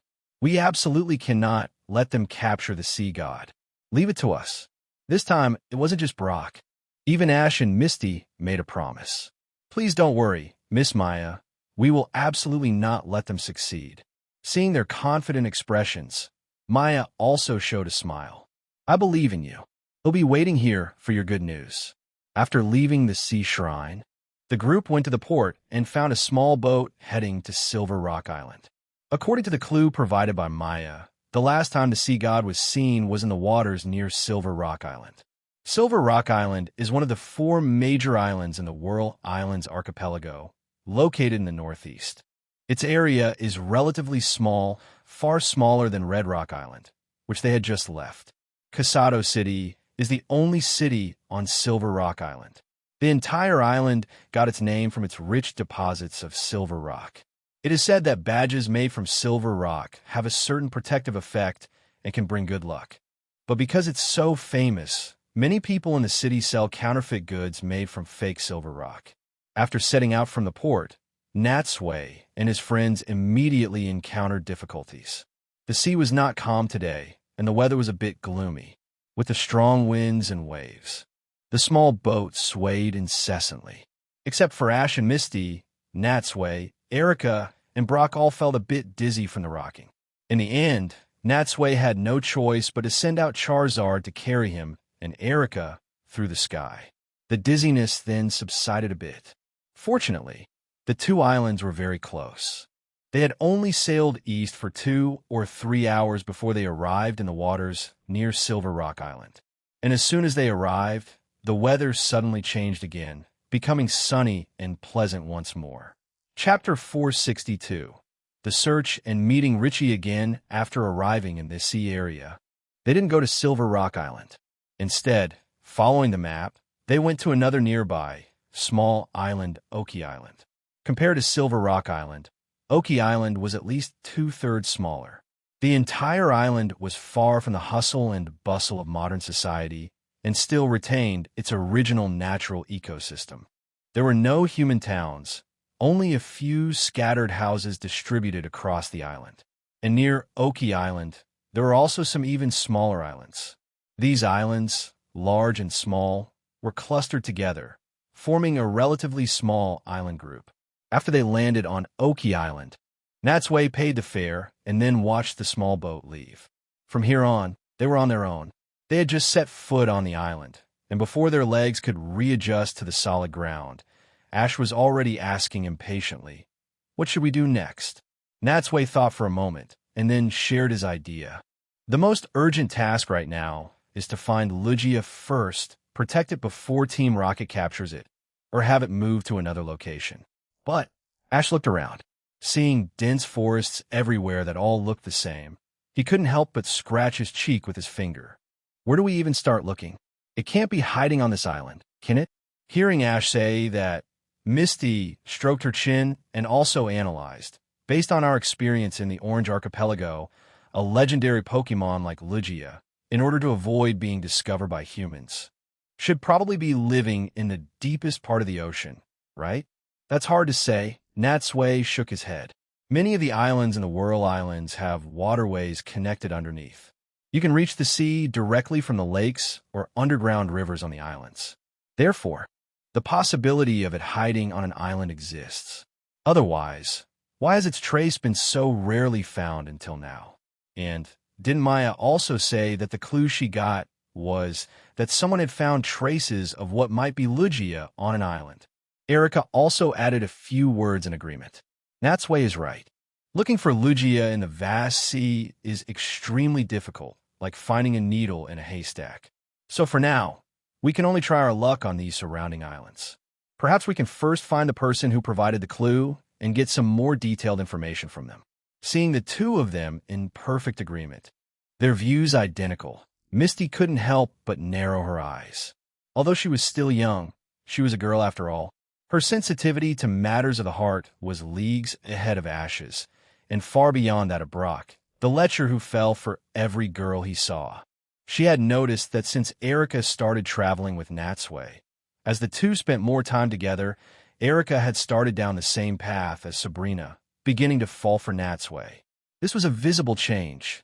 Sai, another competitor. She sighed in her heart.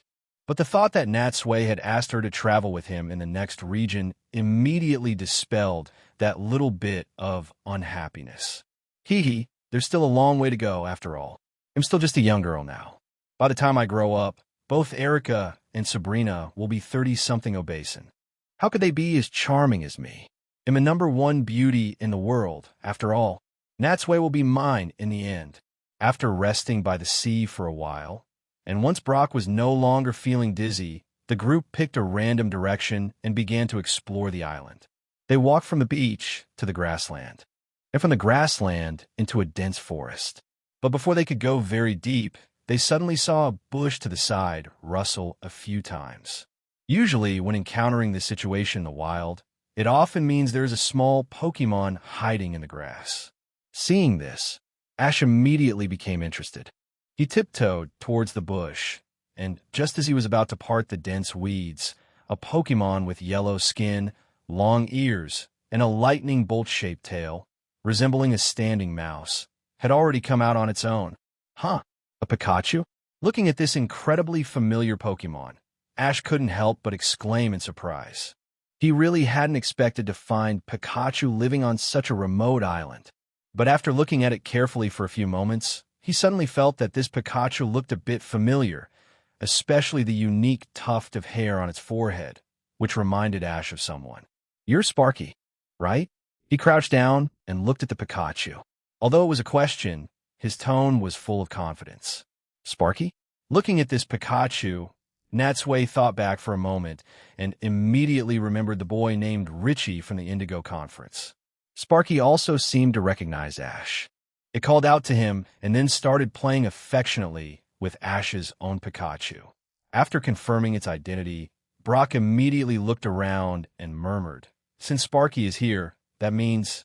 He hadn't finished his sentence when a boy dressed very much like Ash walked out from behind a large tree. "Sparky, don't run around." Just as he said that, the boy also saw Natsui's group. His words stopped abruptly, and a look of surprise appeared on his face. "Ash, what are you doing here?" "Richie, it really is you." He and Ash shouted at almost the same time. As expected, this person was indeed Richie. But after meeting, the atmosphere was inevitably a bit awkward. At the Indigo Conference, Richie had eliminated Ash to advance to the top 8, and then Natsui had eliminated Richie to advance to the top 4. These three were like a food chain, especially since Natsui had defeated Richie so cleanly, without showing any mercy. Although after the battle, both Ash and Richie had shaken hands and acted as if they didn't mind, there was still a thorn stuck in both their hearts. Now that they had met again here, even if no one mentioned that battle, seeing the opponent who had defeated you was bound to feel a bit uncomfortable. Fortunately, Ash was thick-skinned, and although Richie was a bit more sensitive, both were relatively hot-blooded people. After a brief silence, the atmosphere immediately livened up. The group found a flat rock to sit on, and some catching up was inevitable. Looking at Ash and Natsui, Richie couldn't help but sigh with emotion. We haven't seen each other since the Indigo Conference ended. You two haven't changed a bit. You haven't changed at all either, Richie. Ash scratched his head. But I really didn't expect us to meet again in a place like this. It seems we're really fated to meet. By the way, Richie, what are you doing here? Without thinking, Richie said directly, I'm here to find a mysterious Pokemon. A mysterious Pokemon. Hearing this answer, Natsui and the others subconsciously looked at each other. Could Richie also be looking for Lugia? But how would he know that Lugia is here? Chapter 463. Richie the two Pikachu chased each other nearby, having a great time. Richie didn't notice the strange expressions on the others' faces. He continued to speak with enthusiasm. Before I came here, I did some research on that mysterious Pokemon, although I still don't know what it is. Based on the information and rumors online, I've compiled a list of possible locations and movements. This Oki Island was the most suspicious among them, which is why I rushed over immediately. It had to be said, Richie was quite impressive. After all, Natsui and his group had come here because of Maya's intelligence, whereas Richie had figured it out entirely on his own, step by step. However, looking at it this way, the fact that two different channels of information both pointed to this place meant that the possibility of Lugia being near Oki Island was undoubtedly the highest. It also proved that Natsui and his friends hadn't come to the wrong place. Only then did Richie belatedly ask, by the way, why did you guys come here? Ash was about to open his mouth to answer, but suddenly hesitated. He glanced at Natsui and then swallowed his words. From this, one could see that Ash had truly grown up a lot. He had actually learned to think before speaking. If it were the old him, he probably would have answered directly without a second thought. Fortunately, there was nothing to hide. Seeing Ash look at him, Natsui chose to tell the truth. Actually, our purpose is similar to yours. Richie looked at them with some surprise. So, you're also here to find that mysterious Pokemon? I thought I was the only one looking for it. In fact, upon hearing this, Richie subconsciously tensed up. If their goals were the same, wouldn't that mean one party was destined to go home disappointed? After all, there was only one mysterious Pokemon. No matter who ended up catching it, it would affect their relationship. It was one thing with Natsui. To him, Natsui was just a powerful opponent, someone who had defeated him. There was no real friendship between them. But because his personality was very similar to Ash's, the two had a sense of mutual admiration. And he didn't want this precious friendship to be damaged over the issue of catching a Pokemon. Natsui saw his concern at a glance and explained with a smile, although our target is the same mysterious Pokemon, we're different from you. To be precise, we're here to protect it. Protect it? Richie was stunned at first. Then, as if realizing something, he quickly asked, so, you know what that mysterious Pokemon is? Natsui smiled faintly. It's the god of the sea, Lugia. Lugia. Hearing this name, Richie's eyes widened, and he exclaimed in shock. The mysterious Pokemon is Lugia? Is that true? Seeing Natsui nod, Richie was dazed for a long while before he was forced to accept this reality. He had had all sorts of guesses about the identity of this mysterious Pokemon, but at most, he had only thought it might be a rare shiny Pokemon. Who could have imagined it would be the god of the sea? From Richie's still shocked expression, it was clear he was still processing this news. Natsui continued. According to the information we received, Team Rocket has its eyes on it, so we were entrusted to come and protect this Lugia. I understand. Richie let out a long breath and then said with a solemn expression, please, count me in. I'll help you too. What? You're not going to try and catch it anymore? Shaking his head with a complicated look, Richie gave a wry smile. That's the god of the sea. It shouldn't be captured by humans. Hearing this, Natsui couldn't help but look at him with considerable surprise. Having such an awareness was truly remarkable. He remembered that the last person he met with such a quality was Kenta. Back then, when facing Reiku, he had also been able to maintain such composure. Similarly believing that legendary Pokemon should not be captured by humans but should live in nature. Unfortunately, he himself had no such awareness, which was why that Reiku was still lying quietly in his Ultra Ball. Since their goals were now aligned, the group didn't rest any longer and decided to start searching for Lugia immediately. But before setting off, Richie told them a piece of news. Actually, before you arrived, I had already explored the entire Oki Island, but I didn't find any signs of the mysterious Pokemon. That is, Lugia. Natsui nodded. In that case, let's focus our search on the smaller islands nearby. Following his gaze, the others looked towards the closest small island to Oki Island. It was a tiny, uninhabited island, more than half the size smaller than Oki. In the center of the island were 2 towering mountains, and a ring of dense forests surrounded them. Such an isolated island, surrounded by the sea and far from human civilization, was an excellent habitat for Lugia or any other Pokemon. Returning to the seaside and looking at the vast ocean, they were now without a boat. To cross the sea, the group each sent out their own Pokemon. Natsui mounted his Charizard and pulled Erica up with him, while Misty carried Brock and Ash took off with Richie. The distance was only about 2,000 meters, and it didn't take long for the 3 Pokemon to arrive one after another. Natsui was the first to set foot on the small island. He took out his map, but found that the island's name was not marked on it. Another unnamed island. After the others had also landed, the group headed towards the island's interior together. They hadn't gone far when they saw a little boy in a small pond with a lantern, floating in the water and watching them nervously. The boy was about 6 or 7 years old, wearing only a pair of swimming trunks, with a common round haircut for little boys. The lantern, as the evolved form of Chinchou, had a distinct fish-like shape with a yellow, mask-like pattern on its face. Compared to Chinchou, Lantern had only one antenna on its head, but it branched into 2 yellow, spherical light emitters in the middle. The one hanging in front of its head was larger, while the branched one was relatively smaller.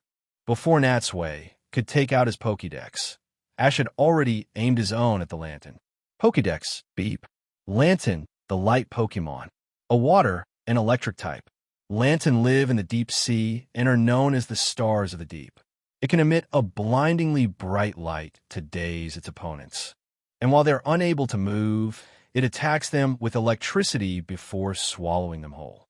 It is said that because prey is scarce on the deep sea floor, it has to compete fiercely with Fin Neon. Chapter 464. The boy, Shuichi, when the group walked to the edge of the pond. Richie leaned down and asked the little boy, "Hello, are you from this island?" While they were observing the little boy, he was also secretly observing them. Although his eyes were full of vigilance, he still slowly nodded. "Sort of. I live on Oki Island, but I often come here to play. What's up? Do you need something?" As he was speaking, Natsui keenly noticed that under the water behind the boy, a dark shadow seemed to be quietly slipping away. The shadow vanished in a flash, disappearing underwater in an instant, but he had still caught it. And this boy seemed to be intentionally hiding it, positioning his body to block their line of sight, as if he didn't want them to discover that shadow at all. However, because the shadow was too blurry and obstructed by the water's reflection, Natsui didn't get a clear look at what it was. But in the end, it was definitely a Pokemon. Just as he was thinking, he felt Erika's shoulder gently nudge his. Glancing at Erika, he saw her wink at him. Although she didn't say anything, it was clear that she had also seen the shadow. But the two of them tacitly pretended not to have noticed. At that moment, hearing the little boy's reply, Ash couldn't wait to ask, "Since you're from around here, have you seen any mysterious Pokemon?"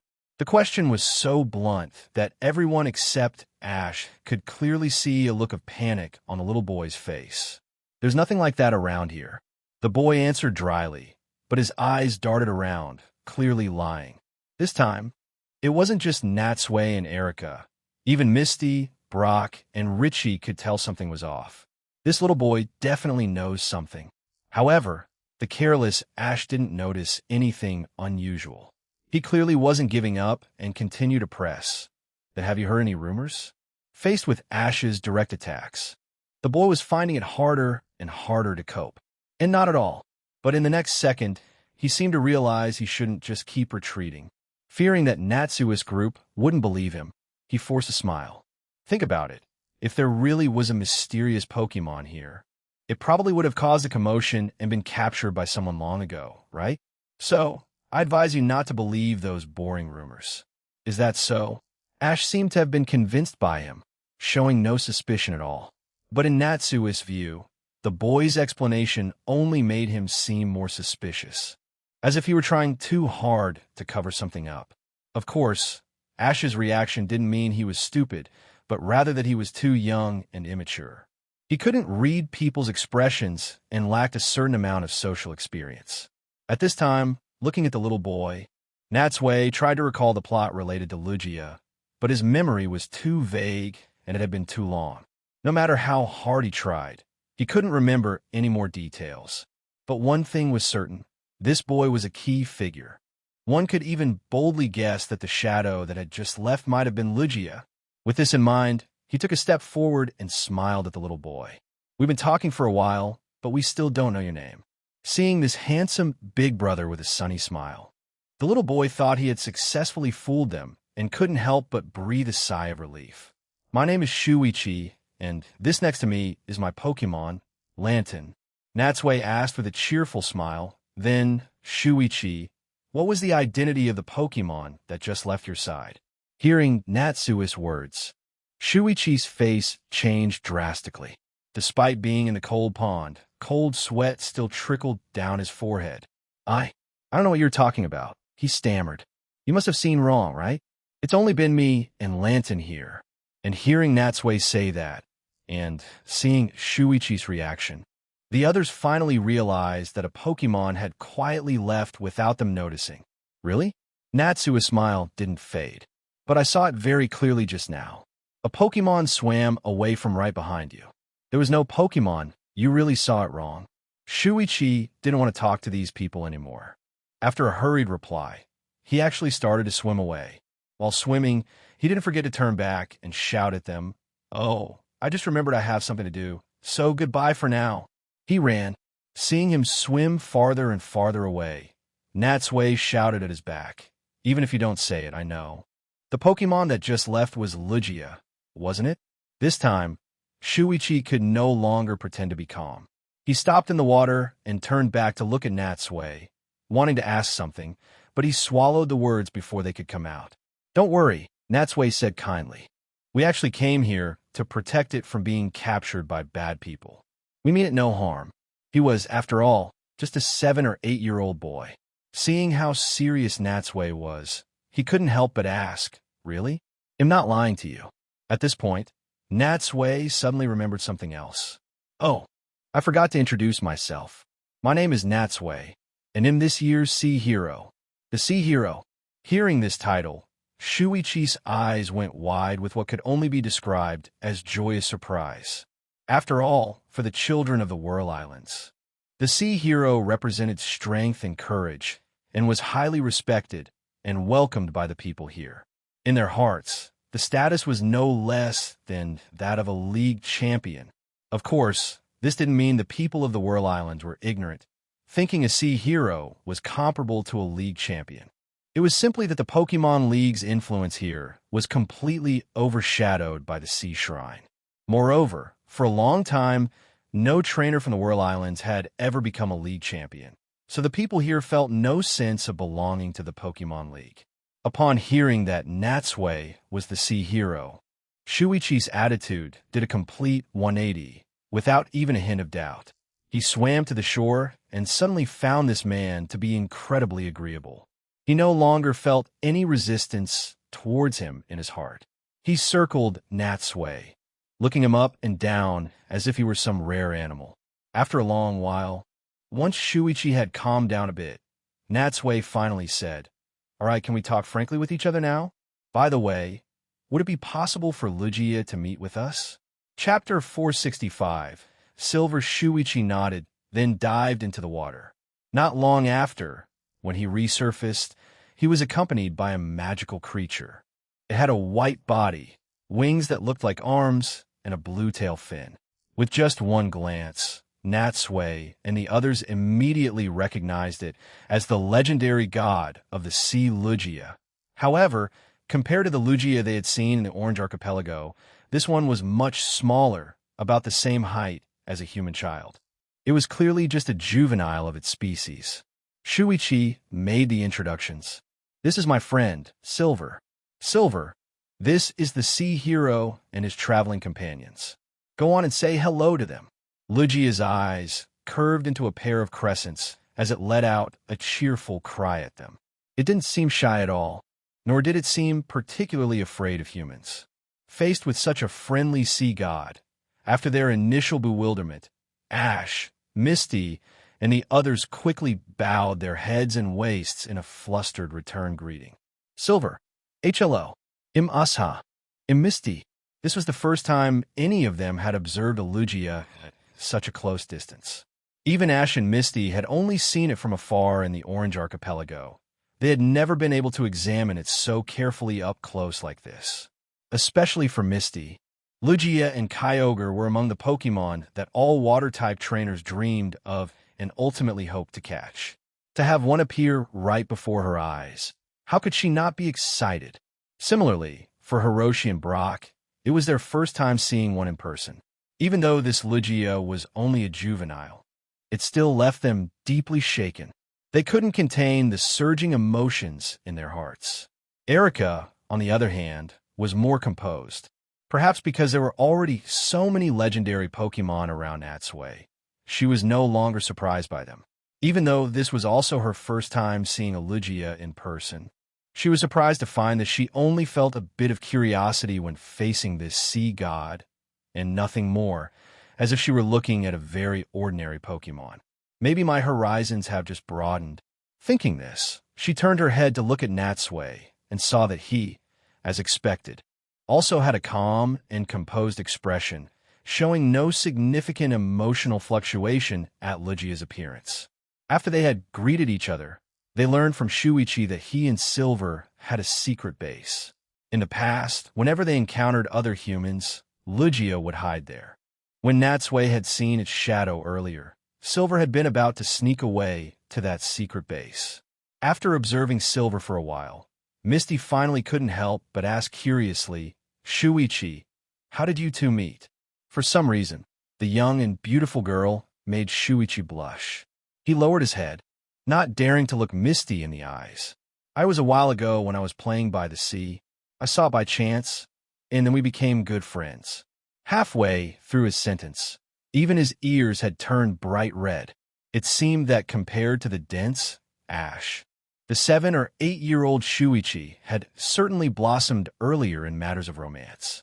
Or perhaps, having lived on the island his whole life, it was the first time he had seen such a pretty girl, which was why his young heart was stirred, leading to such a reaction. But this also showed that although Misty often called herself the #1 beauty in the world, and while there was some exaggeration, she was indeed very pretty. Combined with her slightly feisty and cheerful temperament, she was undoubtedly very charming to innocent little boys. I see. You're a very lucky person, then. Misty nodded knowingly. So you're the one who gave it the name Silver? Igrigajis. Shuichi scratched his head in embarrassment. Because most of its body is silver white, that's why I gave it that name. I see. It seems to like the name very much. Being praised by Misty like that. Shuichi felt his heart pound wildly, as if it were about to jump out of his chest. Nearby, Ash tilted his head and asked Shuichi, confused, since you and Lugia are such good friends, why didn't you tell us it was here just now? Among everyone present, probably only the pure and innocent Ash still didn't understand such a simple concept. Before Shuichi could answer, Hiroshi had already explained for him. Shuichi must have been trying to protect Silver, which is why he wouldn't reveal any information about it. After all, he didn't know us at all before. If we were bad people with malicious intent, once we learned that a Lugia was here, we would definitely try every means to capture it. That's right, Shuichi nodded, but he quietly glanced at Misty again. After Shuichi and Lugia came ashore, the group sat down together. Seeing that it was already noon, Brock conscientiously took out his cooking utensils and started making lunch. Seeing this, Erica also quickly went to help. With the two skilled cooks working together, a fragrant aroma soon wafted through the air. Both Shuichi and Silver were drawn in by the scent, swallowing their saliva repeatedly. Shuichi was one thing. After all, someone cooked for him at home every day. He was just tempted by this unique aroma. But Silver was clearly seeing fragrant human food for the first time and was practically drooling. Seeing it like this, everyone couldn't help but find it amusing.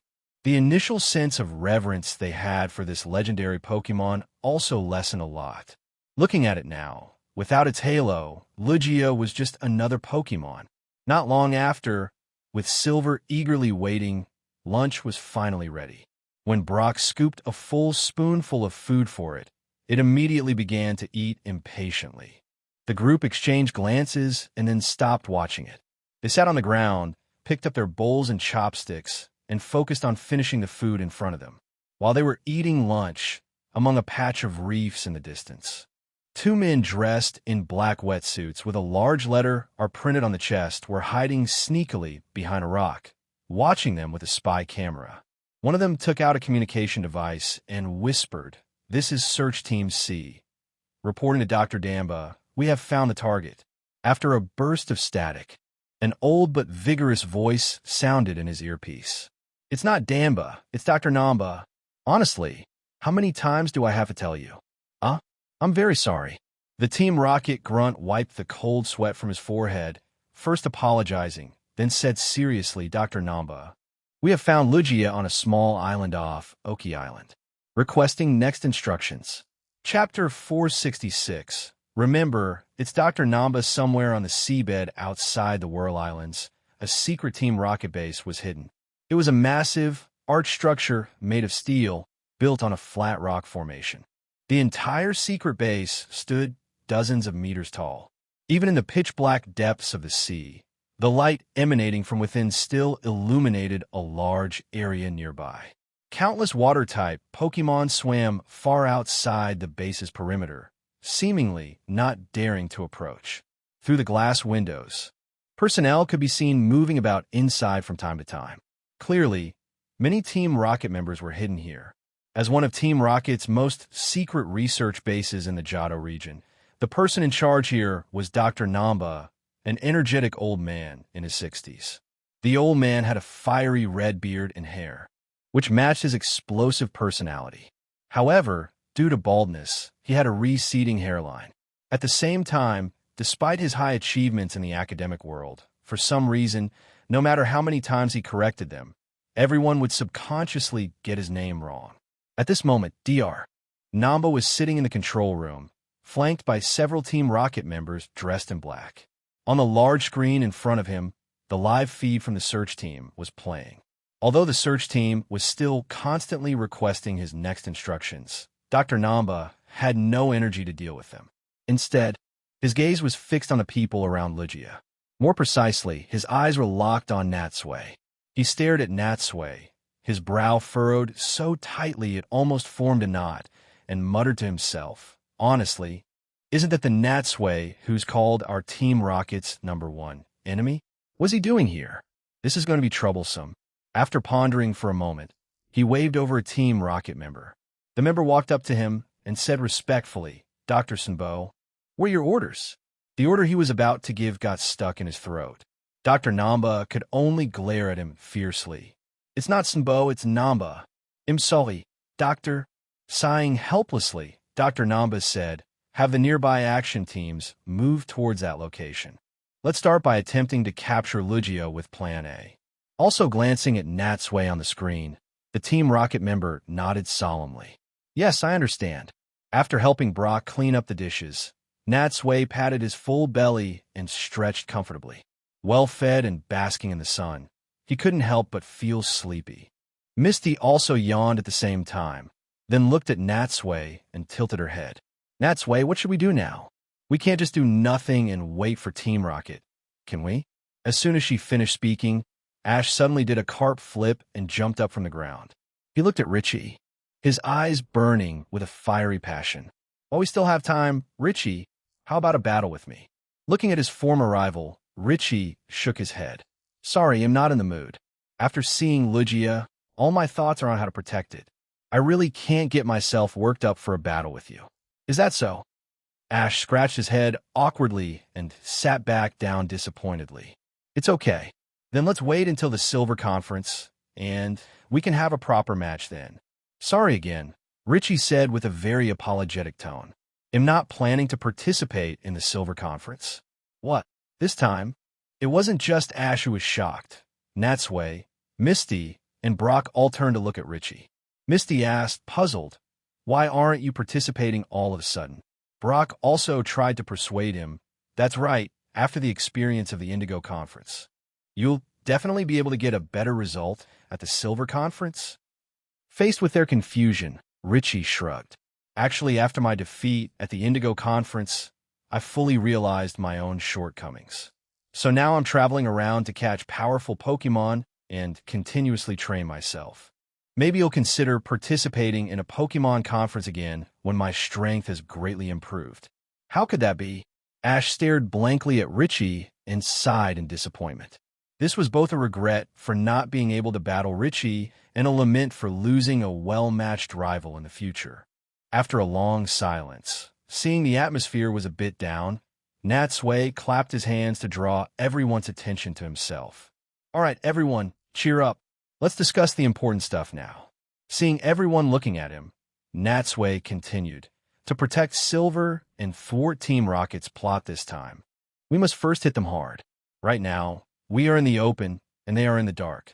We have no idea when these people will make a move. This is very passive and puts us at a great disadvantage. So, I plan to take the initiative and seize control. Misty was always Natsui's most loyal supporter. She had no objection to his proposal at all. She just had to support him blindly. That's right, what Natsui said makes sense. But Richie frowned and offered a different opinion. Since we know Silver is being targeted by bad guys, shouldn't we avoid putting it in danger? Isn't running away with it a better option? Maybe calling the police is a good choice too. As soon as Richie finished speaking, before Natsui could say anything, Misty had already retorted. You're still too naive. What's the use of calling the police? Wouldn't that be like telling the whole world about Silver's existence? And even if we were to run, where would we go? Judging by Team Rocket style, they won't give up until they've captured Silver. After saying that, Misty turned to look at Natsui again, her face full of expectation. Natsui, go on. What should we do then? Glancing at the embarrassed Richie, Natsui nodded. Misty is right. We have to rely on ourselves for this. My idea is to lure the snake out of its hole. Draw Team Rocket into a battlefield that is advantageous for us, bring them into the open, and then defeat them and send them to prison so they won't dare to have any ideas about Silver again. I agree. Erica was the first to concur. It's better to take the initiative than to defend passively. I agree with Natsui's idea. Brock also stroked his chin. Natsui's method is indeed feasible. Just like Misty said, I also think calling the police is not a good choice. Seeing that everyone seemed to approve of Natsui's idea, Richie finally looked at Shuichi and saw that he was also nodding in agreement. It seemed that in this boy's heart, there was no objection to the Sea Hero's idea. Honestly, Richie sighed helplessly. As a newcomer, he just wanted to ask, what kind of magic does this Sea Hero title hold? Chapter 467.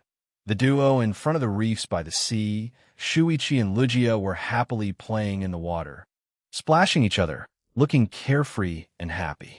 On a large rock next to Shuichi, Natsui and Ash were sitting, leisurely watching them. Everything seemed so normal and harmonious, like a simple little pastime after a meal. But strangely, besides them, no one else was in sight. Whether it was Erica, Misty, Brock, or Hiroshi, they all seemed to have disappeared. At the same time, just beneath the sea surface in front of them, a massive submarine was lurking quietly. In the submarine's command room, the captain looked at the large screen in front of him, which was displaying the feed from the surveillance equipment, and his brow furrowed subconsciously. A Team Rocket member asked impatiently, "Captain, we've been waiting for over 10 minutes. Isn't it time to act?" The captain pondered for a moment, but did not give the order. Instead, he said hesitantly, "According to the intel, there are 7 people in this group. Why are there only 3 left now? Where are the others?" No trace of anyone else has been found nearby. The Team Rocket member shook his head and said tentatively, "Could it be that the others have already left? After all, this is just a deserted island with nowhere to go. I think the rest of them probably went back to town, right? Left." The captain stroked his chin, seeming to agree with his point of view, and his mood relaxed instantly. If these people have really split up, their strength will undoubtedly be greatly weakened. Although the remaining one named Natsui is still difficult to deal with for capturing Lugia, this is indeed a rare opportunity. Looking at the member, he ordered, "There's no time to lose. Surface immediately and have the action teams move out." On the rock, seeing that the surroundings were calm and there was no sign of a Team Rocket attack, Ash couldn't help but turn to Natsui. "Natsui, are you sure Team Rocket will come?" "Be patient." Natsui lay back, resting directly on the rock, and looked at the white clouds in the sky, saying lazily, "This is just like fishing. I believe they must be watching us from somewhere right now. The fragrant bait has been laid out here. There's no need to worry about them not taking the hook." As if to prove Natsui's words, before Ash could say anything, the sea in front of them suddenly churned. And then a black submarine broke the surface and emerged from the sea. The submarine appeared so suddenly. Its huge hull surfaced in front of Shuichi and Lugia, and the turbulent water instantly left the boy and the Pokémon helplessly bobbing in the sea. Ash stood up and, according to the plan they had set earlier, shouted at the submarine, "Who are you?" As soon as he finished speaking, the next second, 2 voices, one male and one female, came from within the submarine. "To answer the question you have asked in all sincerity, we usually wouldn't answer, but just this once, we'll make an exception and tell you. To prevent the world's destruction, to protect the world's peace, we embrace the evil of love and honesty. We're the charmingly mischievous villains. Cassidy, Butch, we're Team Rocket, soaring through the universe. A stunning pink and peach-colored tomorrow awaits us." Hearing these words, at first, Natsui thought it was Jesse and James, but both the lines and the voices were clearly off. Sure enough, as an elevator on the submarine opened and slowly rose, a man and a woman, both familiar and unfamiliar to Natsui, appeared before him. He said they were familiar because Natsui had seen the anime and recognized them at a glance. And he said they were unfamiliar because this was the first time he had met these two since coming to this world. Both of them wore black uniforms. The woman had golden hair styled into 2 exaggerated ponytails. Although she was quite pretty, she seemed a bit shrewd, clearly the type who was good at using schemes. As for the man, he had short, grass-green hair parted in the middle, looking somewhat handsome and clever. Cassidy and Butch. It could only be said that the greatest rivals of the Team Rocket trio within the organization had finally made their appearance. These two looked a bit younger than Jesse and James, and their operational skills within Team Rocket were also stronger. The biggest difference between them and Jesse and James was that they had excellent equipment and a huge operational budget, never having to worry about funds. Of course, this wasn't to say that Jesse and James were inferior to these two. It was just that they had been pestering Ash for too long, and their plans were always foiled by him just as they were about to succeed. This had greatly lowered their success rate and tarnished their reputation, causing their status within Team Rocket to drop lower and lower. Seeing that it was these two, Ash, perhaps afraid that Natsui didn't know who they were, reminded him, "Natsui, these two are also from Team Rocket. I've run into them once before. Just like Jesse and James, they're also very persistent." "I know," Natsui nodded. "You be careful too. Make sure you protect Silver. Don't compare us to those two failures." Cassidy looked down at them, pointed at Silver, and said with full confidence, "Today, that Lugia is ours. If you know what's good for you, get out of here now. Otherwise, don't blame us for not being polite." Butch also looked at Natsui and snorted coldly. "I've heard you've caused a lot of trouble for our Team Rocket. Oomph. You won't be so lucky today." From their tone, it was clear that these two were extremely confident in themselves. On one hand, it was because they had never dealt with Natsui before and didn't know his true capabilities. Even if they had heard his name, they probably thought it was just an exaggeration. Besides, if they hadn't seen it with their own eyes, how could they believe that a single person could thwart their Team Rocket's operations multiple times? What's more, as the most outstanding duo in Team Rocket, they were quite confident in their own abilities. Most importantly, they had come prepared this time. In the next second, a dozen Team Rocket grunts swarmed out from behind them. They also looked down menacingly at Natsui. At the same time, on both sides of the submarine, with the sound of engines roaring, more than a dozen speedboats, carrying dozens of Team Rocket members, surrounded them. In just an instant, Team Rocket's numbers had swelled by 70 or 80 people, and these people formed a crescent shape, completely enclosing the entire beach, leaving Natsui and the others no chance to escape. Chapter 468. The precarious front line looking at the dark mass of people before them. Even though they were outnumbered more than 10-1, Ash showed no fear or intention of backing down. Natsui also shook his head and said to the pair on the submarine in a rather regretful tone, ganging up with superior numbers again, "You guys really have no new tricks. Can't you send out some high-level combatants?" He said this shamelessly, seemingly having completely forgotten that the first few times he faced legendary Pokemon, he had also used human wave tactics to achieve victory. Cassidy and Butch sneered, truly clueless about the danger they're in. Even now, they're not abandoning Lugia and running. Are they planning to put up a futile resistance? But so what? No matter how strong Natsui's Pokemon were, they had the numerical advantage. Even if each person only sent out one Pokemon, a saturation attack would be enough to overwhelm any opponent. Moreover, they wouldn't play by any rules or morals. While attacking the Pokemon, they would also directly attack the trainers. Even if Natsui and Ash's Pokemon weren't defeated in a short time, as long as the two of them were captured, their Pokemon would have to surrender and be at their mercy. "I admire your courage," Butch said mockingly. "But some things can't be solved by just acting tough." As he spoke, the Team Rocket members all took out their Pokeballs.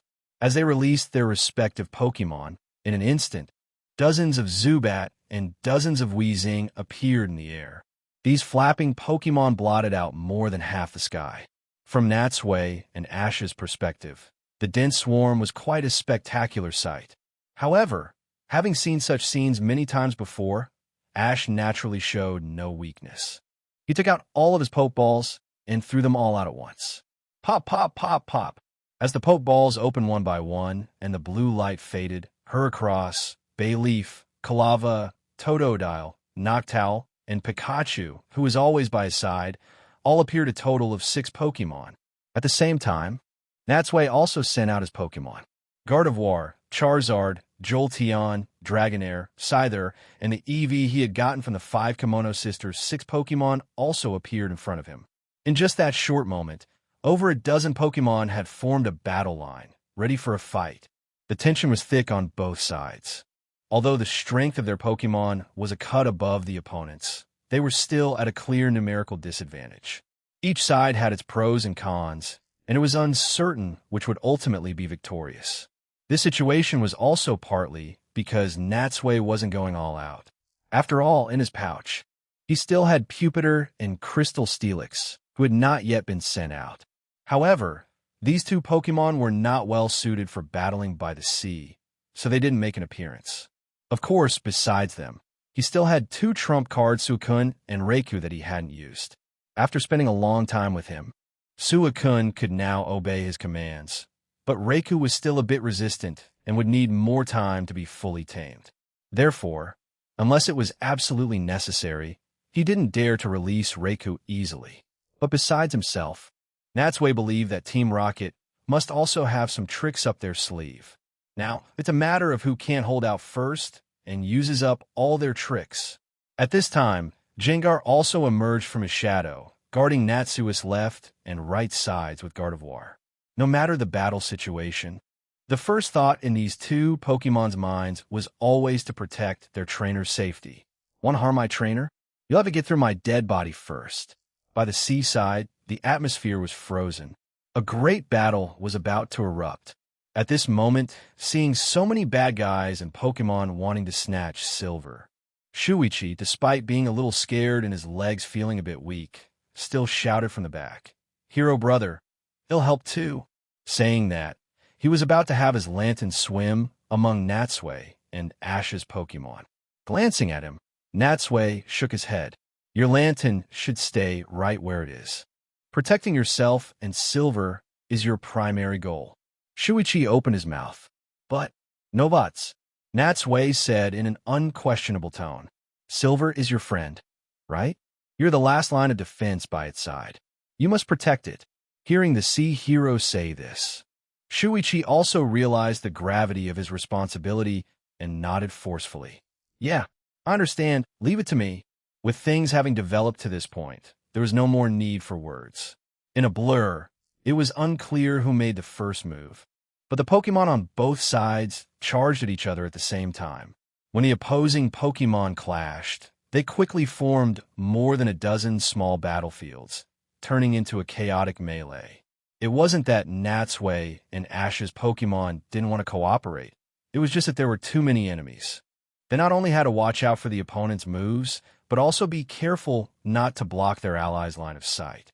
This forced them to fight individually and gradually spread out. Dozens of Zubat flapped their wings, emitting sharp screeches. Their agile bodies flew everywhere, fast and swift, dazzling the eyes. They employed a hit-and-run strategy, making it impossible to keep up.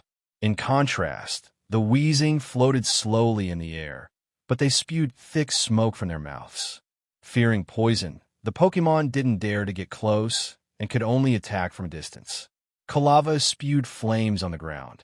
Pikachu took on 10 opponents at once. Its released electricity zapping several Zubat that tried to launch a sneak attack, and Noctowl flapped its wings, blowing away the thick black smoke. At first, Ash could still give a few commands, but as the battlefield became more chaotic and noisy, he could no longer be of much help. Natsui, on the other hand, stretched out his hand and placed it on Gardevoir's shoulder. Through its telepathy, he could accurately and clearly transmit his commands into his Pokemon's minds, achieving remote command at critical moments. "Charizard, use Dragon Rage. Scyther, quick. Go help EV.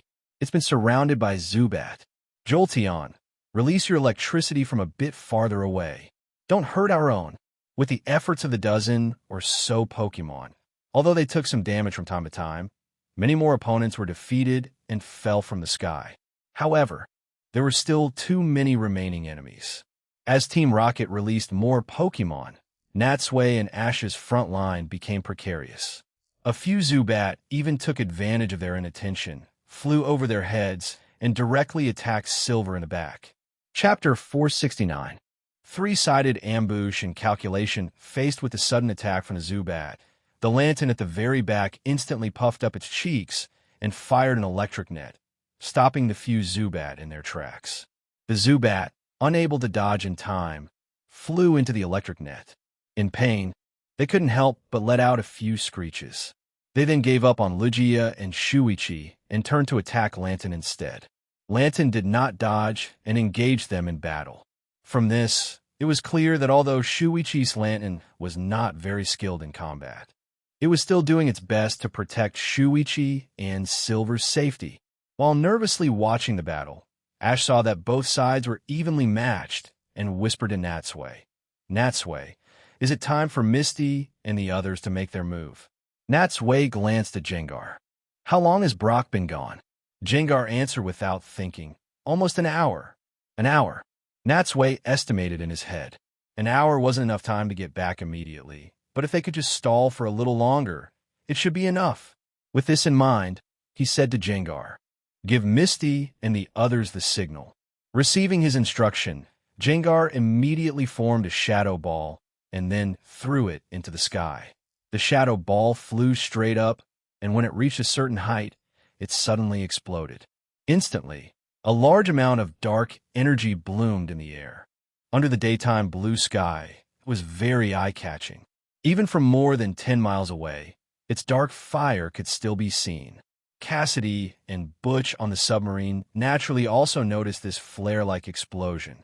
They looked up at the still fading dark fire and both sneered. Calling for help? But this island is so remote, and there's hardly anyone on the nearby Oki Island. Even if they call for help, who could possibly come to their rescue? Are they hoping for the police on Silver Rock Island? But Silver Rock Island is still a long way from here. Even if those police wanted to rush over to help by the time they got here, we would have already succeeded and left. But even so, the two of them knew that the longer they dragged this out, the more variables could arise. It's better to resolve this sooner rather than later. With that in mind, they no longer hesitated. While ordering their subordinates to intensify the attack, they both took out their own pokeballs and leaped into the fray. Butch sent out a Primeape and a Hitmontop, while Cassidy's Pokemon were a Houndour and a Sableye. Primeape and Houndour were one thing. Natsui had seen these two Pokemon often during his travels. But as for Hitmontop and Sableye, this was the first time he had seen them in person. As a fighting-type Pokemon, Hitmontop's body was brown, and its limbs and tail had bandage-like structures and blue protectors. It had a spike on the top of its head, because it used both its hands and feet, often fighting upside down and doing somersaults. It looked like a spinning top when inverted. This was a very popular Pokemon among fighting-type trainers, but as far as Natsui knew, Hitmontop were only male. There was no female counterpart. He didn't know how they reproduced. As for Sableye, it was a ghost and dark-type Pokemon. It had a deep purple, very short body, and a pair of eyes like blue gems that looked both evil and somewhat like an alien. Having such a Pokemon really fit the identity of a villain. Compared to the Grunt's Pokemon, Cassidy and Butch's were naturally of a higher level. Although they still wouldn't be a match for Natsui and Ash's Pokemon in a one-on-one fight, their entry into the battle did indeed cause some trouble. Of course, this wasn't the main point. After the two of them joined the battle, the Team Rocket members released dozens more Pokemon, and the intensity of their attacks became even more ferocious. Now, the scene was too chaotic, and being heavily outnumbered, Natsui's Pokemon gradually began to struggle. Just then, several explosions were heard. Butch and Cassidy turned to look and saw over a dozen Pokemon suddenly rush out from the forest to the north, northeast, and northwest. Without a word, these Pokemon immediately joined the battle, attacking their own Pokemon. And behind these Pokemon, Erica, Misty, and Richie also walked out of the forest. At the critical moment, Erica and the others had come to support them. Cassidy and Butch looked at each other. So this is Natsui's backup? I see. So his companions didn't leave. They were hiding here. Did they anticipate our arrival and set up an ambush in advance? Or do they have some other purpose? Fortunately, the appearance of these three only added a few more variables to the battlefield, causing a brief moment of panic among the grunts, but that was all. Even with the addition of these dozen or so Pokemon, it was still futile. They still held the absolute numerical advantage. Do you really think you can deal with us like this? How naive. Compared to them, Natsui stood on a large rock, silently watching the battlefield. In front of him, a Weezing that had launched an attack on him was directly taken down by Gardevoir's Psychic. Before this, Erica, Misty, and Richie had been hiding in the distant forest. The purpose was to suddenly strike after receiving the signal, surrounding Team Rocket from three sides and coordinating with him to catch them off guard. To avoid being detected by Team Rocket, Natsui had even specifically told them to stay far away, deep in the forest, and only return after seeing the signal. Looking at it now, the plan had clearly been achieved. Of course, doing this wasn't just for a simple ambush. Showing weakness to make Team Rocket dare to act was his main purpose. And he was also very confident that such a small ambush would not be enough to eliminate these Team Rocket members. The reason he did this was actually to bog these people down and prevent them from escaping. His real reliance was on Brock, whom he had sent to get reinforcements an hour ago. What do you do when you encounter bad guys? Of course, you call the police. Otherwise, even if they defeated these Team Rocket members, capturing them would become a problem. But because there was no signal here, he had to trouble Brock to go to a nearby town to notify the police. This round trip would take a lot of time, so during this period, Natsui and his team had to hold Team Rocket off, fearing that Officer Jenny might not be able to handle these Team Rocket members. To be on the safe side, Natsui had also given Brock the phone numbers of Annabelle and Looker, two international police officers, and told him to seek help directly from them. Team Rocket probably never imagined that Natsui had already learned from Maya that they were targeting Lygia. They thought they were the hunters, but they didn't know that they had long been targeted as prey by Natsui. And with this time difference and Team Rocket still in the dark, being surrounded by the police was a natural and inevitable outcome. Chapter 470, A Dilemma. The melee continued, but just as Cassidy and Butch had predicted. Even with the addition of Misty's group's Pokemon to the battle, which had caught them off guard, it only managed to create some initial chaos and had no further impact. For every one of their Pokemon that was defeated, several more would swarm in to take its place. They were quickly intercepted, entangled, and ultimately surrounded by even more of Team Rocket's Pokemon. Seeing that the overall situation seemed decided, confident smiles returned to Cassidy and Butch's faces. So what if they have reinforcements? In the face of absolute numbers, it's ultimately just useless resistance. However, in contrast to the pair's relaxed mood, inside the submarine, the captain soon detected an anomaly on the radar. A Team Rocket member hurriedly turned his head and shouted to the captain, "Report. Several unidentified helicopters have been detected in the Southern Sea area, and they are rapidly approaching our position." Helicopters? The captain's brow furrowed again in surprise. Why would helicopters appear in a place like this? Are you sure they're coming for us? The Team Rocket member nodded. Judging by their flight path, they are indeed heading straight for us. How long until they arrive? Estimated to be about 10 minutes. 10 minutes? Sighing, the captain took out his communication device and said to Butch and Cassidy outside, "The situation has changed. An external force has suddenly intervened. You must end this quickly and try to finish the battle within 8 minutes." An external force? Hearing the captain's words, Cassidy and Butch looked at each other, both greatly surprised. This was a remote, uninhabited island. There was no reason for anyone to come here out of the blue. From this, it was clear that these people must be coming for them. But how would anyone else know they were here? Thinking of this, both of them turned to look at Natsui in the distance. Within their Team Rocket organization, from the boss Giovanni down to the ordinary grunts, the evaluation of this person was extremely dangerous. No one wanted to deal with him. They had even heard that the 4 executives had warned the regular members.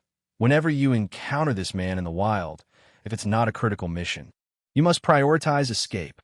For even the 4 executives to have such an opinion of him, it showed just how fearsome his reputation was within Team Rocket. Thinking about the ambush just now, and now the helicopters, could it all have been orchestrated by this one person? Otherwise, such a coincidence would be impossible. With this thought, the two of them no longer dared to be careless, and their caution towards Natsui grew. No matter what, the most urgent task now was to capture Lygia as quickly as possible and leave before the helicopters arrived. 8 minutes wasn't long, but it wasn't short either. But for a chaotic battle like this, it was uncertain if that was enough time to defeat these guys. Knowing time was tight, Butch and Cassidy didn't dare to delay. At their urging, Team Rocket's Pokemon intensified their assault, attacking recklessly as if their lives depended on it. Almost simultaneously, Natsui felt the atmosphere change. From the way Team Rocket's Pokemon were attacking, they had gone into a frenzy, leaving no room for quarter. Something must have happened to cause this shift in their attack rhythm. Needless to say, Brock must be arriving with the real reinforcements. Feeling greatly reassured, he said to Ash, The international police are here. It's time for our counterattack. Hearing this, Ash's spirits were also lifted. He nodded and then commanded his side of the battle with even more vigor. Both sides were now going all out, fighting with complete disregard for everything else. In just an instant, this beach, composed of sand and reefs, was covered with the marks of battle. Its appearance completely changed. Countless reefs were pulverized into dust by various moves, and the nearby seawater was evaporated by the powerful energy. Time ticked by. One side attacked, the other defended. To capture this one Lugia, both sides engaged in a fierce positional battle. In the fight to break through to Silver's position, the area where it was located had already changed hands several times in just a few short minutes. A dozen Zubat gathered together, forming a tornado made of Pokemon, and swept forward with piercing screeches, seemingly trying to get close to Silver this way. But they were only halfway there before they were scattered by a dozen attacks and broken apart. Crackle. Cassidy, haven't you captured Lugia yet? The captain's urging came through Cassidy's earpiece. She glanced at the time. Although 5 or 6 minutes had passed, forget about getting close to Lugia. They hadn't even dealt with the group of Pokemon in front of them. Not yet. Please give us a little more time. After ending the communication, she slammed her fists together, gritted her teeth, and said resentfully, "Damn it. How are these guys so hard to deal with?" Butch pondered for a moment and asked tentatively, "Should we retreat now?" "What? Retreat now?" Cassidy's eyes widened. "Are you kidding me? We haven't even caught that Lugia yet. How can we retreat early?" Butch sighed and gestured for Cassidy to look around. "Wake up and look at the situation. Forget 8 minutes. I doubt we could even solve this in another hour. Instead of wasting our time here, it's better to retreat now and prepare for the next attack." Hearing Butch's words, Cassidy slowly surveyed the entire battlefield. Just as Butch had said at this moment, a large number of their members' Pokemon were already injured. Almost every second, a Pokemon would fall from the sky, having completely lost its ability to battle.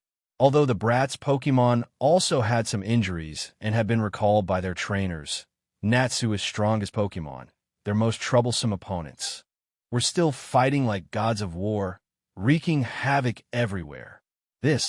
Cassidy opened her mouth. She also knew the situation was not in their favor, especially with those helicopters about to arrive. When that happened, the situation would take a sharp turn for the worse. But she was just so unwilling to give up.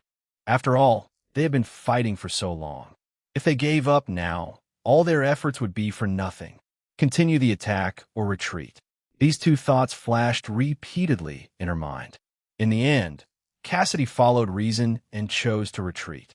However, just as the two were about to give the order to withdraw, they discovered that leaving now was not so easy. After the chaotic battle, the situation on the field was now one of entanglement, with their forces mixed in with the enemies. Coupled with the fact that Misty's group was surrounding them from the outside, their Pokemon and members were deeply bogged down. Even if they wanted to leave, they couldn't get away safely at a moment's notice. This discovery made both of them break out in a cold sweat. I see. So this was that man's real objective. To bog us down from 2 directions, inside and out, and then wipe us all out after his reinforcements arrive. How vicious. Chapter 471. The first phase ends rumble, rumble, rumble. The huge roar of helicopter rotors grew from a distant hum to a deafening noise, clearly audible even amidst the chaotic battlefield. Butch and Cassidy looked towards the horizon and saw 4 helicopters appear, rushing towards their location. The roar grew louder until it hurt their eardrums. By the time the helicopters arrived over the beach, the two could clearly see the massive insignia of the International Police emblazoned on the fuselages. The International Police? Seeing that it was the International Police, the two looked at each other in great surprise. Before this, even though they knew helicopters were coming, they had assumed it was just ordinary police.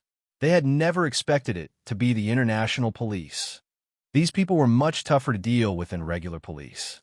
Both their members and their Pokemon could be described as well-equipped and well-trained. Among them were experts who could rival the four executives, and they often called in various forms of outside support. They generally didn't mobilize unless it was for major transnational criminals or organizations like their own Team Rocket. For them to appear here now, they must have come with the intention of completely annihilating them. If possible, Cassidy and Butch really did not want to confront these people. The appearance of the international police here shattered their last shred of hope and was like the final straw that broke their army's morale. It was clear that the Team Rocket grunts were in complete disarray. Some of those on the front lines, trapped deep in the battlefield, had no choice but to continue fighting with Natsui's group's Pokemon. But those in the back had lost the will to fight, staring in terror at the helicopters in the sky. After their initial shock, Cassidy and Butch also started to panic. Damn it, didn't they say we still had a few minutes? The international police had arrived much faster than they had anticipated. This timing was terrible, not early, not late. They could neither snatch Lugia from these people nor retreat safely in time. Seeing this, Cassidy had no choice but to give up the mission, shouting loudly to the people around her, "Don't get bogged down. Retreat immediately." With that, she and Butch were the first to recall their Pokemon and retreat towards the submarine. At the same time, before the two could even get close, the submarine had already begun to slowly submerge. It wasn't that they were disregarding their teammates. It was just that, compared to those ordinary grunts, this submarine was an extremely valuable asset to Team Rocket and absolutely could not be lost here. Actually, if they had left immediately after getting the news about the helicopters, they could have departed calmly. But now they had delayed for too long, and it was too late to escape. The helicopters circled in the air, and dozens of international police officers rappelled down. As they joined the battle, the numbers were instantly balanced. The only way to describe the Team Rocket grunts was as a scattered retreat. There was almost no resistance. Now, there was only one thought in Team Rocket's minds. Every man for himself. Run as far as possible. But this was an isolated island. Apart from Cassidy, Butch, and a small number of members who got into the submarine, where could the rest of them possibly escape to? On the other side of the battlefield, Natsui stood on the large rock. Seeing the submarine about to fully submerge, he quickly waved to Misty. "Misty, quick, have your Pokemon follow them quietly and see where their secret base is." "I got it." Misty nodded, then turned to give an order to her Pokemon. The next second, a Poliwhirl leaped into the sea and swam rapidly towards the submarine. The Poliwhirl swam with all its might, leaving a long wake on the surface of the sea. Watching the Poliwhirl grab onto the edge of the submarine and sink into the sea with it until it disappeared from sight, Natsui slowly retracted his gaze. If his Blastoise or Gyarados were here, he wouldn't have had a trouble Misty. For now, he could only hope that Poliwhirl could find Team Rocket's secret base and return safely with the intel. On the beach, the arrests continued. Although the Team Rocket members fled in all directions, they had nowhere to hide under the surveillance of the helicopters. As time passed, more and more of them were captured and handcuffed. At this point, there was no longer any need for Natsui and his group to intervene. Erica and the others walked over, and the group gathered together, bringing their respective Pokemon to one place. To avoid causing unnecessary commotion, the moment the helicopters had appeared, Natsui had already signaled Shuichi to hide Silver. Although Silver's existence couldn't be hidden from these officers, they could get the information just by briefly interrogating the Team Rocket members. As long as it didn't show itself now, it would still save a lot of trouble. Just then, the sound of footsteps was heard, and a woman in a black suit walked up to them. "Mr. Natsui, I didn't expect we'd meet again so soon." Hearing this familiar voice, Natsui turned his head and, sure enough, saw Annabelle, from whom they had parted ways not long ago. Natsui nodded at her. "Miss Annabelle, thank you for your hard work this time. Don't mention it." Annabelle waved her hand. "Capturing Team Rocket is our duty. I wish for more things like this to happen, so you really don't need to be so polite with us. But speaking of which, thank you again this time for luring out so many Team Rocket members. You're truly our lucky star. Lucky star? I don't want to be any lucky star. Besides, Team Rocket's target this time wasn't even me. Natsui wanted to explain, but since it involved silver, he decided against it. The group exchanged a few pleasantries, and then they saw Brock running over, out of breath. Although Brock didn't participate in this battle, he had also worked very hard, running back and forth to report to the police. His contribution was also indispensable.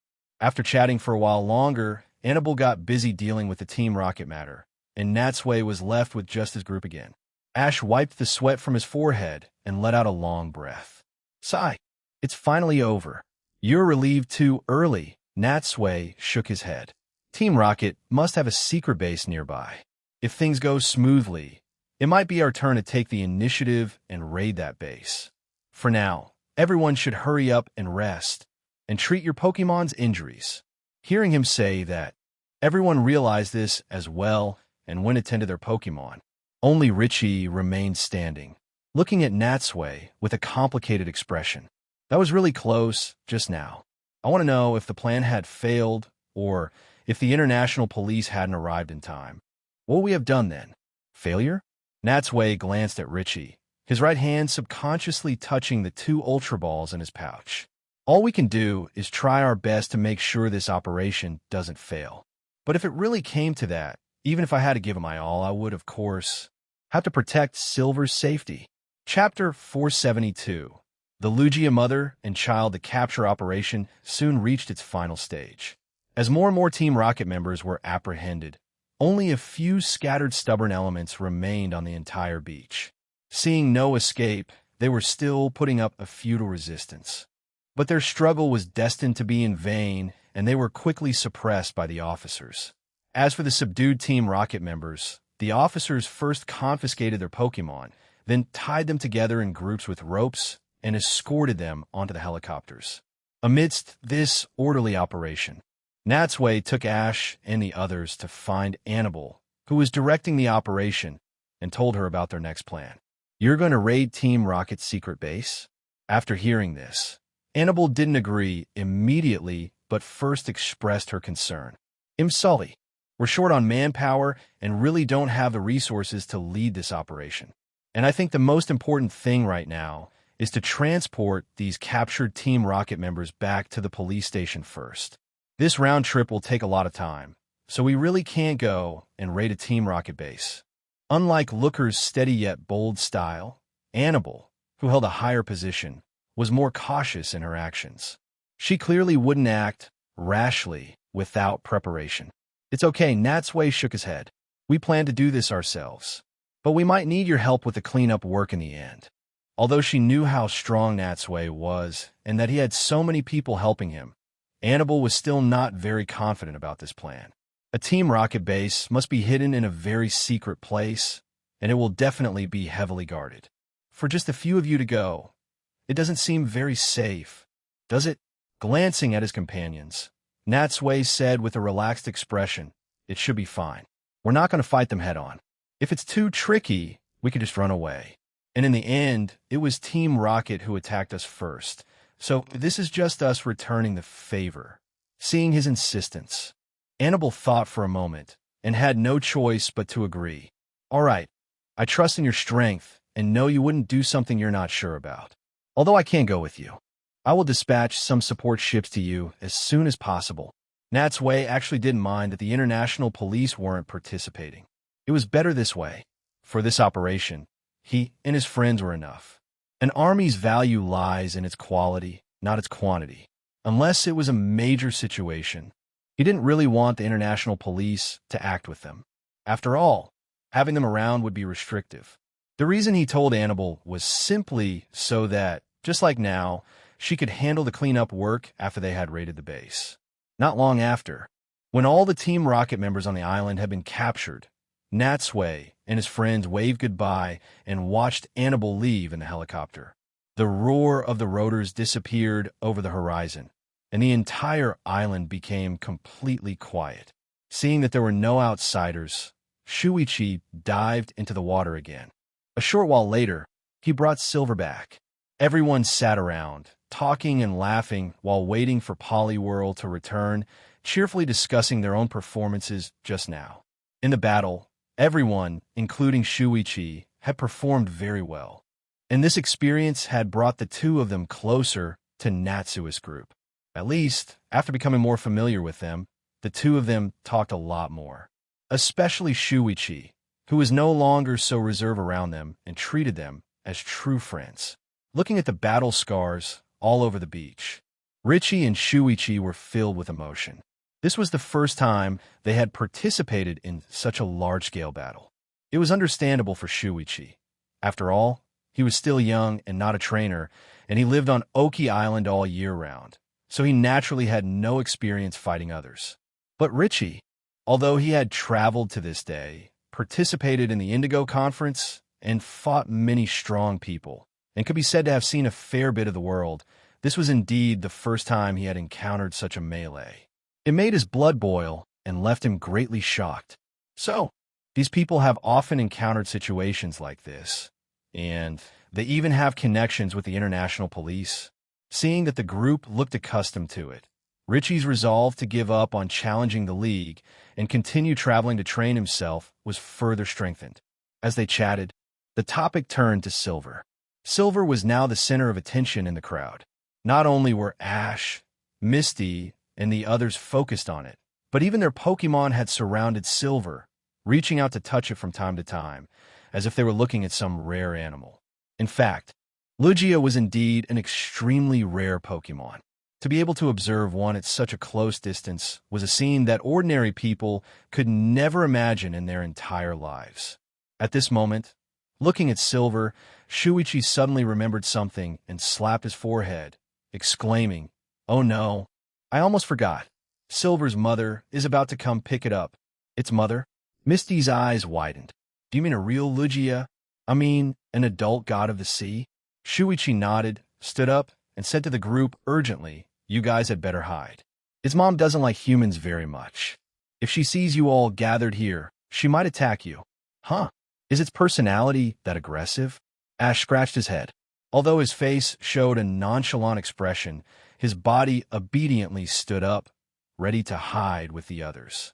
But before they could move aside, the water surface by the sea suddenly exploded.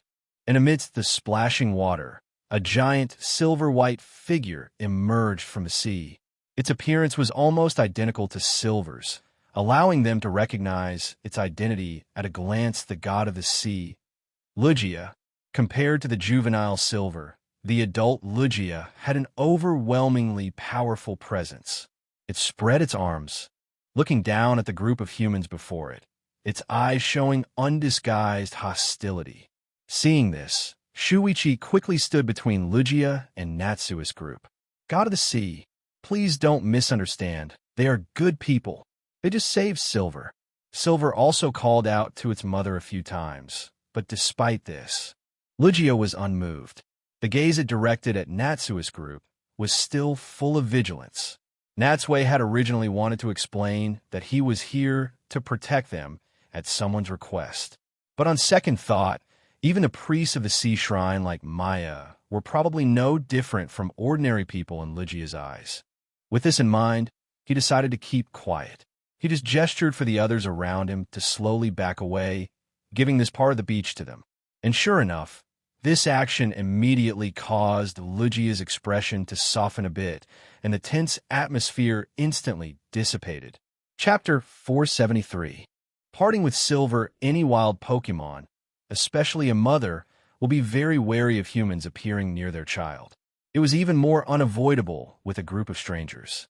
Looking at this god of the sea, a thought suddenly struck Natsui. He remembered the blessing he had received after becoming the sea hero. He quickly held his breath and concentrated, trying to use that newly acquired ability to probe Lugia's heart.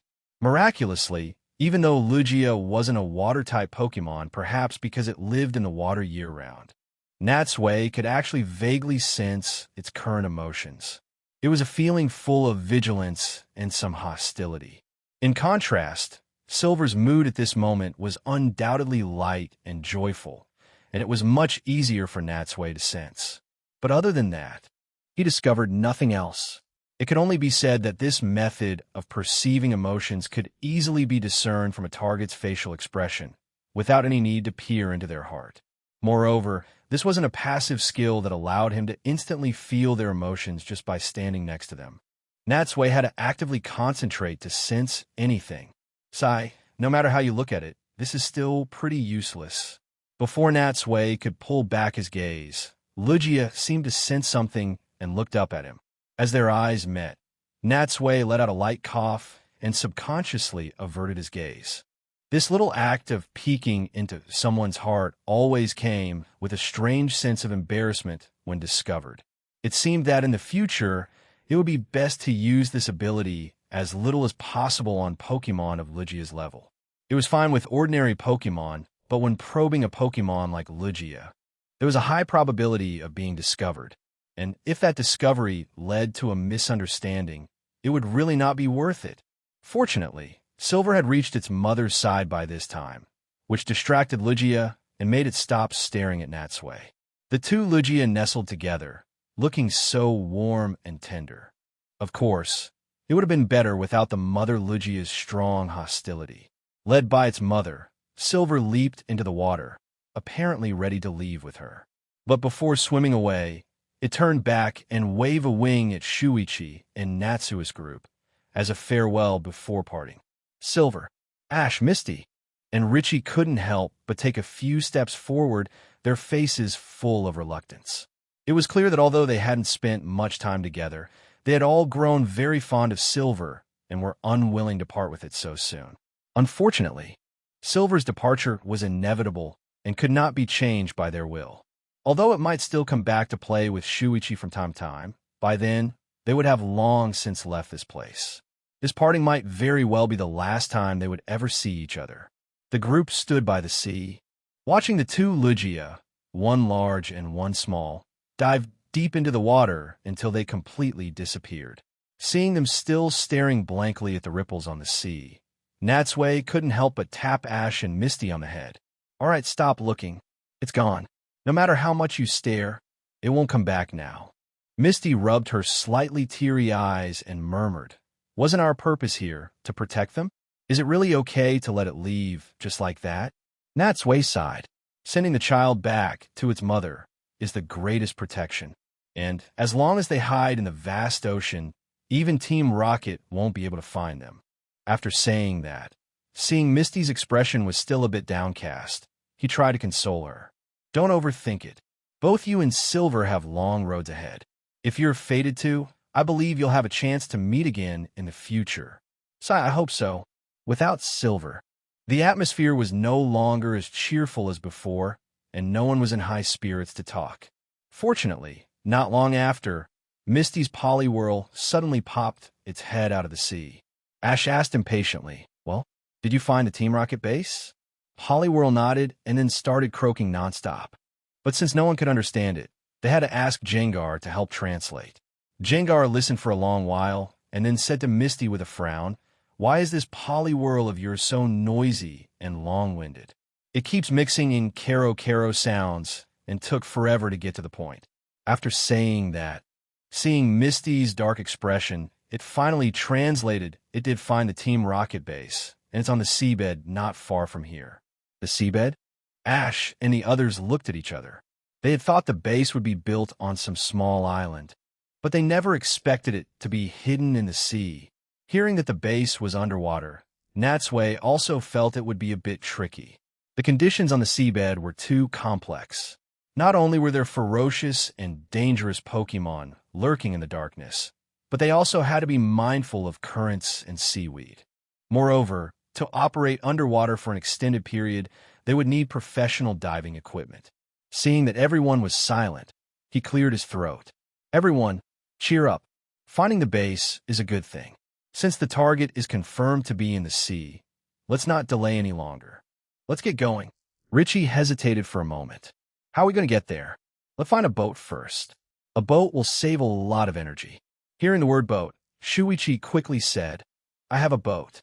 It's under the trees back there." Led by Shuichi, they walked a few steps towards the beach on the other side and came to a small grove. Sure enough, in the distance, They saw a small boat tied to a large tree with a rope. Only then did Natsui and the others realize that every time Shuichi came to this island to play, he had piloted the boat here himself, braving the wind and waves. When they got closer, they had originally thought it was some kind of wooden rowboat, but they were surprised to find that it was actually a speedboat. Misty immediately looked at Shuichi with new respect. Huh, you know how to drive a speedboat? Shuichi rubbed his nose. A bit shy. It's not that hard. After all, I've lived by the sea since I was little. Hailing a boat like this is a piece of cake for me. By this time, everyone had rested for a while. Not only had their Pokemon's injuries been treated, but they had also recovered most of their stamina. So, they didn't delay any longer and got on the boat. While untying the rope, Shuichi asked, "Where are we going now? Are we heading straight for the Team Rocket base?" Natsui shook his head. "Let's go to the town on Oki Island first. Since the base is underwater, we need to make some preparations." Diving equipment was of the utmost importance and could not be taken lightly. Hearing him say that, Ash, Misty, and Brock all nodded in agreement. At the same time, they couldn't help but think of their shipwreck experience on the SS and back in Kanto. The situation now was similar. Both were underwater, with the constant risk of being trapped. They did not want to experience something like that a second time. Chapter 474. Underwater infiltration. The speedboat sped across the sea, leaving 2 long wakes behind it. Just as Shuichi had said, his piloting skills were excellent. The boat moved very smoothly, with very few violent jolts. It was clear that he was indeed an experienced speedboat driver. Of course, they also had the beautiful weather to thank for this. Compared to when they had come here earlier, both the sky and the sea were now calm and peaceful, perfect for traveling, which saved them from a lot of bumps. The sea breeze blew on their bodies, and occasionally, a wild Pokemon would leap from the sea. But everyone's mind was on the upcoming operation. They were in no mood to talk, let alone admire the scenery on either side. Vroom, vroom, vroom. The sound of the speedboat's motor hummed continuously. Not long after, the speedboat docked at the port of the only town on Oki Island. Led by Shuichi, after disembarking, Natsui and the others went straight into a diving supply shop. As a coastal town, although it was remote, it had everything they needed. Looking at the dazzling array of various equipment, Natsui directly paid and bought a diving mask and a portable oxygen tank for everyone. All of them knew how to swim, especially Ash and Misty, who were excellent swimmers and could hold their breath for a long time. Plus, with the help of their Pokemon, as long as they could ensure they could breathe, they basically didn't need any other equipment. However, for ease of communication, he also bought a few of those writing slates that could be used underwater and distributed them to the group. When it was time to pay, because the shop owner was very familiar with Shuichi, he gave them a discount while ensuring the quality of the goods. Although with Natsui's current wealth, he didn't care about that little amount. It did indeed save him quite a bit of money. After saying goodbye to the owner, the group left the shop.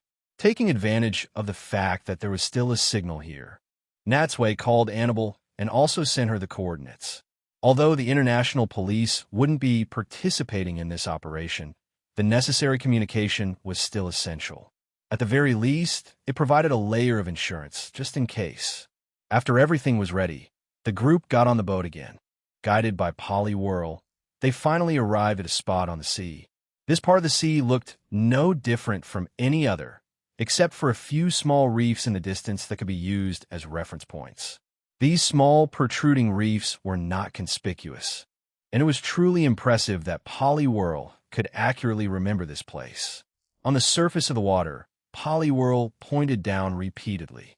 This time, without needing Jengar to translate, everyone understood that the Team Rocket base must be somewhere below. The group began to put on their gear. Natsui adjusted his equipment and turned to Shuichi. "You should stay up here. Just stay with your lantern and provide support for us." Knowing he wouldn't be much help, Shuichi obediently agreed. He also knew that someone had to watch the boat. "I understand. You guys be careful," leaving their luggage on the boat. The group put on their equipment and reviewed the underwater communication hand signals a few more times. Natsui, Erika, Ash, Misty, Richie, and Brock, all six of them sat on the edge of the boat and simultaneously fell backward. Splash! Splash! After the sounds of heavy objects hitting the water, the next second, Natsui felt his entire body enveloped by the sea. The cold seawater stimulated his skin, but after swimming a few strokes, he quickly adapted to the temperature. Several water-type Pokemon had been waiting for a long time. Escorted by them, the group sank below the surface and swam towards the depths. When they first entered the sea, the visibility was still good and they could see into the distance. But as they descended deeper, the light gradually disappeared and their range of vision grew smaller.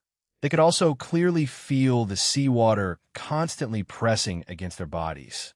Because it wasn't the deep sea, the six of them, plus a few Pokemon, quickly reached the seabed. Through his diving mask, Natsui looked around. It was incredibly dark. Although he didn't have thalassophobia, this environment still made him feel oppressed. Fortunately, having his companions and his Dragonair by his side reassured him a lot. Led by Poliwhirl, they passed through a patch of coral and, from a distance, saw a brilliantly lit underwater base. The base was built on flat ground. Although the surroundings were equally dark, the bright lights from within made the base incredibly conspicuous in the deep sea. The others beside Natsui were amazed by its grand scale. It was truly hard to imagine that Team Rocket had built a secret base here.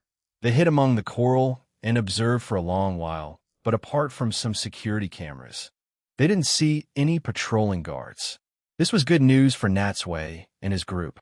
As long as they could avoid the cameras, they should be able to sneak into the base without anyone knowing. But, looking at those cameras, they covered the entire perimeter of the base with no blind spots, making it almost impossible to avoid them. How we get past? Clearly realizing the problem, the group all turned to look at Natsui, hoping he could come up with an idea. After spending so much time together, whether it was Ash, Misty, and Brock, or Erica, everyone had subconsciously come to regard him as their leader. Even Richie, who hadn't been with them for long, whether out of respect for Natsui's strength or because he believed he should listen to an adult's words, would not act rashly in such a situation and would also want to hear Natsui's suggestion first. Feeling their gazes, Natsui felt a great deal of pressure. He looked at the cameras, thinking, and subconsciously stroked his chin.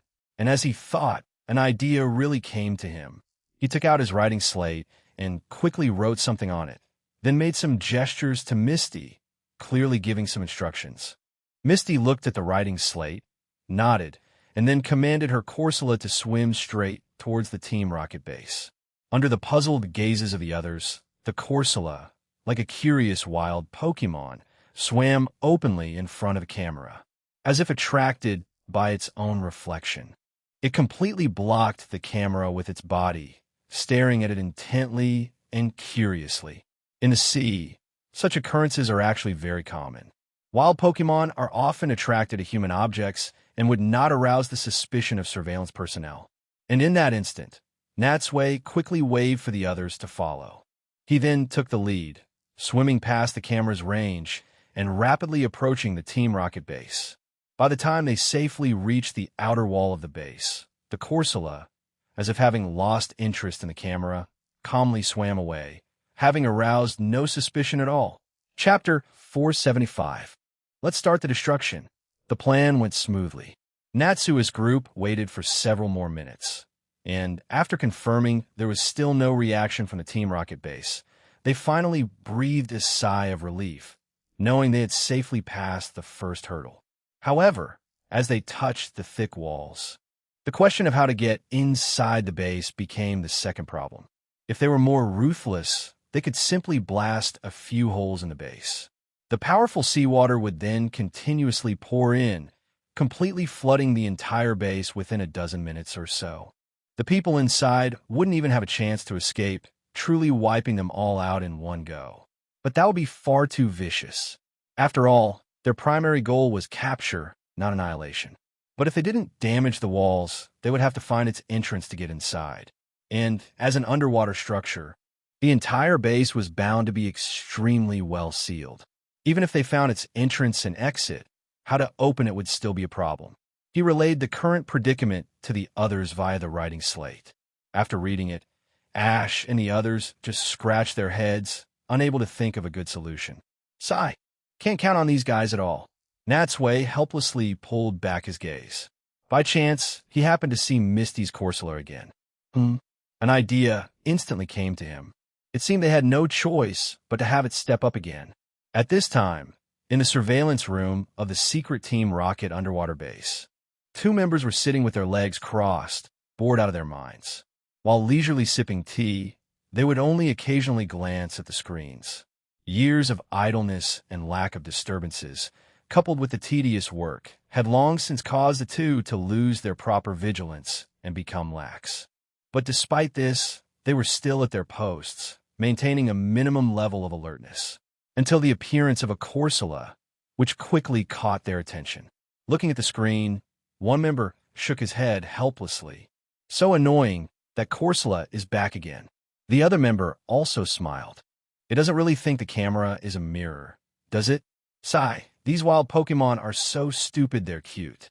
On the screen, the Corsola swam in front of the camera again. It looked left and right, then opened its mouth and bit down on the camera's lens head. As it forcefully wiggled its body, swaying back and forth, it actually managed to bite the camera off. Damn it! One member immediately sat up straight and cursed, then took out his walkie-talkie and called out, "Maintenance team, an external camera has been broken by a wild Pokemon. Go check it out immediately." Broken again? An impatient voice came from the other end of the walkie-talkie.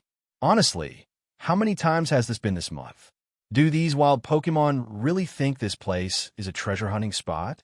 Despite complaining, the maintenance team member had no choice but to go to the exit, change into a wetsuit, and prepare to swim out of the base to repair the camera. At the same time, Natsui and the others, hiding outside the wall, were waiting quietly for a potential opportunity.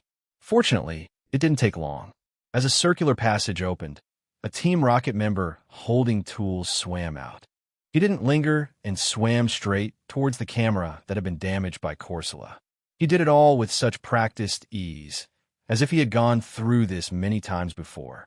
Seeing that the exit had not yet closed, knowing this was an opportunity not to be missed, and seeing that the Team Rocket member had gone far away, Natsui's group swam forcefully towards the passage. They entered one after another and finally made it inside the base. Splash! Natsui and the others emerged from the water. Behind the passage was a pressure chamber like a ship's cabin. After getting out of the water, the group climbed up a ladder, took off their diving masks and underwater breathers, and all took a deep breath. The air here was surprisingly fresh, without the stuffy feeling of submarine. It could only be said that it was a secret base, after all. The air purification system must have been very well designed. Misty whispered, "What should we do now?" Natsui looked left and right. "While they haven't discovered us yet, let's go inside and see what kind of facility this is." Recalling their respective water-type Pokemon, the group switched to some Pokemon more suitable for fighting in narrow terrains to accompany them. Like Natsui, he recalled Dragonair and not only had Gengar appear, but also sent out his Gardevoir. With these two Pokemon around, unless he encountered a legendary Pokemon, no one could harm him in the slightest.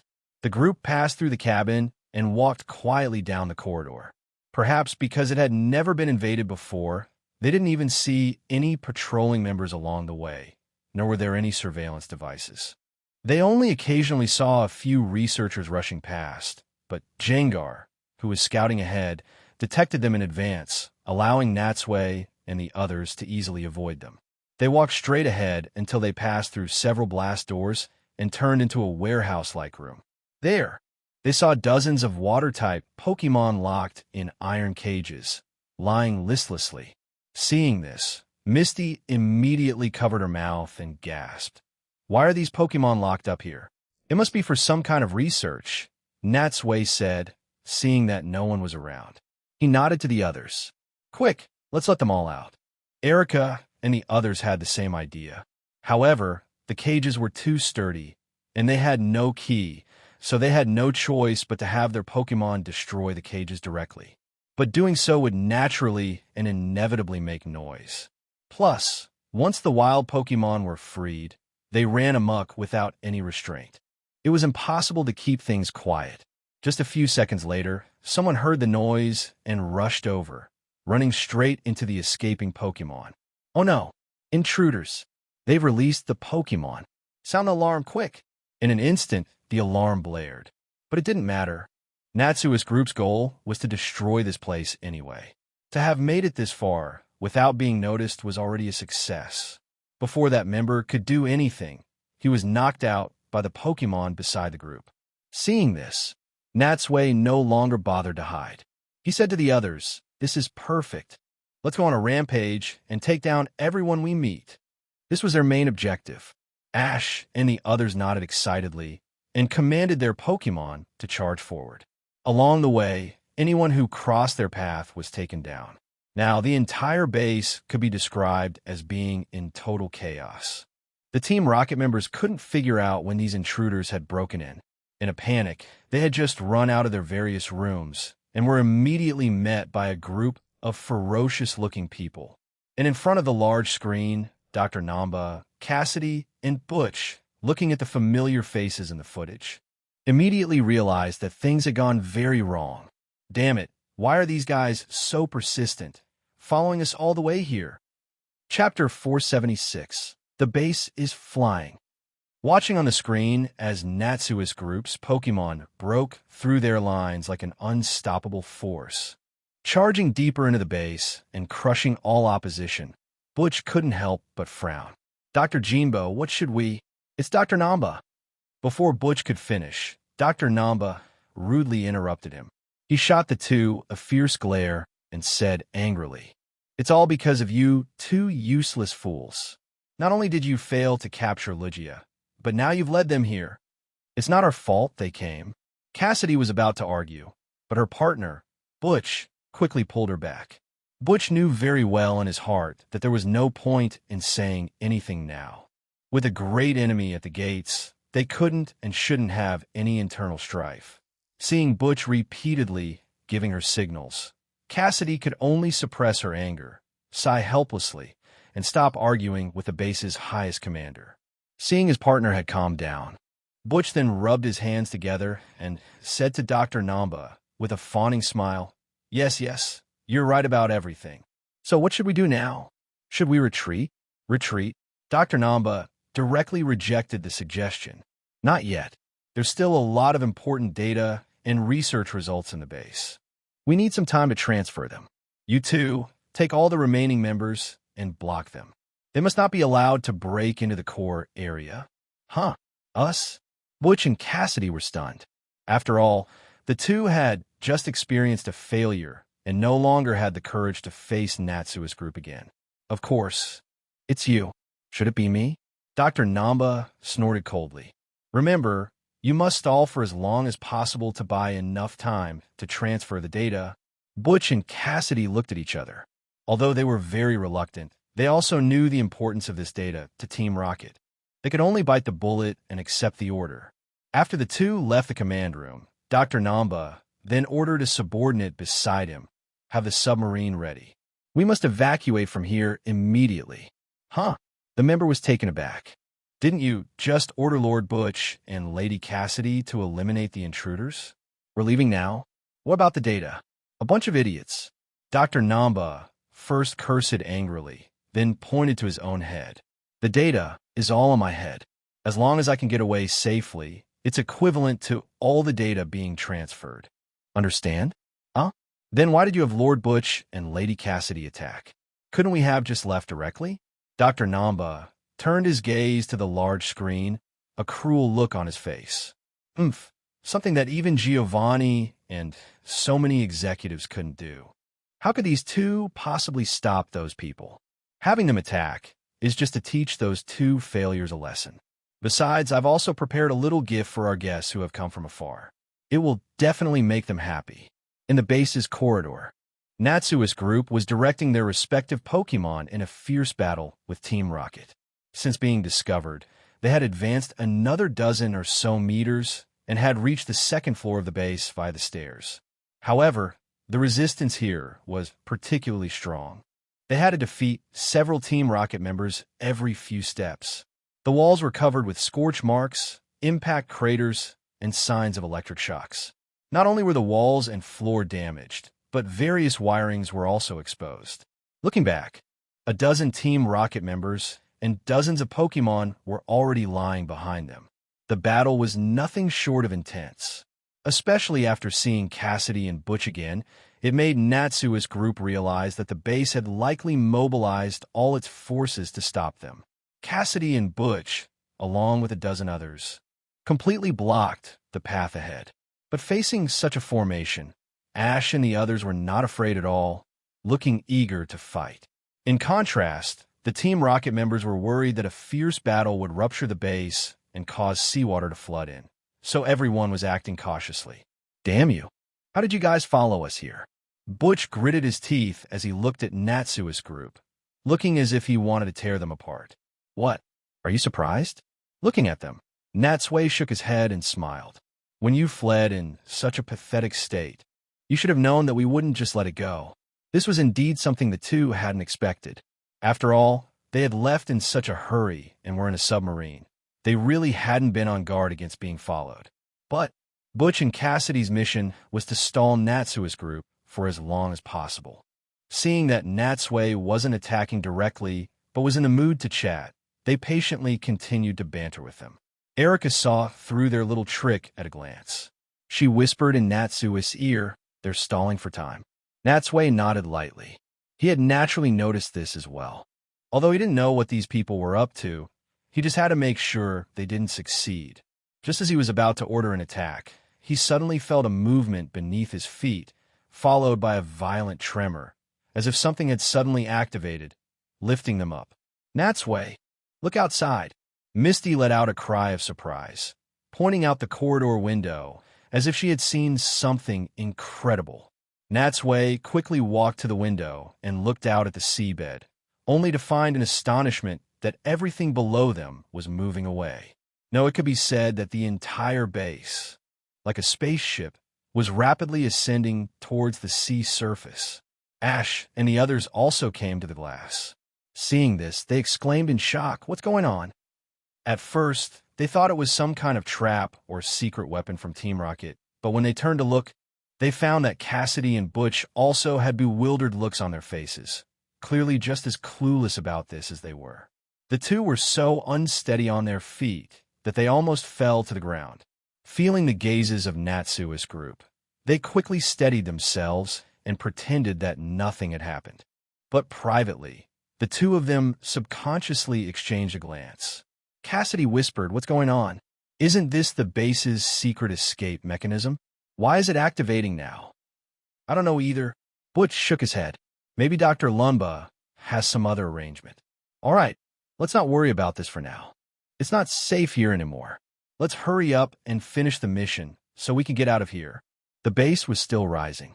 Natsui didn't know what kind of plot Team Rocket was brewing, but time was short. He knew he couldn't let these people succeed and quickly commanded Jengar and Gardevoir to attack. Ash and the others followed suit, all giving attack commands to their Pokémon. Ash's Pikachu and Heracross, plus Richie's Pikachu and Charmander, Misty's Poliwhirl, Erika's Leafeon, and Brock's Fortress, which he had caught in Johto. All these Pokémon swarmed forward. In an instant, a variety of moves were launched, flying straight at Team Rocket.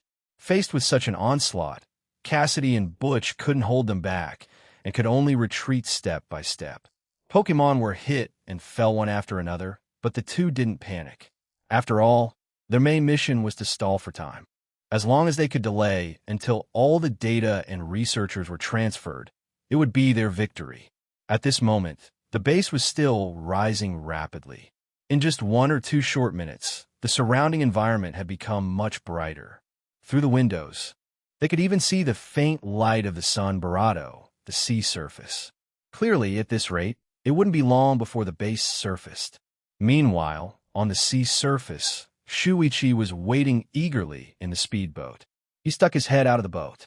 Out of nervousness and worry, his gaze was fixed on the sea. Although he knew he couldn't see anything, this was the only way he could calm his anxious heart. Just then, the seawater suddenly began to churn and boil, as if something was about to emerge from within. Seeing this, Shuichi was greatly surprised and quickly steered the speedboat away to avoid being capsized by the currents. Whoosh! The seawater shot up high, as if it had exploded, and from beneath the splash, a base like a steel fortress actually floated up. The turbulent seawater constantly battered Shuichi's speedboat. Looking at this base, although Shuichi immediately realized it was Team Rocket's secret base, he couldn't figure out how it had floated up. Inside the base, Natsui's group had pushed forward another 10 meters or so when they suddenly felt the glow of the setting sun on their faces. They looked up in surprise, and only then realized they had reached the sea surface. The orange sunset looked so beautiful that their movements couldn't help but pause for a moment.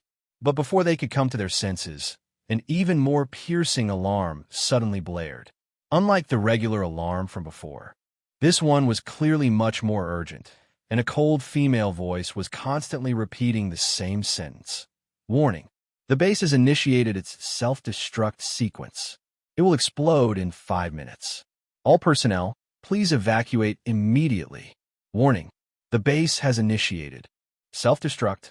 Not only did Natsui's group frown upon hearing this, but even Cassidy and Butch were clearly extremely shocked when they heard the alarm. Cassidy was stunned for a moment, then flew into a rage. Damn it! We've been tricked by that old man. He's going to destroy this place. No way, Butch said in disbelief. Didn't he tell us to buy time? Why would he destroy this place? Idiot! Cassidy gritted her teeth. Are you an idiot? How can you still not understand? That old geezer never told us about the self-destruct.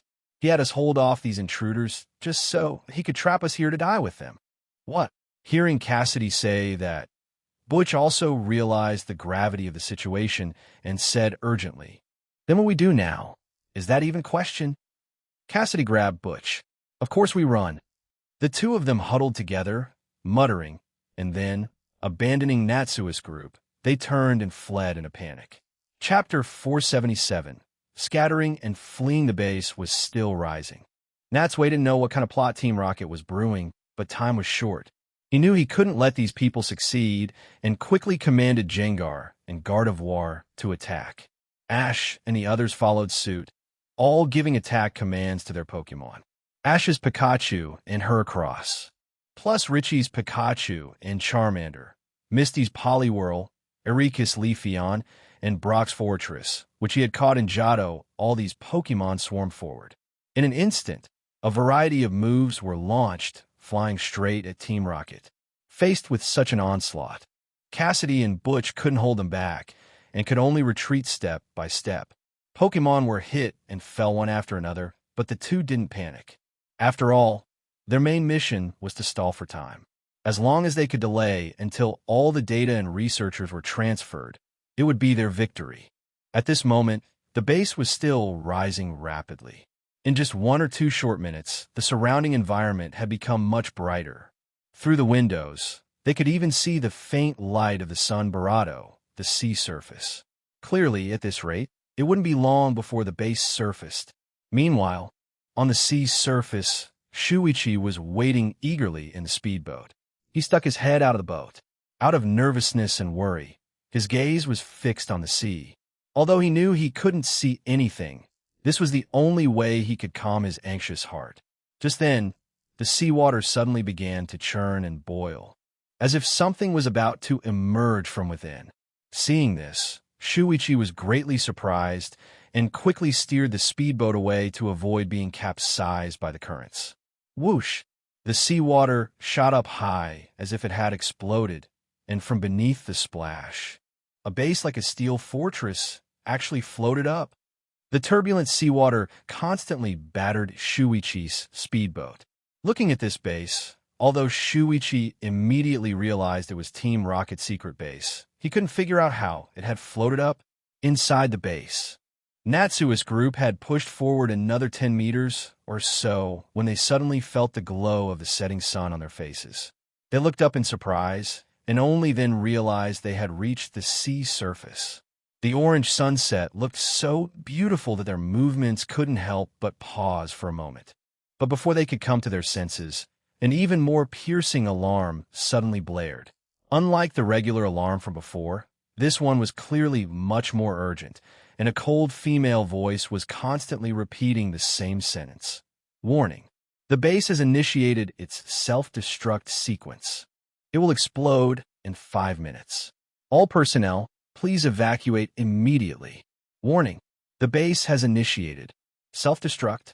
Not only did Natsui's group frown upon hearing this, but even Cassidy and Butch were clearly extremely shocked when they heard the alarm. Cassidy was stunned for a moment, then flew into a rage. Damn it, we've been tricked by that old man. He's going to destroy this place. No way, Butch said in disbelief. Didn't he tell us to buy time? Why would he destroy this place? Idiot. Cassidy gritted her teeth. Are you an idiot? How can you still not understand? That old geezer never told us about the self-destruct.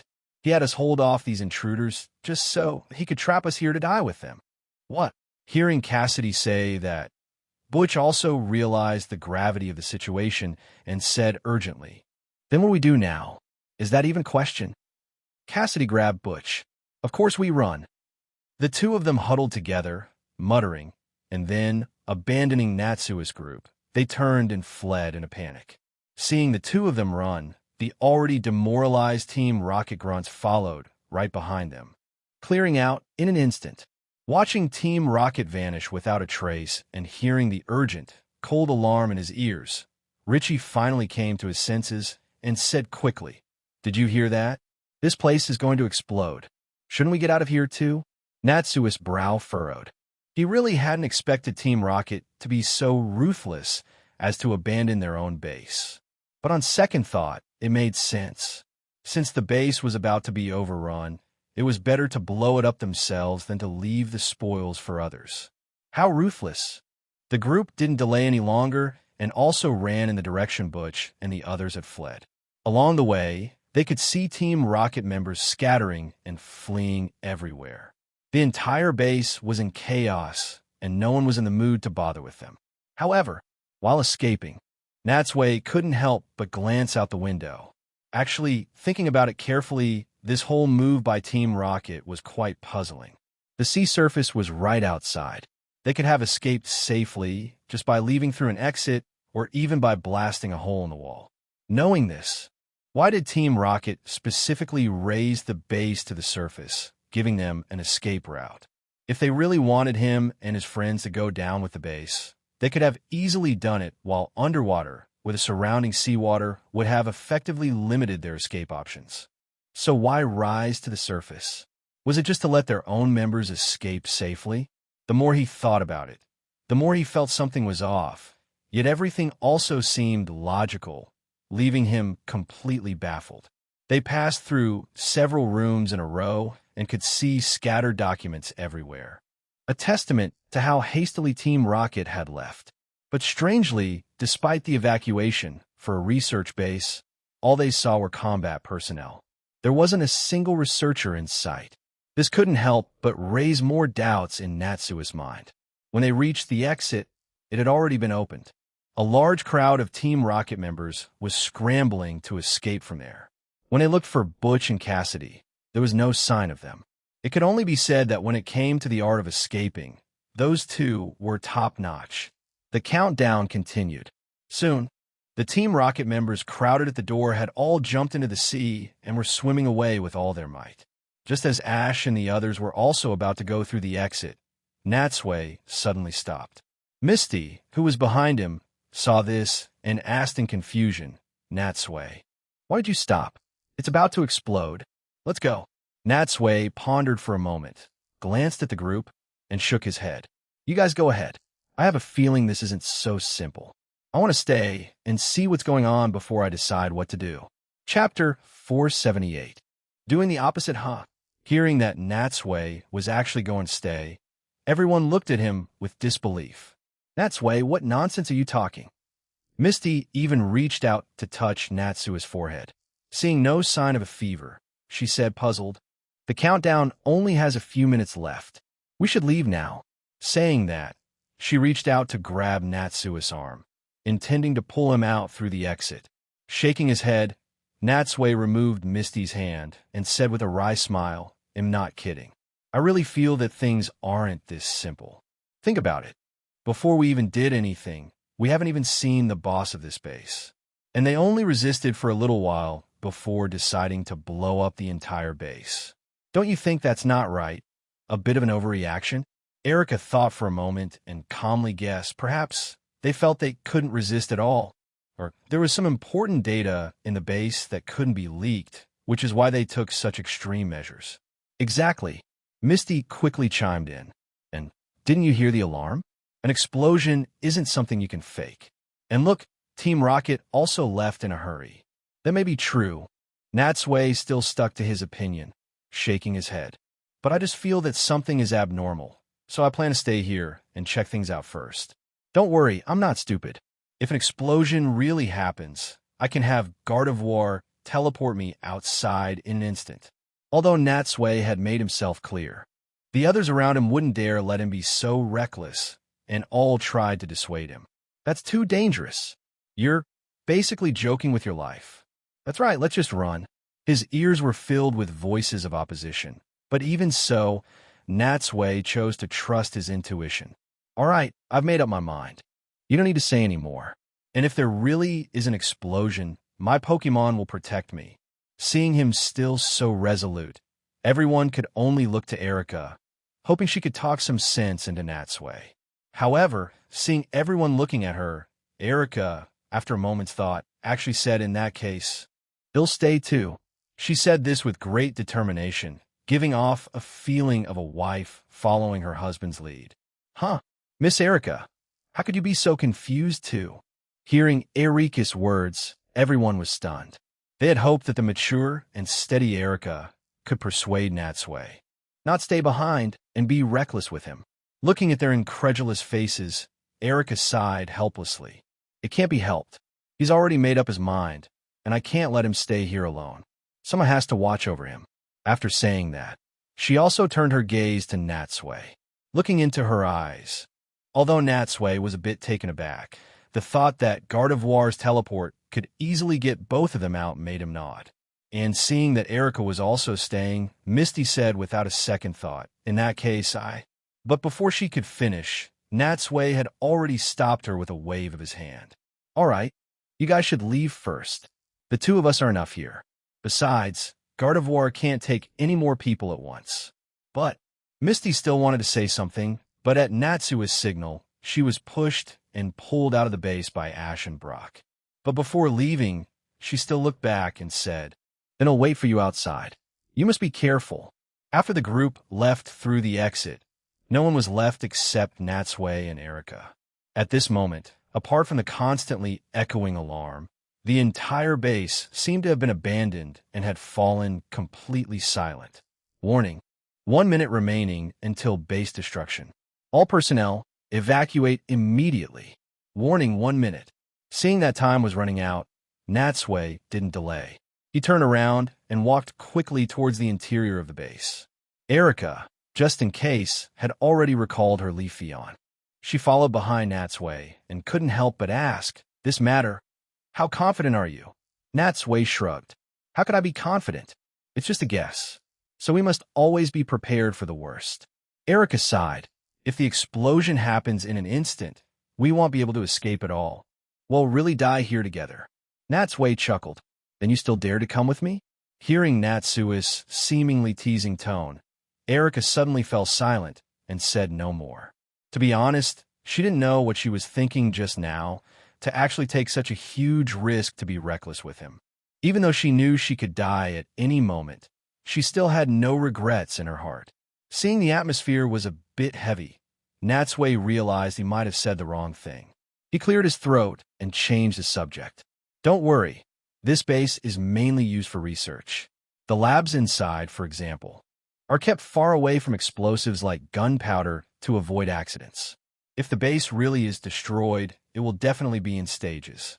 It won't all blow up at once. It should at least leave us a few seconds of buffer time." At this time, As the two continued to move forward, time was also passing quickly. Warning: 10 seconds remaining until base destruction. Time. As the explosion time drew nearer, Natsui and Erica couldn't help but feel nervous. Although he sounded confident, he actually had no real certainty in his heart. Gardevoir had already grabbed both of their hands. The moment it sensed something was wrong, it would use teleport immediately. 5, 4, 3, 2, 1. When the countdown ended, Natsui only felt another slight tremor under his feet, and a few explosions were heard in the distance. Gardevoir was about to use teleport, but Natsui stopped it. He then perked up his ears and listened carefully. These few explosions were very far away, seemingly at a certain distance from where they were. Although it was a series of explosions, he could feel that the energy was not very large. What are you waiting for? Startled by the explosions, Erica clutched her chest and said nervously, "It's really exploding now. It seems your guess was wrong. All right, let's get out of here." Wait a moment. Natsui made a hushing motion. Don't be in such a hurry to leave. Listen. Seeing Natsui's expression, Erica also listened carefully. To her surprise, after the initial few explosions, the explosions had all stopped in an instant. And not just the explosions, even the alarm had completely ceased. Huh? What's going on? What happened to the promised base destruction? Chapter 479. The Pokemon virus, how to put it? The feeling was as if a commotion had been deliberately created just to drive everyone out of the base. At this point, the explosions had completely subsided, but the base also seemed to have suddenly lost power and was sinking rapidly. After all, given the base's volume, the seawater was not enough to support its weight. Erica turned her head to look out the window. The seawater quickly submerged the window again.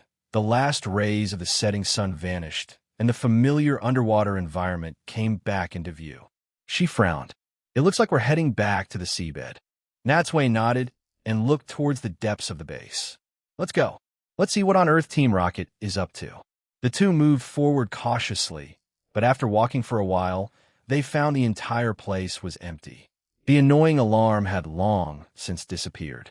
At this moment, apart from their own footsteps and breathing, it was completely silent. Talp, talp, talp, talp. The sound of their hurried footsteps echoed through the empty base. The two went deeper. Along the way, they glanced into every room and found that they were all in a state of disarray. But other than that, nothing else had happened. However, when they reached the most central area, the situation seemed a bit different. This was clearly the base's research area, and it was extremely well protected. Not only was it surrounded by thick glass, but the only exit was also a blast door. Through the glass, they could clearly see figures moving inside the research area. The two immediately exchanged a look. At Natsui's signal, Gardevoir directly used Psychic. With a loud bang, the powerful force sent the entire door flying. When they walked inside, the first thing they saw was a short old man in a white coat with his back to them, busy with something at an operating console. Around him, several other people in protective suits looked at them. Seeing the two intruders, they stood there at a loss, their eyes filled with shock, unease, and panic. The old man turned around and looked at Natsui with a blank expression. "You're really persistent. Even after all that, I still couldn't fool you." Natsui's gaze swept over the old man's red, receding hairline, and he asked in a deep voice, "Who are you?" The old man smiled faintly. "Let me introduce myself. I am Dr. Namba, the person in charge of this base." Dr. Namba. Natsui only had a slight impression of this person. After all, he didn't appear much in the anime, and his storyline was only briefly touched upon. He looked to his left and right and saw that the research lab was filled with various precision instruments, some of which were still operating. Looking at the rows of test tubes of different colors, the overall feeling was very much like a chemical and biological laboratory. You went to such great lengths to hide, with explosions and surfacing, even tricking your own people. What exactly are you researching here? Hearing Natsui's question, Dr. Namba took a deep look at him. It doesn't matter if I tell you. We are actually researching a Pokemon virus. A Pokemon virus? Besides being shocked, Natsui couldn't help but search his memory. There was indeed such a plot in the anime, but he couldn't remember the specific details. However, he vaguely remembered that in the end, because of his virus research, these Team Rocket members even kidnapped Professor Oak. Seeing Natsui's brow furrowed, Dr. Namba sneered. Viruses, bacteria, vaccines, they are essentially all the same. In people's minds, viruses are often something to be avoided. But in my opinion, viruses can change a Pokemon's genes and greatly enhance their abilities. Although it comes with certain risks, overall, the benefits outweigh the disadvantages. Such rhetoric. It seems he's another stubborn old man who's gone off the deep end. So, the Pokemon that were locked up below were all for experiments? Naturally, Dr. Namba snorted coldly, saying with some regret, "It's just a pity that the data hasn't been fully compiled and transferred. I originally thought I had plenty of time, but it seems that time has run out." After speaking, he waved his hand at the people around him, and the research staff, as if granted amnesty, fled into a nearby elevator. The elevator descended, its destination unknown. Natsui stood his ground and did not pursue them. After all, those were just ordinary research personnel. The real source of the problem was the Dr. Namba standing before him. Even if all those people were captured, as long as Dr. Namba's ideology remained, he could continuously recruit more people to work for him. Therefore, his target was clear, this old man right here. Dr. Namba turned back around and casually operated the console a few more times. Seeing him so calm, Natsui was wary of any tricks and began to walk towards him. At the same time, he tried to distract the old man with words. "Aren't you worried?" "Worried about what?" The old man said without looking up. "About being captured and handed over to the international police, of course." Dr. Namba shook his head. "Don't you understand yet? Once my research is successful, I will be able to create stronger and larger Pokemon through the virus. For humanity, my research is undoubtedly great. I imagine that as a Pokemon trainer, you also hope to have more powerful Pokemon, right?" Before Natsui could say anything, Erica, who had been silent all this time, couldn't help but retort sarcastically. "Great? Are you kidding? Trying to alter genes with something like a virus. You are blaspheming life itself." Glancing at Erica, Dr. Namba snorted coldly. "Little girl, your knowledge is still too shallow. Whether it's us humans or Pokemon, we all evolve by gradually adapting to our environment. We are constantly modifying our own genes." Perhaps realizing that his ideology was incompatible with these two, Dr. Namba didn't bother to explain further. He took one last look at Natsui. "Young man, I know who you are and what you've done before. To be honest, to have achieved so much at your age, your future is bound to be even more limitless. But now, I wish you good luck."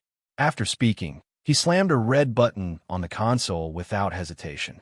In the next second, as the ground shook violently, he heard powerful explosions from both sides. Boom! The walls shattered, and thick smoke and flames instantly burst out. Natsui immediately dove towards Erica, shielding her beneath him, and Gardevoir instantly put up a barrier, protecting them both. Smoke filled the air,